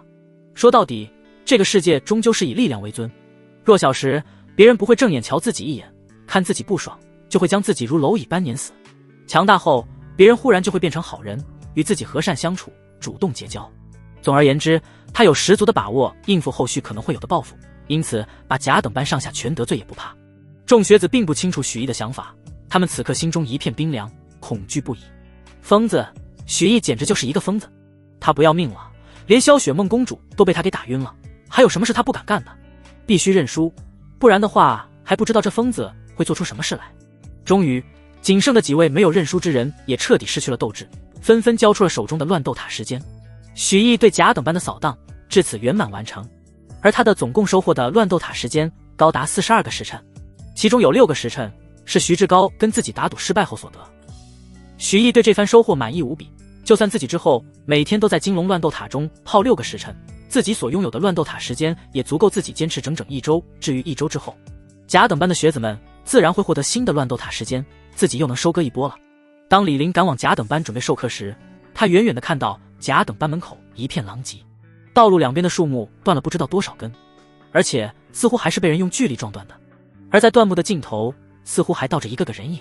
李林下意识地看向那些人影，震惊地发现他们无一例外都是自己的学生。京城丹阁阁主的亲孙子徐志高倒下了，皇室小公主萧雪梦也倒下了，他们个个脸颊红肿，似乎被什么东西狠狠抽过，看起来相当凄惨。看到这一幕，李林头皮发麻。徐志高和萧雪梦这样的存在，就连李家这样的公爵家族也惹不起啊。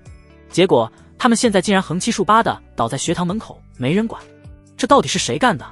李林心情紧张极了，这几位要是出了什么事，他这个甲等班的夫子绝对难辞其咎。很快他就注意到了前方不远处还有站着的几个学生，他连忙赶过去，正准备询问时，忽然注意到众学子正畏惧地看着一个少年，口中还小心翼翼地道：乱斗塔时间我们都给你了，你让我们做的事我们也做了，你是不是能放我们走了？李林见状，瞳孔不由狠狠一缩，受所有人畏惧的那个少年不是别人，正是许毅。怎么回事？许毅，你干了什么？他忍不住脱口出道。闻言，一众如惊弓之鸟般的甲等班学子们顿时露出了惊喜之色。李夫子，李夫子，您终于来了。李林强压下心中的震惊，连忙问道：萧雪梦公主和徐志高等人是怎么被打晕的？快告诉我，是不是许毅干的？甲等班的众学子正要开口，但忽然像是想到了什么，顿时陷入了沉默当中。许毅虽然残暴，但他挑战甲等班众人之事符合规矩，被打败了，说明技不如人，如果因此而告状的话，未免太过丢人了。而且更重要的是，他们认输都认完了，就连乱斗塔时间都交出去了，现在再跟李林说许毅如何如何，又有什么意义？不仅讨不回乱斗塔时间，还会得罪许毅。许毅这小子一看就是记仇的人，要是被他记恨上了，3天2头挑战自己一顿，谁能受得了？种种原因让甲等班众人缄口不言，憋得脸色通红。但即便他们不说，李林也能将具体情况猜得大差不差。这些昏迷过去的甲等班学子必然是被许毅给打败的。这小子简直胆大包天，才来甲等班不到2天，竟然连萧雪梦公主都遭了毒手。虽然这事是许毅干的，但他也有看护不力之责啊。若是京城丹阁阁主和天元国之主降罪下来，他该如何是好？许毅，这小畜生杀了自己弟弟还不够，还可着劲的祸害我啊！李林恶狠狠地看向许毅，低吼道：许毅，你做的太过分了，是不把我这位夫子放在眼里吗？许毅懒得跟李林虚与委蛇，冷笑着说道：同窗之间的正常切磋而已，怎么李夫子是想以大欺小吗？但这恐怕不符规矩吧，书院的大人们降罪下来，你可不好收场。李林闻言，胸腔中怒火喷发，许毅这是吃定他了。他料定自己不敢动手，而事实也确实如许毅所料。许毅打伤众多同窗看似严重，但却属于规则之内，他没法用夫子权威拿捏许毅。青藤书院地位超然，若是亲自下场当众对许毅出手的话，就是坏了书院的规矩。真那么做，他丢的可不光是夫子之位，很可能是自己的小命了。最终，李林强压下怒火，重新恢复了冷静。他深吸一口气，分析起了当前的形势。他花费巨大代价将许毅调到甲等班，就是为了让甲等班的学子替自己探出许毅虚实。现在看来，许毅这小畜生战力竟然远超五途径，他必然是获得了某些传承，修为才能突飞猛进。只是不知道他的战力极限在哪里。如果是凭真实实力打穿手宝的护身手段的话，那岂不是说他有了武宗战力？不可能，就算许毅获得的传承再怎么逆天，他的修为进境也不可能这么快。他肯定是从传承当中得到了某些护身手段，并并且级别还不低。他深深地看了许毅一眼，这小畜生可真是难缠。看来之前准备好的对付许毅的手段已经没用了，必须得做新的谋划，最起码也要将他的护身底牌逼出，才能一击必杀。这些都要徐徐图之。不过李陵又看向昏迷过去的萧雪梦公主等人，许毅打伤这么多甲等班的人，虽然给自己带来了巨大麻烦，但他不过只是受到小小的迁怒罢了。这些甲等班天骄背后的势力不可能放过许毅，或许不用自己出手，许毅就会在某天人间蒸发。念及此，李陵朝着许毅冷笑道：许毅，我承认你的表现超乎寻常，不过得罪了这么多人，你可得悠着点。夫子我啊，可是很担心你安危的。许毅淡淡一笑道：这就不劳李夫子烦心了，我自有安排。正这么说着时，忽然有几道身影匆匆赶来，正是青藤书院的其他夫子，其中还包含了王夫子。而走到最前方的人竟然是青藤书院的院长。看到来人，还站着的甲等班学子们顿时露出了羞愧之色。师父，每一位甲等班学子都是天骄人物，就像王夫子收许池为徒一般，自然有夫子收他们为亲传弟子。见状，李陵微微一怔，而许毅则一脸云淡风轻，似乎早有预料。在李陵来之前，许毅收下众同窗乱斗塔时间后，他便吩咐还站着的甲等班成员去联系各自的师傅，将他单挑甲等班的事迹原原本本的宣扬出去。如此一来，许毅的战绩便以最快的速度为人所熟知。而单挑甲等班的战绩过于惊人，自然惊动了书院院长。参见院长大人。李陵等人不敢怠慢，连忙行礼。书院院长随意的点点头，扫视在场昏迷的众学子一眼，有些惊讶的看向许毅：这些都是你做的？许毅点点头，不卑不亢。人群中的王夫子则是目瞪口呆，所有夫子中他和许毅最熟，在他的认知中，许毅最多勉强能打败五徒4中的许池罢了。结果他看到了什么？许毅竟然将五徒9中的徐志高、雪梦公主都全打趴下了，简直不可思议。甚至许毅的修为还又提升了一重。王夫子心中一个本已经压下去的想法不受控制的又升了起来。难道自己的猜测没错，许毅真的是一位隐藏的绝世天才？但随即王夫子又疑惑了，许毅不是只有一个1级蚂蚁武魂吗？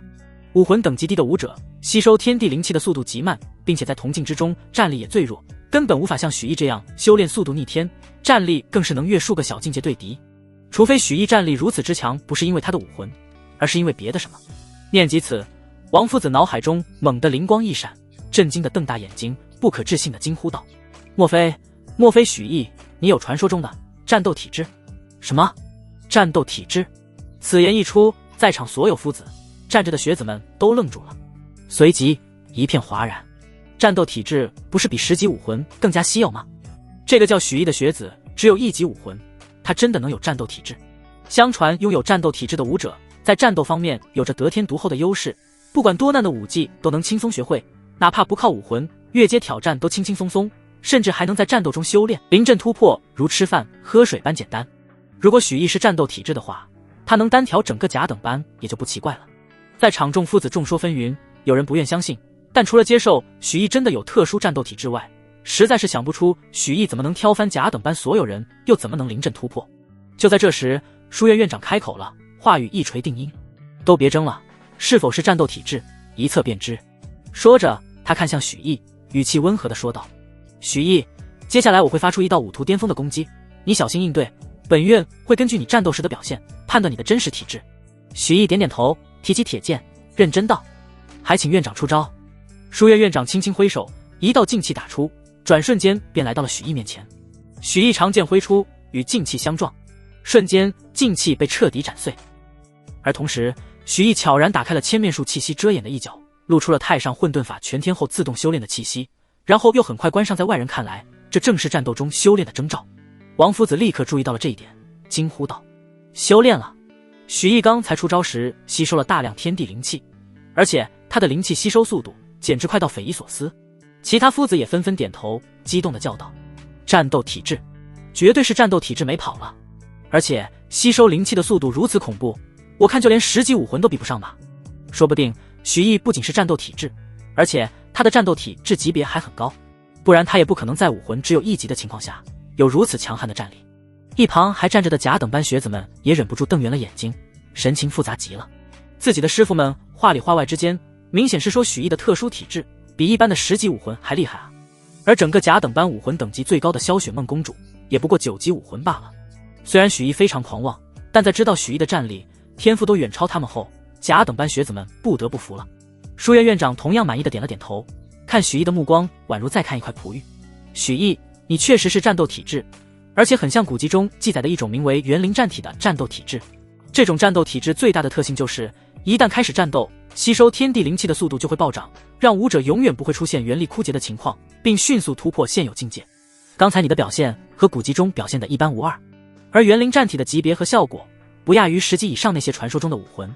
此言一出，又是激起了一阵轰动和哗然。堪比10级以上武魂的元灵战体，基本上就等同于10级以上的武魂了。那么毋庸置疑，许毅就是青藤书院学子中实质上的第一天才，无人能与之相媲美。而许毅未来的成就也很可能达到书院历史上前无古人的程度，这让院长，让在场除李林之外的所有夫子们都无比激动。他们在许毅身上看到了让青藤书院崛起的希望。许毅则是暗暗点头，一脸懵懂地说道：原来我是元灵战体啊，我之前从来不知道呢。看着许毅得了便宜还卖乖的模样，李林的脸色已经难看到了极点。许毅这个小畜生，他早就料到这一刻了，他早就计划好了。他搞出这么大动静，就是为了让书院高层都觉得他拥有战斗体质，成为书院最重要的保护对象，让自己眼睁睁地看着他潇洒滋润，却无可奈何。许毅真有战斗体质吗？狗屁！这小畜生从入学之前就隐藏了实力，他只不过是装出一副临阵突破的样子罢了。他那所谓的战斗中修炼，恐怕也是某种障眼法，但所有人都被他蒙在了鼓里，被他耍得团团转。他的依仗和底牌一定比所谓的战斗体质还要可怕。一个10几岁的少年竟然有如此深的算计，逼得自己束手无策，这让李林难受的几乎要抓狂了。如果许毅的这番计谋成功，自己在很长一段时间内动不了许毅一根毫毛，不能为弟报仇，甚至如果许毅成长起来了，自己将面对一个恐怖的大敌。不行，必须尽快杀了许毅，不惜一切代价，不然我甚至整个李家都会面临巨大的麻烦。李林不断思索着，心中杀意越来越盛，恨不得当场将许毅一巴掌拍死。而就在这时，忽然，李林浑身一震，这是院长的声音，莫非是他被看出了什么？他连忙收起所有表情，恭敬地看向院长，不知院长有何吩咐。书院院长望着李林满头冷汗的模样，没有多说什么，只是笑着道：你做得不错，慧眼识人，提前将许毅招收进了甲等班。若非如此，许毅这颗明珠还不知要蒙尘多久，今后你也要多费心，好好指点许毅，能当元灵战体的老师可是巨大的殊荣。李林看了许毅一眼，强忍着心中的杀意，微笑着道：院长大人请放心，我会将许毅学子当作亲弟弟一般对待，绝不会让他受到任何伤害。书院院长微微颔首，又向许毅说道：这里的残局就先让李夫子收拾吧，许毅你跟我走，本院好好跟你讲讲元灵战体的效果和要点。是，院长。许毅重重点头，跟随书院院长和王夫子等人离开。原地，李林赶紧叫来人，将所有甲等班弟子抬走治疗，心急如焚，不断在原地踱步。片刻后，他一咬牙，取出通讯玉符，联系上了一个人。父亲，我需要咱们家族的镇族之宝万灵死斗类。是，计划有变，我已经别无选择了。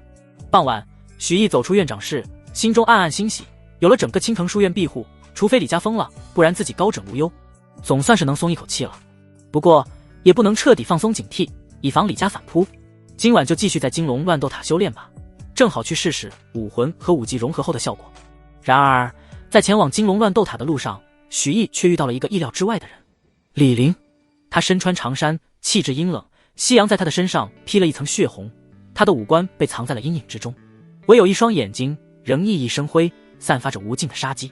许毅皱眉，不过心情不是特别紧张，但笑着问道：李夫子，这里可是书院内部，大庭广众之下，你该不会准备强杀我吧？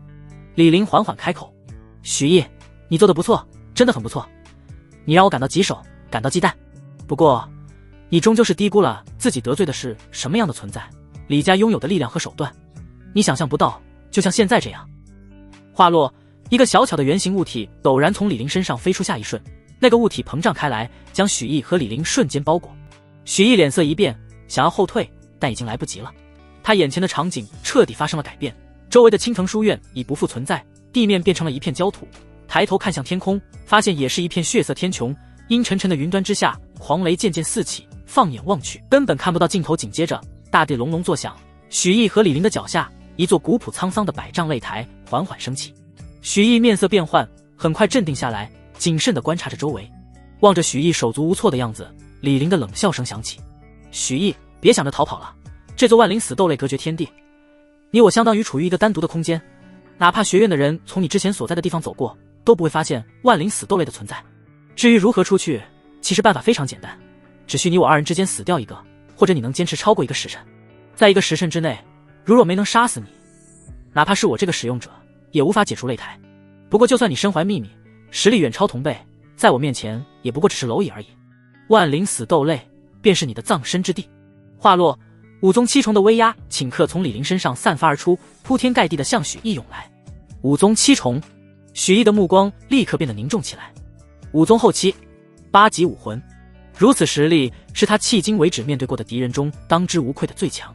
不过李林说，万灵死斗类一旦开启，连他这个主人都无法关闭，外部更是不可能有人察觉，只能等对战双方死一个，或者实现超过1个时辰后才能离开。在这种事上，李林压根没必要骗自己。也就是说，许毅的目光微微亮起，只要在1个时辰的时限内把李林解决掉，那么自己不管在万灵死斗类中用怎样的手段，都不会有外人察觉。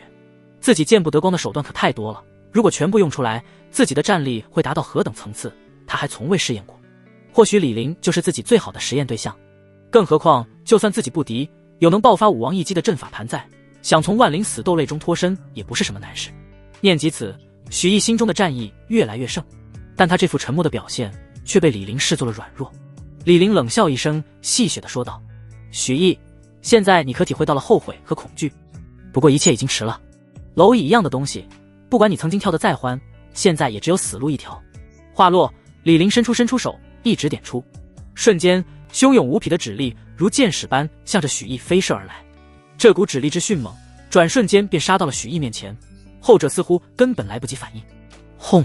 这一指重重轰在了许毅胸膛，发出暮鼓晨钟总般的巨响。结束。正当李林以为许毅已必死无疑之时，眼前的一幕却让他狠狠一愣。只见许毅在被指力轰中之后，竟然寸步未退。他胸口处的衣衫破裂，但衣衫下的肌肤却如名贵的玉般，散发着淡淡的光泽。5宗7重的指力，竟然连他胸口的一层油皮都没有打破。许毅看了看胸膛，又看向李林，目中泛起困惑。5宗7重的高手，就这？李林的眼睛渐渐瞪圆。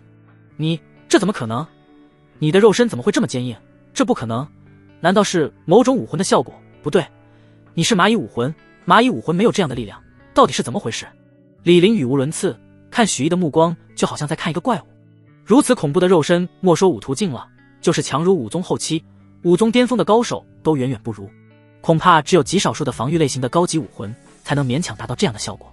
然而从始至终，他都没有在许毅身上感觉到元力和武魂的波动，这足以证明他刚才就是纯用肉身硬抗，他的肉身就是这么强。李林心中震撼，轻视戏谑的情绪顷刻消散，只剩下了凝重和认真。许毅的战力远远超出了他的估算，光凭这副肉身的力量，想杀死自己弟弟李守宝就绝不是什么难事。可笑自己之前竟然认为许毅是有某种一次性或者有限次数的底牌才能爆发5宗战力，事实告诉他，他错了，而且错得离谱。许久之后，李林才压下心中的震撼，重新变得冷静起来。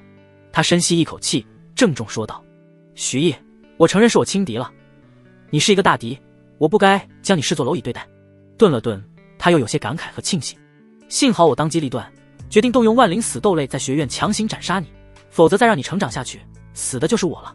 你的肉身确实坚硬，不过比你肉身更坚硬的东西有很多。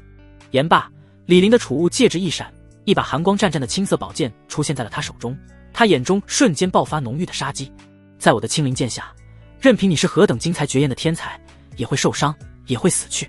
许毅望了李林手中的剑一眼，炼化过无数皇级武器的他立刻判断出了此剑的级别，皇级上品。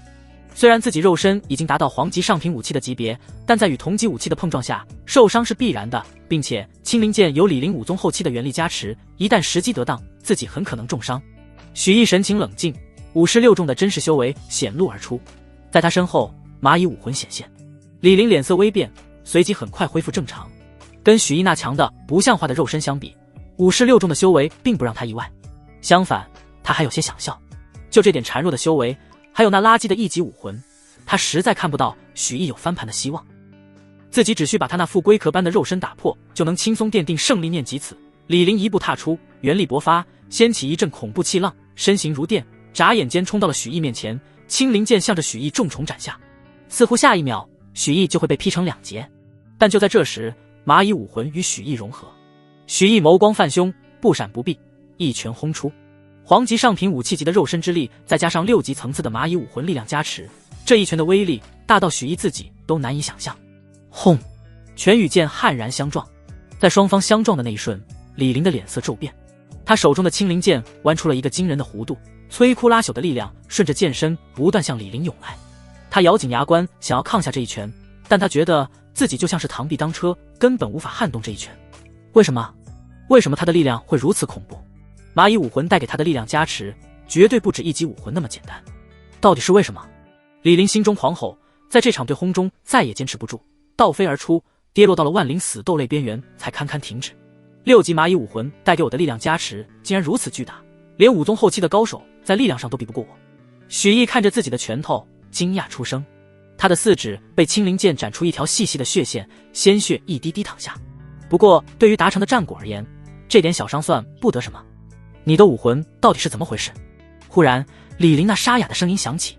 许毅抬头看到李林正直勾勾地盯着自己，眼中有忌惮也有困惑。他眉头紧锁，猜测道，莫非你根本不是蚂蚁武魂，而是某种高级变异武魂？许毅微微一笑道，这就惊讶了，我才使用了第1个武魂而已，更让你惊讶的还在后面。第1个？什么意思啊？李林心中陡然生出不妙之感，难不成许毅还有第2个武魂？还没等李林想清楚，他便看到许毅解除了与蚂蚁武魂的融合，紧接着一株碧光盈盈、散发着无穷生机的植物武魂显现在许毅身后，融入许毅身体中。许毅催动元力，轻轻在受伤的手指上一抚，剑伤顷刻痊愈。李林懵了，生机草武魂，而且这个治愈速度绝不是2级武魂该有的水准。他震惊地望着许毅，你是双生武魂，而且还是双生变异武魂？许毅没有回答他，立刻切换回蚂蚁武魂，脚步一踏，身体如炮弹般冲出，主动出击。李林面色一狠，低吼一声，双生变异武魂又如何？破空剑法，给我破！他一剑斩出，元力激荡，这一剑似要划破空间，威能无匹。黄级极品武技破空剑法。轰！拳剑再次相撞，但这一次李林却不像刚才那般狼狈，与蚂蚁武魂加持下的许毅拼了个势均力敌，甚至他的变招更快，瞬间改换剑路，新的一剑刺出，刺空。而此刻许毅还处于心力未生的时刻，被这一剑不偏不倚的刺中身躯，直接被轰上高空之中。李林顿时冷笑，许毅被自己击飞，不仅硬接了自己一剑，在空中还没有接力点，无法进行有力反击。他已经完了，会像靶子一样被自己不断劈飞落下，如此往复。但还没等他得意多久，他就又懵住了。只见被击飞到空中的许毅，体表竟然覆盖了一层坚硬无比的虚幻龟壳，自己的那一剑徒劳无功。6级富山龟武魂，第3个武魂。李林瞪圆了眼睛，人都傻了。但紧接着许毅武魂再变，一只一展足有3丈的苍鹰武魂出现在许毅身后，与许毅融合。一双漆黑如铁的羽翼从许毅背后舒展开来，让许毅不仅没有下落，反而越飞越高。第4个武魂看起来像是玄铁鹰，但也变异成高级武魂了。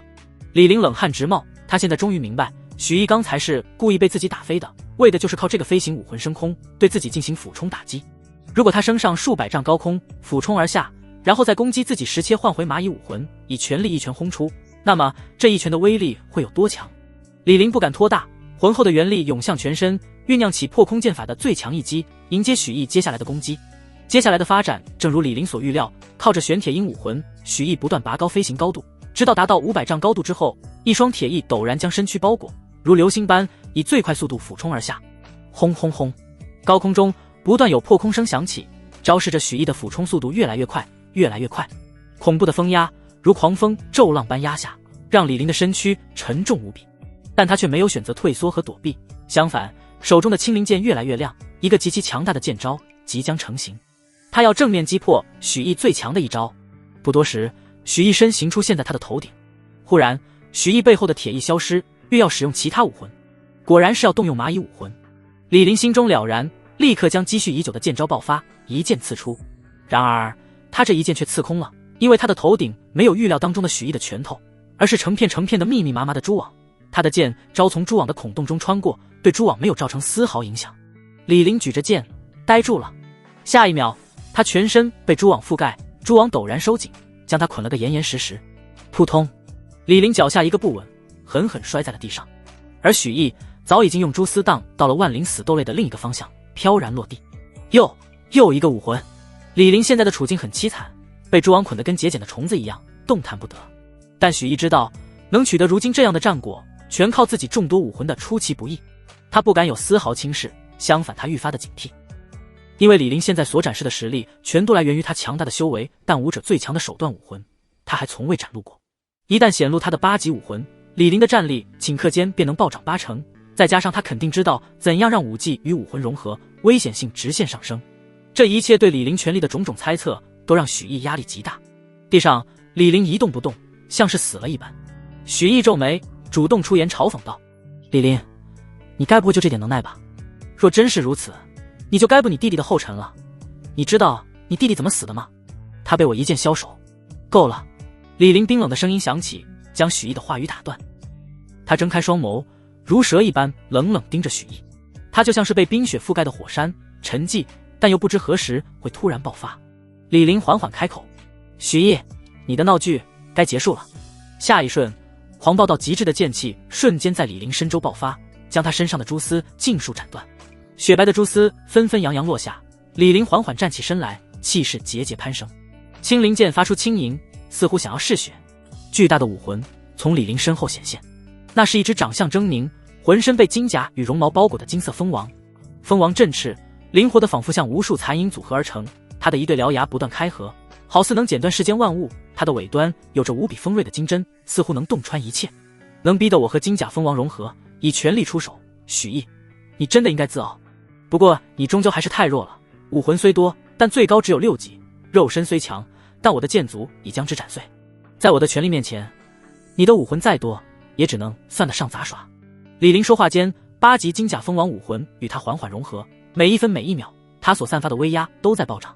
一对半透明的魔翅出现在他身后，不断震动，掀起狂风。李林的青灵剑也被金色的剑光包裹，如同金甲蜂王尾端的金刺，锐利的金光吞吐不定。许毅不敢有丝毫大意，直接催动了富山龟武魂，虚幻的龟甲护持着自己全身，在摸不清敌人路数的情况下主动出击，是在找死。他必须先判断出现在的李林究竟有多强。嗡！忽然，李林背后魔翅一颤，身形骤然消失。好快！许毅瞪大眼睛，正欲搜寻之时，背后忽然有一股巨力袭来。咔嚓！富山龟甲坚持不过一个呼吸，直接碎裂，许毅直接飞出，背后鲜血淋漓。不仅快，青灵剑的威力也暴涨了，应该是金甲蜂王武魂和李林破空剑法融合后的效果。许毅强忍着背后的剧痛，暗暗分析。然而他脑海中才仅仅划过几个念头，还未止下冲势，李林便出现在了他的面前，一剑刺出。许毅当机立断，瞬间切换蚂蚁武魂，一拳轰出，拳剑第3次相撞，这一次却是许毅倒飞而出。原本黄级极品的破空剑法就能跟许毅的全势均力敌，现在更是对许毅呈现碾压态势，根本不给人喘息的机会啊！许毅出拳的手受伤，伤势远比之前与青灵剑硬碰硬是受的要严重，自己与之硬拼决不是对手，必须先想办法治好伤势，再想办法对敌。许毅立刻切换玄铁鹰武魂，背生玄铁黑翼，正欲扶摇直上之际，一个如索命恶鬼般的声音忽然在耳畔响起：“在我面前，你不配飞，只配跪地。”唰，金色的剑光闪过，半只玄铁黑翼直接被斩落。许毅丹田中的元力立刻狂掉，羽翼被斩，玄铁鹰武魂虽然不会受损，但损耗的全是自己的元力啊！许毅心中狠狠一沉，受武魂加持的李林速度快得简直不像人，自己在他面前根本连起飞的机会都没有，太强了。这就是8级武魂的加持效果吗？和6级武魂完全不是一个档次。青灵剑再次袭来，许毅不敢再尝试起飞，直接切换幽影武魂，改换体型，躲开了这一剑，然后迅速后退，与李林拉开距离。第6种武魂，李林现出身形，皱眉看着化作幽影的许毅，但随即他的眉头舒展开来。不过也只是6级层次罢了，就算再多10种、100种，又有什么意义呢？说着，他身形再度消失。许毅自知找不到对方的身影，不去费心搜寻，脚步在地上重重一踏，瞬间擂台崩碎，尘土飞扬，阴影遮天蔽日。站在阴影之下，融合了幽影武魂的许毅只感觉如鱼得水，能随意融入到阴影之中而不被发现。在幽影武魂隐秘气息的效果下，果然李林没能第一时间找到自己的位置。许毅躲在影子中，谨慎地观察着四周，很快便找到了停在原地的李林。他取出灭生剑，悄然摸了过去，来到了李林背后。紧接着，他毫不犹豫，便朝着李林的心脏要害捅去。下一瞬，长剑没入李林的身体，许毅的脸色却骤然大变。手感不对，刺空了，是残影，想偷袭？你觉得可能吗？如鬼魅般的声音从许毅背后响起，随即有劲风从许毅背后出现。许毅连忙操纵幽影武魂收缩身形，结果后背还是一痛，又添一伤。许毅心中震撼，在和金甲蜂王融合后，李林不光是速度快，他的反应能力也极其恐怖，就仿佛背后长了眼睛一般。自己纵使有6级的幽影武魂隐藏身形，还是在攻击的那一瞬被他发现了。这是何等恐怖的洞察力和反应能力！不过也是，若没有这样的反应速度，李林根本驾驭不了现在的速度。很显然，这就是金甲蜂王武魂主要加持的2个方面，一是速度，二是感知能力和反应速度。这2种效果合一，让李林强得可怕。在找到许毅的那一刻，李林便如毒蛇一般，咬死了不松口，攻势汹涌无比，将许毅淹没。许毅有心融入阴影中隐匿，但李林寸步不离，他根本找不到机会。许毅心中苦涩，自己的灭生剑虽然削铁如泥，想将李林这个血肉之躯劈成2截更是简单无比，但是自己砍不中啊！再锋利的剑，砍不中人就没有任何意义。5宗7重8级武魂的强者，真实战力果然强得可怕。除了动用阵法盘，似乎已经没有别的办法了。正当许毅准备动用这个底牌时，忽然冷云长的声音从他脑海中响起：“许毅，你该用剑了。”“用剑？我已经在用了。”许毅有些困惑，不知冷云长为何忽然这么说。冷云长笑道：“你还没有将剑招和武魂融合使用，又怎能称得上用剑？用心去好好感受你融合武魂后斩天剑法的变化。低级武魂级别提升后，威能会产生质变，你的武魂和剑招融合后产生的威力会超出你的想象。去试试吧，李林是你最好的陪练，通过他，你的战斗体系将发生天翻地覆的变化。”许毅听完，目光陡然一亮：“好，那就试试。”在李林那快到极致的攻势下，许毅被打得几乎抬不起头，但现在他忽然转手为攻。他身上幽影武魂的气息大盛，手中灭生剑的剑路不再杂乱，一往无前的气势油然而生。想临死反扑，没那么容易。李林冷笑一声，青灵剑金光吞吐，攻势暴涨，在许毅身上不断留下伤痕。许毅目光充满锋锐和冷静，武魂的力量、武技的力量在这一刻合二为一。幽影斩天剑法第一式，剑破天穹。他一剑刺出，灭生剑和剑身所爆发出的剑气陡然间融入阴影，就像是忽然消失不见了一般。李林神情微变，隐隐猜出许毅做了什么，不敢恋战，想抽身而退，但已经迟了。那气息隐匿到极致，路数捉摸不定的剑气陡然间出现在李林面前，风驰电掣般袭来。即使金甲蜂王武魂带给了李林强大的直觉和感知能力，也让他有些反应不及。他竭力躲避，但剑气还是划过了他的身躯。赤，在这一剑之下，李林衣衫裂开，腰腹处鲜血淋漓。许毅收回剑，心中倍感惊讶。之前他被李林压着打，现在却一剑建功，武魂和武技融合后的效果比自己想象中的更强。有这样强大的剑招辅助，打败甚至斩杀李林都大有可为。曾经那看似无解的局面，在自己将武魂和武技融合后豁然开朗。反观李林却是一脸忌惮和不可思议：“你竟然这么快就领悟了武魂和武技的融合运用之法，而且你的剑招看似是斩天剑法，实则精妙程度远超黄级。这门剑法你是从何得来？为何你身上会有这么多的秘密？”许毅淡漠一笑，冷然道：“等你死之后，我或许会把真相给你捎过去。”李林怒笑道：“就凭你这点微末伎俩，也想杀我？不管今日你展现出多少手段，都走不出这座万灵死斗类。”说着，他手中储物戒指一亮，一颗疗伤丹药出现在手中。正当李林准备服下时，许毅的武魂陡然切换到玄铁鹰，身影如疾风骤浪般袭来，一剑斩出，剑气凌厉，只有一个特性：快，快，快！斩天剑法本就以快和迅猛著称，与玄铁鹰融合后，如鹰击长空，肆虐9天。这一剑正大堂皇，但那极致的快，却让李林即使看到了，也没有躲避的时间。剑比人快，李林只好放弃吞服疗伤丹药，强压下腰腹伤口带来的痛楚，提剑抵挡。当当当，剑气在半空中不断碰撞，让人眼花缭乱，目不暇接。许毅的剑法快，李林的剑法同样也快，甚至后者更快。在激烈交锋几个呼吸之后，许毅的斩天剑法稍稍有些不支，险象环生。但就在这时，许毅瞬间切换武魂，富山龟，长剑一横，剑气爆发。而这些剑气并没有进攻，其表面浮现出龟甲纹路，拱卫在许毅身周。李林的剑气和富山龟剑气碰撞，结果无一例外，全被挡了回去。富山龟武魂的防御性在融合武技之后得到了暴涨，受到阻挡，李林的攻势为之医治。许毅立刻抓住机会，武魂再变，灭生剑高高举起，向着李林的头顶重重斩落，让他不得不应接这一剑。而这一剑所爆发出的剑气竟足有门板大小，没有丝毫花里胡哨，只有极致的力量。这正是斩天剑法和蚂蚁武魂融合后的结果。作为1级武魂，在被混沌顶武魂演化到6级之后，它增强的程度堪称6种武魂的第一。轰！随着一声敲钟般的闷响，李林脚下的地砖崩裂，身体直接被蚂蚁剑气深深砸进了擂台中，一口鲜血从口中喷出。双方的形势逆转，此刻开始，许毅完全占据了上风。他乘胜追击，不给李林丝毫喘息之机。许毅自己虽然也受伤严重，但他肉身强大，足以硬抗，不急着治疗。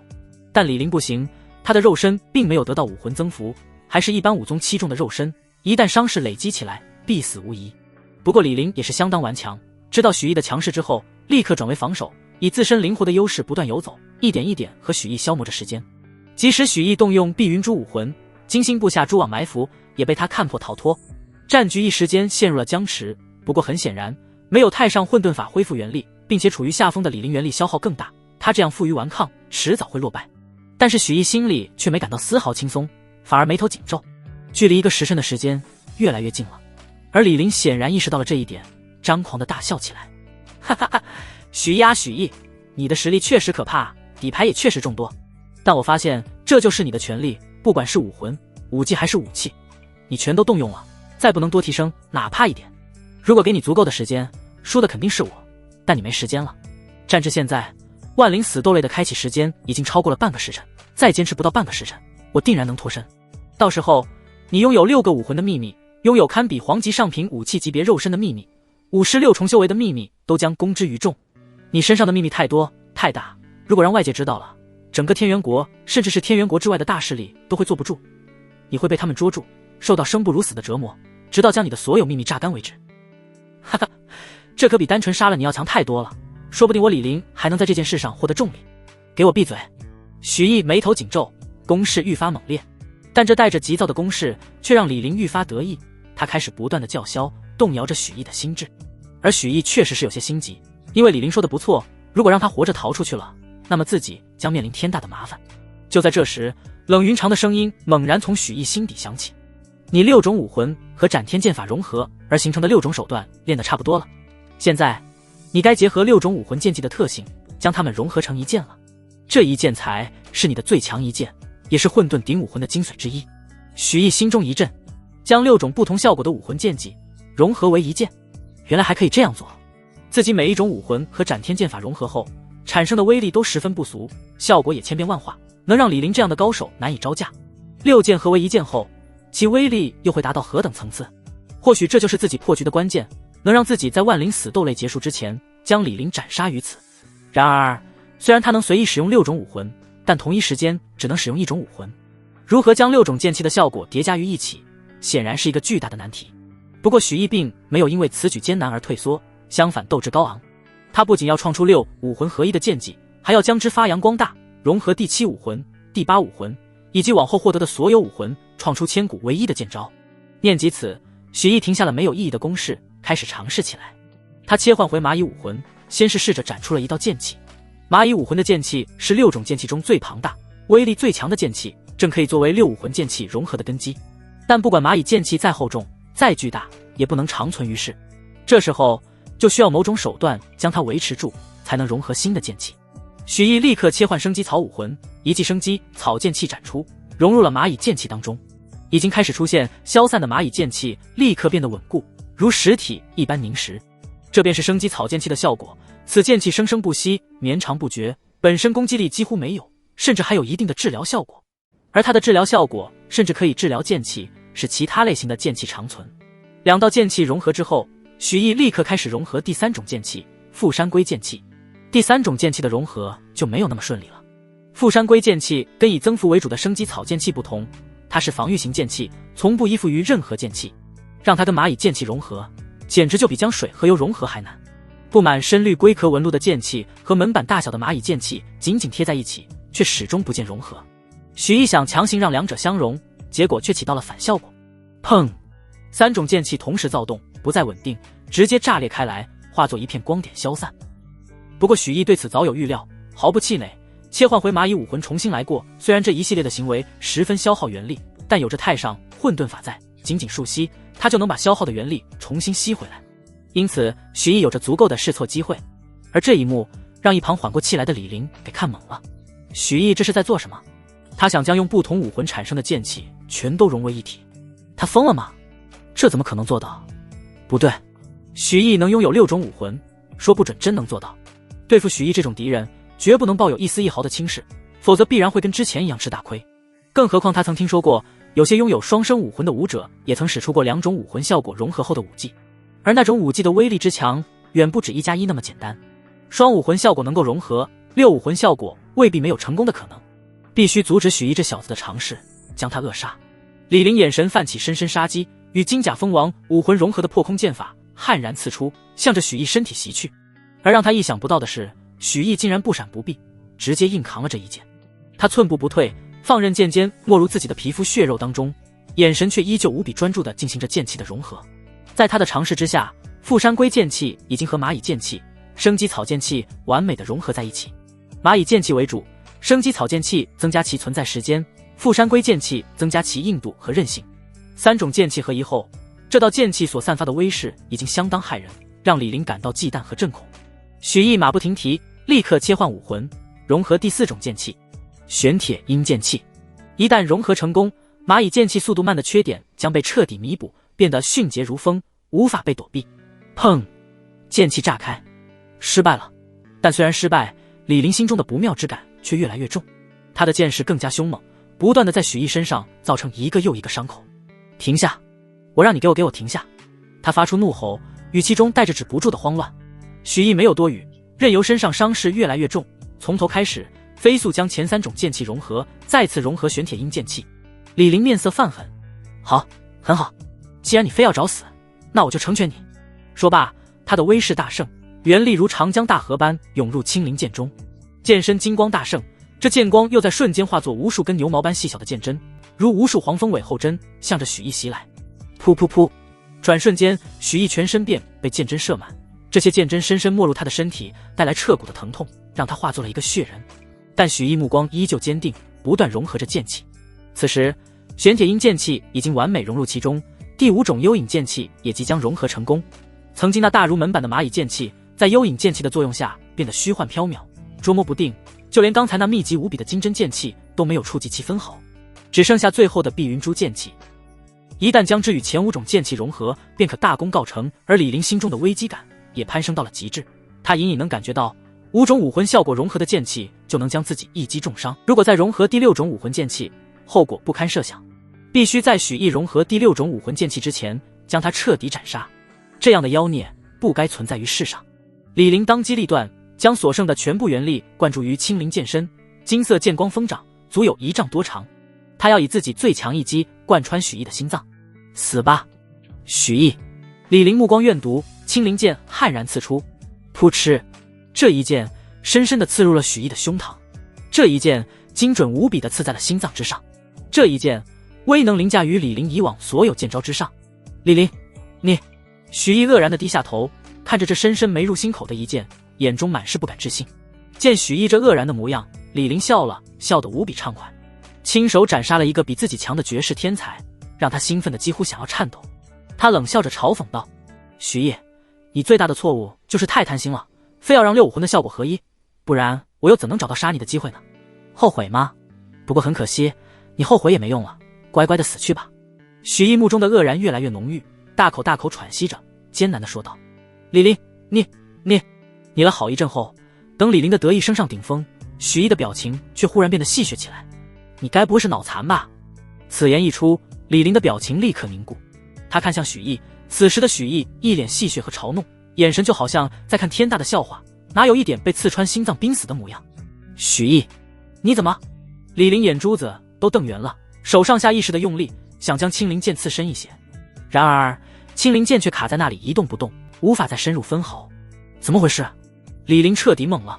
通过剑身，他感觉到的是阵阵无比有力的心跳。许毅的心脏分明毫发无损，自己的全力一击竟然无法在他的心脏上造成一丝划痕。而此时许毅也戏谑开口：李夫子，我的惊讶真不是装的，我是真没想到你会这么蠢，竟然选择捅我的心脏。难道你不知道我的心脏是全身最硬的地方，能跟黄级极品武器媲美吗？谁他妈能想到这种事啊？李林心中狂吼，哪怕他已经无限高估了许毅，结果许毅的底牌还是出乎了他的预料啊！他连忙松开剑，想要抽身而退，但却已经迟了。既然你主动凑上来，那就试试我刚完成的这一剑吧。许毅一剑斩出，一道散发着无穷威能的剑气劈在了李林的身上。六魂斩天剑，轰！6种武魂剑气融合后的效果在李林身上彻底爆发，凄厉的惨叫从李林口中发出。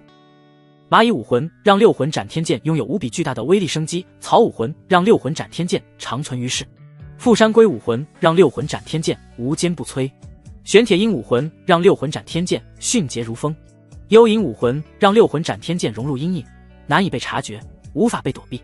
只是瞬间，李林的身体便被这一剑几乎斩成2截，5宗7重的修为和肉身在这一剑面前如面团般脆弱。忽然，李林身上陡然窜出无数树藤，将他全身包裹，抵御着这一剑的威能。这树藤的模样正像是李守宝当初的护身底牌，但威能却比之强大无数。然而6魂斩天剑岂是如此简单就能被抵御？那坚韧无比的树藤被一根根斩断，剑气一路深入，直取李林性命。这些树藤仿佛有灵智一般，竟然分出无数触须，在万灵死斗类上不断腾挪，想甩掉6魂斩天剑。但就在此时，6魂斩天剑产生了新的变化，那凝实无比的庞大剑气陡然分化成无数剑丝，如蛛网般将李林包裹，让其没有丝毫逃跑的机会。蛛网剑丝不断的收缩，似要将李林切割成无数块。这正是6魂斩天剑最后一层效果，碧云珠武魂的效果，可将剑气分化为剑丝包裹，让敌人彻底失去逃生的机会。剑气汹涌，树藤寸寸断裂，李林重伤的身躯暴露的越来越多。胜负即将揭晓，到此为止了。许毅大步向前，同时运转太上混沌法，无尽的灵气涌入身体，化作元力，弥补之前的亏空。与此同时，他身后蚂蚁武魂浮现，手中灭生剑缓缓举起，携带着蚂蚁武魂的力量加持，狠狠挥下。势大力沉的一剑摧枯拉朽，完全摧毁了李林周身剩余的藤蔓。眼看着他就要死在这一剑之下时，突然异变陡生，好似又是某种宝物被触发，一层淡淡的薄膜以李林为中心展开，将其保护在中央。许毅这一剑不可谓不强，哪怕是5宗3、4重的强者来面对，都必将饮恨。可这一剑斩在李林的护身薄膜上，却仅仅是荡起了淡淡的涟漪，丝毫没有要破碎的迹象。哈哈哈哈！李林此刻重伤在地，整个人都几乎动弹不得，却仍在狂笑。小畜生，没想到吧？我还有秘宝护身，像你这种小地方来的垃圾，根本不明白我等大世家的底蕴。这真水护罩，就连半步武王境的强者，短时间内都无法打破。等一个时辰结束后，你的所有秘密都将被揭露，到时候你就等死吧。许毅面色凝重，眉头紧皱，他丝毫没有理会李林的叫嚣，灭生剑再次举起。这时冷云长开口了，他说的没错，这件秘宝你打不破，我粗略估算，你还需要挥出3次6魂斩天剑才有可能破坏这层护罩，而现在距离擂台消散只剩下半刻钟，你的时间不够。许毅自然不会质疑冷云长的判断，此刻他的眉头皱得更紧了。李林的境界比我高太多，心火对他几乎无用，现在他躲在这龟壳下面，我根本无法在擂台消散前杀死他，那我只能用出他了。许毅翻手拿出可以发出武王强者一击的阵法盘，却再次被冷云长阻止。我建议你可以先将他的武魂吞噬了，他的这件秘宝可以阻挡攻击，却阻挡不住你的混沌顶武魂。许毅疑惑，就算吞噬了他的武魂，有那层龟壳在，我还是杀不了他。冷云长神秘一笑，你照我说的做，等下你就明白了。许毅点头，将一只手须放在李林头顶上方。李林丝毫不在意许毅的动作，脸上仍然嚣张狂妄。放弃吧，许毅，你已经输了，无论你再怎么努力，都不可能撼动我这真水护罩分毫。你还是啊！突然李林抱头痛呼，只感觉好像有无数把刀子在自己的脑袋里乱戳，而自己的武魂竟然在缓缓从自己的身体里向外抽离。我的武魂！他脸上的嚣张再也消失不见，变成了浓浓的不敢置信和恐惧。你竟然能吞噬我的武魂！停下！我让你停下！快停下，否则李家与你不死不休！别，求求你，求求你不要啊！求求你放过我，我错了，许毅，把我的武魂还给我啊！无论李玲如何威逼或求饶，许毅依旧面色如水，丝毫不为所动。魔鬼，许毅，你就是个魔鬼！啊！李玲疯狂挣扎，却没有任何作用。仅仅片刻，李玲的8级武魂金甲蜂王就已经彻底被许毅吞噬。此时，许毅的体内，一只浑身被金甲和绒毛包裹着的金色蜂王已经出现在混沌顶武魂的旁边。只不过现在的混沌顶武魂只是6级，还无法直接吞噬8级的金甲蜂王。许毅暗忖，看来的早点去找个7级武魂来吞噬了，到时候自己的实力必将再次大增。再看此时的李玲，双目无光，状若痴呆，嘴里喃喃：魔鬼，魔鬼！他这是傻了。许毅没有料到如此情况，冷云长笑道：武者的武魂和灵魂相连，武魂被吞噬，他不傻才怪。现在虽然你杀不了他，但也不用担心他会把你的秘密说出去。许毅点点头，看着李玲手上戴着的储物戒指，一阵眼红。这李玲可是李家大少爷，储物戒里肯定少不了好东西吧？可惜了。许毅摇摇头，只能看着，拿不到啊。冷云长看出了他的心思，指点道：那真水护罩属于护身秘宝，只要你不做出危及他生命的动作，这真水护罩都不会阻挡你的。许毅眼睛一亮，当即上前，从痴傻的李玲手上将储物戒指撸了下来，果然没有受到丝毫的阻碍。而当他想要攻击李玲时，真水护罩再次浮现，将他的攻击尽数化去。好宝贝啊！许毅又眼馋了，别多想了，这真水护罩你今天肯定拿不到了。冷云长提醒道：做好准备，擂台的时间快到了。许毅点头，将李玲的储物戒收好，幽影武魂在身后浮现，整个人藏在了擂台的边缘。没过多久，擂台轰然倒塌，许毅和李玲重新出现在学院中，瞬间许毅便消失得无影无踪。不知过了多久后，痴傻的李玲才被人发现，顿时在整个学院引起了轩然大波。而此刻的许毅已经回到了学院的宿舍中，这李玲的储物戒指竟然有100个单位。许毅很是满意，他之前从黄甫灵竹那里得到的储物戒也才不过30个单位而已。仙子姐姐，你能帮我看看这李玲的储物戒上有没有李家的追踪手段吗？不管是杀李守宝还是杀李玲，都让许毅明白了这些世家大族的底蕴，因此丝毫马虎不得。如果这戒指上有什么追踪手段，而自己毫无防备，那就危险了。你还算谨慎，没有被胜利冲昏头脑。冷云长满意的点点头，放心吧，我早就帮你看过了，这戒指和戒指里的东西都没有任何的追踪手段，这戒指你完全可以放心使用。谢谢仙子姐姐。许毅兴奋地翻着李玲的储物戒，里面的好东西数不胜数，疗伤的3级丹药足足有10几瓶，各种黄级武器防具也是堆满了戒指，简直是财大气粗。可惜没有黄级极品的武器防具，不然今天就可以将肉身凝练到黄级极品的强度了。咦，这是什么？突然许毅从角落里发现了一个宝匣，打开一看，匣子里静静地躺着2颗晶莹剔透的石头，浓郁的灵气从石头上溢散出来，许毅仅仅吸了一口，就顿时感到神清气爽。竟然有灵石！冷云长也轻昵出声。许毅眼睛一亮，这就是灵石，这是他只听说过却从来没见过的宝贝。据传说，灵石中蕴含着极其精粹的灵气，不仅是高级武者之间流通的珍稀货币，若是直接使用，更是能大幅增加武者修炼速度，减小突破瓶颈的难度。别看只有2块，但这2块灵石的价值恐怕比这戒指中其他所有宝贝加起来还要高。冷云长点头，不错，有了这2块灵石，便能暂时解决你现在灵气不够用的问题。你若能将这2块灵石内的灵气全部转化为你的元力，应该就可以突破武宗。这小小的2块石头竟然蕴含着这么多的灵气。许毅惊了，将2块灵石拿在手中，爱不释手。原本他还有点舍不得直接使用灵石来修炼，现在看来是必须使用了。只有将资源变成自己的实力，才是最佳选择。许毅将灵石放在手心，混沌顶武魂浮现在身后，开始运转太上混沌法。瞬间，无尽的吸力从他4肢百骸传出，一缕缕浓稠的灵气从灵石上散发而出，将许毅整个包裹。就这样修炼了一夜。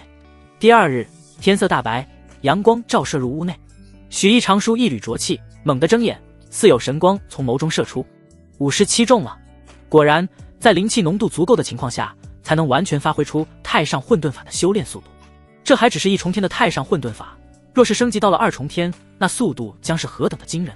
许毅掂了掂手中明显小了2圈的灵石，颇为满意。而之所以能有足够的灵气浓度，还是全靠这灵石啊。目测这枚灵石足够自己修炼到58重还能有余。这么看来，2枚灵石的确能够让自己突破到5宗。许毅继续将昨天缴获的黄级武器和防具全部拿了出来，全部炼化到了体内。这次炼化结束后，他能感觉到自己的肉身强度距离最后的黄级极品真正只剩下了一步之遥。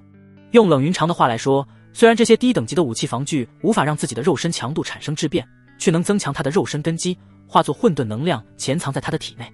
当他的肉身受伤的时候，这些潜藏的混沌能量就能出现治愈他的肉身。也就是说，哪怕现在许毅的肉身强度已经达到了黄级上品，但炼化吸收那些品级不超过黄级上品的武器防具，依旧对自己的实力有帮助。全部搞定，许毅伸了个大大的懒腰。就他正准备出门打探有关李陵消息的时候，突然腰间的传讯玉牌亮了。副阁主，李家家主带着他的儿子李陵来求见您。李家是公爵家族，所以咱们丹阁也会给他们一丝薄面。而且这次李家找来了您需要的史书，其中有关于苍梧国的详细历史记载。李家家主带着史书来找我，还带着李陵，莫非是想让我帮忙治病？许毅看着传讯玉牌上的信息，嘴角掀起一抹古怪的笑容。这么说来，自己岂不是又能坑李家一次了？而且正好可以探探口风，看看那李家家主知不知道李陵是因为自己才变成这样的。冷云长也笑了，我本来还想着如何能让你把真水护照那件秘宝也拿到手，却没想到鱼儿自己上钩了。仙子姐姐，你也这么看重那件秘宝？许毅挑了挑眉。冷云长解释道，那件秘宝不是让你来用的，而是让你来炼化吞噬的。真水护照属水，完全可以代替水属性的黄级极品天才地宝，将你的肾强化到黄级极品的层次。原来如此，看来这李家父子是必须得见一见了。半个时辰后，早已经改头换面的许毅来到了丹阁顶层，坐在了主位上。李家家主李蔚然带着痴傻的李陵一起上前拜见。易大师，在下贸然求见，还请您恕罪。可小儿的病情实在是拖不得，所以才不得已上门叨扰。许毅一副高高在上的样子，眼观鼻鼻观嘴嘴关心，好似没有听到李蔚然的话。李蔚然见状，赶忙从储物戒中拿出一本古朴的史书，双手奉上。早知道您对苍梧国的历史有兴趣，这本古书就当是送给大师的见面礼了。若您能治好小儿，必将另有重谢奉上。许毅眼皮微抬，不着痕迹地将古书收起，微微合手。你有心了。李蔚然大喜，赶忙让李陵上前。您快给瞧瞧，这孩子到底是怎么回事？昨天之前都还好好的，昨天傍晚突然就痴傻了，不知道是受伤了还是害了什么恶病。许毅示意李陵上前，假意看了看他的瞳孔，又号了号脉，然后就给出了结论。我看令公子恐怕是灵魂受损导致的痴傻。他顿了顿，假意轻移出声。奇怪，令公子的武魂波动极其衰弱，微不可闻，这好像是武魂被毁连带着灵魂受损而导致的现象。真是奇怪，是何人能做到不伤及性命的情况下只将武魂毁坏的呢？听到许毅的一通分析，李蔚然惊呼出声，大师真乃神人啊。之前在下请徐阁主看过，徐阁主也是如此说的，而且徐阁主检查了足足2个时辰才得出了如此结论，而您却仅仅粗略检查，用了不到1刻钟就查清了症结。李蔚然纳头就拜，您真乃神人也，还请大师救救小儿。许毅暗暗发笑，你儿子就是被我打成这样的，我自然知道他是什么情况。他继续问道，既然徐阁主已经给出了结论，你们为何不求徐阁主来救呢？李蔚然尴尬道，徐阁主虽然看出了症结所在，但却对这种情况无能为力。徐阁主说易大师您师承神秘，说不定有办法，故我们这才来冒昧叨扰。原来是这样。许毅若有所思，却没立刻答应。他手指敲打着桌面，笑了。你之前说若是能治好令公子，你另有重谢，却不知道这重谢是什么。李蔚然一听有戏，赶忙道，只要治好小儿，我李家的宝库便为您敞开，您可以任意从中选择3件宝物。好家伙，公爵家族宝库任选3件宝物，这报酬不菲啊。许毅虽然心动了，但他却没有直接答应，他装作一副为难的样子。令公子，这伤涉及灵魂，可不是那么好治啊。李蔚然有些绝望，你也治不了吗？谁说我治不了？不过许毅欲言又止。不过什么？李蔚然心中又燃起希望，只要您需要用到的药材，李家绝对拼尽全力帮您找到。不过许毅笑了，得加钱。我看令公子身上的这件真水护照秘宝就不错啊。这李蔚然犹豫了。许毅脸色一冷，看来李家主还没想好，那就等想好了再来吧。送客。慢着。李蔚然咬着牙取出一颗晶莹的宝珠，递给了许毅。易大师，我想好了，只要能救回小儿，无论付出什么代价，我李家也愿意。他的心在滴血。真水护照这件秘宝可是皇级极品的宝贝，哪怕放在整个李家都是极其珍贵的存在。如今还没看到一丝一毫治好李林的希望，就已经把如此重宝交了出去，不由得他不肉疼。许毅拿过真水护照，有些诧异，这么容易就得手了，看来这李林在李家的地位够高啊，甚至高的有些不正常。好了，你带着令郎先回去吧，等明天这个时候再来。许毅不着痕迹地将真水护照收好，便要送客。那小儿的病？许毅面色平静，我需要1天的时间来寻找治疗令郎的药材和方案，明日再来。好，大师您辛苦了。李蔚然带着李林离开了，他倒是不担心对方拿了东西不办事，毕竟丹阁为其背书，不会不讲信用。不错，白的一件宝贝，还有关楚灵儿的下落，就是没有打探出来，这李家是否知道是我把李林打成这副模样的。许毅不再想那么多，他先将秘宝真水护照放在一旁，然后把李蔚然带来的古书打开。大概翻阅过后，许毅不由得惊叹出声，这整整一本竟然都记载的是苍梧国的详细历史，从苍梧国建国到最终的灭亡都有详细的记载。想必李家寻找这本书也费了不少功夫。许毅慢慢查找，终于找到了有关楚灵儿死亡的消息。天月第153年，苍梧国继承人楚灵儿入天生秘境，寻找突破契机，最终葬身秘境中。天生秘境，许毅眼睛一亮，终于找到楚灵儿的下落了。仙女姐姐，你知道这个秘境吗？冷云长语气冰冷，一个万年前的小国中的秘境，我如何能知晓？好吧，许毅无奈，看来只能再找人问问了。接下来就该强化五脏中的第2个部位了。许毅严肃起来，拿出秘宝真水护照，运转太上混沌法，一阵迷蒙的气息笼罩而来，真水护照被缓缓炼化，化作水行之力钻入了许毅的肾中。不知过了多久，许毅睁眼，水行之肾彻底强化完成。此时他的肾也和火行心脏一样，拥有了皇级极品的强度。至此，许毅体内五脏中已经有2脏彻底完成了强化，距离最终突破至太上混沌法2重天的日子不远了。让我来看看这次的水行之肾会给我带来什么样的能力。第一次强化心脏，给他带来了心火的能力。许毅很期待这一次他能获得什么强大的手段，他沉下心神，暗暗感受着身体中水行之肾的波动。下一瞬，他伏至心灵，一股水行之力从水行之肾中荡漾而出，紧紧贴着他的皮肤，覆盖住他整个身体。许毅面色惊喜，这是上善若水。上善若水，水利万物而不争，以水行之力形成一层紧贴皮肤的防护膜。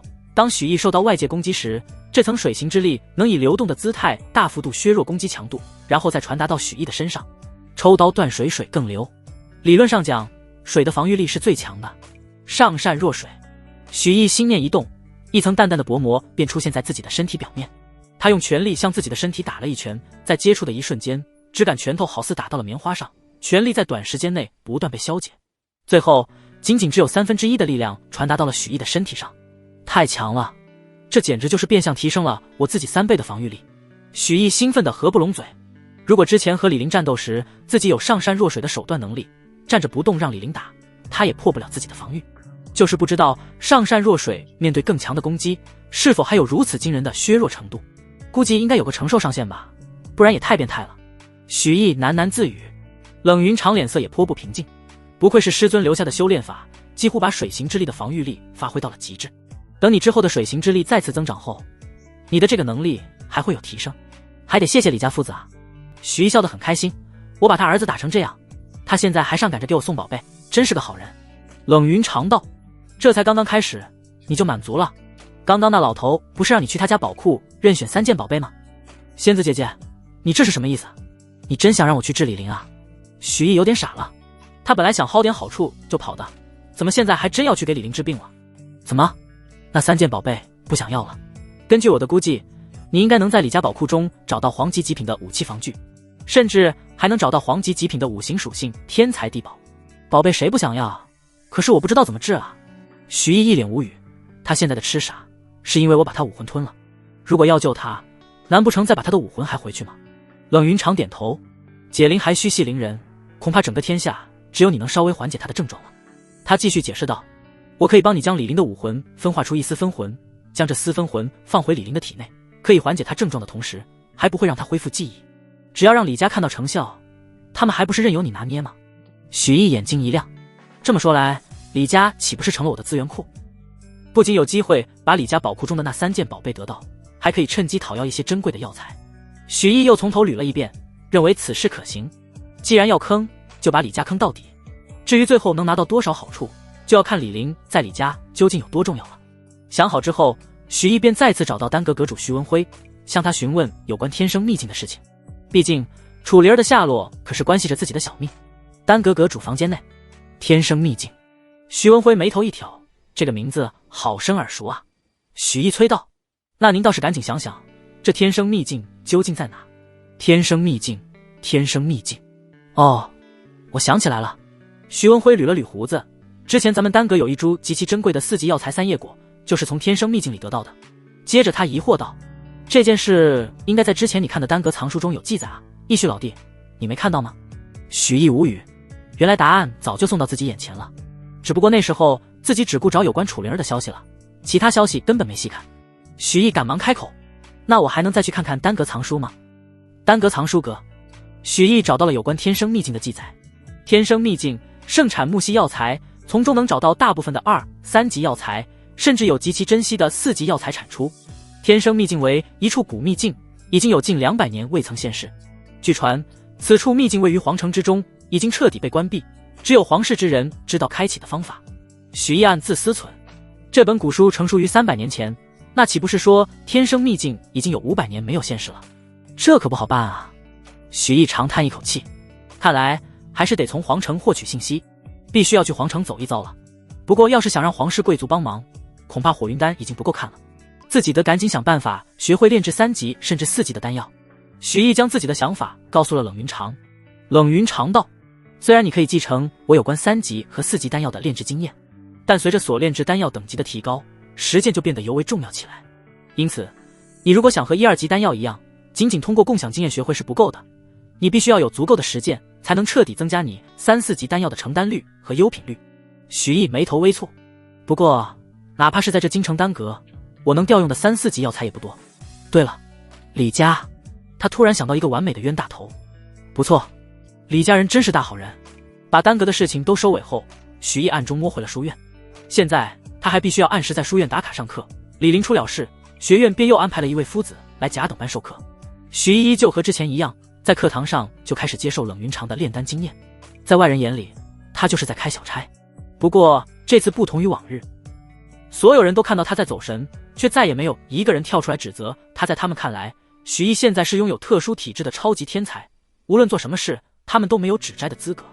好了，今天的课就上到这里，下课吧。哦，下课了吗？许毅这才揉着惺忪的睡眼，猛猛地站了起来。过去的几个时辰，他勉强将冷云长有关3级丹药的炼丹经验初步接收在脑子里，想要融会贯通，还得一些时间。许毅，你过来一下。看许毅这副模样，新来的夫子刘星眉头微皱，将其留了下来。夫子，您找我有事？许毅大喇喇地走到刘星面前，一脸疑惑。刘星满脸的恨铁不成钢。许毅，我知道你拥有特殊体质，是个天才，可你再这么恃宠而骄，高傲自大的荒废时间，天才也会变成庸才。许毅明白了。夫子，您是嫌我没听你讲课是吧？你知道就好。刘星吹起胡子，正准备继续劝导许毅好好上课的时候，突然眼睛猛然睁大，好似看到了什么不可思议的事情。你的境界。夫子，学生我觉醒武魂也没多久，有点不太懂嘞，我现在这是什么境界啊？您来给我讲讲。许毅用千面术将自己的气息多往外释放了一分，嘴角露出坏笑。刘星满脸的惊讶，怎么可能？你怎么可能又突破了？他如果没记错的话，许毅明明2天前才突破到5图5重啊，可观他现在的气息，分明已经到了5图6重。就算是特殊体质，这突破速度也太快了。刘星强行压制住自己的震惊，又摆出一副严厉的模样。就算突破了，就能不听课了吗？你要知道，从古至今走向巅峰的强者，无一不是拥有极强的努力和意志，所以打。话说到一半，刘星嘴巴猛然长大，像是一只被扼住咽喉的鸭子，死死盯着许毅半天，再说不出一句话。许毅露出了5图7重的气息，笑着问道：“老师，这下我还用听课吗？”刘星彻底说不出一点劝导的话了。你随意。很快，许毅突破到5图7重的消息瞬间轰动了整个班级，甚至传到了学院的高层耳朵里，顿时引起了阵阵惊叹。本来许持存着和许毅争锋的念头，现在一看他势如破竹的境界，顿时又蔫了。正当许毅准备回宿舍的时候，一道亮丽的身影将他拦住，正是天元国小公主萧雪梦。萧雪梦向来冷艳的脸庞上满是欣赏。许毅，你很不错，以后就跟着我吧。他的一脸的高傲，好像能跟随他对许毅来讲是一种莫大的荣幸。不是，你谁啊？为啥要跟着你？许毅一脸的莫名其妙。萧雪梦愣住了，他从来没想过竟然会有人直接拒绝了自己的招揽。你是不是不知道我是谁？他不敢相信地问道。知道啊，许毅点头。你不就是天元国小公主萧雪梦吗？哦，对了，还是我的手下败将。行了，手下败将，没别的事，我就先溜了。许毅头也不回，摆了摆手就走了，只留下萧雪梦一个人在后面气得跺脚。许毅，你很好，本公主会让你后悔的。接着他脸上写满了兴致。天才，还是不惧权势的天才，本公主喜欢。另一边，丹阁阁主之孙徐志高躲在暗处角落，看着萧雪梦对许毅如此重视，脸上满是嫉妒。许毅，就算我打不过你，可你别忘了，这学院可不止有我们外院弟子。给我等着，雪梦是我的。这边回到宿舍的许毅还不知道自己已经被盯上了，他盘膝而坐，正准备在心中复习白天学到的冷云长的炼丹知识，突然一道黑色的影子从角落里闪了出来。许毅，就是你重伤的李玲吧？谁？许毅好似一只被猎豹盯上的兔子一般，瞬间从床上跳起，浑身的肌肉都在抖动，皮肤上的毛发炸起，一股毛骨悚然的感觉悄然从许毅的后背顺着脊椎爬上后脑。这是属于武者的直觉，这黑衣身影绝对是自己见过最可怕的武者，远非自己能够对敌的存在。许毅满脸凝重，你到底是谁？黑影慢慢从角落里走出，他身材很矮，浑身藏于黑袍之下，身上散发出来的恐怖气势却越来越浓。突然许毅眸子猛然一缩，他发现眼前的人竟然没有影子。紧接着一道嘶哑苍老的声音从黑影处传来，以5世7重的境界轻松打败5宗7重，小娃娃你不简单啊。小娃娃别怕，老夫不是来找你麻烦的，老夫只是很好奇，究竟是谁在你背后为你遮掩，老夫竟然看不透你。在这种小地方，没想到还能遇见同道中人，还请出来一见。许毅一愣，不是来找自己的，仙子姐姐好像是找你的，他在心中暗道。下一瞬，冷云长冰冷的声音响在他的心底，你跟他说小小泥鳅不配知道我的身份。许毅一愣，为难问道，我就直接这么说，就这么说。许毅心中稍稍有底，虽说这句话嚣张了些，但仙子姐姐应该不会害自己。他清了清嗓子，狐假虎威道，我师父说了，小小泥鳅还不配知道他的身份。你既然知道我是谁？苍老嘶哑的声音显露出明显的惊讶。旋即满是怒意，少在这儿装神弄鬼，我看你是只剩下一丝力量，所以根本不敢出来吧。这边许毅心中又接收到冷云长的指示，面色古怪道，小泥鳅，你是骨头又痒了？难道忘了你的骨头当初是怎么熬成汤的了吗？听到这话，许毅明显感到眼前的黑影身形一滞，原本无比可怕压抑的气势瞬间消失得无影无踪，他甚至在这道黑影身上看到了局促。您是圣主大人？不对，圣主大人早就仙逝了，连转世都没有。那您是神王大人？也不对，神王大人也早就应该寿终正寝才对。黑影明显害怕了，说话都有些语无伦次。当年喝过我骨头熬的汤的，就那几位恐怖的存在，您到底是哪位啊？小的有眼不识泰山，这就走，不打扰您了哈。看着黑影慢慢后退，许毅惊了，这是想要逃了。仙子姐姐果然厉害，仅仅2句话就把这么恐怖的人物吓退了。然而下一瞬，那黑影好似被一只无形的大手扼住了咽喉，硬生生将他抓了回来。前辈饶命，小的无意顶撞。在黑影求饶声过后，许毅便好像变成了聋子，再也听不见黑影的声音了。在他的眼中，黑影好似在点头哈腰，在和一位自己看不见的人交谈着。过了好一会儿，许毅耳边才传来了冷云长的声音，好了，搞定了，你以后就听他的话来训练吧。仙子姐姐，这是什么意思？许毅懵了。冷云长道，他有一种能力是独一无二的，我刚刚让他把这种能力交给你，放心吧，我不会害你的。独一无二的能力，能让仙子姐姐这么重视，恐怕也非同小可吧。这时黑影飘散在空中，只留下了一句话，小子，等你准备好了，来金龙乱斗塔闯到最顶层，到时候我会帮你得到你想要的。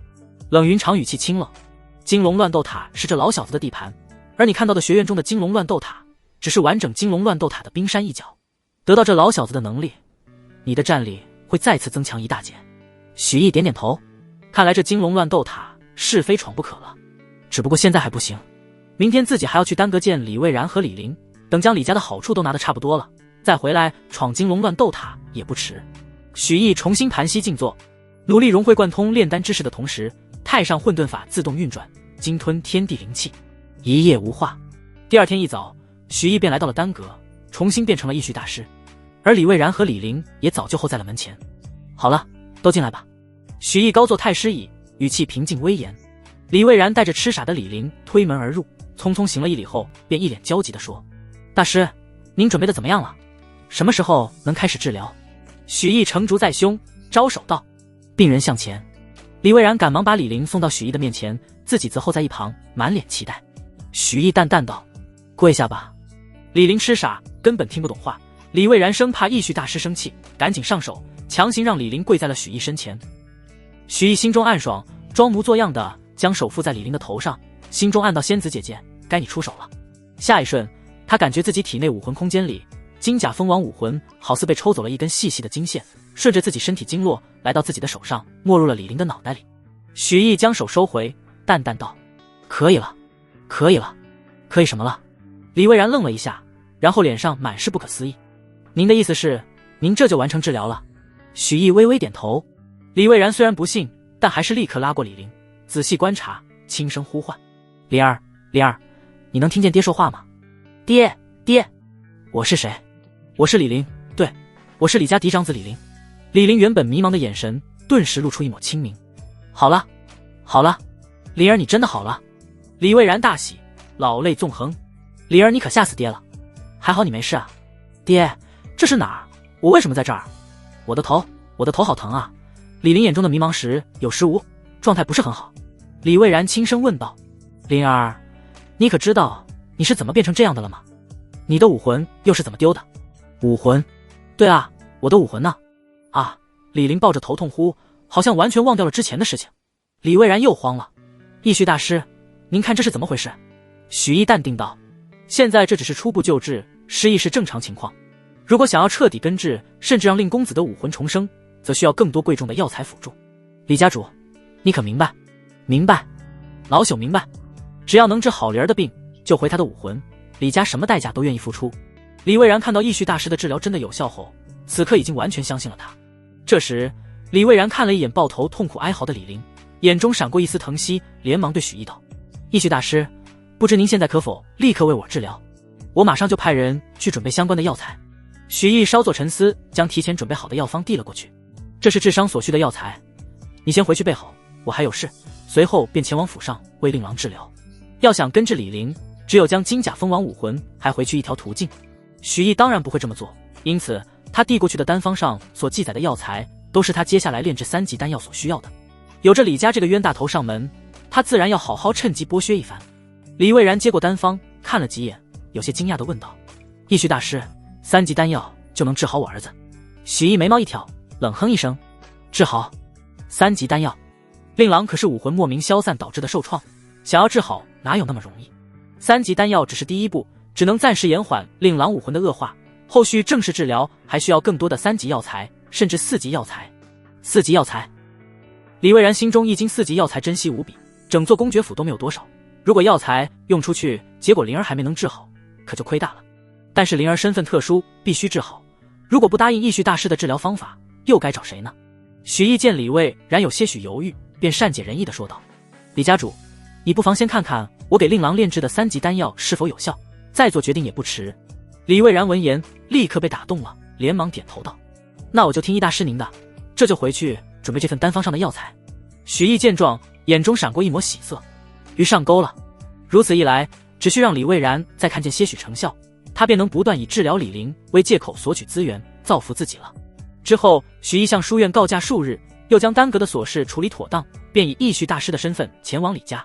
治疗李陵可不是一时片刻就能搞定的，自己作为医者，自然要长时间待在李家，好好照看李陵，才是李家作为公爵府邸，其奢华程度远非清霜城城主府所能比拟。许毅眼中虽然惊叹，但被面具遮挡，并未被人察觉到异常。刚进门没多久，李蔚然便急不可耐地迎了上来，恭敬行礼道：恭迎义绪大师。许毅闻言只是淡淡道：我让你准备的药材可都凑齐了。李蔚然连忙递上一个储物戒。大师，您所要的药材都在这里了。许毅要的都是3级药材，若不是李蔚然乃是武王强者，李家又是公爵之家，恐怕短时间内还真的无法凑齐。许毅接过储物戒，眉头不由一皱，这2株火绒草是怎么回事？李蔚然见状不由尴尬一笑，这是我特意送给大师的。许毅眼眸微动，既然自己要想办法滞留李家，获得随意进出宝库的资格，就不能表现得太过贪婪，这4级药材火绒草万万不能要。念罢，许毅便将火绒草取出来，不由分说地塞给李蔚然，大义凛然道：李家主这是何意？我义婿行事向来光明磊落，岂能借着治疗令郎的名义敛这不义之财？李家主放心，我说会好好治疗令郎，就一定不会失言。李蔚然眼眸不由微微一怔，随即心中闪过一丝敬意。义婿大师不愧是4级炼丹师，果然高风亮节。这火绒草无比珍贵，换做别人肯定就直接收下了，而义婿大师却是面不改色，视此物于无物，这是何等高尚情怀。再想到之前义婿大师费尽心力为灵儿准备治疗方案，李蔚然心中更是升起一丝暖意。他当即便下定决心，若义大师真的能救好灵儿，一定要让他在宝库中再多挑2件宝物才行。接着许毅在李蔚然的指引下抵达一处隔音良好的炼丹房，吩咐李家之人不要打扰自己后，许毅这才取出药材开始炼丹。许毅这次计划炼制的丹药换作紫阳丹，可以提升3成武士巅峰突破武宗的几率，可千万不要小瞧这3成。武士到武宗赫然已经是从普通高手向着强者的蜕变，许多武士巅峰终其一生都无法突破武宗，若是有这紫阳丹相助，曾经无法突破武宗的武师说不定就能突破。届时不管是入青藤书院当夫子，还是进入朝堂封侯拜相，都不是没有可能。不过紫阳丹虽然功效不凡，但炼制起来难度却是极大，哪怕是整个京城丹阁也鲜有人能够炼制成功。而许毅之所以会选择炼制难度极大的紫阳丹，一方面是他有着冷云长的炼丹经验，另一方面则是紫阳丹的珍贵。而且若是炼制出3云纹的紫阳丹，更是能够再增幅2成突破几率。5成突破几率，只要不是天资太差，那基本可以说是稳稳能突破到武宗境。许毅不仅可以留作自己突破时使用，也能借此与皇室搭上线。冷云长提醒道：紫阳丹对于炼制手法要求极高，若是第一次无法炼成，你也不必太过灰心。许毅轻轻点了点头，眼睛却是全神贯注地看向丹炉，按照冷云长分享的炼丹经验，有条不紊地催动灵火，将各种药材有序放入丹炉之中。紫阳丹炼制虽然不易，但许毅毕竟有着冷云长的经验，很快便凝聚成丹药雏形。接着许毅直接施展凝丹之法，进行最后的炼制。过了一会儿，许毅感觉火候差不多，驱动原力将丹炉掀起，瞬间热气腾腾，丹香四溢。许毅连忙伸手一抄，3颗散发热气的紫色丹药便出现其掌心。紫阳丹我炼成了，而且是足足3颗。许毅眼中闪过一丝喜色，激动道。冷云长见状，眼眸中也是闪过一丝惊讶。3级丹药不同于1、2级丹药，没想到你竟然一次就炼成了。看样子你炼丹的资质倒还算不错。哪里，都是仙子姐姐炼丹经验的功劳。许毅闻言谦虚道。接下来便是要炼制云纹丹药了。冷云长淡淡道。许毅听后点了点头，随即又全神贯注地投入到炼丹的过程中。随着时间的推移，1枚云纹紫阳丹，2枚云纹紫阳丹接连被许毅炼制出来，转眼便只剩下最后的3云纹丹药了。3云纹丹药炼制不易，但许毅经过长时间的炼制，他也渐渐有了些眉目。正当他凝练丹药正要成型之际，却突然传来了敲门声，随即李蔚然声音小心翼翼地传来：义婿大师，您已经在里面待了8个时辰了，我儿的治病丹药。许毅闻言一愣，自己太过沉迷炼丹，竟然把这事忘了。好在丹药已经到了成型阶段，倒是没有什么影响。许毅一边掀开丹炉，抄起其中炼制成功的3云纹紫阳丹，一边对着外面的李蔚然应付道：就差最后一道炼丹工序了，很快便就好了。眼见李蔚然在门外等着，许毅心想得赶紧找个丹药糊弄过去，但现在自己手里都是3级丹药，给李玲服用岂不是便宜了他？这时许毅注意到丹炉底部的丹灰，眼前顿时一亮，瞬间便有了主意。咔咔，炼丹房的门被推开，许毅手握丹药瓷瓶走了出来，对着李蔚然淡淡道：丹药已经炼制完成，我们走吧。李蔚然不疑有他，面色激动地带着许毅往李玲住所而去。刚进门，2人就看见躺在床上抱头哀嚎的李玲。啊，我的头好痛啊！李蔚然见状心急如焚，连忙道：劳烦易大师出手救救我。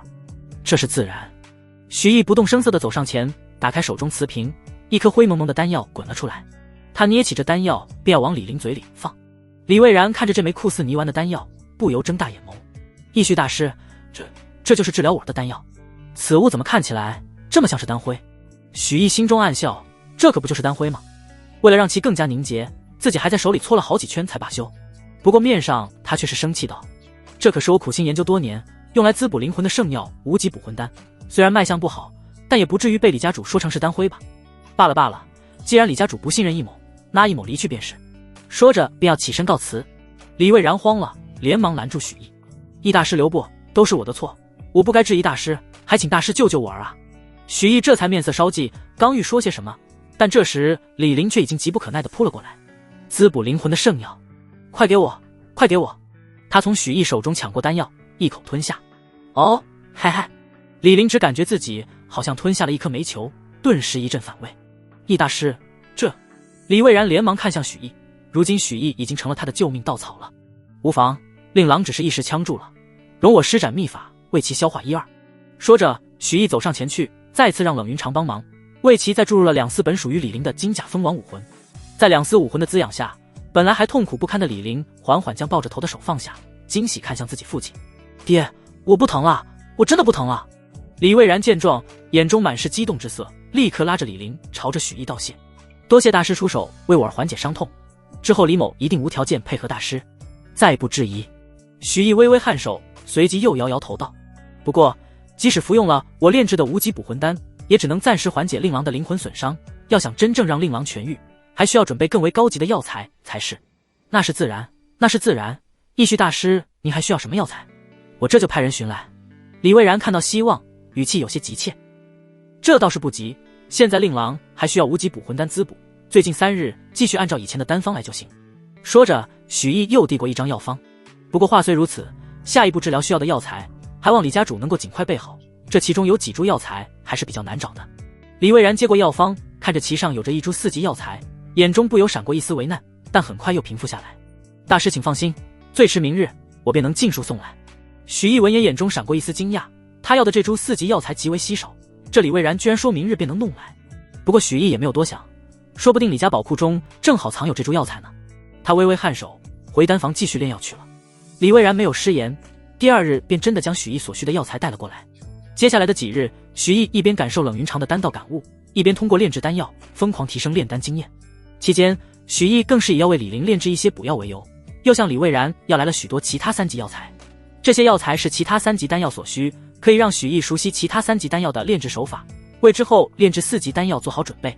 李蔚然不疑有他，凡是许毅所要求的，纷纷给他送来。在李家的大力支持之下，许毅将冷云长的炼丹经验彻底融会贯通，炼丹技术暴涨，很快便到了能炼制4级丹药水平。在炼制丹药之余，还许毅通过吸收从李林手中夺来的灵石，修为也已经突破到了58重。又过了2日，许毅给李林服下他苦心钻研的4级丹药问天补灵丹后，正准备离去，李林却突然叫住了他。许毅眼中闪过一丝疑惑：李公子，还有何事？李林踌躇一阵，最终在李蔚然的注视下直接跪倒在地。义旭大师，这些日子您费尽心力为小人疗伤，小人都看在眼里，若是大师不嫌弃，我愿拜您为义父。许毅不由一愣，还没等他开口，一旁的李蔚然便郑重地说道：义旭大师不仅炼丹术出众，而且品行高洁，灵儿能拜您为义父是他的福气，还望大师成全，认下灵儿为义子。日后灵儿恢复，可为您当牛做马，驱驰左右。看到这情况，许毅哪里能不明白这对父子的算盘？认亲是假，攀关系是真。李家这是看出自己炼丹造诣不凡，想趁机跟自己拉近关系，傍上自己这条大腿啊。他心中冷笑，但面上却先是一阵迟疑，然后长叹一声道：灵儿，你有如此孝心，难能可贵。罢了，我便收下你这个义子吧。义父在上，请受孩儿一拜。李林闻言眼中闪过一丝喜色，一脸激动，哐哐给许毅磕了几个头。看着曾经的生死仇人主动认自己做爹，许毅心中暗爽，满意的将李林扶起。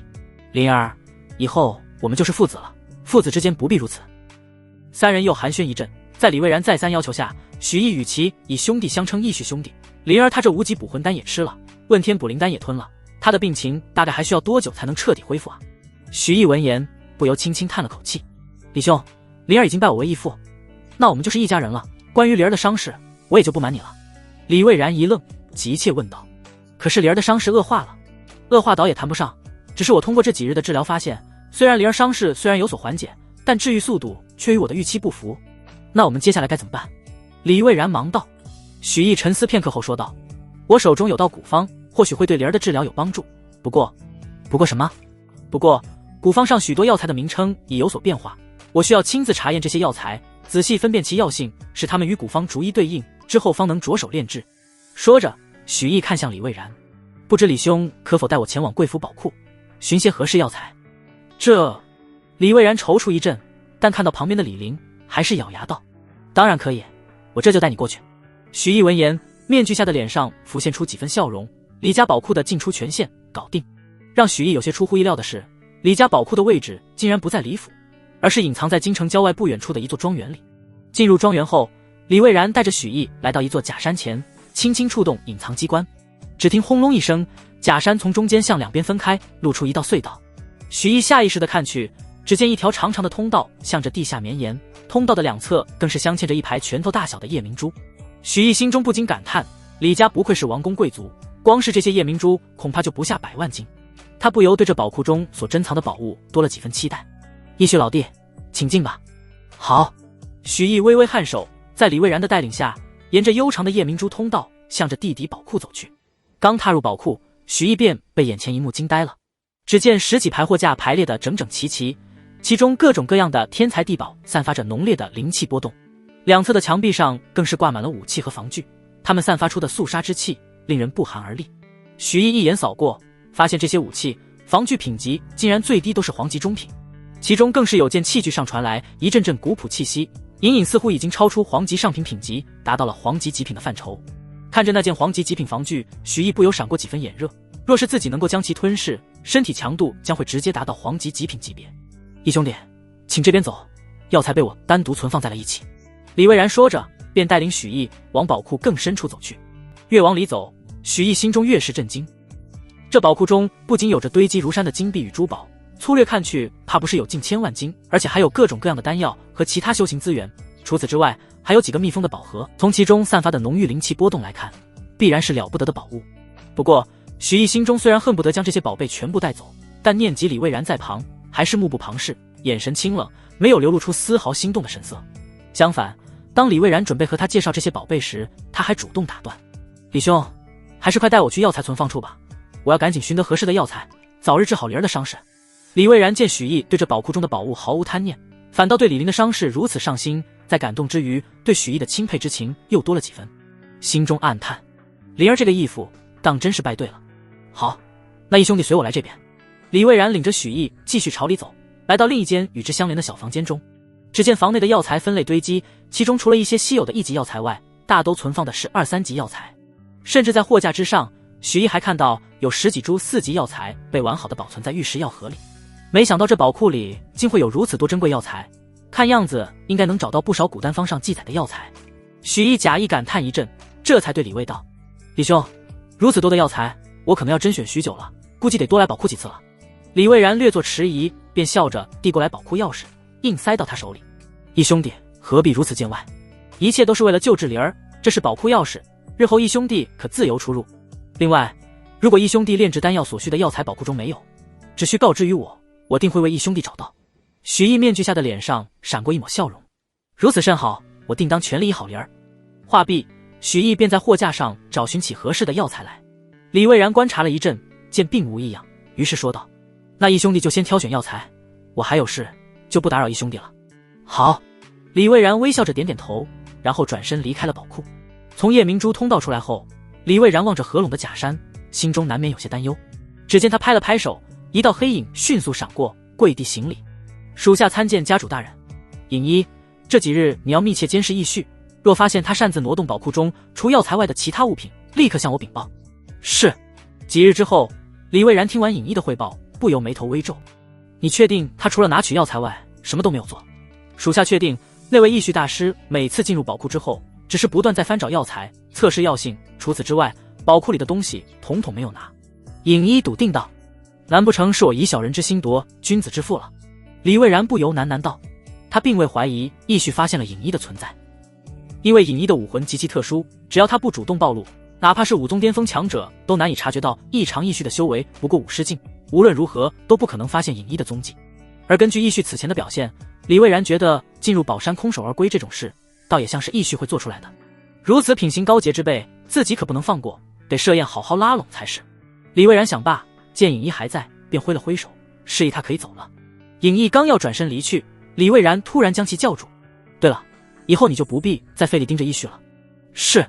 傍晚，许毅刚刚结束炼丹，就被李家父子叫住，说要设宴好好犒劳他这段时间的辛劳。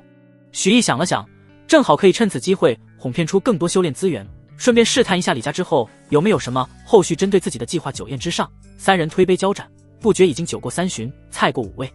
眼见李家父子面色泛红，已然有了几分醉意，许毅便乘机试探道：“灵儿，你这武魂所受之伤极其特殊，究竟是何人下此狠手？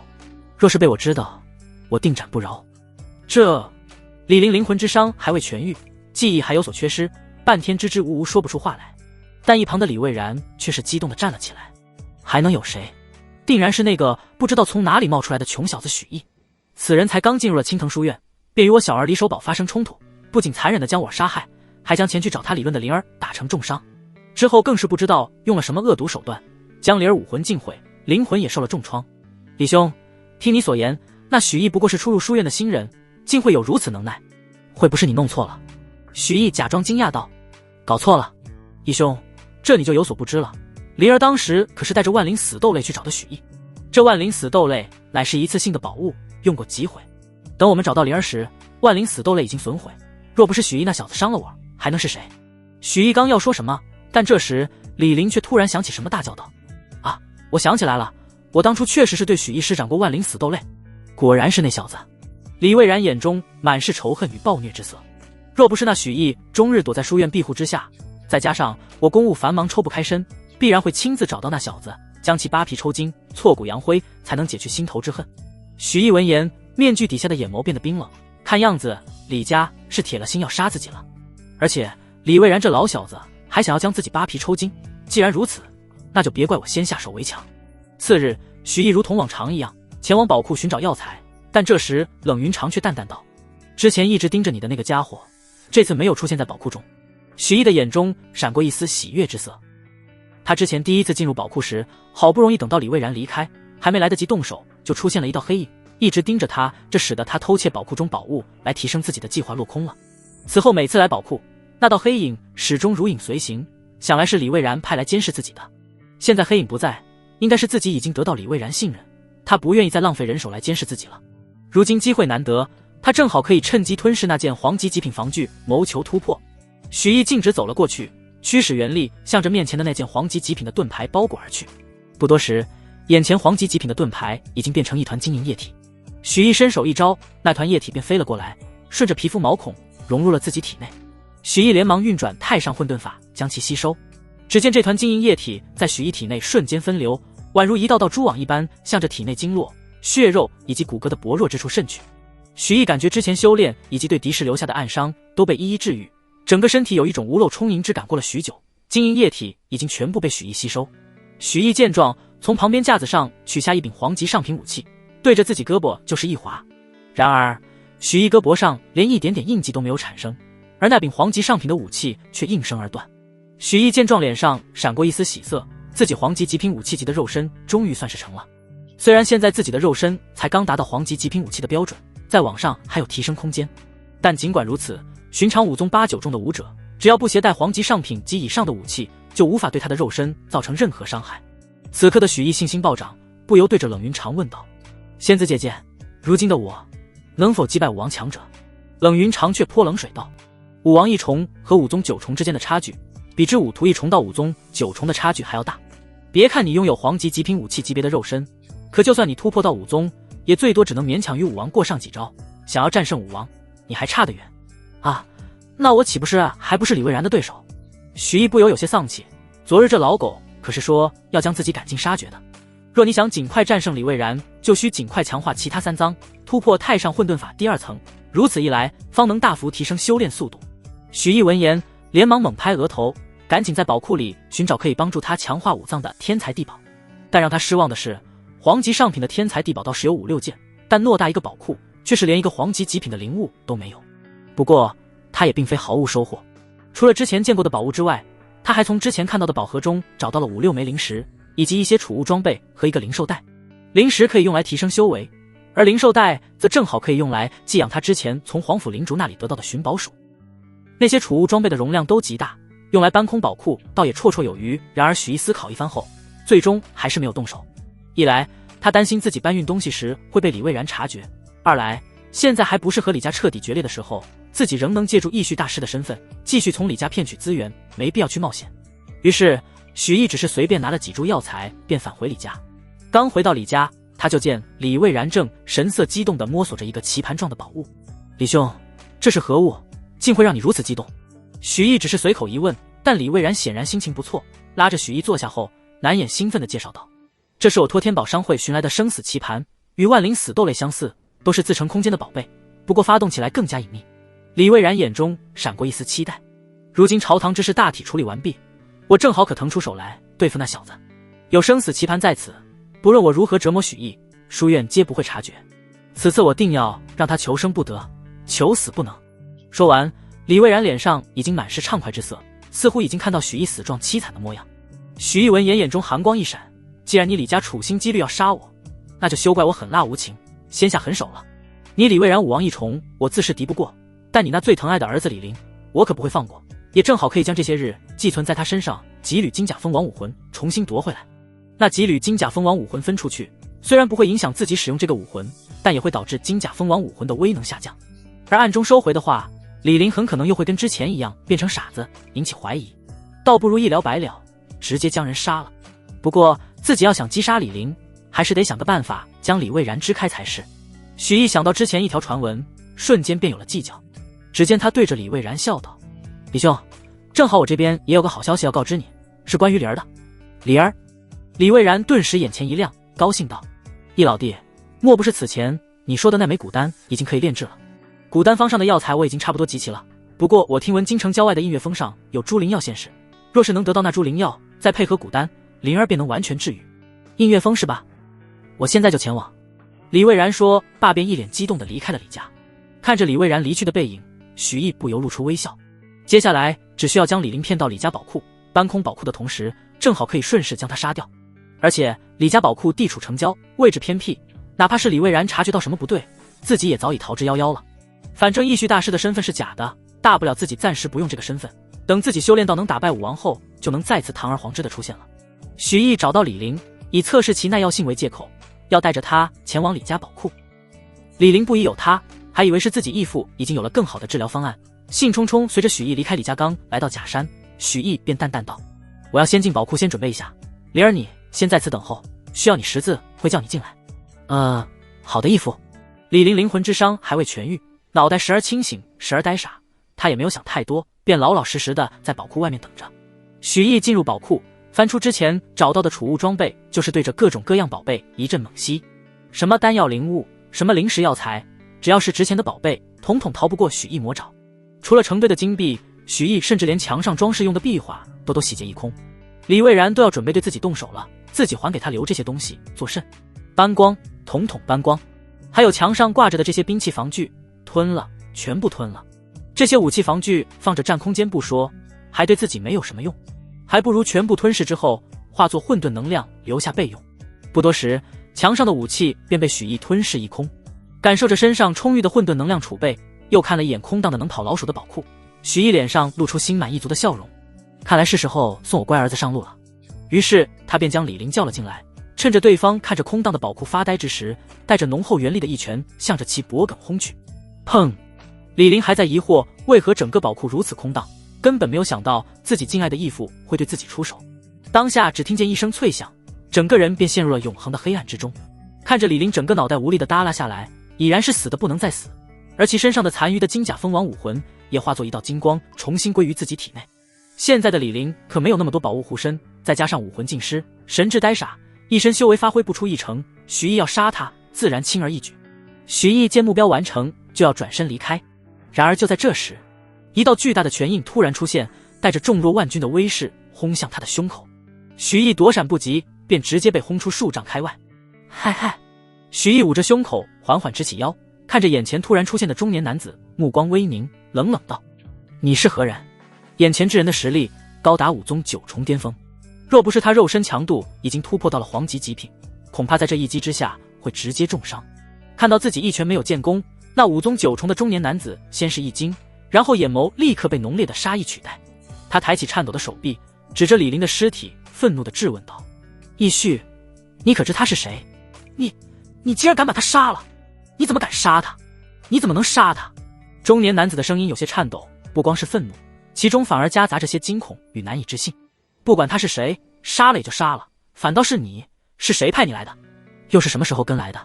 许毅神情冷漠，淡淡问道：“我乃李林少爷贴身侍卫。”中年男子死死地盯着许毅，怒喝道：“义旭，你身为天元丹阁的4级炼丹师，德高望重，而且李家待你不薄，为何要突然对李林少爷出手？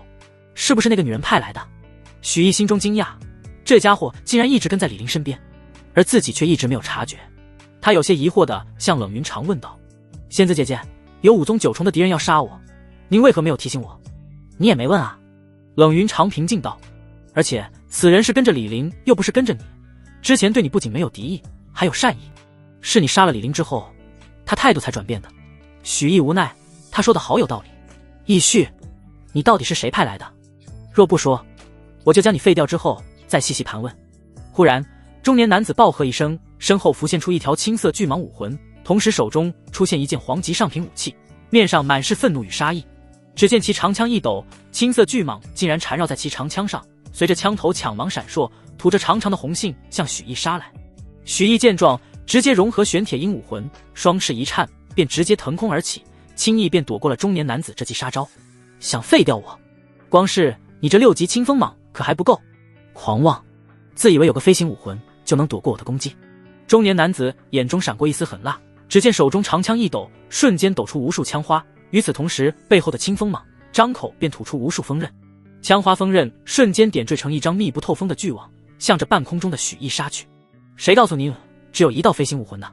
许毅见状却是冷哼一声，背后双翅消失，身前出现一道凝实的乌龟壳虚影，赫然正是富山龟武魂。枪花与锋刃击打在乌龟壳上，瞬间叮叮当当作响，但却没有一道攻击可以突破这道防御。即使偶尔有几道穿透力极强的枪花穿过龟壳，也无法对许毅肉身造成丝毫伤害。你竟然有双生武魂！中年男人脸色一变，不，你又猜错了，我可不止区2道武魂。说着，秦寒取出灭生剑，在中年男子惊惧的目光中，背后6道武魂依次闪过。不可能，你怎么会有6道武魂？中年男子眼中满是不可思议。没什么不可能的。许毅一声冷笑，同时趁着中年男子心境大乱之时，在空中划过一道道剑气，蚂蚁武魂的荔枝剑气，生机草的生机剑气，富山龟的厚重剑气，以及玄铁鹰的清灵，幽影武魂的隐秘，碧云珠的粘连6魂斩天剑。瞬时6道剑气便合成一道庞大凝实的劈链，向着中年男子斩去。这是6武魂融合武技。中年男子瞳孔猛地一缩，但这一剑太快，几乎转瞬即至，他想要闪躲，却已经来不及了。眼见6魂斩天剑气离得自己越来越近，那中年男子竟然高高跃起，手持长枪向着许毅而去，看其样子，即使是要冒着生命危险，也要强行杀死许毅。死了！6魂斩天剑直接洞穿了那中年男子整个腰腹，但同时他手中的长枪也如同一道白色长龙，狠狠向着许毅刺来。许毅没想到这男子真的连命都不要了，连忙催动体内水行之力覆盖周身，上善若水。只见许毅身上刚出现一层水流薄膜，中年男子的长枪就已经刺到，枪头枪芒闪耀，但却很快被上善若水的力量分散四周，只有1/3的力量透过薄膜传递到许毅身上。然而本就是身受重伤后的奋力一击，又经过上善若水力量的缓冲，又如何能破开许毅的相当于黄级极品防具强度的肉身？许毅只不过闷哼一声，便在那男子难以置信的目光下一脚将其踹飞。噗！那中年男子再也支撑不住，直接喷血倒地，已然是重伤垂死。许毅冷笑一声，刚要拔剑了结了他，但那中年男子脸上却满是恶毒与狰狞。嗨嗨，义旭，你竟敢杀害李林皇子，天元皇室是不会放过你的。天元皇室，李林皇子，莫非这李林竟然是皇帝的私生子？许毅心中猛地一沉，他终于明白为何此前李蔚然会如此轻易寻到那些稀有的4级药材了。还有李林区区一个公爵之子，为何会有真水护照这种级别的秘宝，也有了解释。不过许毅倒也不慌，大不了他彻底抛弃义旭大师这个身份，等风波平息后再捏造一个炼丹大师身份靠近皇室即可。想罢，许毅直接拔剑结果了这个中年男子。他顺手取走对方储物戒指，发现只有一枚快要用完的灵石，除此之外全是一些普通的丹药。许毅暗道一声穷鬼，将对方武器吸收后便要往通道外走去。然而就在他刚要踏出宝库大门之时，却被一道黑影拦住了去路。仔细看去，正是之前在宝库中负责盯着自己的黑影。在下里家守卫影衣，不知义绪大师可曾听到什么奇怪的动静？还有您身上的血迹是？许毅闻言，眼中顿时浮现出一道凛冽的杀意，手中灭生剑出现，毫不留情地向着影衣腹部斩去。影衣还未曾反应过来，但暗影武魂却已经主动显化，将其腹部瞬间化作一团暗影。许毅本该必杀的一剑，居然仅仅让他受了轻伤。影衣瞬间反应过来，连忙化作一团黑影，向着地下宝库而去。他的一身实力，唯有在暗处才能发挥全部实力。许毅见此，面色不定，这黑影的武魂看起来颇为难缠，恐怕自己要杀死他，还要费一番手脚，倒不如先赶紧离去，否则被他缠上，引来李蔚然就不好了。许毅刚要离开，这时冷云长却说道：“此人身上的武魂似乎是6级武魂暗影武魂，正好是你幽影武魂的上位武魂，你确定不将他身上的武魂夺过来？”许毅闻言一愣：“仙子姐姐，我已经有了6级武魂碧云珠，还能容下其他6级武魂。”冷云长淡淡解释道：“虽然你的混沌顶武魂在每一级别只能吞噬一种武魂，但有一种情况却是例外，那就是所吞噬的武魂互为同源武魂。比如这黑影身上的暗影武魂，虽然是6级武魂，但却与你身上的5级幽影武魂互为同源武魂。如此，你便能通过幽影武魂吞噬融合暗影这个上位武魂。届时融合后的幽影武魂还是占据你5级武魂的位置，但却可以兼顾暗影和幽影武魂所有的能力和特性。”许毅想到刚才黑影的武魂竟然能让人化作暗影，缓解掉本该致命的伤势，以及此前明明同在一个宝库，自己却丝毫未曾发现对方的出色隐秘能力。许毅心头不由闪过一阵火热，于是略微纠结一阵，他还是决定回去宝库夺取对方武魂。片刻后，许毅将影衣击杀，刚要取走对方武魂，这时宝库门口突然出现一道人影，不是李蔚然又是谁？只见他手握一株闪着微光的灵药，此时正一脸茫然地看着自己和空荡荡的宝库。义绪老弟，你这是？许毅心中顿时一跳，李蔚然怎么回来的这么快？随即直接吸收暗影武魂，连忙催动玄铁鹰武魂，便身后画出双翼逃出宝库大门，沿着通道往地面跑去。李蔚然见状还未曾反应过来，但随即他便看见货架后隐藏着的李玲尸体，顿时脸色变得苍白。此时许毅已经走过通道2/3了，身后传来了李蔚然的悲切愤怒的嘶吼：“义绪，你为何要杀害灵儿？你可知他是？”李蔚然双眼通红，已然是震怒无比，但终究还是有一丝清明，没有说出李玲的身份。我要杀了你！许毅眼瞅就剩下最后几步就能逃出升天，但此时李蔚然已经追了上来，冲着他背后就是一拳。狭窄通道，许毅已经避无可避，只能激活富山龟武魂，动用上善若水的能力，看看能不能强行抗下李蔚然含恨一击。轰！但许毅显然低估了武王的实力，李蔚然甚至连武魂都未动用，光是纯粹元力的霸道一拳，就将他身后的富山龟武魂显化的龟壳虚影直接击碎，同时透过上善若水的水流薄膜，狠狠地击中他的肉身之上。噗！许毅只觉一股巨力从自己后背传来，血气激荡下不由猛然吐出一口鲜血。许毅没有想到武王一击竟然如此恐怖，若不是自己肉身足以媲美黄级极品的护具，心脏、肾脏更是经过强化，分担了这股力量，恐怕自己早已五脏尽碎了。这可还是经过上善若水减弱过威力的武王一击。许毅隐隐有所感觉，刚刚那一击上善若水没能将其削弱至原本的1/3，这说明上善若水的确有上限。此时许毅即使身受重伤，也不敢有丝毫停顿，一边消耗混沌能量恢复身体上的伤，一边撑着上善若水拖着重伤之躯飞速逃窜。现阶段使用混沌能量来回复伤势，要比动用生机草来回复伤势快很多，而且使用生机草是要消耗元力的，此时面临大敌，许毅是一丝元力也不敢浪费。你竟然能硬抗过我这一击！李蔚然虽然已经处于暴怒阶段，但仍不由得震惊出声。这义绪不过是武士修为，是如何抵挡住自己含怒一击的？简直是不可思议。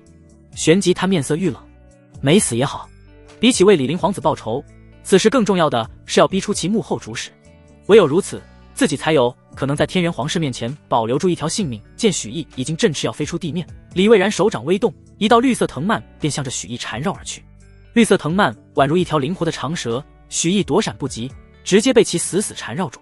他越是奋力挣扎，那藤蔓就缠得越紧，没多久他就完全无法动弹了。李蔚然迈步上前，强压着心头，怒火喝问道：“说是不是皇后派你来杀灵的？”许毅闻言一愣，皇后竟然也要杀李陵？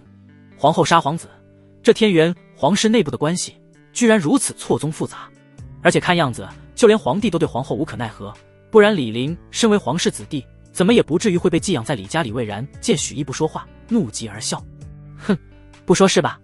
我有的是办法让你开口。”他一抬手，4条粗壮的藤蔓升起，如闪电般急速刺向许毅的四肢。而就在藤蔓快要刺中许毅之时，许毅眼眸一闪，竟然直接从原地消失了。见藤蔓刺了个空，李蔚然陡然一惊，他连忙看向周围，发现许毅不知何时已经出现在3丈之外，凭空瞬移。这怎么可能？这究竟是何手段？李蔚然心中骇然，这可不像是某种武魂或者武技能产生的效果。许毅自然不会给他解释，而是直接显化玄铁鹰武魂，朝着远处疾驰而去。但才刚飞出没多久，他就听身后传来一声暴喝：“义旭，你逃不掉的！”许毅微微转头，瞳孔骤缩，只见李蔚然竟然脚踩飞舞在高空中的藤蔓，向他飞速逼近。下一瞬，李蔚然握拳紧捏，瞬间轰出一道强横无匹的拳印，朝着自己背心轰来。许毅目光一凝，本想用再次霍空躲避，忽然像是想到什么，眼眸中闪过一抹决然。他不闪不避，而是飞速将玄铁鹰武魂切换成富山龟武魂，同时开启上善若水，看样子竟是准备硬抗李蔚然这一击。这龟壳是一道武魂，你竟然还是拥有双生武魂的天才！李蔚然先是一惊，但随即冷笑道：“但如果仅仅是这样，义旭你今日还是难逃一死。”他话音刚落，许毅便感觉到身后传来一道沉重如山的恐怖力量，这股力量比之前遇到的武宗9重巅峰的护卫还要强上数个档次不止。只是瞬间，咔嚓一声脆响，富山龟武魂幻化出的龟壳破碎，化作无数光点消散。这拳去势不减，狠狠钻到了许毅体表上善若水的防御上，一股重压出现，上善若水不断颤动，立刻不堪重负。轰！霸道的拳印重重地轰击在许毅后背，许毅只觉得体内5脏6腑都几乎要被轰碎，鲜血不受控制地从他口中喷出。不过也正因如此，许毅成功借助李蔚然拳印的反作用力，再一次腾跃出数10丈之远，趁机逃离了李家庄园。这直接让李蔚然呆愣当场，这可是自己使用武魂后的全力一击。义旭一个小小的武师，没死在这一击下也就算了，竟然还能如此活蹦乱跳。李蔚然不知道义旭是怎么做到的，但他知道今日无论如何也不能让义旭活着。许毅一路急速飞行，但身后李蔚然却穷追不舍。义旭，不过即便你底牌再多，今日也逃不出我的手掌心。眼见李蔚然马上就要逼近，许毅却没有太过慌乱。他知道自己速度绝不及武王强者，之所以选这个方向逃，是因为前方区域的地形有利于自己。正面跑不过对方，只有借助地利才有一线生机。前方一片森林距许毅越来越近，许毅直接振翅一头扎了进去。刚入森林，许毅便化作一团幽影，在树荫中急速腾跃，然后才在一棵粗壮的树干之后彻底隐去身形。许毅刚刚藏匿好不久，李蔚然便也杀入这片丛林之中。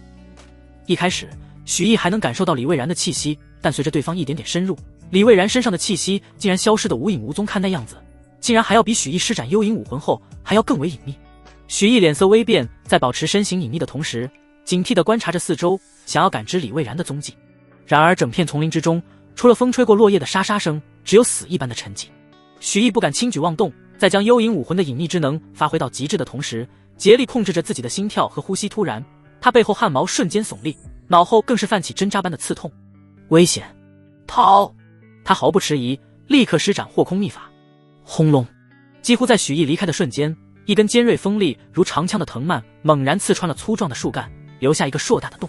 望着那根慢慢缩回的藤蔓，许毅瞬间后怕不已，背后更是冷汗直流。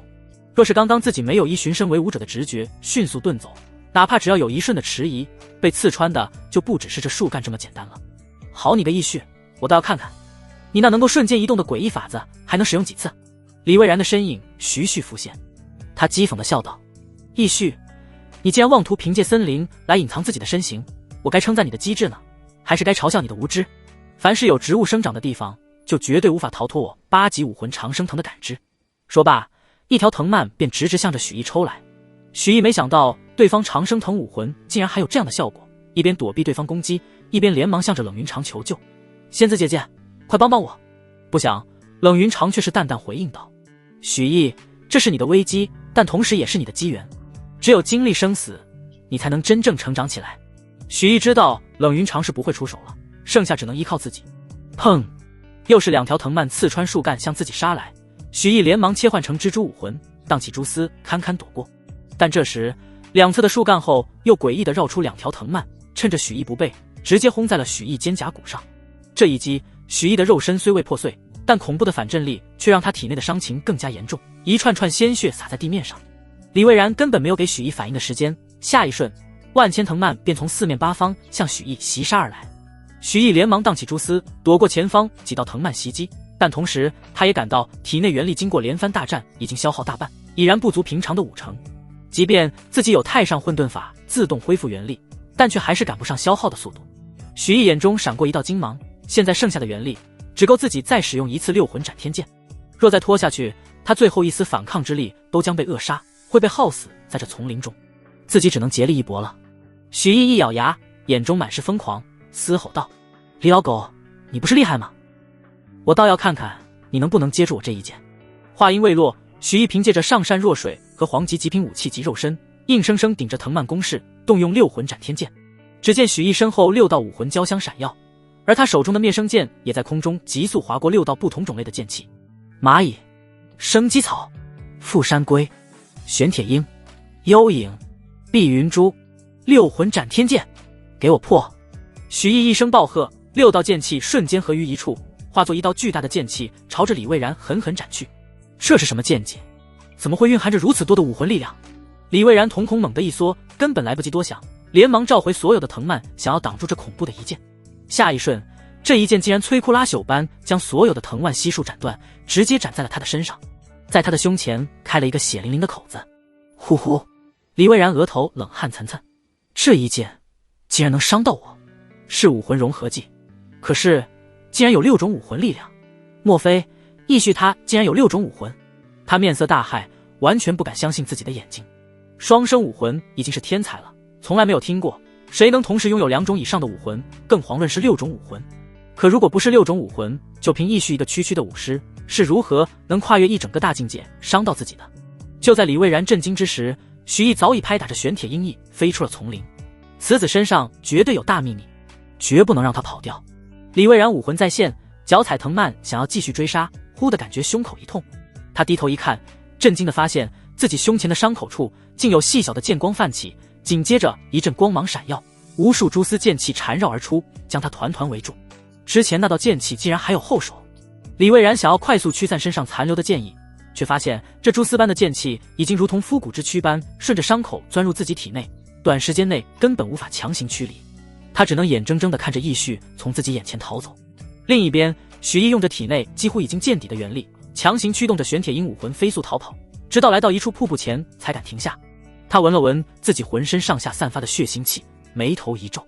6魂斩天剑困不了李蔚然多久，不多时他就会沿着血腥味找上来。许毅没有犹豫，直接一头扎入瀑布之中。他一边借着源源不断的瀑布冲刷着身上的血腥，一边头脑飞速转动，盘算着逃脱之法。从天空方向逃离，目标实在太大，再加上自己元力所剩无几，恐怕支撑不了多久。如此一来，摆在自己面前的只有2条路，要么走陆路，要么走水路。这里地形复杂，走陆路似乎更容易躲避李蔚然的攻击，但实则不然，此地处于山野，最不缺的就是植物。而李蔚然有着长生藤武魂，借助周围植物便能轻易感知到自己存在。走陆路只有死路一条可，若是走水路，那便只有通过刚刚被自己元力查探到的地下暗河支流一条途径。但地下暗河支流只有一条，而且地形狭窄，李蔚然奸诈狡猾，若是被其发现，只会落个瓮中捉鳖的下场。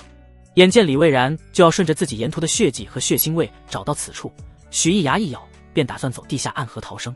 就在这时，许毅却看见不远处有群野牛在此饮水，他动作又是一停，陷入了沉思片刻之后，李蔚然顺着血腥味赶到了瀑布下方的湖泊处。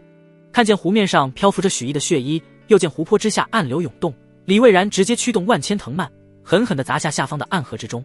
轰隆一声，湖面以及周遭的地面震动，无数条藤蔓从方圆数里的地面中钻出，连带着地下暗河的水流化作无数道喷泉，不断向地上喷涌。一击之下，暗河彻底崩塌。然而等到李蔚然猛地将藤蔓收起时，却并未感觉到哪怕一丝许毅的气息。李蔚然眉头皱起，不由开始扫视四周。与此同时，在逼仄的牛腹之中，许毅也听到了远处的轰鸣声，心知是瀑布底下的暗河已经被李蔚然破坏掉了。他心中暗道一声果然，李蔚然没有那么好骗。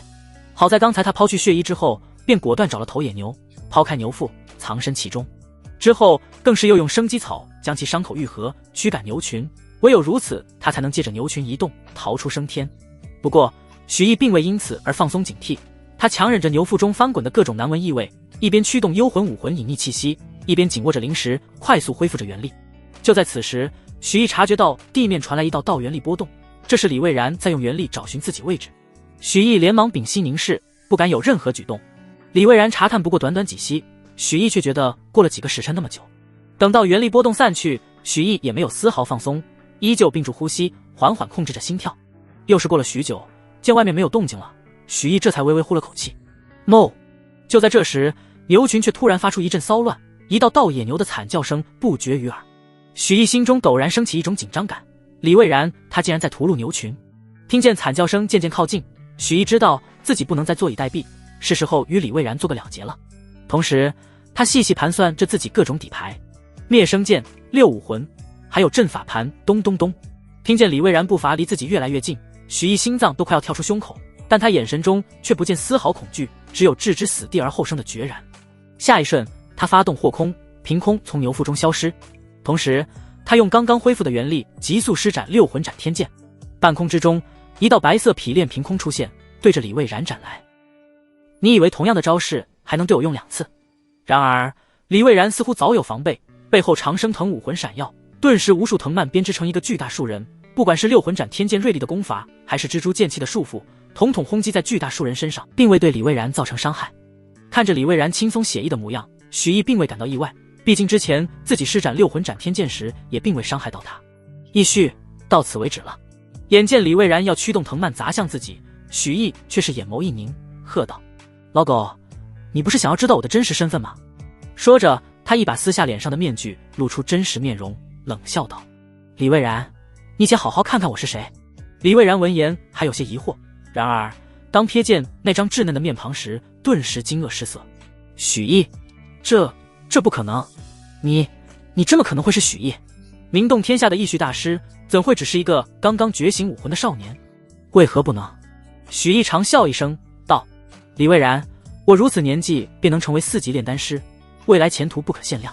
识相点，你就将我乖乖放了，否则要是让丹阁知道你胆敢谋害本阁天骄，那么天下所有与丹阁交好的势力都将对你展开无休止的追杀。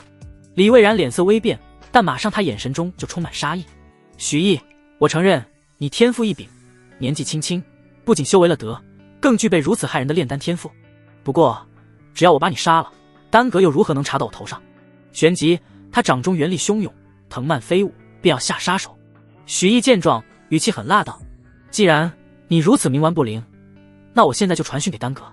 说罢直接激活阵法盘，猛然向着天空一抛。你敢！李蔚然怒喝一声，连忙纵身跃起，企图破坏许毅的传讯道具。然而他刚一抓住阵法盘，正准备将其捏碎时，却惊讶地发现这根本不是什么传讯道具，而是一个蕴含极大能量的攻击宝物。不好！李蔚然连忙想要松开，但却为时已晚。轰隆！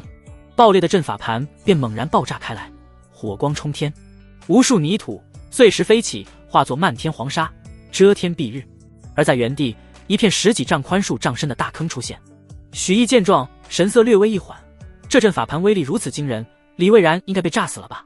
然而就在他转身准备撤走之时，忽然一股恐怖的威压猛然从漫天沙尘中涌出，死死地压在了许毅的身上。怎么可能？许毅脸色骤变，心中危机感攀升到了极致。前方的大坑中，一道缓慢而又坚定的身影走出。不是李蔚然，还能是谁？李蔚然的右臂已经消失无踪，右边的脸也被炸得血肉模糊，右眼眶中的眼睛消失不见，变成了一个黑漆漆的大洞，半扇牙齿裸露在外，只剩下些许肌肉相连。他的左半边身子也被炸得焦黑一片，露出森森白骨，白骨之下隐约可以看到那还在蠕动的内脏，但即便如此，他竟然还没死，身后的长生藤武魂正源源不断地为他注入生机，治疗着伤势。只不过他的伤势太重了，即使全力催动武魂，治疗效果也非常有限。但他并未因濒死的伤势而恐惧或者退缩，相反，他仿佛一只从地狱爬上来的恶鬼，仅剩的一只眼睛死死地盯着许毅，眼中满是疯狂和杀机。许毅，我不得不承认，你那无数的手段和底牌远远出乎了我的预料。但是，只要我还没死，只要我还剩最后一口气，我就一定会让你葬身于此。李蔚然浑身滴着鲜血，眼神冷得可怕。他手掌一挥，一道粗壮的藤蔓如钢鞭般狠狠地向许毅甩来。许毅心中微沉，自己已经用尽了手段，这个李蔚然竟然还能再战。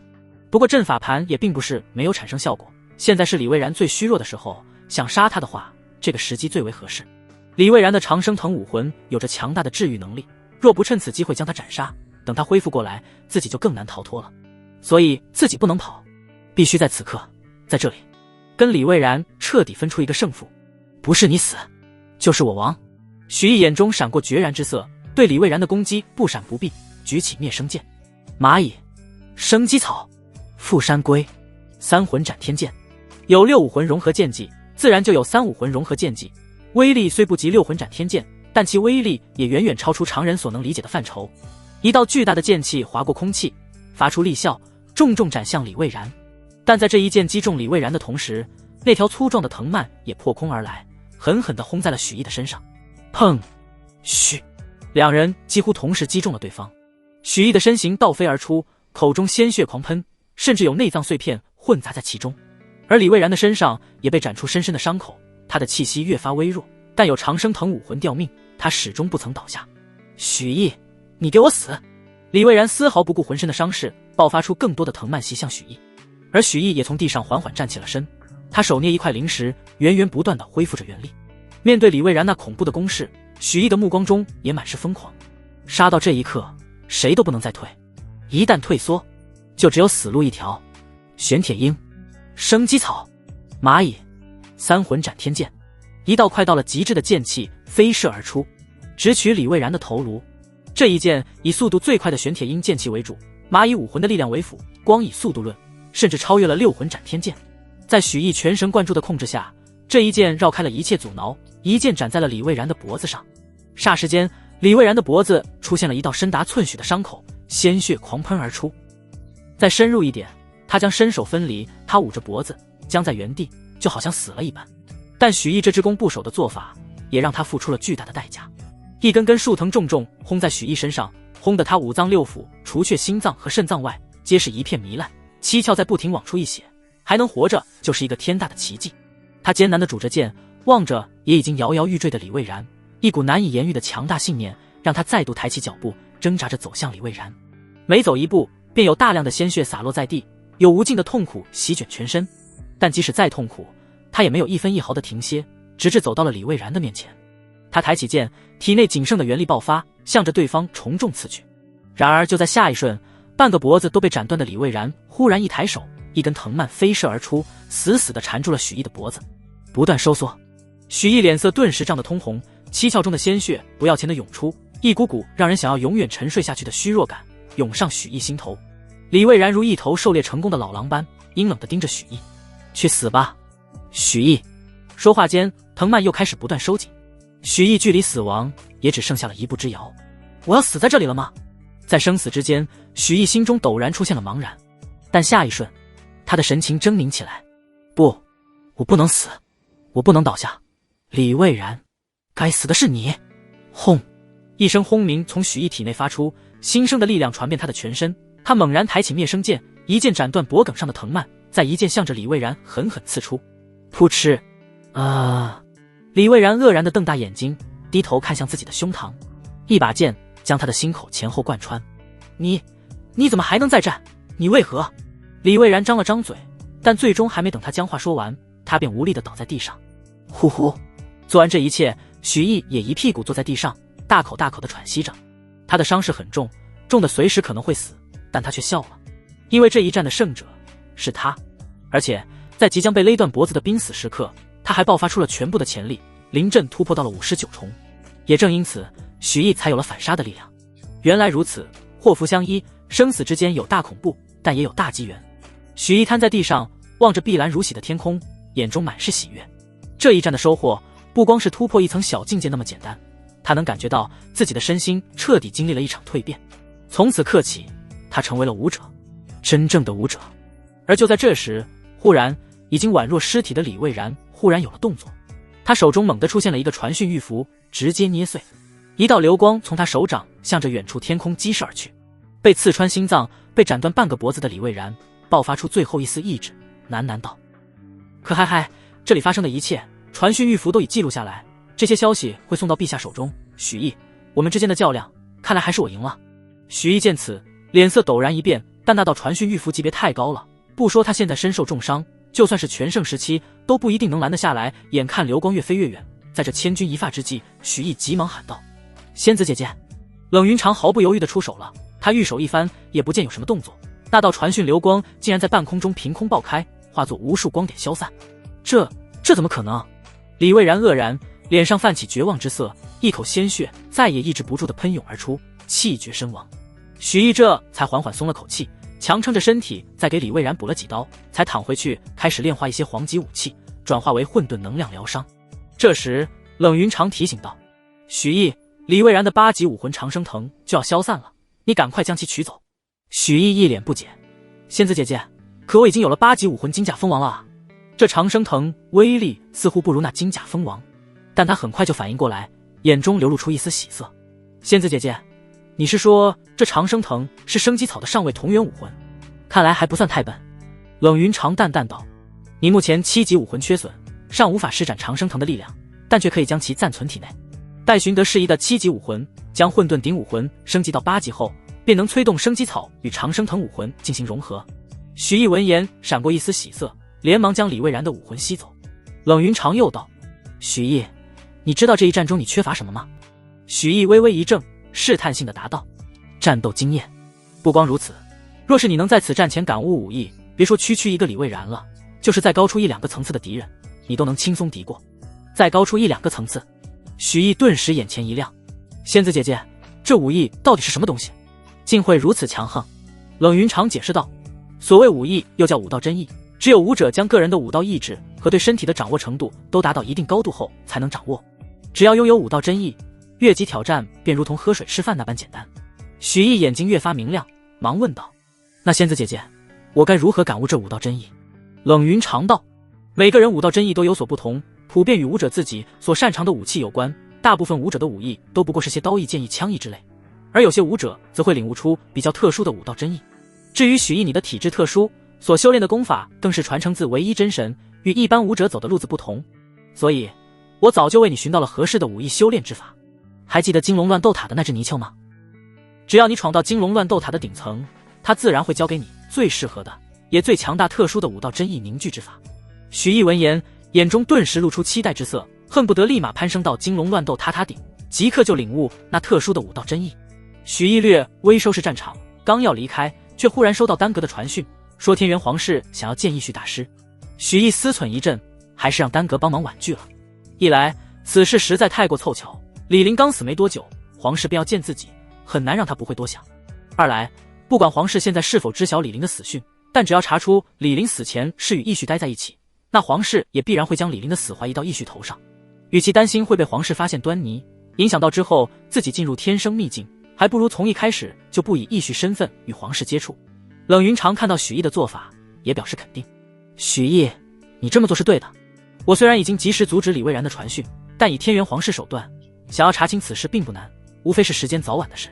为了保险起见，义绪这个身份，你以后还是尽量不要再用了。”许毅点了点头，将整件事又回想一遍，沉吟道：“所幸李家父子已死，目前倒是无人能将他们的死与许毅他自己联系起来，自己的真实身份倒是还能正常使用。不过也不能就此松懈，皇府灵烛便曾以寻宝属实破了我的伪装，天元皇室未尝没有类似的手段。”许毅眼中闪过一抹金芒：“不管怎样，我都必须尽快提升修为与战力，只有如此，方能自如应对日后可能出现的危机。”略微思索，许毅便向着书院方向而去。当下也唯有借助书院的各类修炼设施，才能使他的修为和战力得以迅速提升。许毅刚进入书院，便被夫子刘星拦住：“许毅，你小子到底去跑哪里去了？说请3天假，这都几天了？走，快和我去学堂，把这几天缺漏的课程好好给你补补。”许毅知道刘夫子是好心，但他现在只想赶紧找个地方修炼，提升实力，哪有功夫回去上课？于是直接展露出5图9重的修为，假装无奈道：“夫子，我这几天都在专心修炼，不久前才有所突破。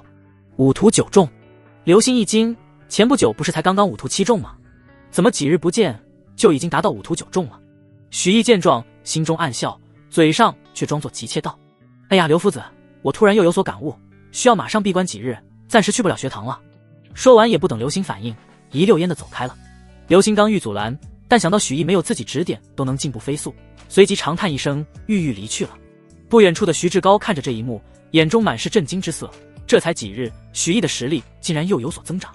旋即，他的眼中闪过一缕怨毒。不过就算5屠9重又如何？你只要敢现身，我这几日的苦等就没白费。应付完刘夫子，许毅并未立刻前往金龙乱斗塔，而是先回到住处，准备先行融合暗影武魂。在此前与影一交手时，许毅就已发现暗影武魂的等级虽仅比幽影武魂高1级，但在黑暗中的隐匿效果和移动速度却比幽影武魂高出了不止一个档次。此外，暗影武魂阴影化扭曲身形的能力不仅比幽影武魂更为强大，而且还多了武魂主动显化护主的能力。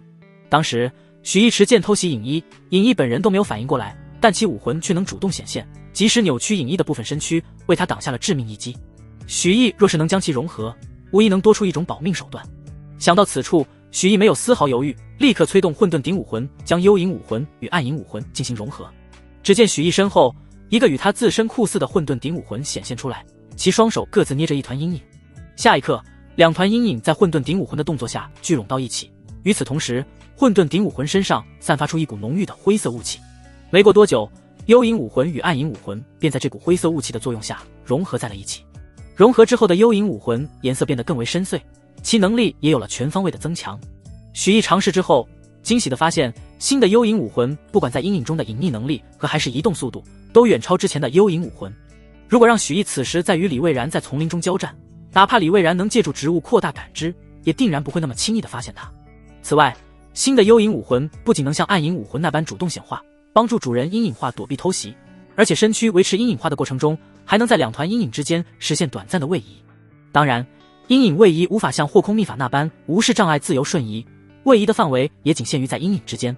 但即便如此，阴影位移与许毅其他手段配合使用，还是让他的攻击变得更加诡异莫测。不错，2种同源的武魂融合可以产生1+1大于2的效果。冷云长眼中闪过一丝诧异，他也未料到武魂融合的效果竟会如此显著。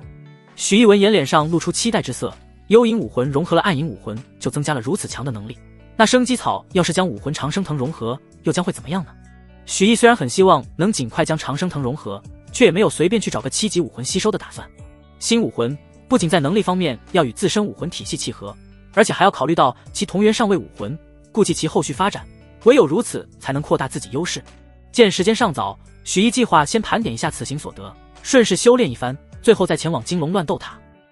他将李蔚然的储物戒打开，发现里面除了2枚灵石以及若干丹药之外，便就是李蔚然从郊外采来的那株灵药，以及那方要用来诛杀自己的生死棋盘。许毅看着生死棋盘，嘴角露出一丝冷笑，若不是李蔚然这老小子要留着这生死棋盘为自己亲生儿子李守宝报仇，恐怕早就动用这棋盘将自己击杀了。如今不仅小命没了，还白送了自己一个宝物。许毅将生死棋盘收起，又细细辨别了一下这株灵药，发现竟是4级药材凝魂草。若是以凝魂草配合其他几株稀有的药材，便可炼制出4级丹药凝魂丹，不止可以弥补灵魂损伤，还能小幅增强灵魂之力。还真让李蔚然找到了治愈李陵的药材，不过可惜现在却都便宜了我。许毅感叹一句，随即轻轻一笑，待我集齐药材，便可开始炼制凝魂丹，届时就能提升灵魂之力，增加施展霍空秘法的次数。他收好凝魂草，又把从李家宝库中获得的各种有助于提升修炼速度的天材地宝进行简单分类。在冷云长的指导下，许毅挑选了一些可以促进修行速度的资源服下。做完这些，他才取出2枚灵石，正式开始修炼。不过是短短半日光景，许毅的修为便已经急速攀升至59重巅峰，距离武宗也只有1步之遥。我刚刚迈入50巅峰之境，距离武宗一重尚有距离，此时倒也不必急于求成，不如先去金龙乱斗塔中好好磨砺一番。许毅想到那特殊的武道真意，心头不由闪过一阵火热。许毅刚走出宿舍，迎面就撞上了几名高大青年，一眼望去，竟都是50境武者，领头的那个男子更是拥有54重修为。那位不是内院的若风师兄吗？他怎么有空来咱们外院？这几位内院师兄们堵在许毅门前，像是来找许毅麻烦的啊。难道许毅把内院的师兄都得罪了？他也太能惹事了吧。这个许毅平日欺负我们也就罢了，竟然敢得罪内院的师兄，不知道能够进入内院的最低都是50境吗？他一个区区武徒，哪这么大的胆子？不远处，几个甲等班的弟子见此，不由议论纷纷。为首的杨若风拦住许毅后，才发现仅仅过去几日光景，许毅竟已达到了5图9中，不由有些吃惊。相传许毅拥有战斗圣体，今日一看，果然名不虚传。不过，谁叫他惹了不该惹的人呢？就算是天才，今日也不能好过。杨若风收起心中惊讶，抱胸冷笑道：“你就是许毅？听说你拥有传说中的元灵战体，战力无双，要不在师兄面前展示展示？”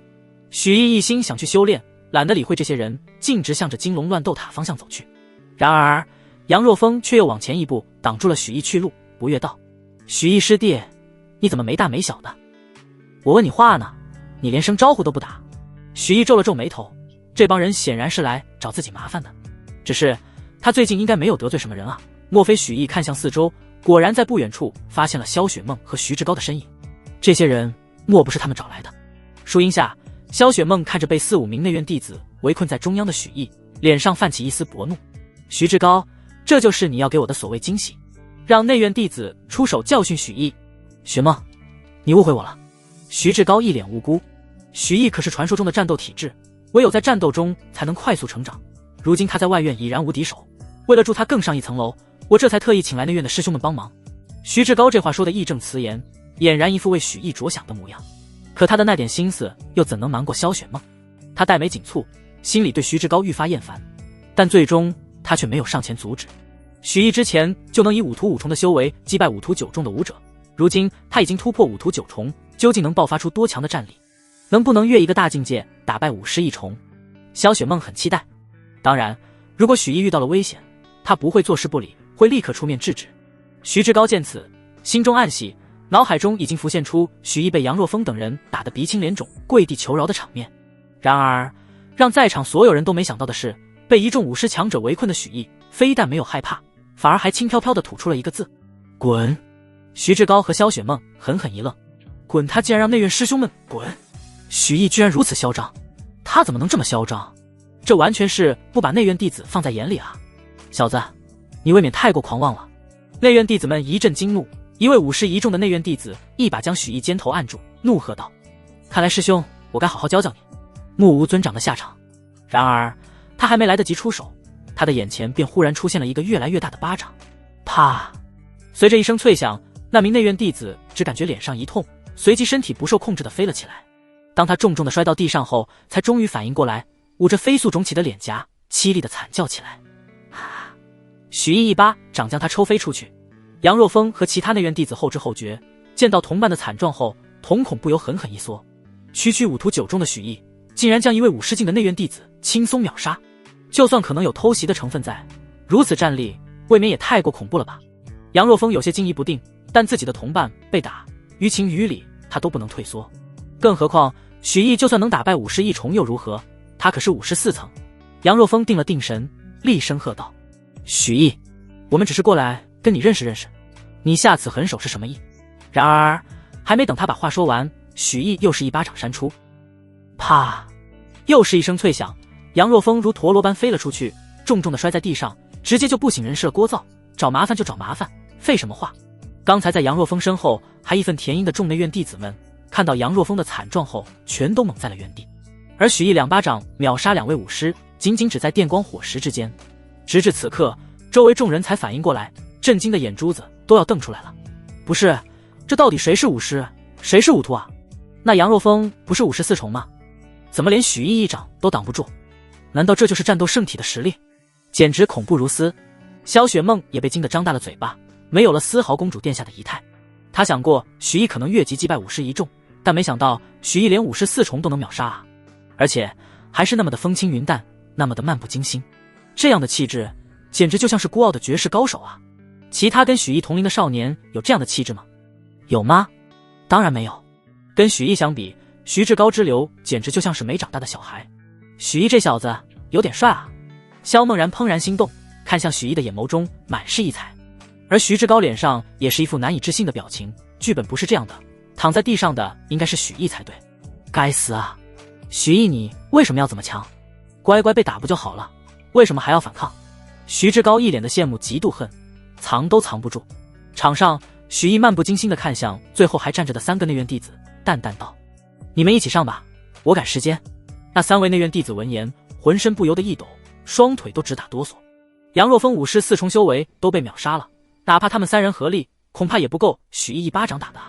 但让他们落荒而逃，他们又拉不下这个脸。如果让内院的其他人知道，他们被一个刚入学不久的少年打得夹着尾巴跑了，他们绝对会沦为整个内院的笑柄。不行，必须请外援。一名内院弟子取出通讯玉符，色厉内荏地大叫道：“许毅，不要以为你有战斗体质就能嚣张，我这就叫墨川师兄过来，他有着武师7重修为，你敢接招吗？”许毅有些无语地看着他们，多大人了，打不过还叫家长？不过这样也好，正好一网打尽了，省得以后也不得安宁。念及此，许毅淡淡道：“一个武师7重不值得我出手，将你们内院最强的都叫过来吧。”说到这，他像是想起了什么，又道：“对了，你们内院应该也有金龙乱斗塔的时间，我现在宣布挑战你们内院全体学生，我只给你们1个时辰的时间，不管是群殴还是单挑，我都接着。如果1个时辰之内打不倒我，内院全员的金龙乱斗塔时间就都是我的了。”此话一出，全场先是一静，随即一片哗然。疯了，简直是疯了！竟然当众喊话挑战内院全员，这玩意可不是开玩笑的。在书院里当众说挑战谁谁谁，挑战很可能直接成立。虽然内外院是分开的，但规定上只有内院不能主动挑战外院，以免发生以大欺小的事情。但反过来可就没有那些限制了。也就是说，许毅这一嗓子下去，内院的所有学生都会收到挑战的消息。许毅是真找死啊！他不过击败内院丙等班的几个垫底，就以为自己能与内院顶尖高手交手了。萧雪梦被许毅的喊话彻底惊呆了。就算许毅能以5图修为越级挑战武师，但武师跟武师之间亦有差距啊。站在内院最顶端的那几位，可是连天元皇室都无比看重的天骄人物，战力惊人，曾有数次击败武师巅峰强者的记录。面对这样的存在，许毅就算再怎么天才，也必然要落败。萧雪梦有心护许毅周全，但这次许毅犯了众怒，就算她是皇家嫡女，也拦不住天元国无数顶尖天才的怒火。而徐志高的心情跟萧雪梦截然相反，整个人已经被狂喜占据。他本以为许毅能就此躲过一劫，但没想到峰回路转，许毅竟然在主动找死。许毅要再想翻身，就得打败一堆武师巅峰战力的怪胎，但这可能吗？当然不可能。所以许毅肯定完蛋了。场上那几名内院弟子先是一懵，当他们感觉到腰间令牌微微发热，预示着挑战成立后，终于反应了过来，这让他们的脸色变得极度精彩。有人神情戏谑，有人露出冷笑，也有人眼神怜悯。许毅啊许毅，看来你是真不知道天高地厚，既然你自己找死，就怨不得我们了。我想不需要我们叫人了，此刻的内院全员都已经得知了你的挑战，要不了多久，他们便会蜂拥而至。许毅，你现在去多请几位夫子过来平息众怒，尚能有一丝活路，否则你就算不死，也起码要在床上躺个1年半载。然而许毅却丝毫不理会对方的威胁，只是站在原地静静等候着。片刻后，远方忽然有一片黑压压的人群涌来，惊动了外院上下。是内院的强者们，几乎只要是在学院并且没有重要事务的内院学生，都朝着许毅的方向汇聚而来，粗粗一数，足有数百人。为首的内院强者实力更是高达恐怖的58重9重。围观的外院学生们赶忙让开了道路，神情激动地议论起来。没想到墨川师兄竟然真的来了，还有那位，那不是58重的未阳师兄吗？据说他已经有了武师巅峰的战力啊。那位是林允月师姐，武师9重的顶级高手，在之前的内院大比上，她排名第1。林允月师姐曾一剑斩败5名武师巅峰的成名高手，这在整个内院的历史上都是极其罕见的战绩。外院众学生们啧啧赞叹，像魏阳、林允月这样的著名强者，他们平日里难得一见，没想到今日竟然一口气全见了个遍。同时也有不少人摇头叹道，许毅得罪了整个内院，恐怕就是夫子们亲自下场都拦不住暴怒的内院师兄师姐。就算许毅有战斗体质，资质非凡，也必须要付出代价。这里面随便一个许毅都不是对手，内院的师兄师姐就算一人只给他一巴掌，许毅也要被抽死。终于一众内院高手来到许毅面前，他们如一杆杆挺拔的长枪傲然而立，恐怖的气势压得围观的外院学生几乎要喘不过气来。他们看向许毅的目光冰冷，充满了一股肃杀之意。跟着杨若风一起来的内院弟子们一阵激动，连忙上前对着人群中的墨川告状道：墨川师兄，您有所不知啊，刚才许毅这小子说您不配让他出手，这才喊话挑战咱们整个内院。哦，竟有这种事？身材高大的墨川眉头一皱，走到许毅面前，双手抱胸，居高临下的道：我就是墨川，你说我不够格当你的对手，那我倒想看看你有几斤几两。话落， 58重的修为显露而出。58重，墨川师兄什么时候突破到58重了？周围人俱是一惊，随即看许毅的目光愈发怜悯。就算墨川是57重，许毅也够呛能在对方手中走过一个回合。结果现在墨川又突破了，许毅怕不是要被秒杀？许毅神情不变，淡淡道：“不要误会，我不是说你不够格。”哦，那你是什么意思？墨川眉头一挑，莫非许毅这小子被吓到了，准备服软？然而他的下一句话让全场都炸了。我的意思是，你们整个内院都不够格。此言一出，所有的内院弟子直接炸开了锅，围观的外院学生们更是害怕的下意识闭上了眼睛。完了完了，这下许毅绝对死定了。许毅，你在找死！墨川怒极反笑，没有丝毫留手，一身元力涌动，尽数汇聚在拳头上，朝着许毅一拳轰出。这一拳威势狂暴无比，宛如一座攻城的战车，似乎连城墙都能一拳轰塌。若是落在许毅的身上，后者下场可想而知有多么凄惨。面对这刚猛的一拳，许毅却站在原地，就像没有反应过来一样。轰！拳头入肉的闷响出现，很多人都吓得被闭上了眼睛，但更多的人却好奇地向着战场张望。许毅到底怎么样了？还活着吗？然而战场上的画面彻底超出了他们的预料，让他们终生难忘。只见许毅依旧静静地站在原地，像是从来没有动过一般。而墨川打向许毅的那一拳，竟然不知什么时候拐了弯，轰在了他自己的肚子上。扑通一声，墨川倒地，他自己把自己打晕过去了。全场寂然。墨川倒下了，而且是被自己的攻击打倒的许毅到底是怎么做到的？怎么让墨川的拳头打中了自己？没人知道。气势汹汹的内院弟子们全都沉默了，因为他们也没有看清楚。刚刚清醒过来准备爬起身的杨若风看到这一幕，又默默地躺了回去。而萧雪梦已经激动得俏脸通红，几乎要叫出声来。还没用力，结果敌人自己就倒下了，这也太帅了吧！什么叫绝世高手啊？而在寂静的场上，许毅平静的声音再次响起：“内院弟子还有哪个要上来？别磨蹭！”内院众弟子一阵骚乱，最终59重内院第一的林允月才站了出来，美目中闪过一丝凝重。许毅，虽然不知道你是通过什么武技，让你以4两拨千斤的手段将墨川的攻击反了回去，不过虽然4两可拨千斤，但在绝对的力量面前，你的力气连4两都不够。说着，林允月这位娇弱女子竟然直接拔出一把和门板一般大小的重剑，一剑朝着许毅横拍而来。巨剑所过之处，狂风呼啸，几乎能将树木吹断。玄冥重剑，皇级上品武器，重逾万斤，被林允月运用的竟然如摘叶飞花般轻巧。林允月曾一剑将5名武师巅峰强者拍成重伤，巨力无双。而听到林允月的话，众人才恍然大悟，原来之前许毅是借力打力，但可惜他踢到了铁板。林允月师姐天生神力，修炼至今，力量甚至能比肩武宗，许毅估计来不及借力就会被一剑拍扁吧。一众内院弟子纷纷冷笑，人外有人，天外有天，就算许毅你精才绝艳，优秀无比，也不可能战胜我们整个内院。然而许毅却是微微一笑，是什么给了你错觉，让你觉得我面对你们这帮弱者时还需要借力打力？话落，许毅抬起手，手掌重重印在巨剑侧面，只听轰的一声巨响，整个巨剑随之颤动。刹那间，林允月连人带剑被拍飞出去，撞倒了大片大片的内院弟子，鲜血不受控制的从口中喷涌而出。他的身形被玄冥重剑压在下面，一时间没了动静。沉默，又是长久的沉默。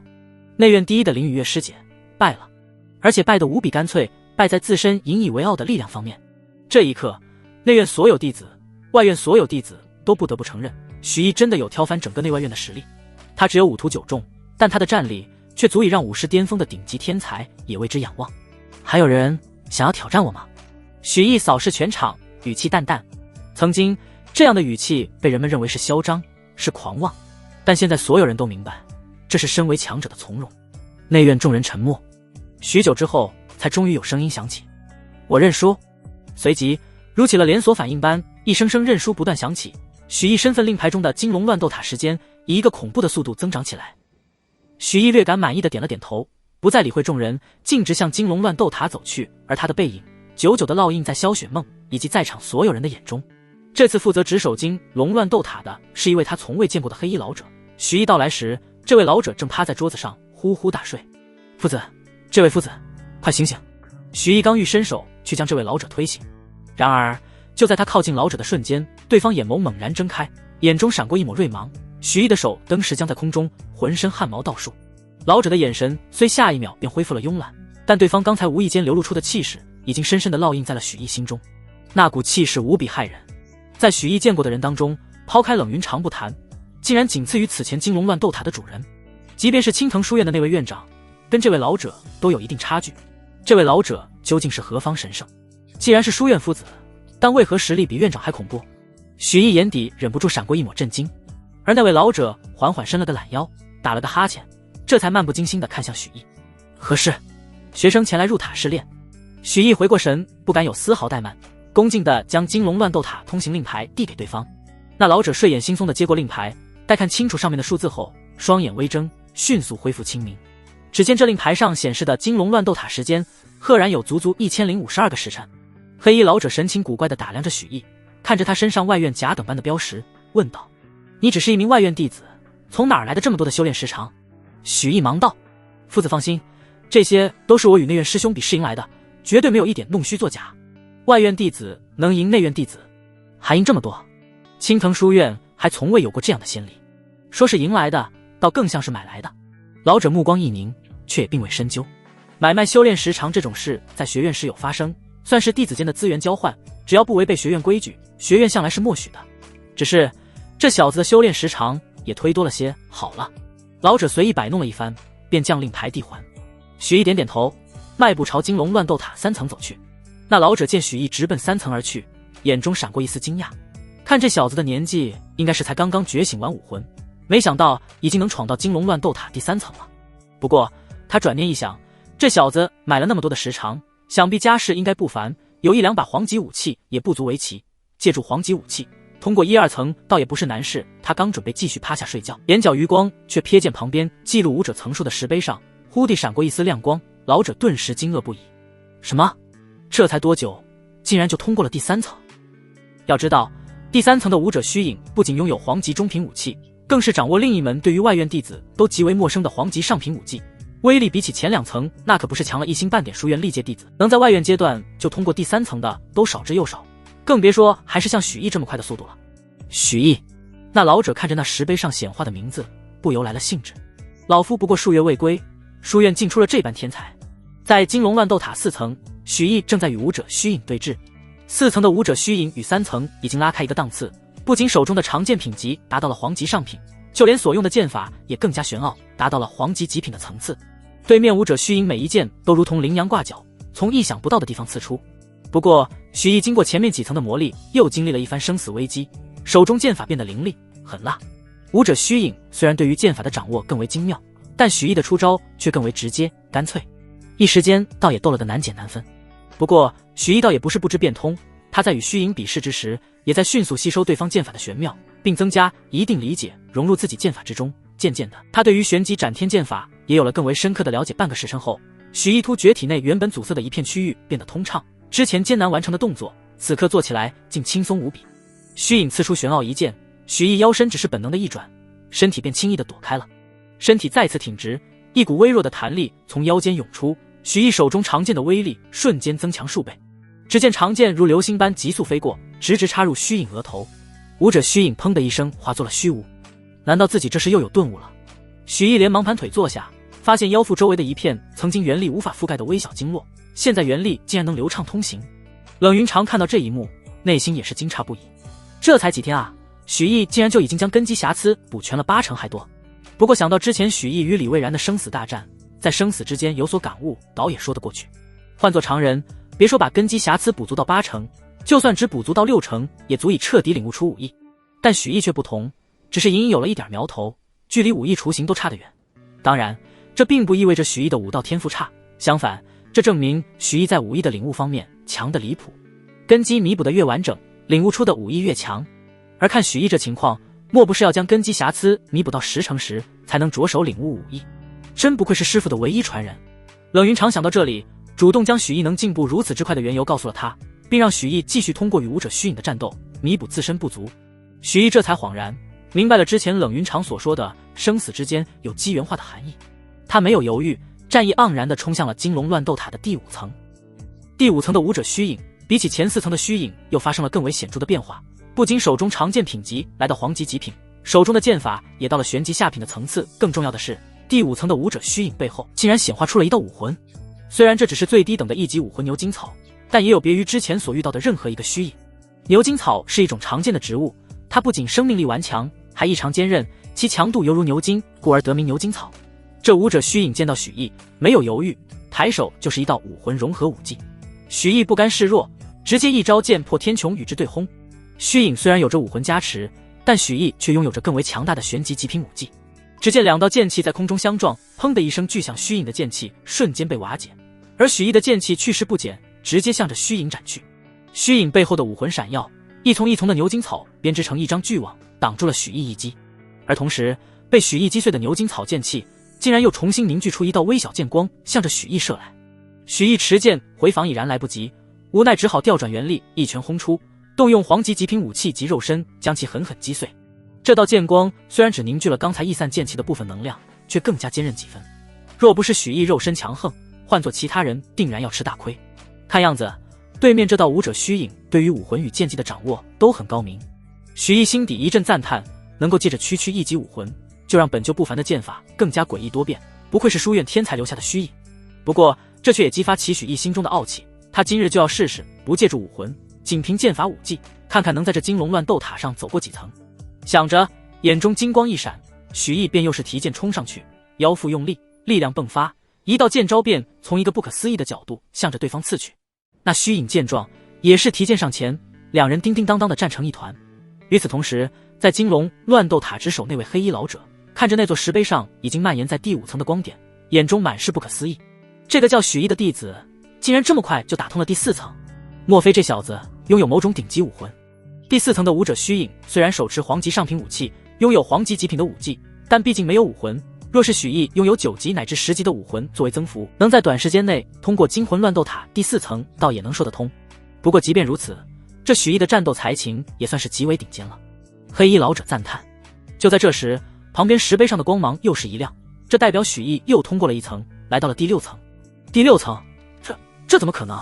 黑衣老者脸色猛然一变，第5层的武者虚影已经达到一个新的高度，不仅拥有玄级低级武技和黄级极品武器，甚至还拥有武魂。哪怕仅仅是1级武魂，配合玄级武技形成的武魂融合技，也足以碾压所有外院弟子。青藤书院自立院以来，除了几个逆天的天骄，从未有人能在5途径就通过金龙乱斗塔第5层。难道说这许毅的天资竟如此卓越，足以与书院历史上最绝顶的顶级天骄相媲美？不由得黑衣老者心头闪过一丝火热，死死盯着那座石碑。虽然许毅应该不可能通过第6层，但万一呢？万一出现奇迹，那许毅就是书院历代以来的最强天骄。他必然要命令书院上下所有夫子、院长、副院长全都不遗余力地培养他。金龙乱斗塔第6层，许毅与第6层的武者虚影对拼几招，发现除了1级武魂换成了2级武魂剑毛珠之外，与第5层的武者虚影并无任何不同。相较而言，虽然多了几分压力，但倒也还在许毅接受范围之内。许毅自然没有动用武魂，继续举起手中长剑，与这道虚影缠斗在一处。寻常剑法对于拥有武魂增幅的武者虚影已经无效，所以许毅每一剑或刺或撩，或劈或砍，都是用着玄级极品斩天剑的招式。争斗起来，倒是与那6层武者虚影斗得有来有回。不远处的冷云长看着战意饱满，不断在战斗中弥补自身武道根基的许毅，眼眸微动。不用感悟自身，不用旁人点拨，不用刻意找寻，光是在战斗中拼杀，就能以超出常人的武道直觉纠正错漏，弥补自身根基，这是何等恐怖的战斗才情！照着他这个速度下去，恐怕战斗到金龙乱斗塔7、8层的时候，武道根基就能完全补足了。冷云长默默在心中估算。许毅这边如同海绵里的水，吸收武者虚影的战斗经验，磨砺着自己武技与根基。而书院高层那边也得知了许毅以一己之力挑翻整个内院的事，几位书院高层正坐在一起商讨此事。什么？许毅犯了错，结果还要特招许毅进入内院，还要给他内院甲等班的弟子的一切资源和相应权限？不行，我不同意。许毅违反书院规定，打伤了那么多内院弟子，必须要予以惩戒。一位面色黝黑的夫子站起来怒道，他名为孙伯清，是书院副院长之一，主管检查赏罚，一向铁面无私。孙副院长，这话就说不过去了。许毅这孩子明明是合理的向内院挑战，哪一点违背了书院规定？这时另一位主管教学的副院长白城东站出来反驳道，而且许毅出手是重了点，但能以5途9重修为战胜内院弟子联手，就足以说明他的天赋以及战斗圣体的可怕。再说许毅能够击败内院第一的凌允月，给他为同内院甲等班弟子的权限和资源又有什么问题？什么狗屁道理？就因为战力高强就能为所欲为了？孙伯清先是怒斥对方，接着他也表明自己立场。许毅是天才不错，修炼资源可以一定程度倾斜，一些修炼设施也可以对他开放，但内院甲等班弟子权限就算了。内院甲等班弟子每一个都拥有武士巅峰的战力，成为武宗劲武者板上钉钉，甚至武王境都不是不可期待。像这样的天才，每一位都是书院的瑰宝，未来可能进入我书院核心，成为我书院真正的一份子。许毅虽然天资不凡，但心性有缺，刚来书院没几天就将外院甲等班全员打了一顿，现在又是将内院师兄师姐打伤，若不好好敲打一番，我们很可能教出一个魔头。孙院长的顾虑不是没有道理。白城东闻言点了点头，不过随即话锋一转道：既然如此，以后许毅便交给我亲自教导，其日后所需的资源全都在我俸禄里扣。老夫还就不信了，我堂堂副院长还不能教导许毅走向正道了。白城东一脸义正言辞，话里话外都是一副他牺牲颇大的意思，但都是千年的狐狸，谁还看不出白城东的真实想法？引导许毅走向正途是假，想要收许毅为徒是真。当即就有资深夫子怒道：好你一个白城东，合着在这儿等着呢，算盘珠子都崩老夫脸上了。你一个副院长懂个屁的教学，还不如让我来教导许毅，一定能让他成才。林老头，你上次都收了一个云雾离了还不满足，按我说就应该让这小子拜在我门下，我自然有充足时间好好教导他。都吵什么？都吵什么？我这就辞去我夫子之位，全心全意教导许毅。嘿，我这暴脾气，你们是不是当我不存在啊？顿时所有人都吵成一团，都是想着要收许毅为徒。至于关于许毅的责罚以及待遇问题，早已全都被他们抛在脑后。够了！就在这时，书院院长开口，一般书院高层在这里争来抢去，吵吵闹闹，成何体统？众人见此，这才偃旗息鼓，乖乖坐好。那院长大人，您的意见是？白城东客客气气地问道。书院院长轻咳一声，微笑道：我看你们平时也都挺忙的，许毅也确实需要找个人好好教导一番。这样吧，以后就让许毅先跟着我吧，至于待遇就先按着内院甲等班来。此话一出，众人都是目瞪口呆，万万没想到书院院长这浓眉大眼的居然也对许毅有意思。就在众人义愤填膺要齐声商讨院长之时，书院院长的传讯玉符忽然亮起。感受着玉符中传来的气息，书院院长的神情陡然变得郑重起来，连忙打开了通讯。师兄，您回来了。书院院长的语气中带上了浓浓的尊敬。听到这个称呼，其他书院高层的目光也陡然认真起来。能被院长尊称为师兄的存在只有一位，那便是他们青藤书院在世的第一强者，上一任书院院长，现任院长的师兄老院长江继刘然。而让所有人都没想到的是，这位有着赫赫威名的老院长此刻竟然声音激动，情难自禁。师弟啊，有弟子登上了金龙乱斗塔的第8层，我要收他为徒，你把手续办一下，先给他相当于核心弟子的待遇和权限。书院院长闻言先是一愣，继而激动道：登上了金龙乱斗塔第8层，师兄，你可知道这名弟子叫什么？众书院高层也是一怔，露出惊容。除了书院核心弟子，竟然还有弟子能登上金龙乱斗塔第8层。要知道，金龙乱斗塔越靠后武者虚影，实力越强。金龙乱斗塔第8层留存的虚影，已经是书院历代最为顶级的天骄留下的虚影了。这位弟子能够以普通弟子身份登上金龙乱斗塔8层，其资质恐怕不下于书院历代顶级天骄。此人到底是谁？该不会众人心中突然冒出一个名字？而与此同时，江继流的声音响起，他叫许毅，是外院甲等班弟子。这个意料之外而又在情理之中的名字，让书院众高层全部呆住。许毅，果然是他！这小子才刚入门多久啊，竟然就已经接连打破了历代外院弟子的各种记录，简直离谱！外院第一个挑翻内院全员的弟子，外院第一个登上金龙乱斗塔第8层的弟子，这俩记录全都可以称得上空前绝后。更可怕的是，这2个记录还是同一天打破的。然而在听到师兄说出这个名字后，书院院长脸上惊喜之色消失不见，嘴角更是微微抽搐。坏了，我师兄竟然与我同时看上了同一个弟子，这可怎么办？我打不过他啊！金龙乱斗塔的第8层内，许毅正全神贯注地与一道武者虚影激战。第8层的武者虚影，其身后的武魂乃是4级武魂幻影狼。幻影狼武魂虽不如幽影、暗影武魂那般诡秘无形，但在攻击时却能凝聚出具备一定攻击能力的幻影，在4级武魂里也算顶尖。此前许毅与之交手数招，其周身忽然冒出的幻影就给他带来了不少麻烦。若不是许毅拥有黄级极品武器级别的肉身，恐怕早就被这道武者虚影击败了。即便如此，对方还是使用黄级极品武器在他身上割开几道皮肉伤，鲜血直流。叮！一声清脆的金属交击声响起，许毅手中长剑与武者虚影的长剑相交，火花四溅。就在这时，对方剑身之后竟然又出现一道凝实的剑光，直取许毅要害。这赫然是幻影狼武魂所凝聚的幻影剑光，威力不凡。许毅眼神一凝，连忙运剑回防，但武者虚影却趁此机会再次发动攻击，一剑直刺许毅而来。许毅剑招变换，长剑斜刺而出，试图抵挡对方两道剑光。叮叮，两道声音几乎同时响起，许毅剑身应声而碎。他脸色微变，身形急速变换，显之又显得躲过了对方的致命一击，同时他双腿一蹬，迅速与对方拉开距离。这幻影狼武魂实在太过难缠，不动用武魂恐怕敌不过。许毅取出一把长剑，眼中闪过一丝纠结。动用武魂，眼前这虚影不过弹指可破，可这样就失去了锻炼的效果。正在他犹豫不决之际，武者虚影已经再次发动攻击。嘣！许毅见此，人还没有想好是否动用武魂，手中长剑已经下意识弹起应敌。剑光闪耀，许毅眼中闪过一丝明悟，剑去不回头，人亦当如此。既已说好不施展武魂，那就不再启用。我许毅既能恃强凌弱，亦能以弱胜强。此刻许毅不再纠结，眼中战意滔滔。当当，两道身影于空中交错数回，手中之长剑亦是交锋数次。唰！幻影狼武魂显化，狼爪无形，冲着许毅胸口杀来。许毅不闪不避，硬生生用胸口扛住幻影狼爪，右手长剑一招剑分阴阳，斩向虚影手中长剑，同时左手成拳猛然轰向虚影。虚影见状，刚欲向后退去，可许毅周身却响起一道道如雷般的轰鸣。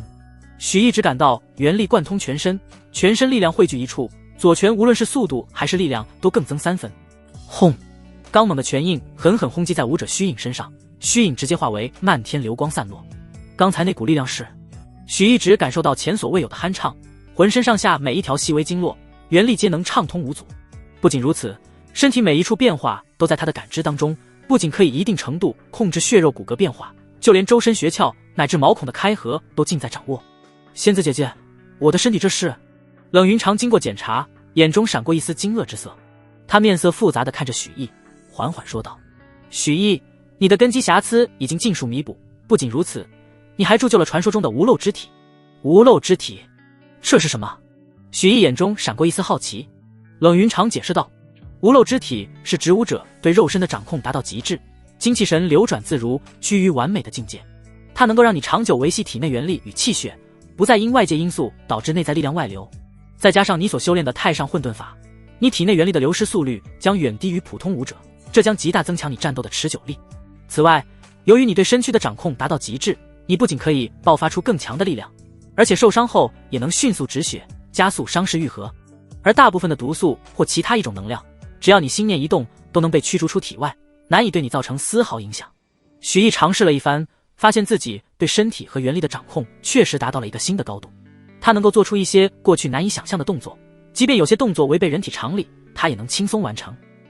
而且他注意到之前与武者虚影战斗时留下的伤口，此刻正以惊人的速度愈合着，治愈速度虽然远远不如生机草武魂，但比起寻常武者还是要快上数十倍不止。这还仅仅是纯肉身治愈速度，若是配合疗伤丹药以及武魂，他的恢复能力将会达到一个不可思议的高度。许毅对于身体变化已经有了一个基本了解，刚要一鼓作气冲向最高层时，他却看见通往第9层的大门正紧紧关着，不管他怎么用力推都推不开。许毅顿时愣住了，这是怎么回事？难道通往第9层还有特殊的权限限制？另一边，书院院长与江继流依旧在虚空中交谈着。师兄，许毅还未真正踏入书院的门墙，尚无法将其视作书院的一员。如此轻易地赋予他核心弟子的特权和资源，是否显得有些草率？书院院长眉头微皱道：核心弟子的地位何其尊贵，他们皆是我书院未来的支柱，每月都能得到一枚珍贵的灵石，能够自由进出书院所掌控的秘境修炼，更拥有参与书院基层管理的权利，甚至能担任外院夫子之职，肩负起培育新人的重任。许毅虽然天赋过人，但目前仍只是5徒9中的修为，若是贸然给予他核心弟子的权限，我担心他可能会因此骄傲自满，反而不利于他日后的成长啊。江继流闻言眉头一挑，不客气地训斥道：废什么话，让你去办就赶紧办。许毅尚未加入书院，正是我们拉拢他的好时机，你这个书院院长怎么连这一点浅显的道理都不懂？书院院长被训得有些尴尬，干咳了2声，小声辩解道：“师兄教训的是，我自然明白这个道理。只是许毅此子之前在内院大闹一场，将不少武师8、9中的弟子都打得重伤不起。若是不加以惩戒，反而赋予他核心弟子权限，我担心会引起其他弟子的不满和嫉妒啊。更何况，师兄，我已经有意收他为徒，亲自教导他走向正途了。”“哦，你也要收许毅为徒？”江继流的声音中透露出几分急切。“那他答应了吗？”书院院长摇了摇头：“这尚未提及此事。”江继流闻言长舒一口气，大笑道：“那便好。师弟啊，你平日忙于书院事务，哪有时间教导弟子？这等重任，还是交给为兄吧。”书院院长还想再说什么，却被江继流连声打断：“许毅的权限就按照核心弟子的标准去办理吧。你那边先给他开通权限，相关的修炼资源后续再送过去。”说罢，江继流便切断了联系。书院院长望着手中光芒暗淡的传讯玉符，无奈地摇了摇头：“院长，我们接下来怎么办？”此前还在吵着要收许毅为徒的资深夫子和一众书院高层都心有不甘。若是光是书院院长要收许毅为徒，他们还能联合起来将教导许毅的名额夺过来，但江继流这位书院前任院长出手，众人还真不敢向他理论还能怎么办？赶紧给我那位未来师侄开通权限啊！书院院长没好气道：“你们不敢找江继流的麻烦，我就敢了。整个书院谁能招惹了他啊？”金龙乱斗塔大厅，江继流哼着小曲，很快收到许毅获得核心弟子权限的消息。江继流随手将通讯玉符扣下，便期待未来徒弟待会拜师了。然而左等右等，没有等到许毅的身影，反而看见旁边石碑上代表许毅的亮光轻轻一闪，竟然又向上蔓延了一层。我的个乖乖啊！我这龟徒弟竟然直接闯到了第9层！江继流差点眼睛都瞪出来了。金龙乱斗塔第9层，哪怕是书院的核心弟子都鲜有人能闯过，我这徒弟不过5徒9中，就要有望通关整个金龙乱斗塔了。他暗自欣喜道：“此子果然非池中物，我江继流这回可真是捡到宝了。”金龙乱斗塔第9层，许毅还不知道自己是因为被开通了权限才能进来的。眼前一道虚影显化，他想都不想就是一剑刺去。一想到只要击败眼前的虚影，就能接受金龙乱斗塔主人的指点，凝聚出那道特殊武艺，由不得许毅不激动。慢着！那道虚影轻轻一挥手，许毅便被击飞出去。这道虚影居然有自己意识！许毅稳住身形，眼中闪过一丝惊讶。与没有意识的武者虚影相比，拥有自主意识的对手无疑会更加难缠，但同时也会大大提升自己的战斗经验。许毅眼中闪过一丝兴奋，他抱拳道：“前辈，晚辈得罪了，还请前辈赐教。”说着，他身形一动，长剑再次横空而起，一道凌厉的剑芒直斩向那道武者虚影。停停停！那武者虚影连忙闪身躲开，口中大叫道：“你这小娃娃，怎么一上来就这么凶狠？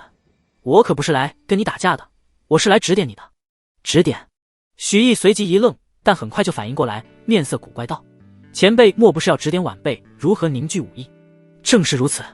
那武者虚影傲然道：“武艺非天才不能凝聚，你既然能走到这里，便已有资格接受我的指点。”然而许毅却摇了摇头，婉拒道：“前辈，晚辈对凝聚武艺也有自己的打算，还请前辈直接告诉晚辈如何通过这一层吧。”你……那中年虚影顿时脸上挂不住了，有些不悦道：“你这小子真是不知好歹，多少人梦寐以求想要凝聚武艺而不可得，老夫好心指点你，你却丝毫不领情。”顿了顿，那中年虚影却是笑道：“你小子不是想要通关第9层吗？很简单，只要你尽全力能够打碎这道虚影，我自然会让你通过。”说罢，手掌一挥，一道与许毅境界相同的虚影出现。虽然这道虚影的武魂只是普通的5级武魂狂心元，但身上却散发出一股莫名的凌厉之气，仿佛一柄出鞘的长剑，锋芒毕露。这就是武艺吗？许毅不由惊讶道：“这道虚影原力波动只是普通武士巅峰，就连武魂也只是寻常增加力量的5级武魂，但加上那一层莫名的凌厉之气，却是让他感受到了一丝威胁。武艺？”那中年虚影不屑道：“这不过只是一道领悟剑意雏形的武者虚影罢了，距离拥有正式武艺还差得远呢。”中年虚影看向许毅，得意道：“怎么样，后悔不和老夫学习凝聚武艺之法了吧？不过只要你愿意和老夫道个歉，老夫便原谅你之前的不敬。前辈，你方才说只要我尽全力击败这虚影，就让我通过这第9层。”许毅打断道。中年虚影虽然心中不满，但还是点了点头，答道：“没错，不管你用什么方法，只要能将其击败，就算你通过。”这道虚影虽然只是初具武艺雏形，但比起一般武宗3、4中强者也毫不逊色，在他看来，绝非许毅一个武士能够击败的。好！许毅眼眸微动，直接取出灭生剑，同时身后2道武魂闪过，正是力量最强的蚂蚁武魂与最为诡异的幽影武魂。双魂破天剑，给我破！许毅暴喝一声，旋即极品斩天剑法剑破虚空使出。只见2道不同剑气合于一处，犹如一条银龙向着对面虚影斩来。那道带有武艺雏形的虚影身上剑意凌冽，正欲挥剑斩落那道银龙。然而就在这一刹那，许毅的剑气突然诡异的一闪，竟然从对方的影子中激射而出。剑气中蕴含着蚂蚁武魂的沉重力量，以及灭生剑的锋锐之气，瞬间便刺破了那道虚影，将其化作无数光点，消散在空气之中。双生变异武魂，玄级武技，至少也是玄级中品的武器。那中年虚影见状，顿时惊愕不已。他瞪大眼睛看着许毅：“你这小子竟然有这么多手段，为何提前不说？前辈你也没有问我啊？”许毅耸了耸肩，继而嘴角露出一丝笑意：“既然如此，这次算我通过了吧？”“不行！”那中年虚影顿时耍赖道：“你这既是玄级武技，又是玄级武器和双生武魂的，实在太不公平。这次你只能以纯粹的剑技和武艺来比拼，只有击败这道新的虚影，才能算你真正通过第9层。”中年虚影手一招，一道与刚才一般无二的5道虚影又重新显现。许毅看着这道新出现的5道虚影，顿时傻了眼：“前辈，你之前明明答应过我，只要我击败虚影，就算我通过的。哼，我会与你讲规矩，敌人可不会。身为剑者，自然就要有一往无前的勇气与锐利，要不就此离开金龙乱斗塔，要不便击碎眼前虚影，你自己选吧。”中年虚影背手而立，一副不近人情的样子。许毅闻言一怔，深呼一口气，看向对面虚影，眼中闪过一丝战意。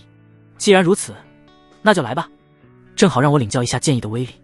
中年虚影提点道：“忘记你的其他手段，真正去感受你手中的剑，感受剑的生命。”许毅点点头，收起灭生剑，换成一把普通的铁剑，剑尖直指面前的5道虚影。下一瞬，5道虚影周身玄妙的剑意再起，手中之剑宛如身体的一部分，明明没有动用丝毫的武技，看起来仅仅是普通的一刺，却给足了许毅压力。许毅没有动用武魂，手中铁剑横在身前格挡的同时，细细体会着5道虚影周身的剑意奇妙。2剑相接，许毅预料中的巨力却并没有传来，反而5道虚影手中的剑好似活了过来，如同枯骨之躯，瞬间缠上了他手中的铁剑，剑尖直指他的咽喉。许毅瞳孔猛然一缩，赶忙弃剑急速后退，躲开了散发着恐怖气息的剑尖。可还未等他松口气，那原本追不上他的剑尖却突然剑光大作，那股玄妙的剑意随之而上，瞬间笼罩全身。散发着恐怖气息的剑气瞬间距离他的咽喉不足半寸之间。霎时，许毅皮肤泛起一层鸡皮疙瘩，一股惊悚的危险感从脊椎直冲后脑。破！千钧一发之时，他一声大吼，挣脱了对方剑意的封锁，在剑气到达咽喉的瞬间，勉强侧过身去。砰！最终，恐怖的剑气斩在了许毅的肩膀，将他打了一个踉跄。这便是剑意吗？许毅细细体会着刚刚的战斗，眼睛愈发明亮。不对，这还不是真正的剑意，只是剑意雏形就已经如此玄妙。刚刚那剑的气息，我好似感受到了。许毅缓缓闭上眼睛，一种玄之又玄的明悟从内心深处升起，在外人看不到的身体深处中，一株小小的枝芽缓缓从黑暗中长出，细小的剑意弥漫在上，随着枝芽的长大，愈演愈烈。而一旁的中年虚影则惊得嘴巴都要合不拢了。刚刚那一剑，竟然连眼前这小子的皮都没伤到，仅仅是让他后退了一步而已。要知道，这可是拥有剑意雏形的武师境强者的全力一击啊！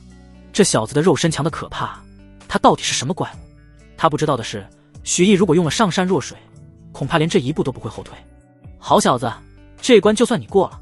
中年虚影无奈摇摇头，正想要放许毅过关的时候，突然眼睛猛然瞪大，他满脸的不可思议：你竟然进入了顿悟状态，这怎么可能？他简直不敢相信自己的眼睛，仅仅是初次接触剑意雏形，就有了自己的感悟。中年虚影不知道的是，许毅铸就了无漏之体，本就已经完美构建好了武艺孕育生长的温床，再有之前那5道虚影的参照和点化，许毅出现剑意萌芽，可谓是水到渠成。不知过了多久，许毅缓缓睁开眼，眼中剑气似闪电般划过。中年虚影满脸兴奋：天才，绝对的天才，你一定要和我学习，我会把我所有对于剑意的感悟全部。天才，天才个屁！没等他的话说完，一道苍老嘶哑的声音从虚空中传出。中年虚影顿时面色大骇：前辈，您怎么出来了？这儿没你的事儿了，这小子归我了。一道黑影从虚无中走出：滚吧！他大手一挥，中年虚影瞬间消散。许毅赶忙上前行礼，见过前辈。黑影缓缓靠近，半晌后才开口道：小子，一个剑意雏形而已，别以为自己就是天才了。放在万界诸天，在你这个年纪的人，领悟真正的剑意者比比皆是，你的路还有很长啊。晚辈明白。许毅姿态放得很低，毕竟自己可是要从对方手里拿好处的，而且看仙子姐姐的意思，这好处还不小，那他爱说啥就是啥吧。态度不错。黑影点点头，以后就叫我莫老吧。许毅问道：莫老，那现在我该怎么做？是要把我的剑意雏形培养成真正的剑意吗？你还想培养剑意雏形？莫老语气古怪，虽然看不到莫老的表情，但许毅心底没来由升起一抹不妙的感觉。紧接着他便感觉自己整个身体都被禁锢住，丝毫无法动弹。耳边传来了莫老的笑声：想要跟着我学，第一步便是毁掉你的剑意雏形。什么？许毅拼命想挣扎，却只能感觉到一丝黑色气息宛如钢针，狠狠地扎在了自己的武艺空间中。武艺空间中，他刚刚抽出嫩芽的剑意雏形，瞬间被黑色气息击成了粉碎。许毅痛呼出声，整个身体扭曲，匍匐在地上，脸色煞白，浑身上下在几个呼吸之间便被汗水湿透。毁掉的是他的剑意雏形，他却好似感觉灵魂都被扎了个透心凉。还好许毅早就经历过比现在还要疼痛数倍的事情，因此不过片刻，他便挣扎着起身，长喘着粗气，目光透亮，面对莫老问道：为什么？他心中没有害怕，也没有恐慌，这是他对冷云长的信任。他相信莫老一定会给自己一个解释。莫老看到许毅意志竟如此坚韧，也不由得赞叹道：我现在总算明白你为何会被那位大人所看中了。他语气严肃起来：我要教你的可不是什么烂大街的剑意、拳意、刀意等等细化的武艺，而是真正凌驾于万艺之上的真龙武艺。剑意、拳意、刀意只是烂大街，凌驾于万艺之上的真龙武艺。许毅满脸震惊。莫老继续解释，剑意、拳意、刀意这些细化的武艺对于武者来讲，虽然好领悟，却威力一般。故而从古至今的天才武者均会去追求最根本的武艺，是所有细化武艺的总纲。只有领悟了所有细化武艺的总纲，才能配称的上领悟了真正的武艺。而我要教给你的东西，则是凌驾于真正武艺的存在，那就是真龙武艺。若能拥有真龙武艺，则任何剑意、拳意、刀意等等均可信手拈来，威力更是无穷无尽。莫老笑道：现在你还怪我毁了你的剑意雏形吗？许毅两眼放光，请莫老教晚辈如何修炼真龙武艺。来。莫老语气严肃，将许毅唤至身前。紧接着他弥漫着黑气的右手上浮现出一枚墨绿色的珠子，珠子深邃荒古，不可久视。许毅仅一眼，眼睛就深陷其中，无可自拔。去。莫老语气中好似带着不舍，右手一挥，墨绿色的珠子便贴着许毅的额头没入了他的身体。下一瞬，珠子直接出现在了许毅的武艺空间中。原本已经彻底凋败枯萎的剑意雏形嫩芽，好似感受到了珠子的气息，竟然又有了一丝生意。而珠子则毫不犹豫地投入到了嫩芽的根部，眨眼间，枯萎的嫩芽死而复生，重新破土而出。新长出来的武艺雏形通体玄色，无比深邃的荒古气息弥漫其上。仔细一看，那一条条的嫩芽竟然成龙形。许毅内视，满脸震惊，这就是真龙武艺。好了，我答应的事情已经办到了。莫老嘱咐道：现在我将龙珠种在了你的武艺空间中，你算是初步觉醒了真龙武艺的雏形。切记，真龙武艺虽然强悍，视为万艺之皇，但让其成长的条件却也堪称苛刻。今后你必须不断去打败拥有各种武艺的武者，才能让你的真龙武艺慢慢成长起来。可拥有武艺的武者，哪一位不是天资绝代？小子，你的路还很长。刚才的珠子竟然是龙珠，那眼前这位前辈的身份岂不是许毅震撼到无以复加？龙，那可是传说中的神话生物，没想到真的存在，而且还和自己产生了交集。许毅前几日才了解到了武艺的强悍，而现在自己则拥有了比普通武艺不知道强多少的真龙武艺。好了，我累了，你走吧。莫老手一挥，许毅便感觉一阵天旋地转，眼前再次恢复清明时，才发现自己已经来到了金龙乱斗塔之外。仙子姐姐，谢谢你。许毅在心中默默道，想要让莫老交出龙珠这么珍贵的东西，仙子姐姐肯定付出了很大的代价吧。冷云长笑了，不用谢我，这颗龙珠是他欠我的，而我要这龙珠也没用，正好便宜了你小子。如果真的要谢我，那就努力将你的真龙武艺雏形成长为真正的真龙武艺吧。许毅目光坚定的点头，一定。这时在塔外等了许久的江继流一脸欣喜的迎了上来，不愧是我江继流的徒弟，竟然以五途径的实力就冲上了金龙乱斗塔的第9层。许毅愣住了，感觉到莫名其妙，自己什么时候成了眼前这位夫子的徒弟了？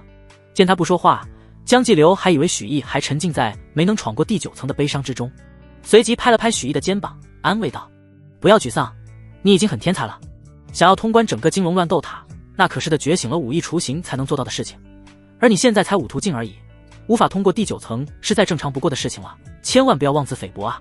许毅更加无语了，他不着痕迹地退后一步，躲过了眼前这个怪怪的夫子的大手。“不是，这位夫子，您到底哪位啊？”“嗨嗨。”江继流清了清嗓子，装作一副世外高人的样子，威严道：“经过书院的研究决定，今后你就是我江继流的亲传弟子了。放心吧，只要你拜我为师，为师不仅能让你快速突破至武士境，还能让你在1年之内就彻底觉醒出武艺雏形。”江继流表面上很严肃，实则很得意。在他看来，自己说出了突破武士境和觉醒武艺雏形这2个如此诱人的条件，面前这小子哪怕再天才，恐怕接下来也会那头就拜吧。然而下一瞬，他就看到许毅脸上闪过一抹坏笑。“夫子，您说的武士境是这种武士境吗？”紧接着，许毅身上的气息大放，一股远超五途径的气息扑面而来。武士境一中，江继流乃还有半点世外高人的模样，眼睛都要瞪出来了。他指着许毅，半天说不出一句完整的话。你怎么修炼这么快？”许毅无辜地摊了摊手：“我有元灵战体啊。可是就算元灵战体也不能这么快吧？”江继流感觉到不可思议。据他所知，许毅之前才刚刚突破到5途9中啊。他强装镇定，继续诱惑道：“好吧，就算你已经是武师了，可难道你不想在1年内就觉醒武艺雏形，彻底闯过这金龙乱斗塔第9层吗？”“不想。”许毅摇了摇头。“这就对了啊，不想。”他的回答又让江继流差点没接住。“为什么？”江继流完全不能理解。“因为我已经闯过金龙乱斗塔了呀。”许毅微微一笑，右手一挥，一股玄妙的武艺气息在拳头上弥漫，顿时把江继流的下巴都要惊掉了。“武艺雏形！”江继流满脸震惊，嘴上憋了半天才冒出一句：“你还是人吗？”许毅无语道：“这位夫子，你咋还骂人呢？”江继流看许毅的眼神就好像在看一个怪物变态。“你真是个变态。”他强行让自己冷静下来，继续道：“你可知我是谁？”“不知道。我江继流是青藤书院的上一任院长，当代院长的师兄。”“我去，来头这么大！”许毅虽然之前就知道眼前这夫子实力恐怖，但怎么也没想到他竟然是上一任院长。江继流继续道：“本来我是想收你为弟子的，不过现在我改主意了。”“改什么主意？”许毅一愣。江继流一脸严肃：“我要带师收徒。”许毅：“啊，这么说的话，自己岂不是成了院长的师弟？可他已经拜了唯一真神为师，还能拜别人为师吗？”江继流没等许毅做出应答，继续道：“我知道，像你这样的天才，无论是我，还是我已经逝去的师父，都没有资格收你为弟子。不过，如果你想继续在青藤书院发展，想书院用资源全力培养你，你就必须需要这么一个身份。家师已经先去，收你为徒也不过是虚名而已。你意下如何？”许毅心中暗自问道：“仙子姐姐，这样可以吗？”冷云长道：“你可以认这个死去的师傅的确只是虚名而已。”得到冷云长的同意，许毅这才点点头。江继流大喜，立刻拿出一枚传讯玉符，大声道：“小烈，快来拜见你的新师兄。”见许毅一脸迷惑，他解释道：“哦，小丽就是青藤书院现在的院长藤丽，他是我师父的记名弟子。现在你既然已经拜入我师父的门下，那你也就算是他的师兄了。”好家伙，怎么一眨眼自己就成了院长的师兄了？还没等许毅搞清楚状况，院长藤丽便从远方飞速赶来，冲着江继流行礼后，一时满脸疑惑：“师兄，您刚刚说新师兄是什么意思啊？”江继流冲着旁边的许毅努了努嘴。许毅不好意思地挠了挠头：“你好，藤丽院长，我就是你的新师兄。”院长藤丽惊呆了，自己怎么突然冒出来一个师兄，还是个乳臭未干的小子？他转头看向江继流，见到自己师兄那认真的神情，这才确定这一切都是真的。在藤丽不解的目光下，江继流给他讲了之前发生的事情，把他惊得半天说不出话来。你现在不仅突破到了武士境，还觉醒了武艺雏形。哪怕是江继流亲口所说，藤丽也有点恍惚，不敢相信这是真的。没办法，许毅只好再次展示了一番。师兄。最后藤丽不得不承认了许毅的身份。虽然凭空出现了这么年轻的一个师兄，藤丽感觉很怪异，但他还是为书院拥有了如此变态的一个妖孽而高兴。自此，许毅才算正式加入青藤书院，成为了书院的高层。江继流对着许毅道：“师弟，以后无论有什么事，你都可以来找我和小丽。”许毅拱手：“师弟，我正好有一件事要请教。你们可知道天生秘境的具体情况？”他从来没有忘记查探楚灵儿的下落，这可是自己一开始加入书院的目的。听到天生秘境4个字，江继流和滕丽相视一眼，脸上顿时闪过一抹凝重。许师弟，你是如何知道这个秘境的？江继流反问道。许毅愣了，我也是在一个古籍中看到的，怎么，这个秘境有什么问题吗？江继流讳莫如深，这个秘境不是现在的你该考虑的事情，你现在应该做的就是努力提升实力。许毅目光坚定，实力境界我自然要提升，可这天生秘境对我来说很重要，我一定要进去。见许毅坚持，滕丽解释道，现在的天生秘境已经不是以前那个小小的7级秘境了。他和许毅讲起了秘境的知识，在这方天地有一些自成空间，超脱于现实之外的洞天，被称为秘境。秘境有些是逝去的前辈留下的传承，有些则是天然形成，但无论是哪种，其中都蕴含着或大或小的机缘。而根据秘境中产出的资源和机缘的大小，则可以从低到高将秘境划分为1级至10级，1级最低，10级最高。滕丽感叹道，以前的天生秘境不过是一个7级秘境而已，虽然放在整个天元国来说还算是比较重要，但若放眼至天元国之外，以整个天涯神州10大国度的视野来看，7级秘境便排不上名号了。天涯神州10大国度，许毅一愣，这2个词汇还是他第一次听说。江继流道，没错，天涯神州内共有10大国度，而我天元国则排名第8。许毅瞳孔猛然一缩，天元国如此强大，竟然只能排第8。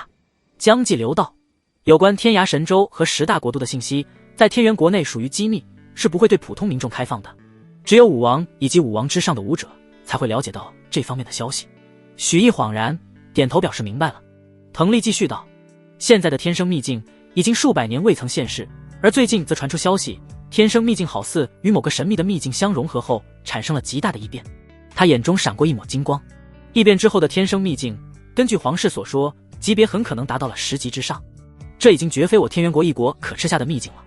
现在此秘境虽距离出世还有段时间，却早已惊动了周边的国度，甚至就连排名第3的云瑶古国都已经派人来天元国了解有关天生秘境的事情。所以现在的天生秘境已经不是我天元国说的算了。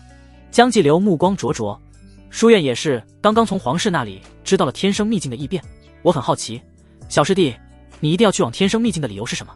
紧接着他话锋一转，算了，你也不用告诉我，你只要知道想要进入现在的天生秘境需要满足2个条件。什么条件？许毅眼睛一亮。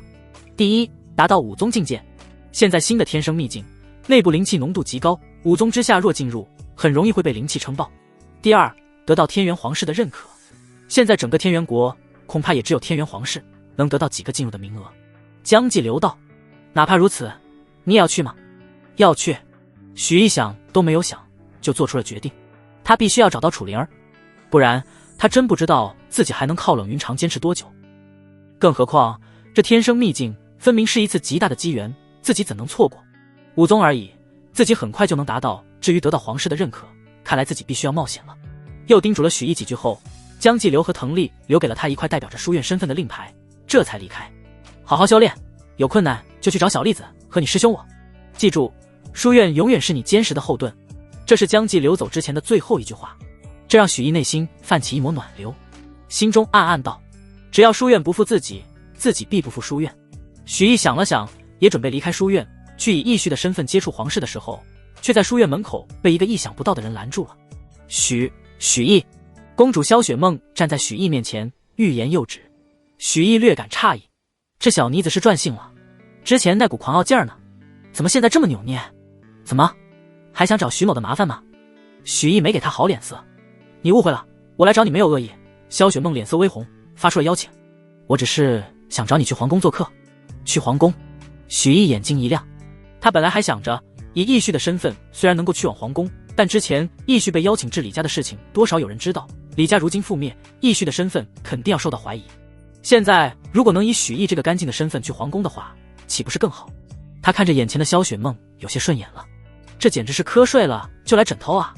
萧雪梦见许毅沉默，还以为他不肯去，顿时脸色黯然了下来。可下一秒，好，我跟你去。许毅答道。啊，那太好了。萧雪梦俏脸上浮现美丽的笑容。不远处的角落里，看着许毅和萧雪梦两人一起离开的背影，徐志高脸色黑得跟木炭一样，眼珠子转了又转，不知道又想到了什么坏主意。许毅跟着萧雪梦一路来到了皇城下，抬头望去，城墙巍峨入云，金黄色的琉璃瓦在阳光下闪耀，显得格外耀眼。红墙黄瓦的色彩对比强烈，更增添了皇城的威严和神圣。参见公主。守城之将前来拜见，观其气息，起码是一位武宗。许毅心中暗叹，如此气象，武宗守门，不愧是天元国的皇城。萧雪梦一改之前在许毅面前的娇羞小女儿模样，语气威严。速速开门。守将看了一眼许毅，却不敢多问，慌忙将城门打开。二人入城，通过一条长长的甬道后，眼前豁然开朗。亭台楼阁，绿树成荫，花香四溢，池塘清澈见底，鱼儿在水中自由游弋。假山、亭台、廊桥等景点错落有致，构成了一幅美丽的画卷。然而这幅美丽的画卷之下，则隐藏着恐怖的守卫力量。从刚刚进入皇城的那一刹那开始，许毅就敏锐地感觉到有无数道目光已经投在了自己身上。这皇宫内的明少暗少多得数不胜数，而且实力均不俗。这时萧雪梦停下了脚步，眼中闪过一抹得意。怎么样，漂亮吧？她一副主人翁的姿态。说吧，想去哪看看，我都能带你去。不愧是皇宫，果然气派。许毅先是恭维了一句，然后提出了自己的要求。公主殿下，我就是一个武痴，不知道能不能去你们皇宫的藏书阁一馆。这萧雪梦的脸上露出为难之色。许毅连忙解释道，在下并不是想窥探皇家机密，只是对一切有关武道的事情都很好奇。像是一些普通的秘境、武道基础知识的书籍，应该不算是机密吧？哦，你是想看这些啊？那没什么大问题。萧雪梦长舒了一口气。不过想要进入藏书阁，还是需要我父皇的旨意。萧雪梦道，你放心吧，你这么天才，父皇一定会喜欢你的。我这就带你去见我父皇。还有，萧雪梦突然扭捏起来，以后你能不能不要叫我公主殿下了？那叫你什么？许毅一愣，萧雪梦胜雪般的脸颊瞬间飞起两抹红霞。叫我小梦或者梦儿都可以的。许毅，坏了，这萧雪梦不会喜欢上自己了吧？他赶忙正色道，在下不敢逾越，公主殿下，咱们还是先走吧。哼！看着许毅向前的背影，萧雪梦娇哼一声，快步追了上去。走，我带你去见父皇。半个时辰后，二人穿过层层严密看守的关卡，来到了正阳殿。这里正是天元国皇帝日常修炼的地方。站在宏伟的宫殿前，饶是许毅早就见识过许多大场面，此刻也不由得有些紧张。踏步进入正阳殿，许毅便看见了首位上坐着一位黄袍中年，明黄色的袍子上绣着九五之尊的五爪金龙，配合着不怒自威的神情，其身份不言而喻。萧雪梦看到闭目修炼的中年皇帝，笑嘻嘻地跑了过去，径直拉着他的手臂。父皇，女儿带许毅来看你了。皇帝萧山缓缓睁开眼睛，看向了不远处的年轻人。你便是许毅。许毅只感觉到从上位传来一股浓烈的压迫感，心中深吸一口气，连忙行礼。许毅参见陛下。萧山面色平淡，起来吧，你的事迹本皇听说了，青藤书院第一天才，不错不错。许毅起身谦逊道，陛下谬赞了。萧雪梦笑嘻嘻地看着许毅道，你看吧，我就说父皇肯定会喜欢你这样的天才。萧山脸上没有笑容，看向萧雪梦，你先回去歇着，本皇有重要的事情要与许毅说。萧雪梦虽然有些疑惑，但还是点点头，被宫女陪同着出去了。看到萧雪梦离开，萧山挥挥手，让左右全部离开正阳殿。等到大殿只剩他们两人，萧山这才重新看向许毅。许毅，乌尔里林是你杀的吧？听到这话，许毅顿时瞳孔猛然一缩，一股寒意顺着脊椎骨直冲后脑，怎么可能？自己这是暴露了。他强装镇定，拱手道，陛下说笑了，小人怎敢杀皇子？萧山目光如炬，你倒是镇定，不必再装模作样了。本皇若没有确凿的证据，也不会动你这个青藤书院的新晋天才。倒是有意思，本皇刚查出真凶，你这个真凶竟然就堂而皇之的跟着本皇的女儿来到了本皇的面前。他语气阴冷，真不知道你是胆大还是放肆无知。萧山从皇位上站起身，一步一步走到了许毅的身前，无尽的压力袭来，让许毅大气都不敢喘，整个身体都好似得到了警示，每一块肌肉和骨头都在颤动，恐惧。说吧，你想怎么死？萧山声音明明很轻，却好似炸开在许毅的耳边。许毅强忍着恐惧抬头，我死之前想要死个明白。你到底是如何知道李林是死在我手里的？他自认为自己没有什么纰漏，就算皇帝去查，也只能查到义婿的身上，怎么也不能查到自己一个小小的武师身上才对。哼，小小蝼蚁，岂能知雷霆手段？萧山冷哼一声，无可阻挡的大手向许毅袭来，无尽的压力仿佛巨山压顶，让他根本无法动弹丝毫。嘎吱，许毅整个身体的骨头都被压得发出了响声，仿佛下一瞬他就要被压成了肉泥。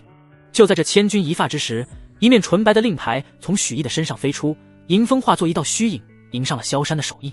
刹那间，整个世界好似都失去了声音，虚影和手印相交之处，空间寸寸崩碎，最终全部化作了虚无。江老院长，萧山面色微惊，旋即看向已经出现了裂痕的令牌，嘴唇微张。没想到青藤书院竟然如此看重你，青藤令都已经交在了你的手中。他面色阴沉，眼眸微眯，不知道在想些什么。沉默半晌后，萧山开口：你走吧，看在青藤书院的面子上，我现在不杀你。呼，周身压力尽散，许毅这时才长舒了一口气。此时的他浑身被汗水湿透，仿佛刚刚从河里打捞上来一样。变强，我一定要变强。许毅深深地看了萧山一眼，一言不发，转身推开店门走了出去。他手中握紧乳白色的青藤令，这是之前离开书院时师兄将计留送给他的。如果不是书院和师兄，我今天必死无疑。可是皇帝他到底是怎么知道我就是杀死李林的凶手？此乃气数。刚刚走出大殿，冷云长的声音便在许毅耳边响起，波澜不惊的声音瞬间让许毅躁动的心安静下来。许毅好奇地问道：气数，这是什么？天地万物由因及果，有迹可查，而这气数便是通过推演这些冥冥之中存在的痕迹有股推因之术。这皇帝身上还有气数痕迹残留，显然就是不久之前曾有气数大师以他血脉为源，直接推算出了你就是杀死李林的凶手。早在之前我就发现有人通过因果线推算到了你的头上。冷云长解释道。许毅面露不解：仙子姐姐，既然你早就知道了，为何没有提醒我？冷云长不紧不慢的声音简直要噎死人。你也没问啊。许毅无语，接着他继续问道：可杀死李林的是义婿，他们怎么会直接找到我呢？冷云长继续解释：气数直达本源，可窥破一切伪装。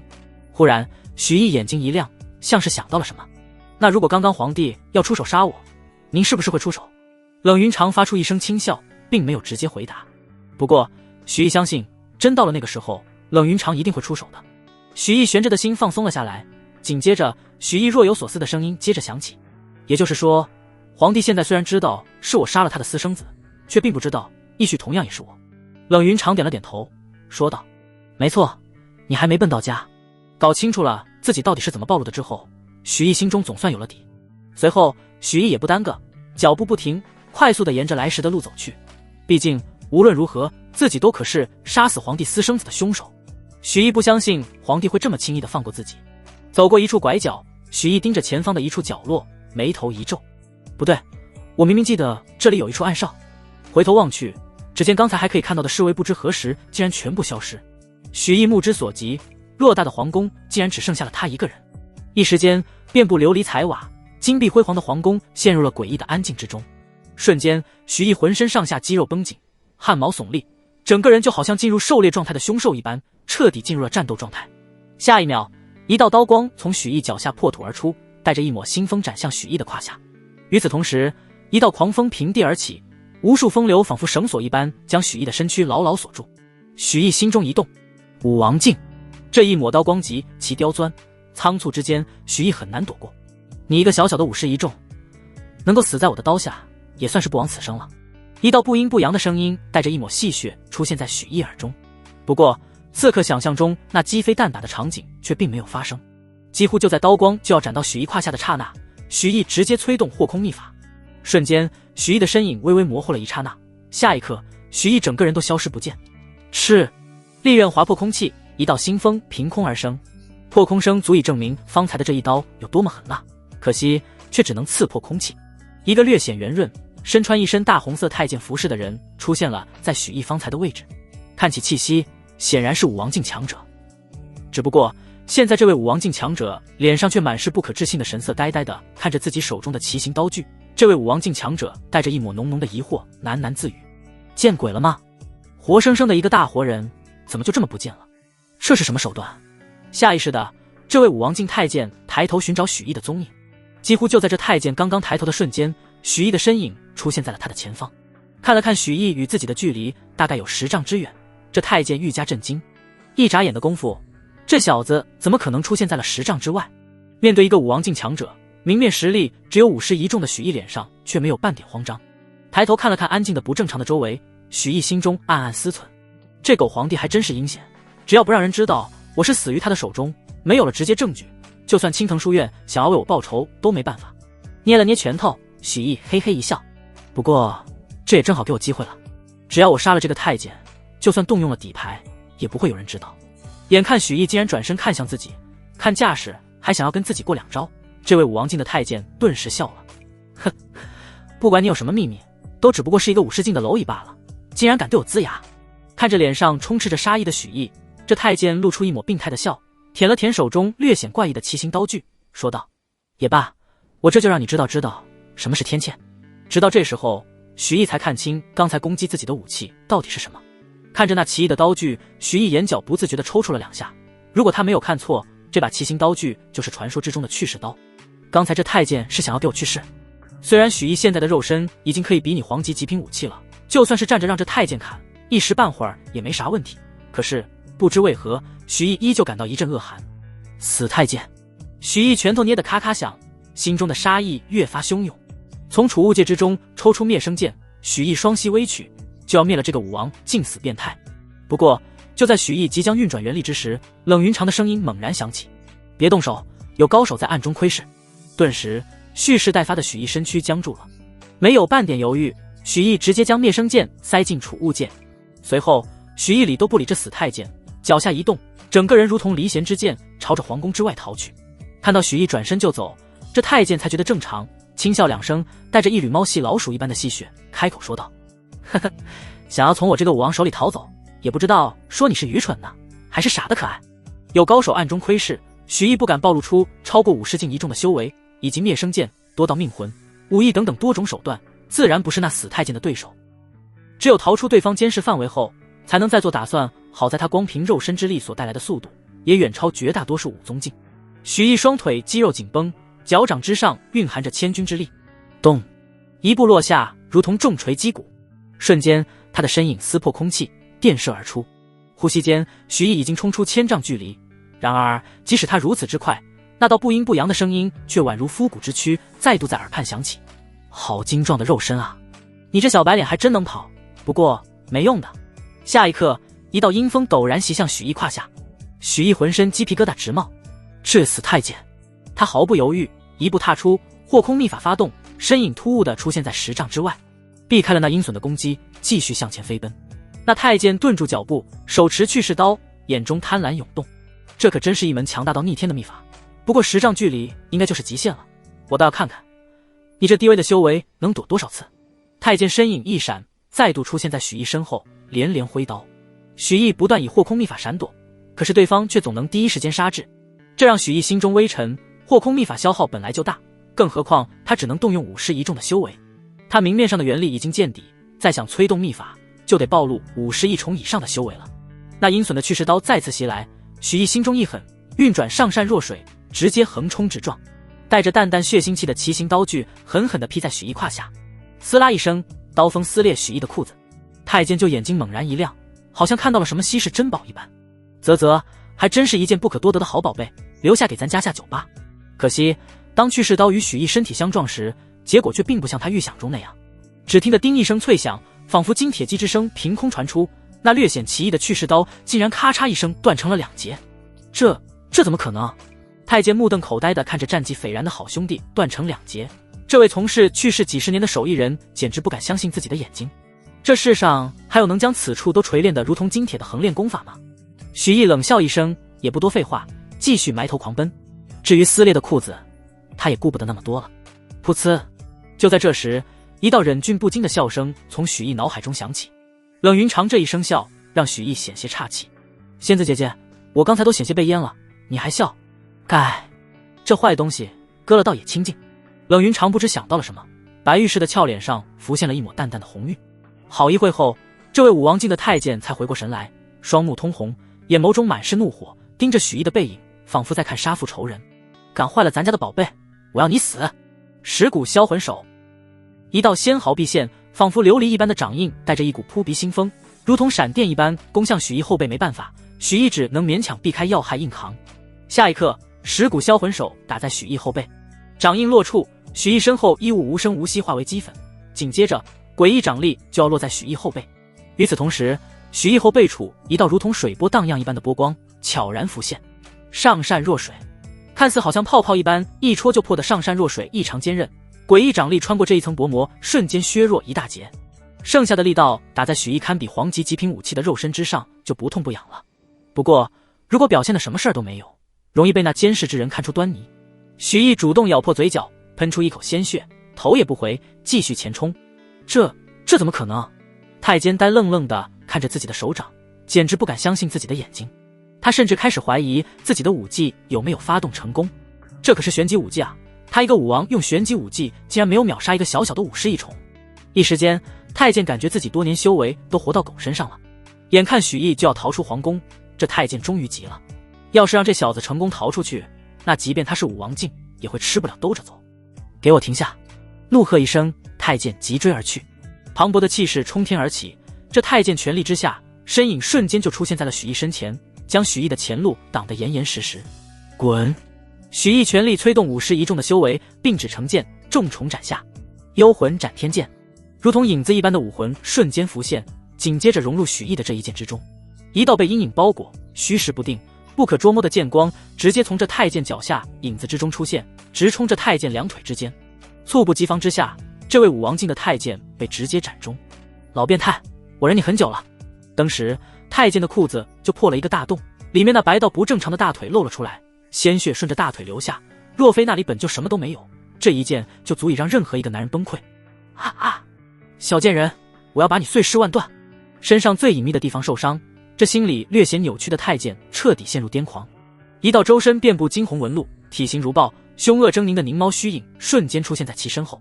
7级武魂冰血凝猫，冰血凝猫武魂猛然向下一扑，与这位武王境的太监融为一体。下一刻，原本还有些雍容的太监身形瞬间变得心长，原本白面团一般的脸庞也浮现出野兽一般的狰狞。死！太监那带着利爪虚影的左手一挥，3道如红宝石般犀利的利芒斩向许毅脖子。利芒还没有落在许毅身上，许毅就感到了刺骨寒意。动用武魂之后，这太监的实力急速上升，7级武魂对武者的战力增幅起步就是70%啊！在不暴露真实实力的情况下，许毅甚至躲都来不及躲扑哧，3道利芒直接突破了上善若水与许毅那足以比拟黄级极品武器肉身的双重防护。鲜血瞬间从3道爪痕中飞溅而出，但转瞬间便化成血色冰晶掉落在地。一股恐怖的寒意顺着伤口直冲许毅体内，让他浑身的鲜血都有了冻结的迹象，整个人的动作一下子迟缓下来。该死，竟然是带有寒冰之力的武魂！许毅心中一沉，身体的迟钝对他逃跑的计划造成了巨大影响。他虽有各种治疗手段，但却不敢动手，只能在身体没被彻底冻结之前埋头硬冲。这太监剑一举建功，越加疯狂，整个人化身血色狂风，以一种近乎疯狂的频率攻击许毅。眨眼之间，许毅身上便出现了无数伤口，整个人从里到外都布满寒霜，几乎快成了一个真正的冰雕。哈哈哈！给我死！死！一时间，被太监武魂效果所困的许毅被堵在皇宫门口，突围不得。不过就在许毅觉得棘手时，忽然冷云长的声音响起，躲在暗中窥探的那个人似乎是觉得你要死了，即将离开。此言一出，许毅心中狂喜，好，此人一走，自己就没必要顾忌什么了，只待他彻底离开，就是许毅抱起杀人之时。正好他还缺一个7级武魂，这个拥有冰属性的武魂就非常极品。许久拿不下许毅，让这名武王境太监倍感屈辱，不由怒吼一声：你这小小武师怎么敢在我面前站着，给我跪下！他双爪一挥，纵横交错的血芒直接斩向许毅双腿。身体早已僵硬的许毅受此一击，没有任何意外，扑通一声倒地。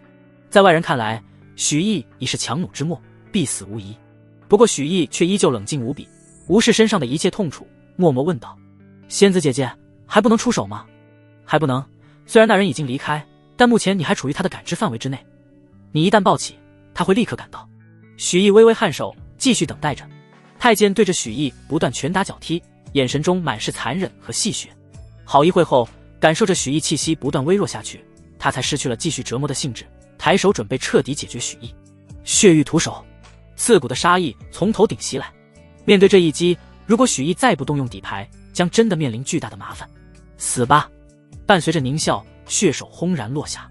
而就在这时，冷云长清冷的声音响起：“他走了。”冷云长声音响起的同时，许毅将体内储存的武器精华迅速吸收。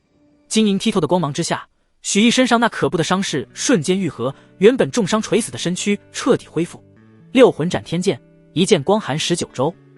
在太监震惊的眼神之中，蚂蚁武魂、生机草武魂、富山龟武魂、玄铁鹰武魂、幽魂武魂、碧云珠武魂所化的6道剑气融为一体，尽数没入许毅手中的灭生剑之中。下一刻，浩瀚剑光冲天而起，摧枯拉朽般将那只血手斩成2半，于是不减，剩下的剑光直接将这位武王境强者的胸膛穿了一个大洞。即使是武王境的强大生命力，在这一剑之下也快要生机断绝。六武魂，已经处于弥留之态的太监瞪大了眼睛，死死地盯着许毅。这一刻，他明白了，之前许毅的示弱全都是演出来的，这是一个真实实力如渊似海的可怕天才。许毅一把掐住太监的脖子，感应着对方体内武魂的效果。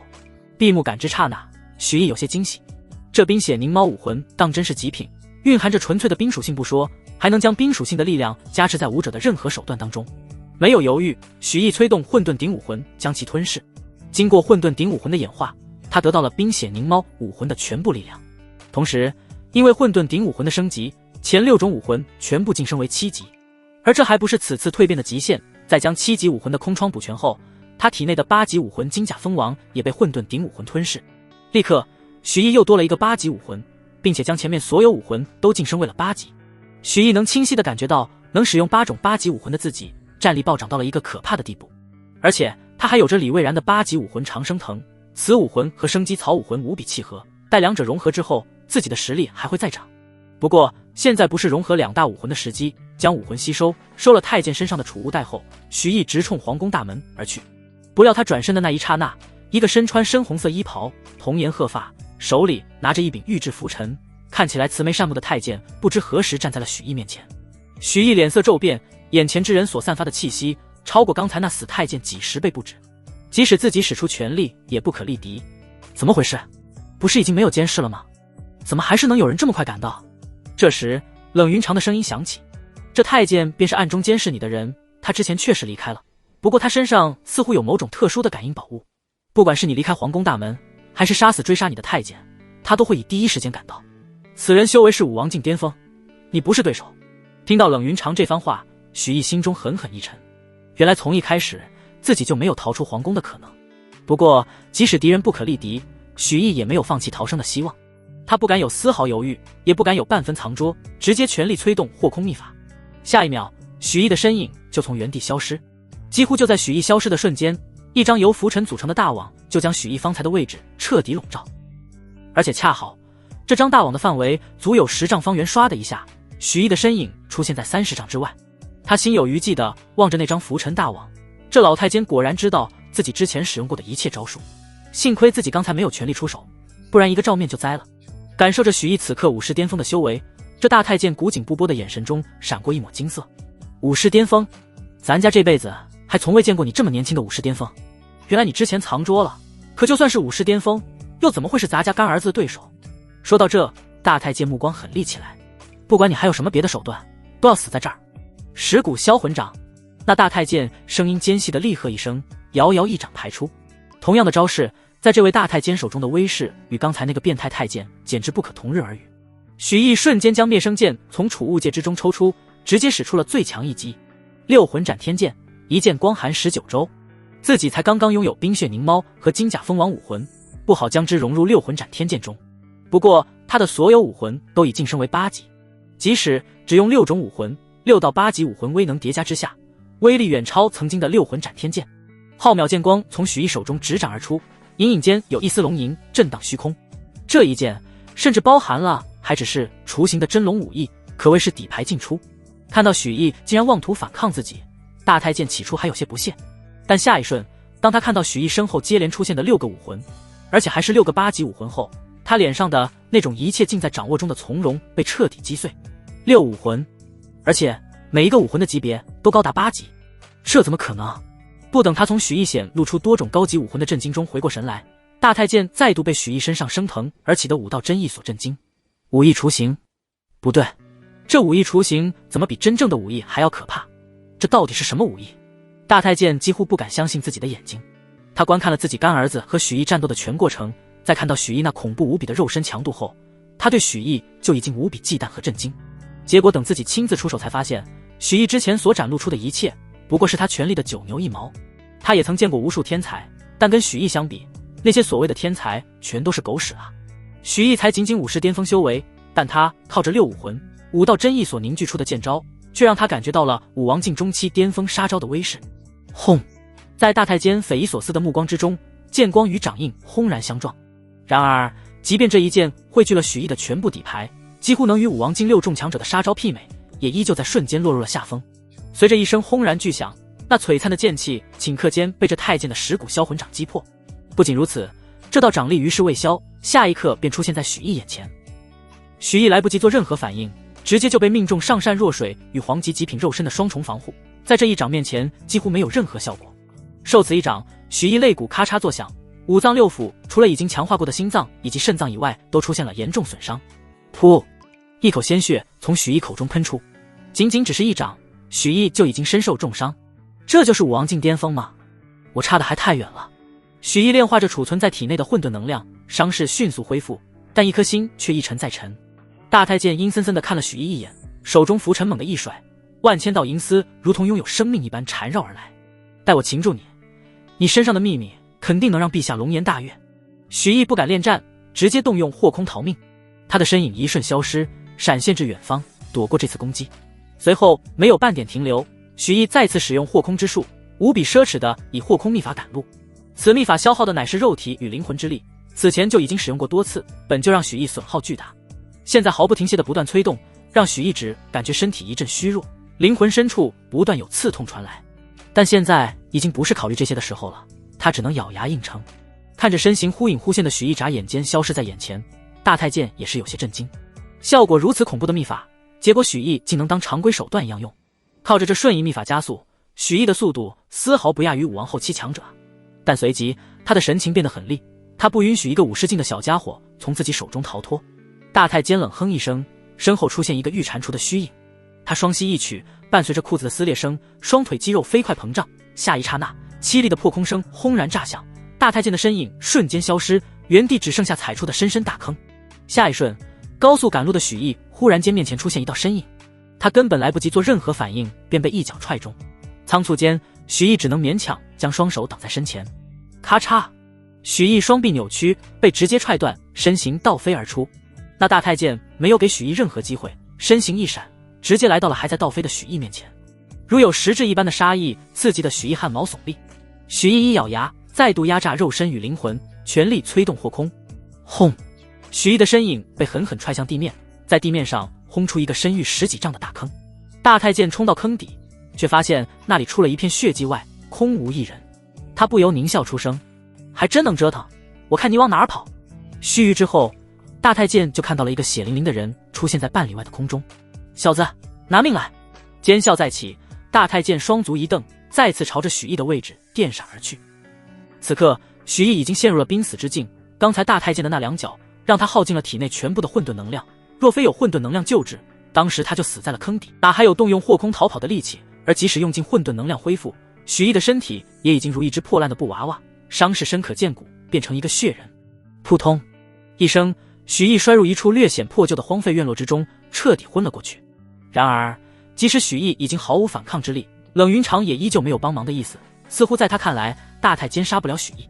大太监杀气腾腾的落地，许毅跟他之间就只隔着一道破旧院门，近在咫尺。他正准备冲进去将许毅斩杀，但当他看清楚这院子的全貌后，神色却又大变，眼中竟然浮现出一抹惊恐之色，就好像这院落中有什么洪水猛兽一般。他硬生生止住身形，忌惮万分地盯着这处院落。犹豫半晌后，大太监终究没有踏入这处院落，只能愤懑地转身离去。微风吹过，昏迷的许毅静静地趴在自己的血泊之中。不知过了多久，许毅猛地睁开眼睛，不顾身上伤势，猛地弹地而起，后背微弓，整个人就好像是进入捕猎状态的野兽一般，凶狠警惕。半晌，风平浪静，微风徐徐，没有半点危机。许毅脸上闪过了一丝茫然。那大太监呢？冷云长说道。已经走了。走了？闻言，许毅更加疑惑。刚才自己已经认对方宰割，结果他走了。这院子中有那太监不敢接触的存在，你还是不要出去为好。冷云长提醒道。许毅一愣，随即又警惕地打量了院子几眼，却没发现什么异常。不过连武王巅峰强者都害怕的地方，他还是不要乱闯为好。许毅索性原地盘坐，准备用生机草疗伤。不过他没有急着疗伤，而是先引动生机草和长生藤两个武魂融合。这两个武魂极为契合，融合起来非常顺利。不多时，他们彼此间的特性便融为一体。融合后的武魂依旧是以生机草为主，不过现在的生机草已经脱胎换骨了，所有与疗伤和增强生命力的效果大幅增长，同时还继承了长生藤的战斗与感知能力。战斗方面先不提，光是这感知能力就好用极了。以许毅现在的修为，催动生机草武魂后，可以共享方圆10里所有植物的感知，从而感知效果范围内所有活物的动向。当初李蔚然正是靠着这恶心的能力，将许毅追得上天无地入地无门。不过现在这个能力换主人了，许毅只能表示真香。融合完武魂后，许毅的元力也恢复了一些，这才开始治愈伤势。生机草晋升8级后，其治疗效果本就强得惊人，现在再跟长生藤一融合，同级别的治疗类武魂恐怕没有一个能比得过生机草。在许毅全力催动之下，他身体上的伤口以肉眼可见的速度飞速愈合，断裂的骨头也重新长好，就连一些不易察觉的暗伤也彻底恢复了。片刻之后，许毅咳出一团暗红色的血块，气息顺畅，已然伤势尽愈。接着许毅又将8武魂融合剑技演练了一番。有6武魂剑气融合的经验在，再往进融合新的剑气对许毅来说并不难。冰雪凝猫的冰血剑气带给了融合剑气极致的血色寒冰之力，一旦被融合剑气斩中，敌人将被寒冰之力所淹没，使行动迟缓，甚至可能被直接冻成冰雕。接着便是金甲蜂王剑气，此剑气与武魂特性一样，速度极快，同时如黄蜂尾后针一般锋锐无比。这剑气的快跟玄铁鹰剑气的快还不一样，它更注重灵敏，能瞬间微调剑气方向，让人想躲都躲不了。与7武魂剑气融合后，完整版的8魂斩天剑多了寒冰属性，同时变得更快、更灵敏、更锋锐。这些特性的加入，将楚预计8魂斩天剑的威力已然达到武王7重，他的战力正式步入武王后期。在面对那个大太监的10股销魂掌时，必然不会落入下风。不过也就只能接1-2招罢了，他仍不是那大太监的对手，跑都跑不掉。他不清楚那太监是不是还埋伏在小院之外，只能困守院中。而这时冷云长却说道：去院子深处看看吧，那里有你需要的东西。许毅一愣，不由问道：仙子姐姐，您不是说这里连武王巅峰的强者都畏惧吗？我这么贸然乱闯，是不是有我兜着，你随便闯？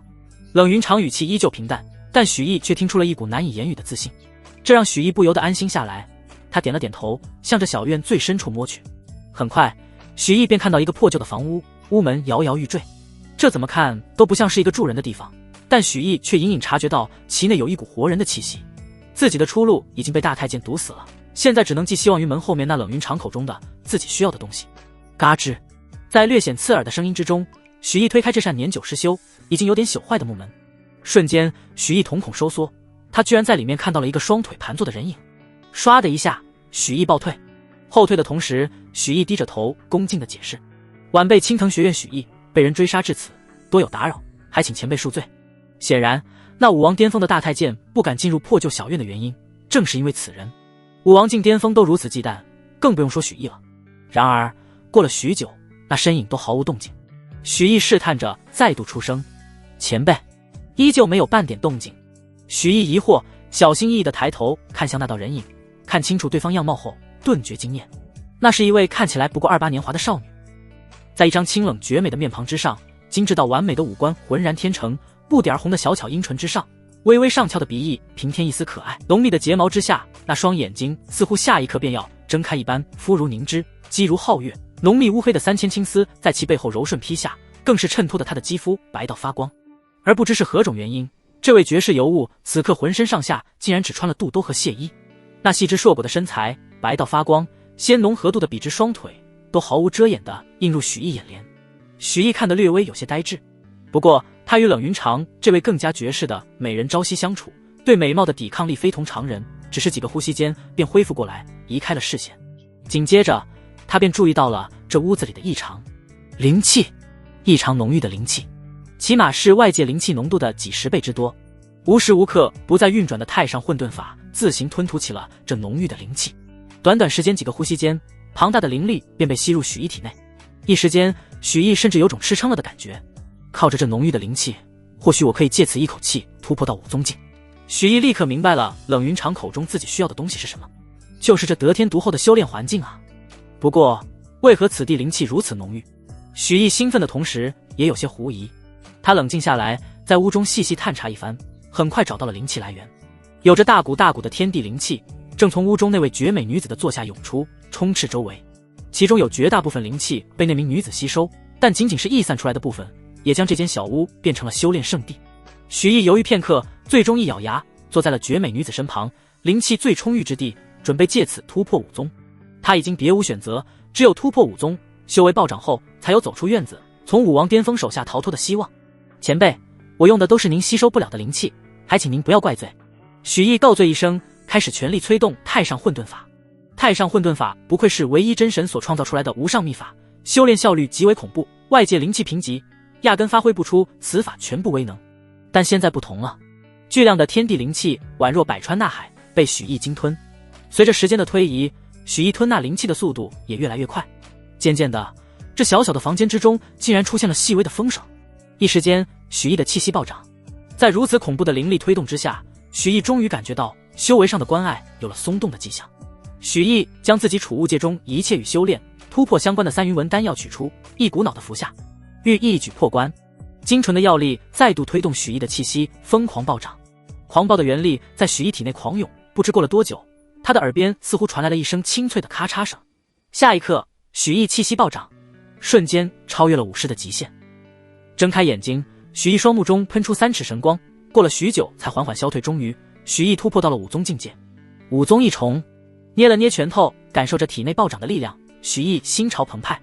5宗是一个全新的层次，自己的实力也达到了一个全新的层次。不过，许毅并没有被暴涨的实力冲昏头脑，他回想着大太监的强大，又与自己现在的战力进行对比。最终，许毅估算自己与武王巅峰仍有一定差距，不过差距已经不再是无法弥补的程度。打不过是事实，但对方想要再拿下自己也不轻松，而自己若一心想逃，那大太监怕是只能干着急。想通这一点后，许毅只觉得豁然开朗。现在的自己可以从容走出院子了，出去之后先示敌以弱，麻痹敌人，待自己离皇宫足够远后再全力逃跑，回到书院便可脱身了。许毅制定好计划，正准备离开时，许毅耳畔忽然听到了一声难耐的轻吟。许毅微微一怔，这声音可不像是冷云长的。他转头望去，看向那仿佛玉雕一般的美女。不知何时，这女子周身肌肤变得潮红，脸上也出现了一抹春意。在这表象之下，是那女子纤细身躯之下汹涌如潮水般沸腾的原力。许毅脑海中立刻冒出一个猜测：走火入魔。也不知道这位神秘女子修炼的到底是什么功法，走火入魔来得格外猛烈。几乎是在几个呼吸之间，这女子的脸上便出现了痛苦的神情，就连她的双手都开始不受控制的在自己的身躯之上游走，俨然一副彻底失控的模样。即便是隔着这么远，许毅也能感受到她体内横冲直撞的原力。噗的一声，神秘女子阴唇一张，一口晶莹剔透的鲜血从她口中喷出。霎时间，奇异的异香伴随着异常浓郁的木属性生机之力充斥整个房间。许毅能逃脱大太监的追杀，并这么快突破到5宗境，还要承这位神秘女子的情，于情于理，他都不应该坐视不管。他顾不得不知何时散落的肚兜，直接将手按在了这女子心口，以自身原力护住她的心脉。直到肌肤相接的瞬间，许毅才知道，在这看似娇小的女子体内蕴含着怎样的力量。即便是这女子体内的原力没有人操控，完全处于失控状态，也不是许毅能抵挡的。许毅拼尽全力，将自己已经升级到8级的生机草之力竭力送入这女子体内，也只能勉强护住她的心脉。即便这神秘女子现在没有生命危机，但是时间一长，照样难逃一死。许毅语气有些焦急地问道：仙子姐姐，怎么办？冷云长清冷的声音响起：你还有功夫管别人，先关心关心你自己吧。不等许毅问清楚这话到底是什么意思，一种熟悉的战力感忽然从他体内蔓延开来。仙子姐姐，混沌体的反噬出现了。说话间，一股邪火从丹田直冲而上，涌上许毅大脑。瞬间，许毅的脸色变得通红一片，不知道是不是突破到了5宗境一重的原因，这一次混沌体的反噬异常猛烈。短短几息时间，许毅体内的邪火便已经如同即将爆发的火山一般，按捺不住。仙子姐姐，我快忍不住了。唉。这小家伙胃口是越来越大了，也不知道这一次又要折腾多久。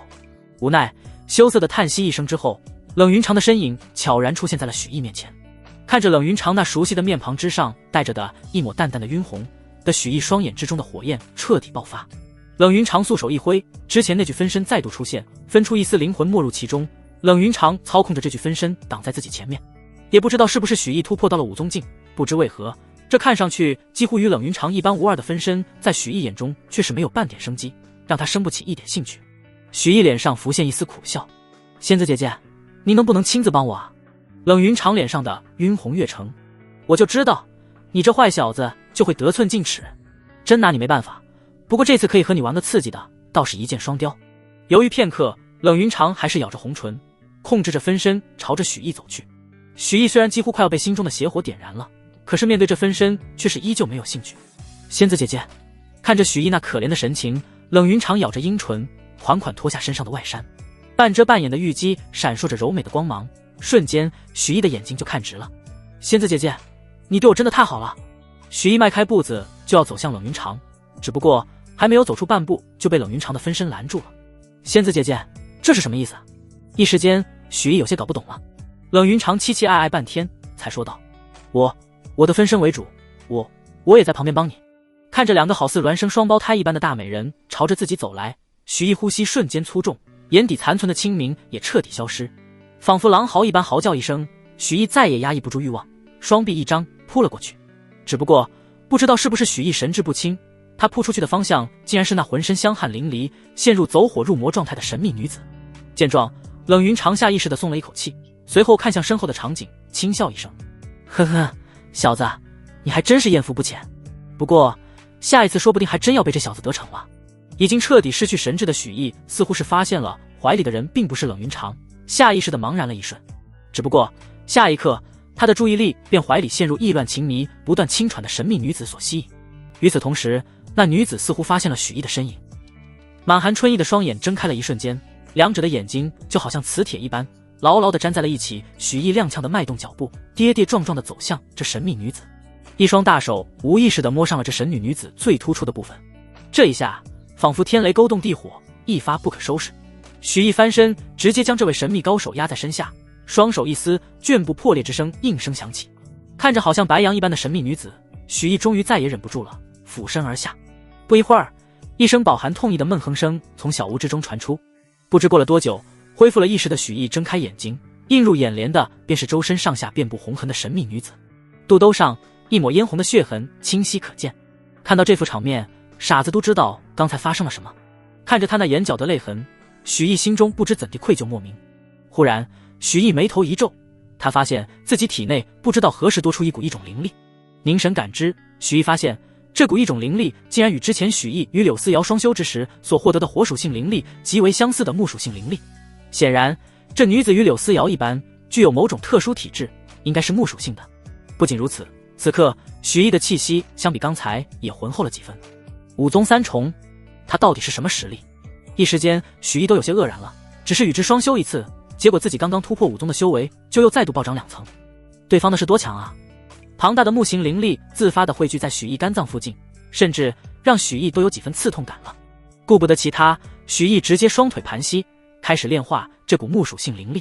许毅没有发现，当他闭目凝神，开始用这股木属性灵力淬炼自己的肝脏之时，那神秘女子的睫毛开始微微颤动起来。片刻之后，神秘女子睁开眼睛，看向许毅的目光复杂异常。良久之后，庞大的木形之力被许毅尽数吸收，木形之肝彻底强化成功。此时许毅的肝脏也与其肾脏、心脏一样，拥有了黄级极品的强度。只要再将金形之肺、土形之皮强化成功，许毅就将突破至太上混沌法2重天。第一次强化心脏给了许毅心火之力，第二次强化肾脏给了许毅上善若水。凝神感知着散发着淡淡绿色光滑的肝脏，许毅很期待这一次强化肝脏能给自己带来什么新的能力。下一刻，一股奇异的波动从木形之肝之上散发而出，许毅顺势一动，符至心灵般将一股木形之力从肝脏之中引导而出。这股木形之力极为特殊，竟然呈现出枯荣两色，甚至还隐隐间透露出一股生老病死的轮回之意。而且当木肝淬炼成功之后，许毅原本已经淬炼成功的水肾竟然自发地涌出一股水行之力。这股水行之力沿着奇异的经脉进入了肝脏之中，进入的瞬间，许毅只觉得自己肝脏一颤，原本就生机盎然的木行之力越发蓬勃。紧接着，同样的事情再度发生，肝脏之内木行之力进入心脏之后，许毅心脏之中的火行之力就好像被添加了柴薪一般汹涌燃烧，闭目感知一番。许毅惊喜地发现，自己的木行能力与火行能力同时得到了提升。冷云长的声音适时响起，五行相生相克，乃至天道至理。之前心火和水肾水火不容，效果不显，现在水生木，木生火，你的木道杀招和火道杀招都被强化了。待你五脏尽数淬炼之后，你的五脏杀招还会进一步增强。许毅闻言，心中不由得一喜，原本自己的五行杀招就已经够强了，结果还能继续增强，当真是意外之喜。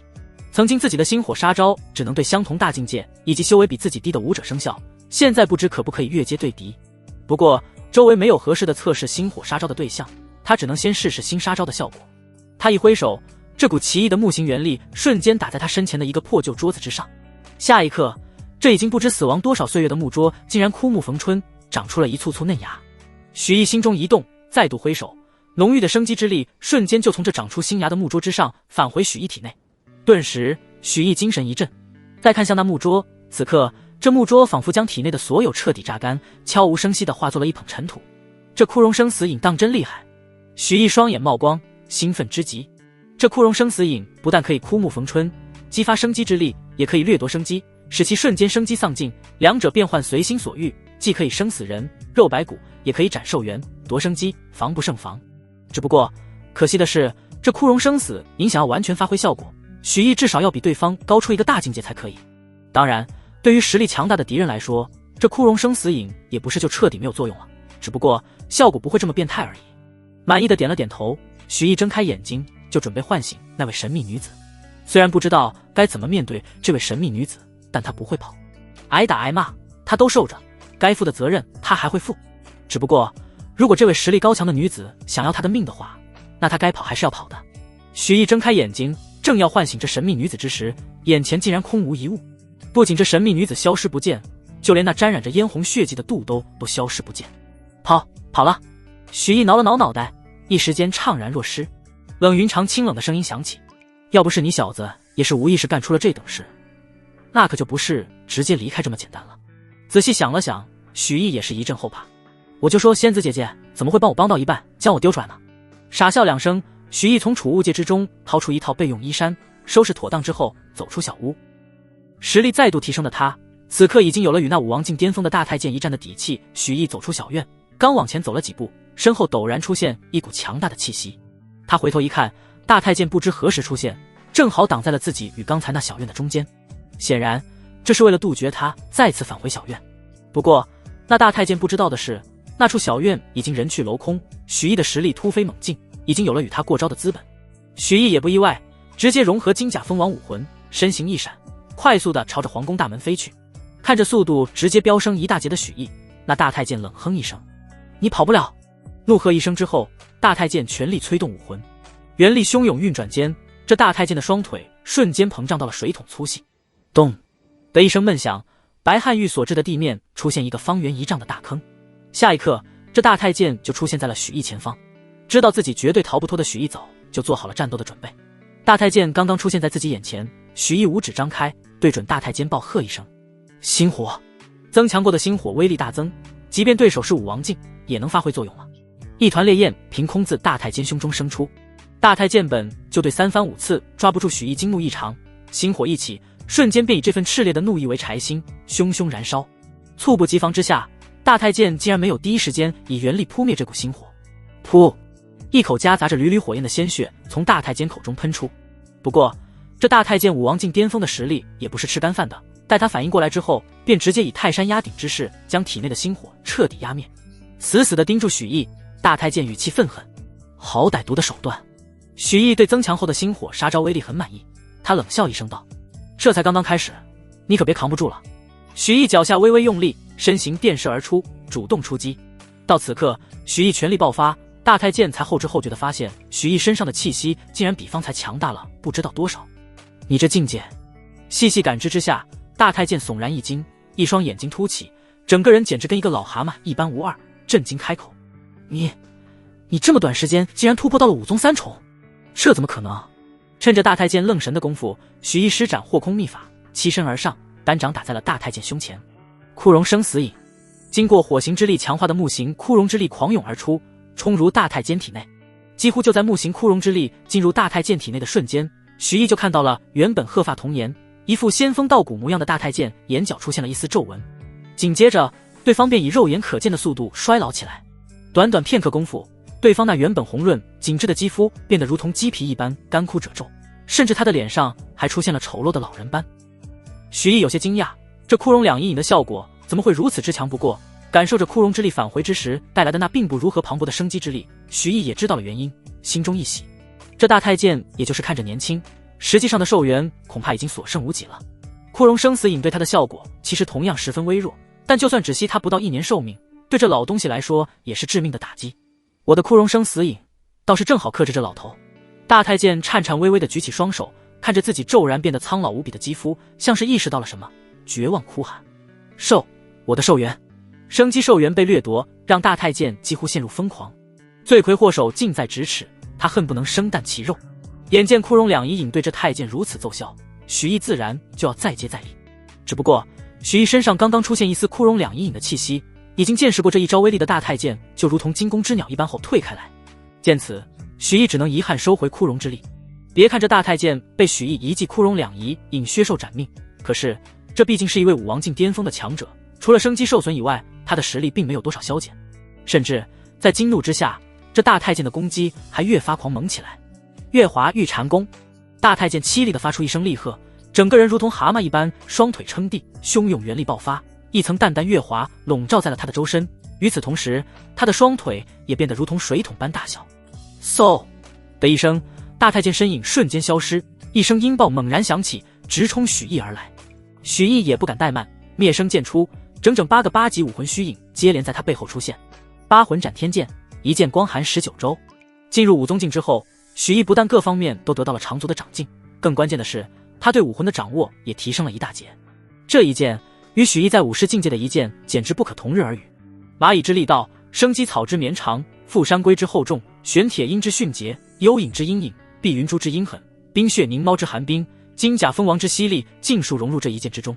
除此之外，伴随着剑鸣，还有真龙武艺越发清晰的龙吟声震荡空间，再加上武魂的战力增幅，这一剑足可以寻常的斩杀武王境后期。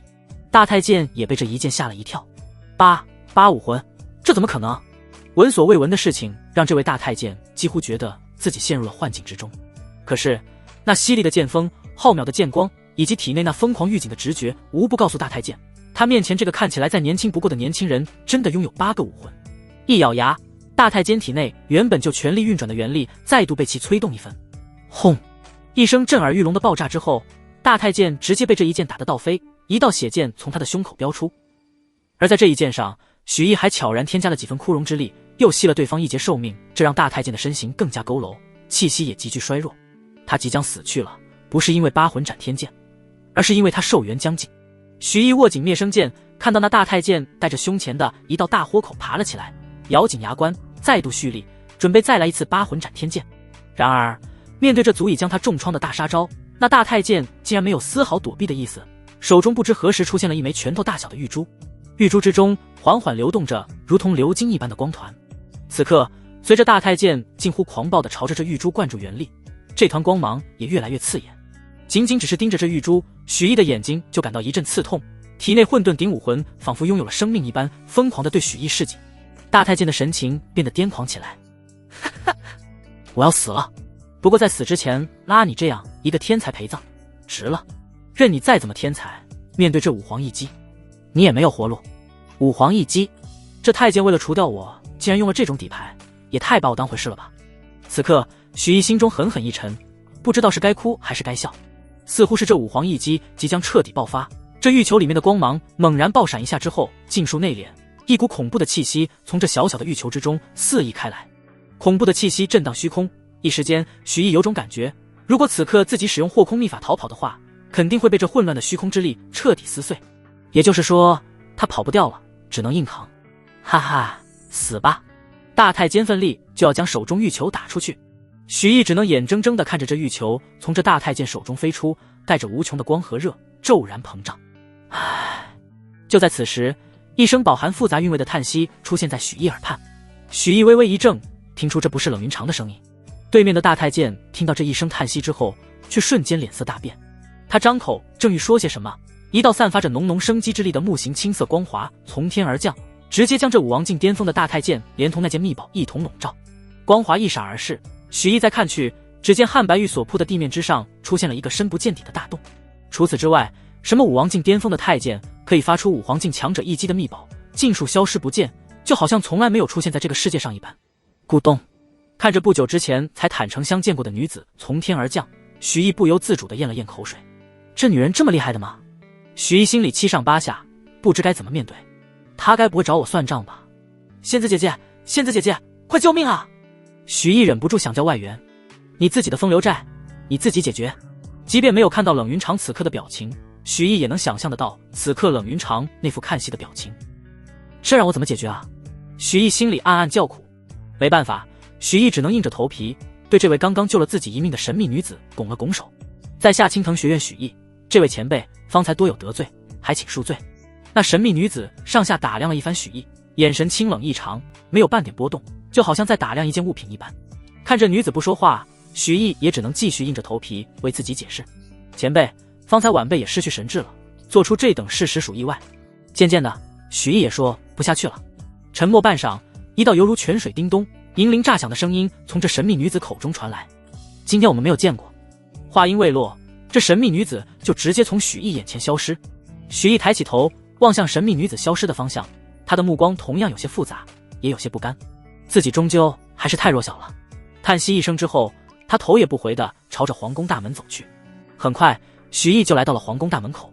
即便到了此刻，许毅依旧没有放松警惕，小心地感知了一番，确定没有危险之后，许毅才迈开步子。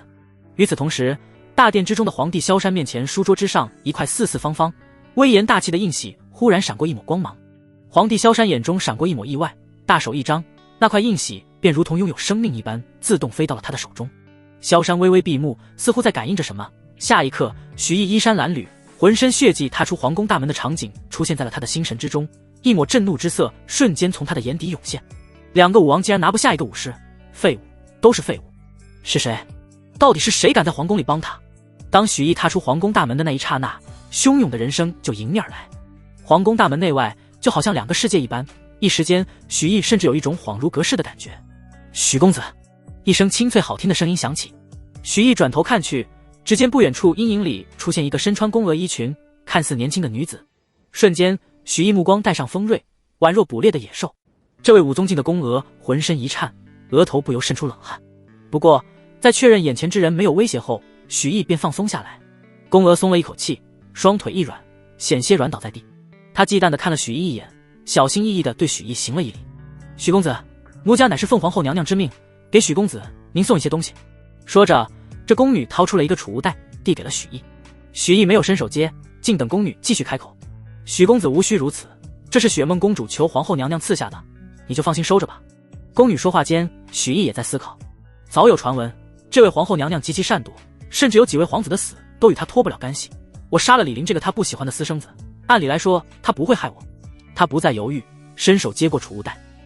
宫女继续说道：公子，接下来就让奴家陪公子回青藤书院吧。有奴家在，想来路上也不会有什么不长眼的敢跳出来。许毅眉头一挑，他也没有想到这皇后还真是体贴。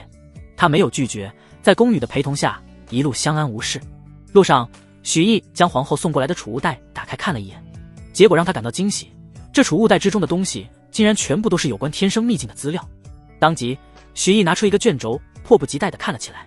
见此，那宫女也极为有眼色地放慢了脚步，适时开口：皇后娘娘还说，如果许公子能为皇后娘娘效力的话，这进入秘境的名额也是可以为公子谋划一个的。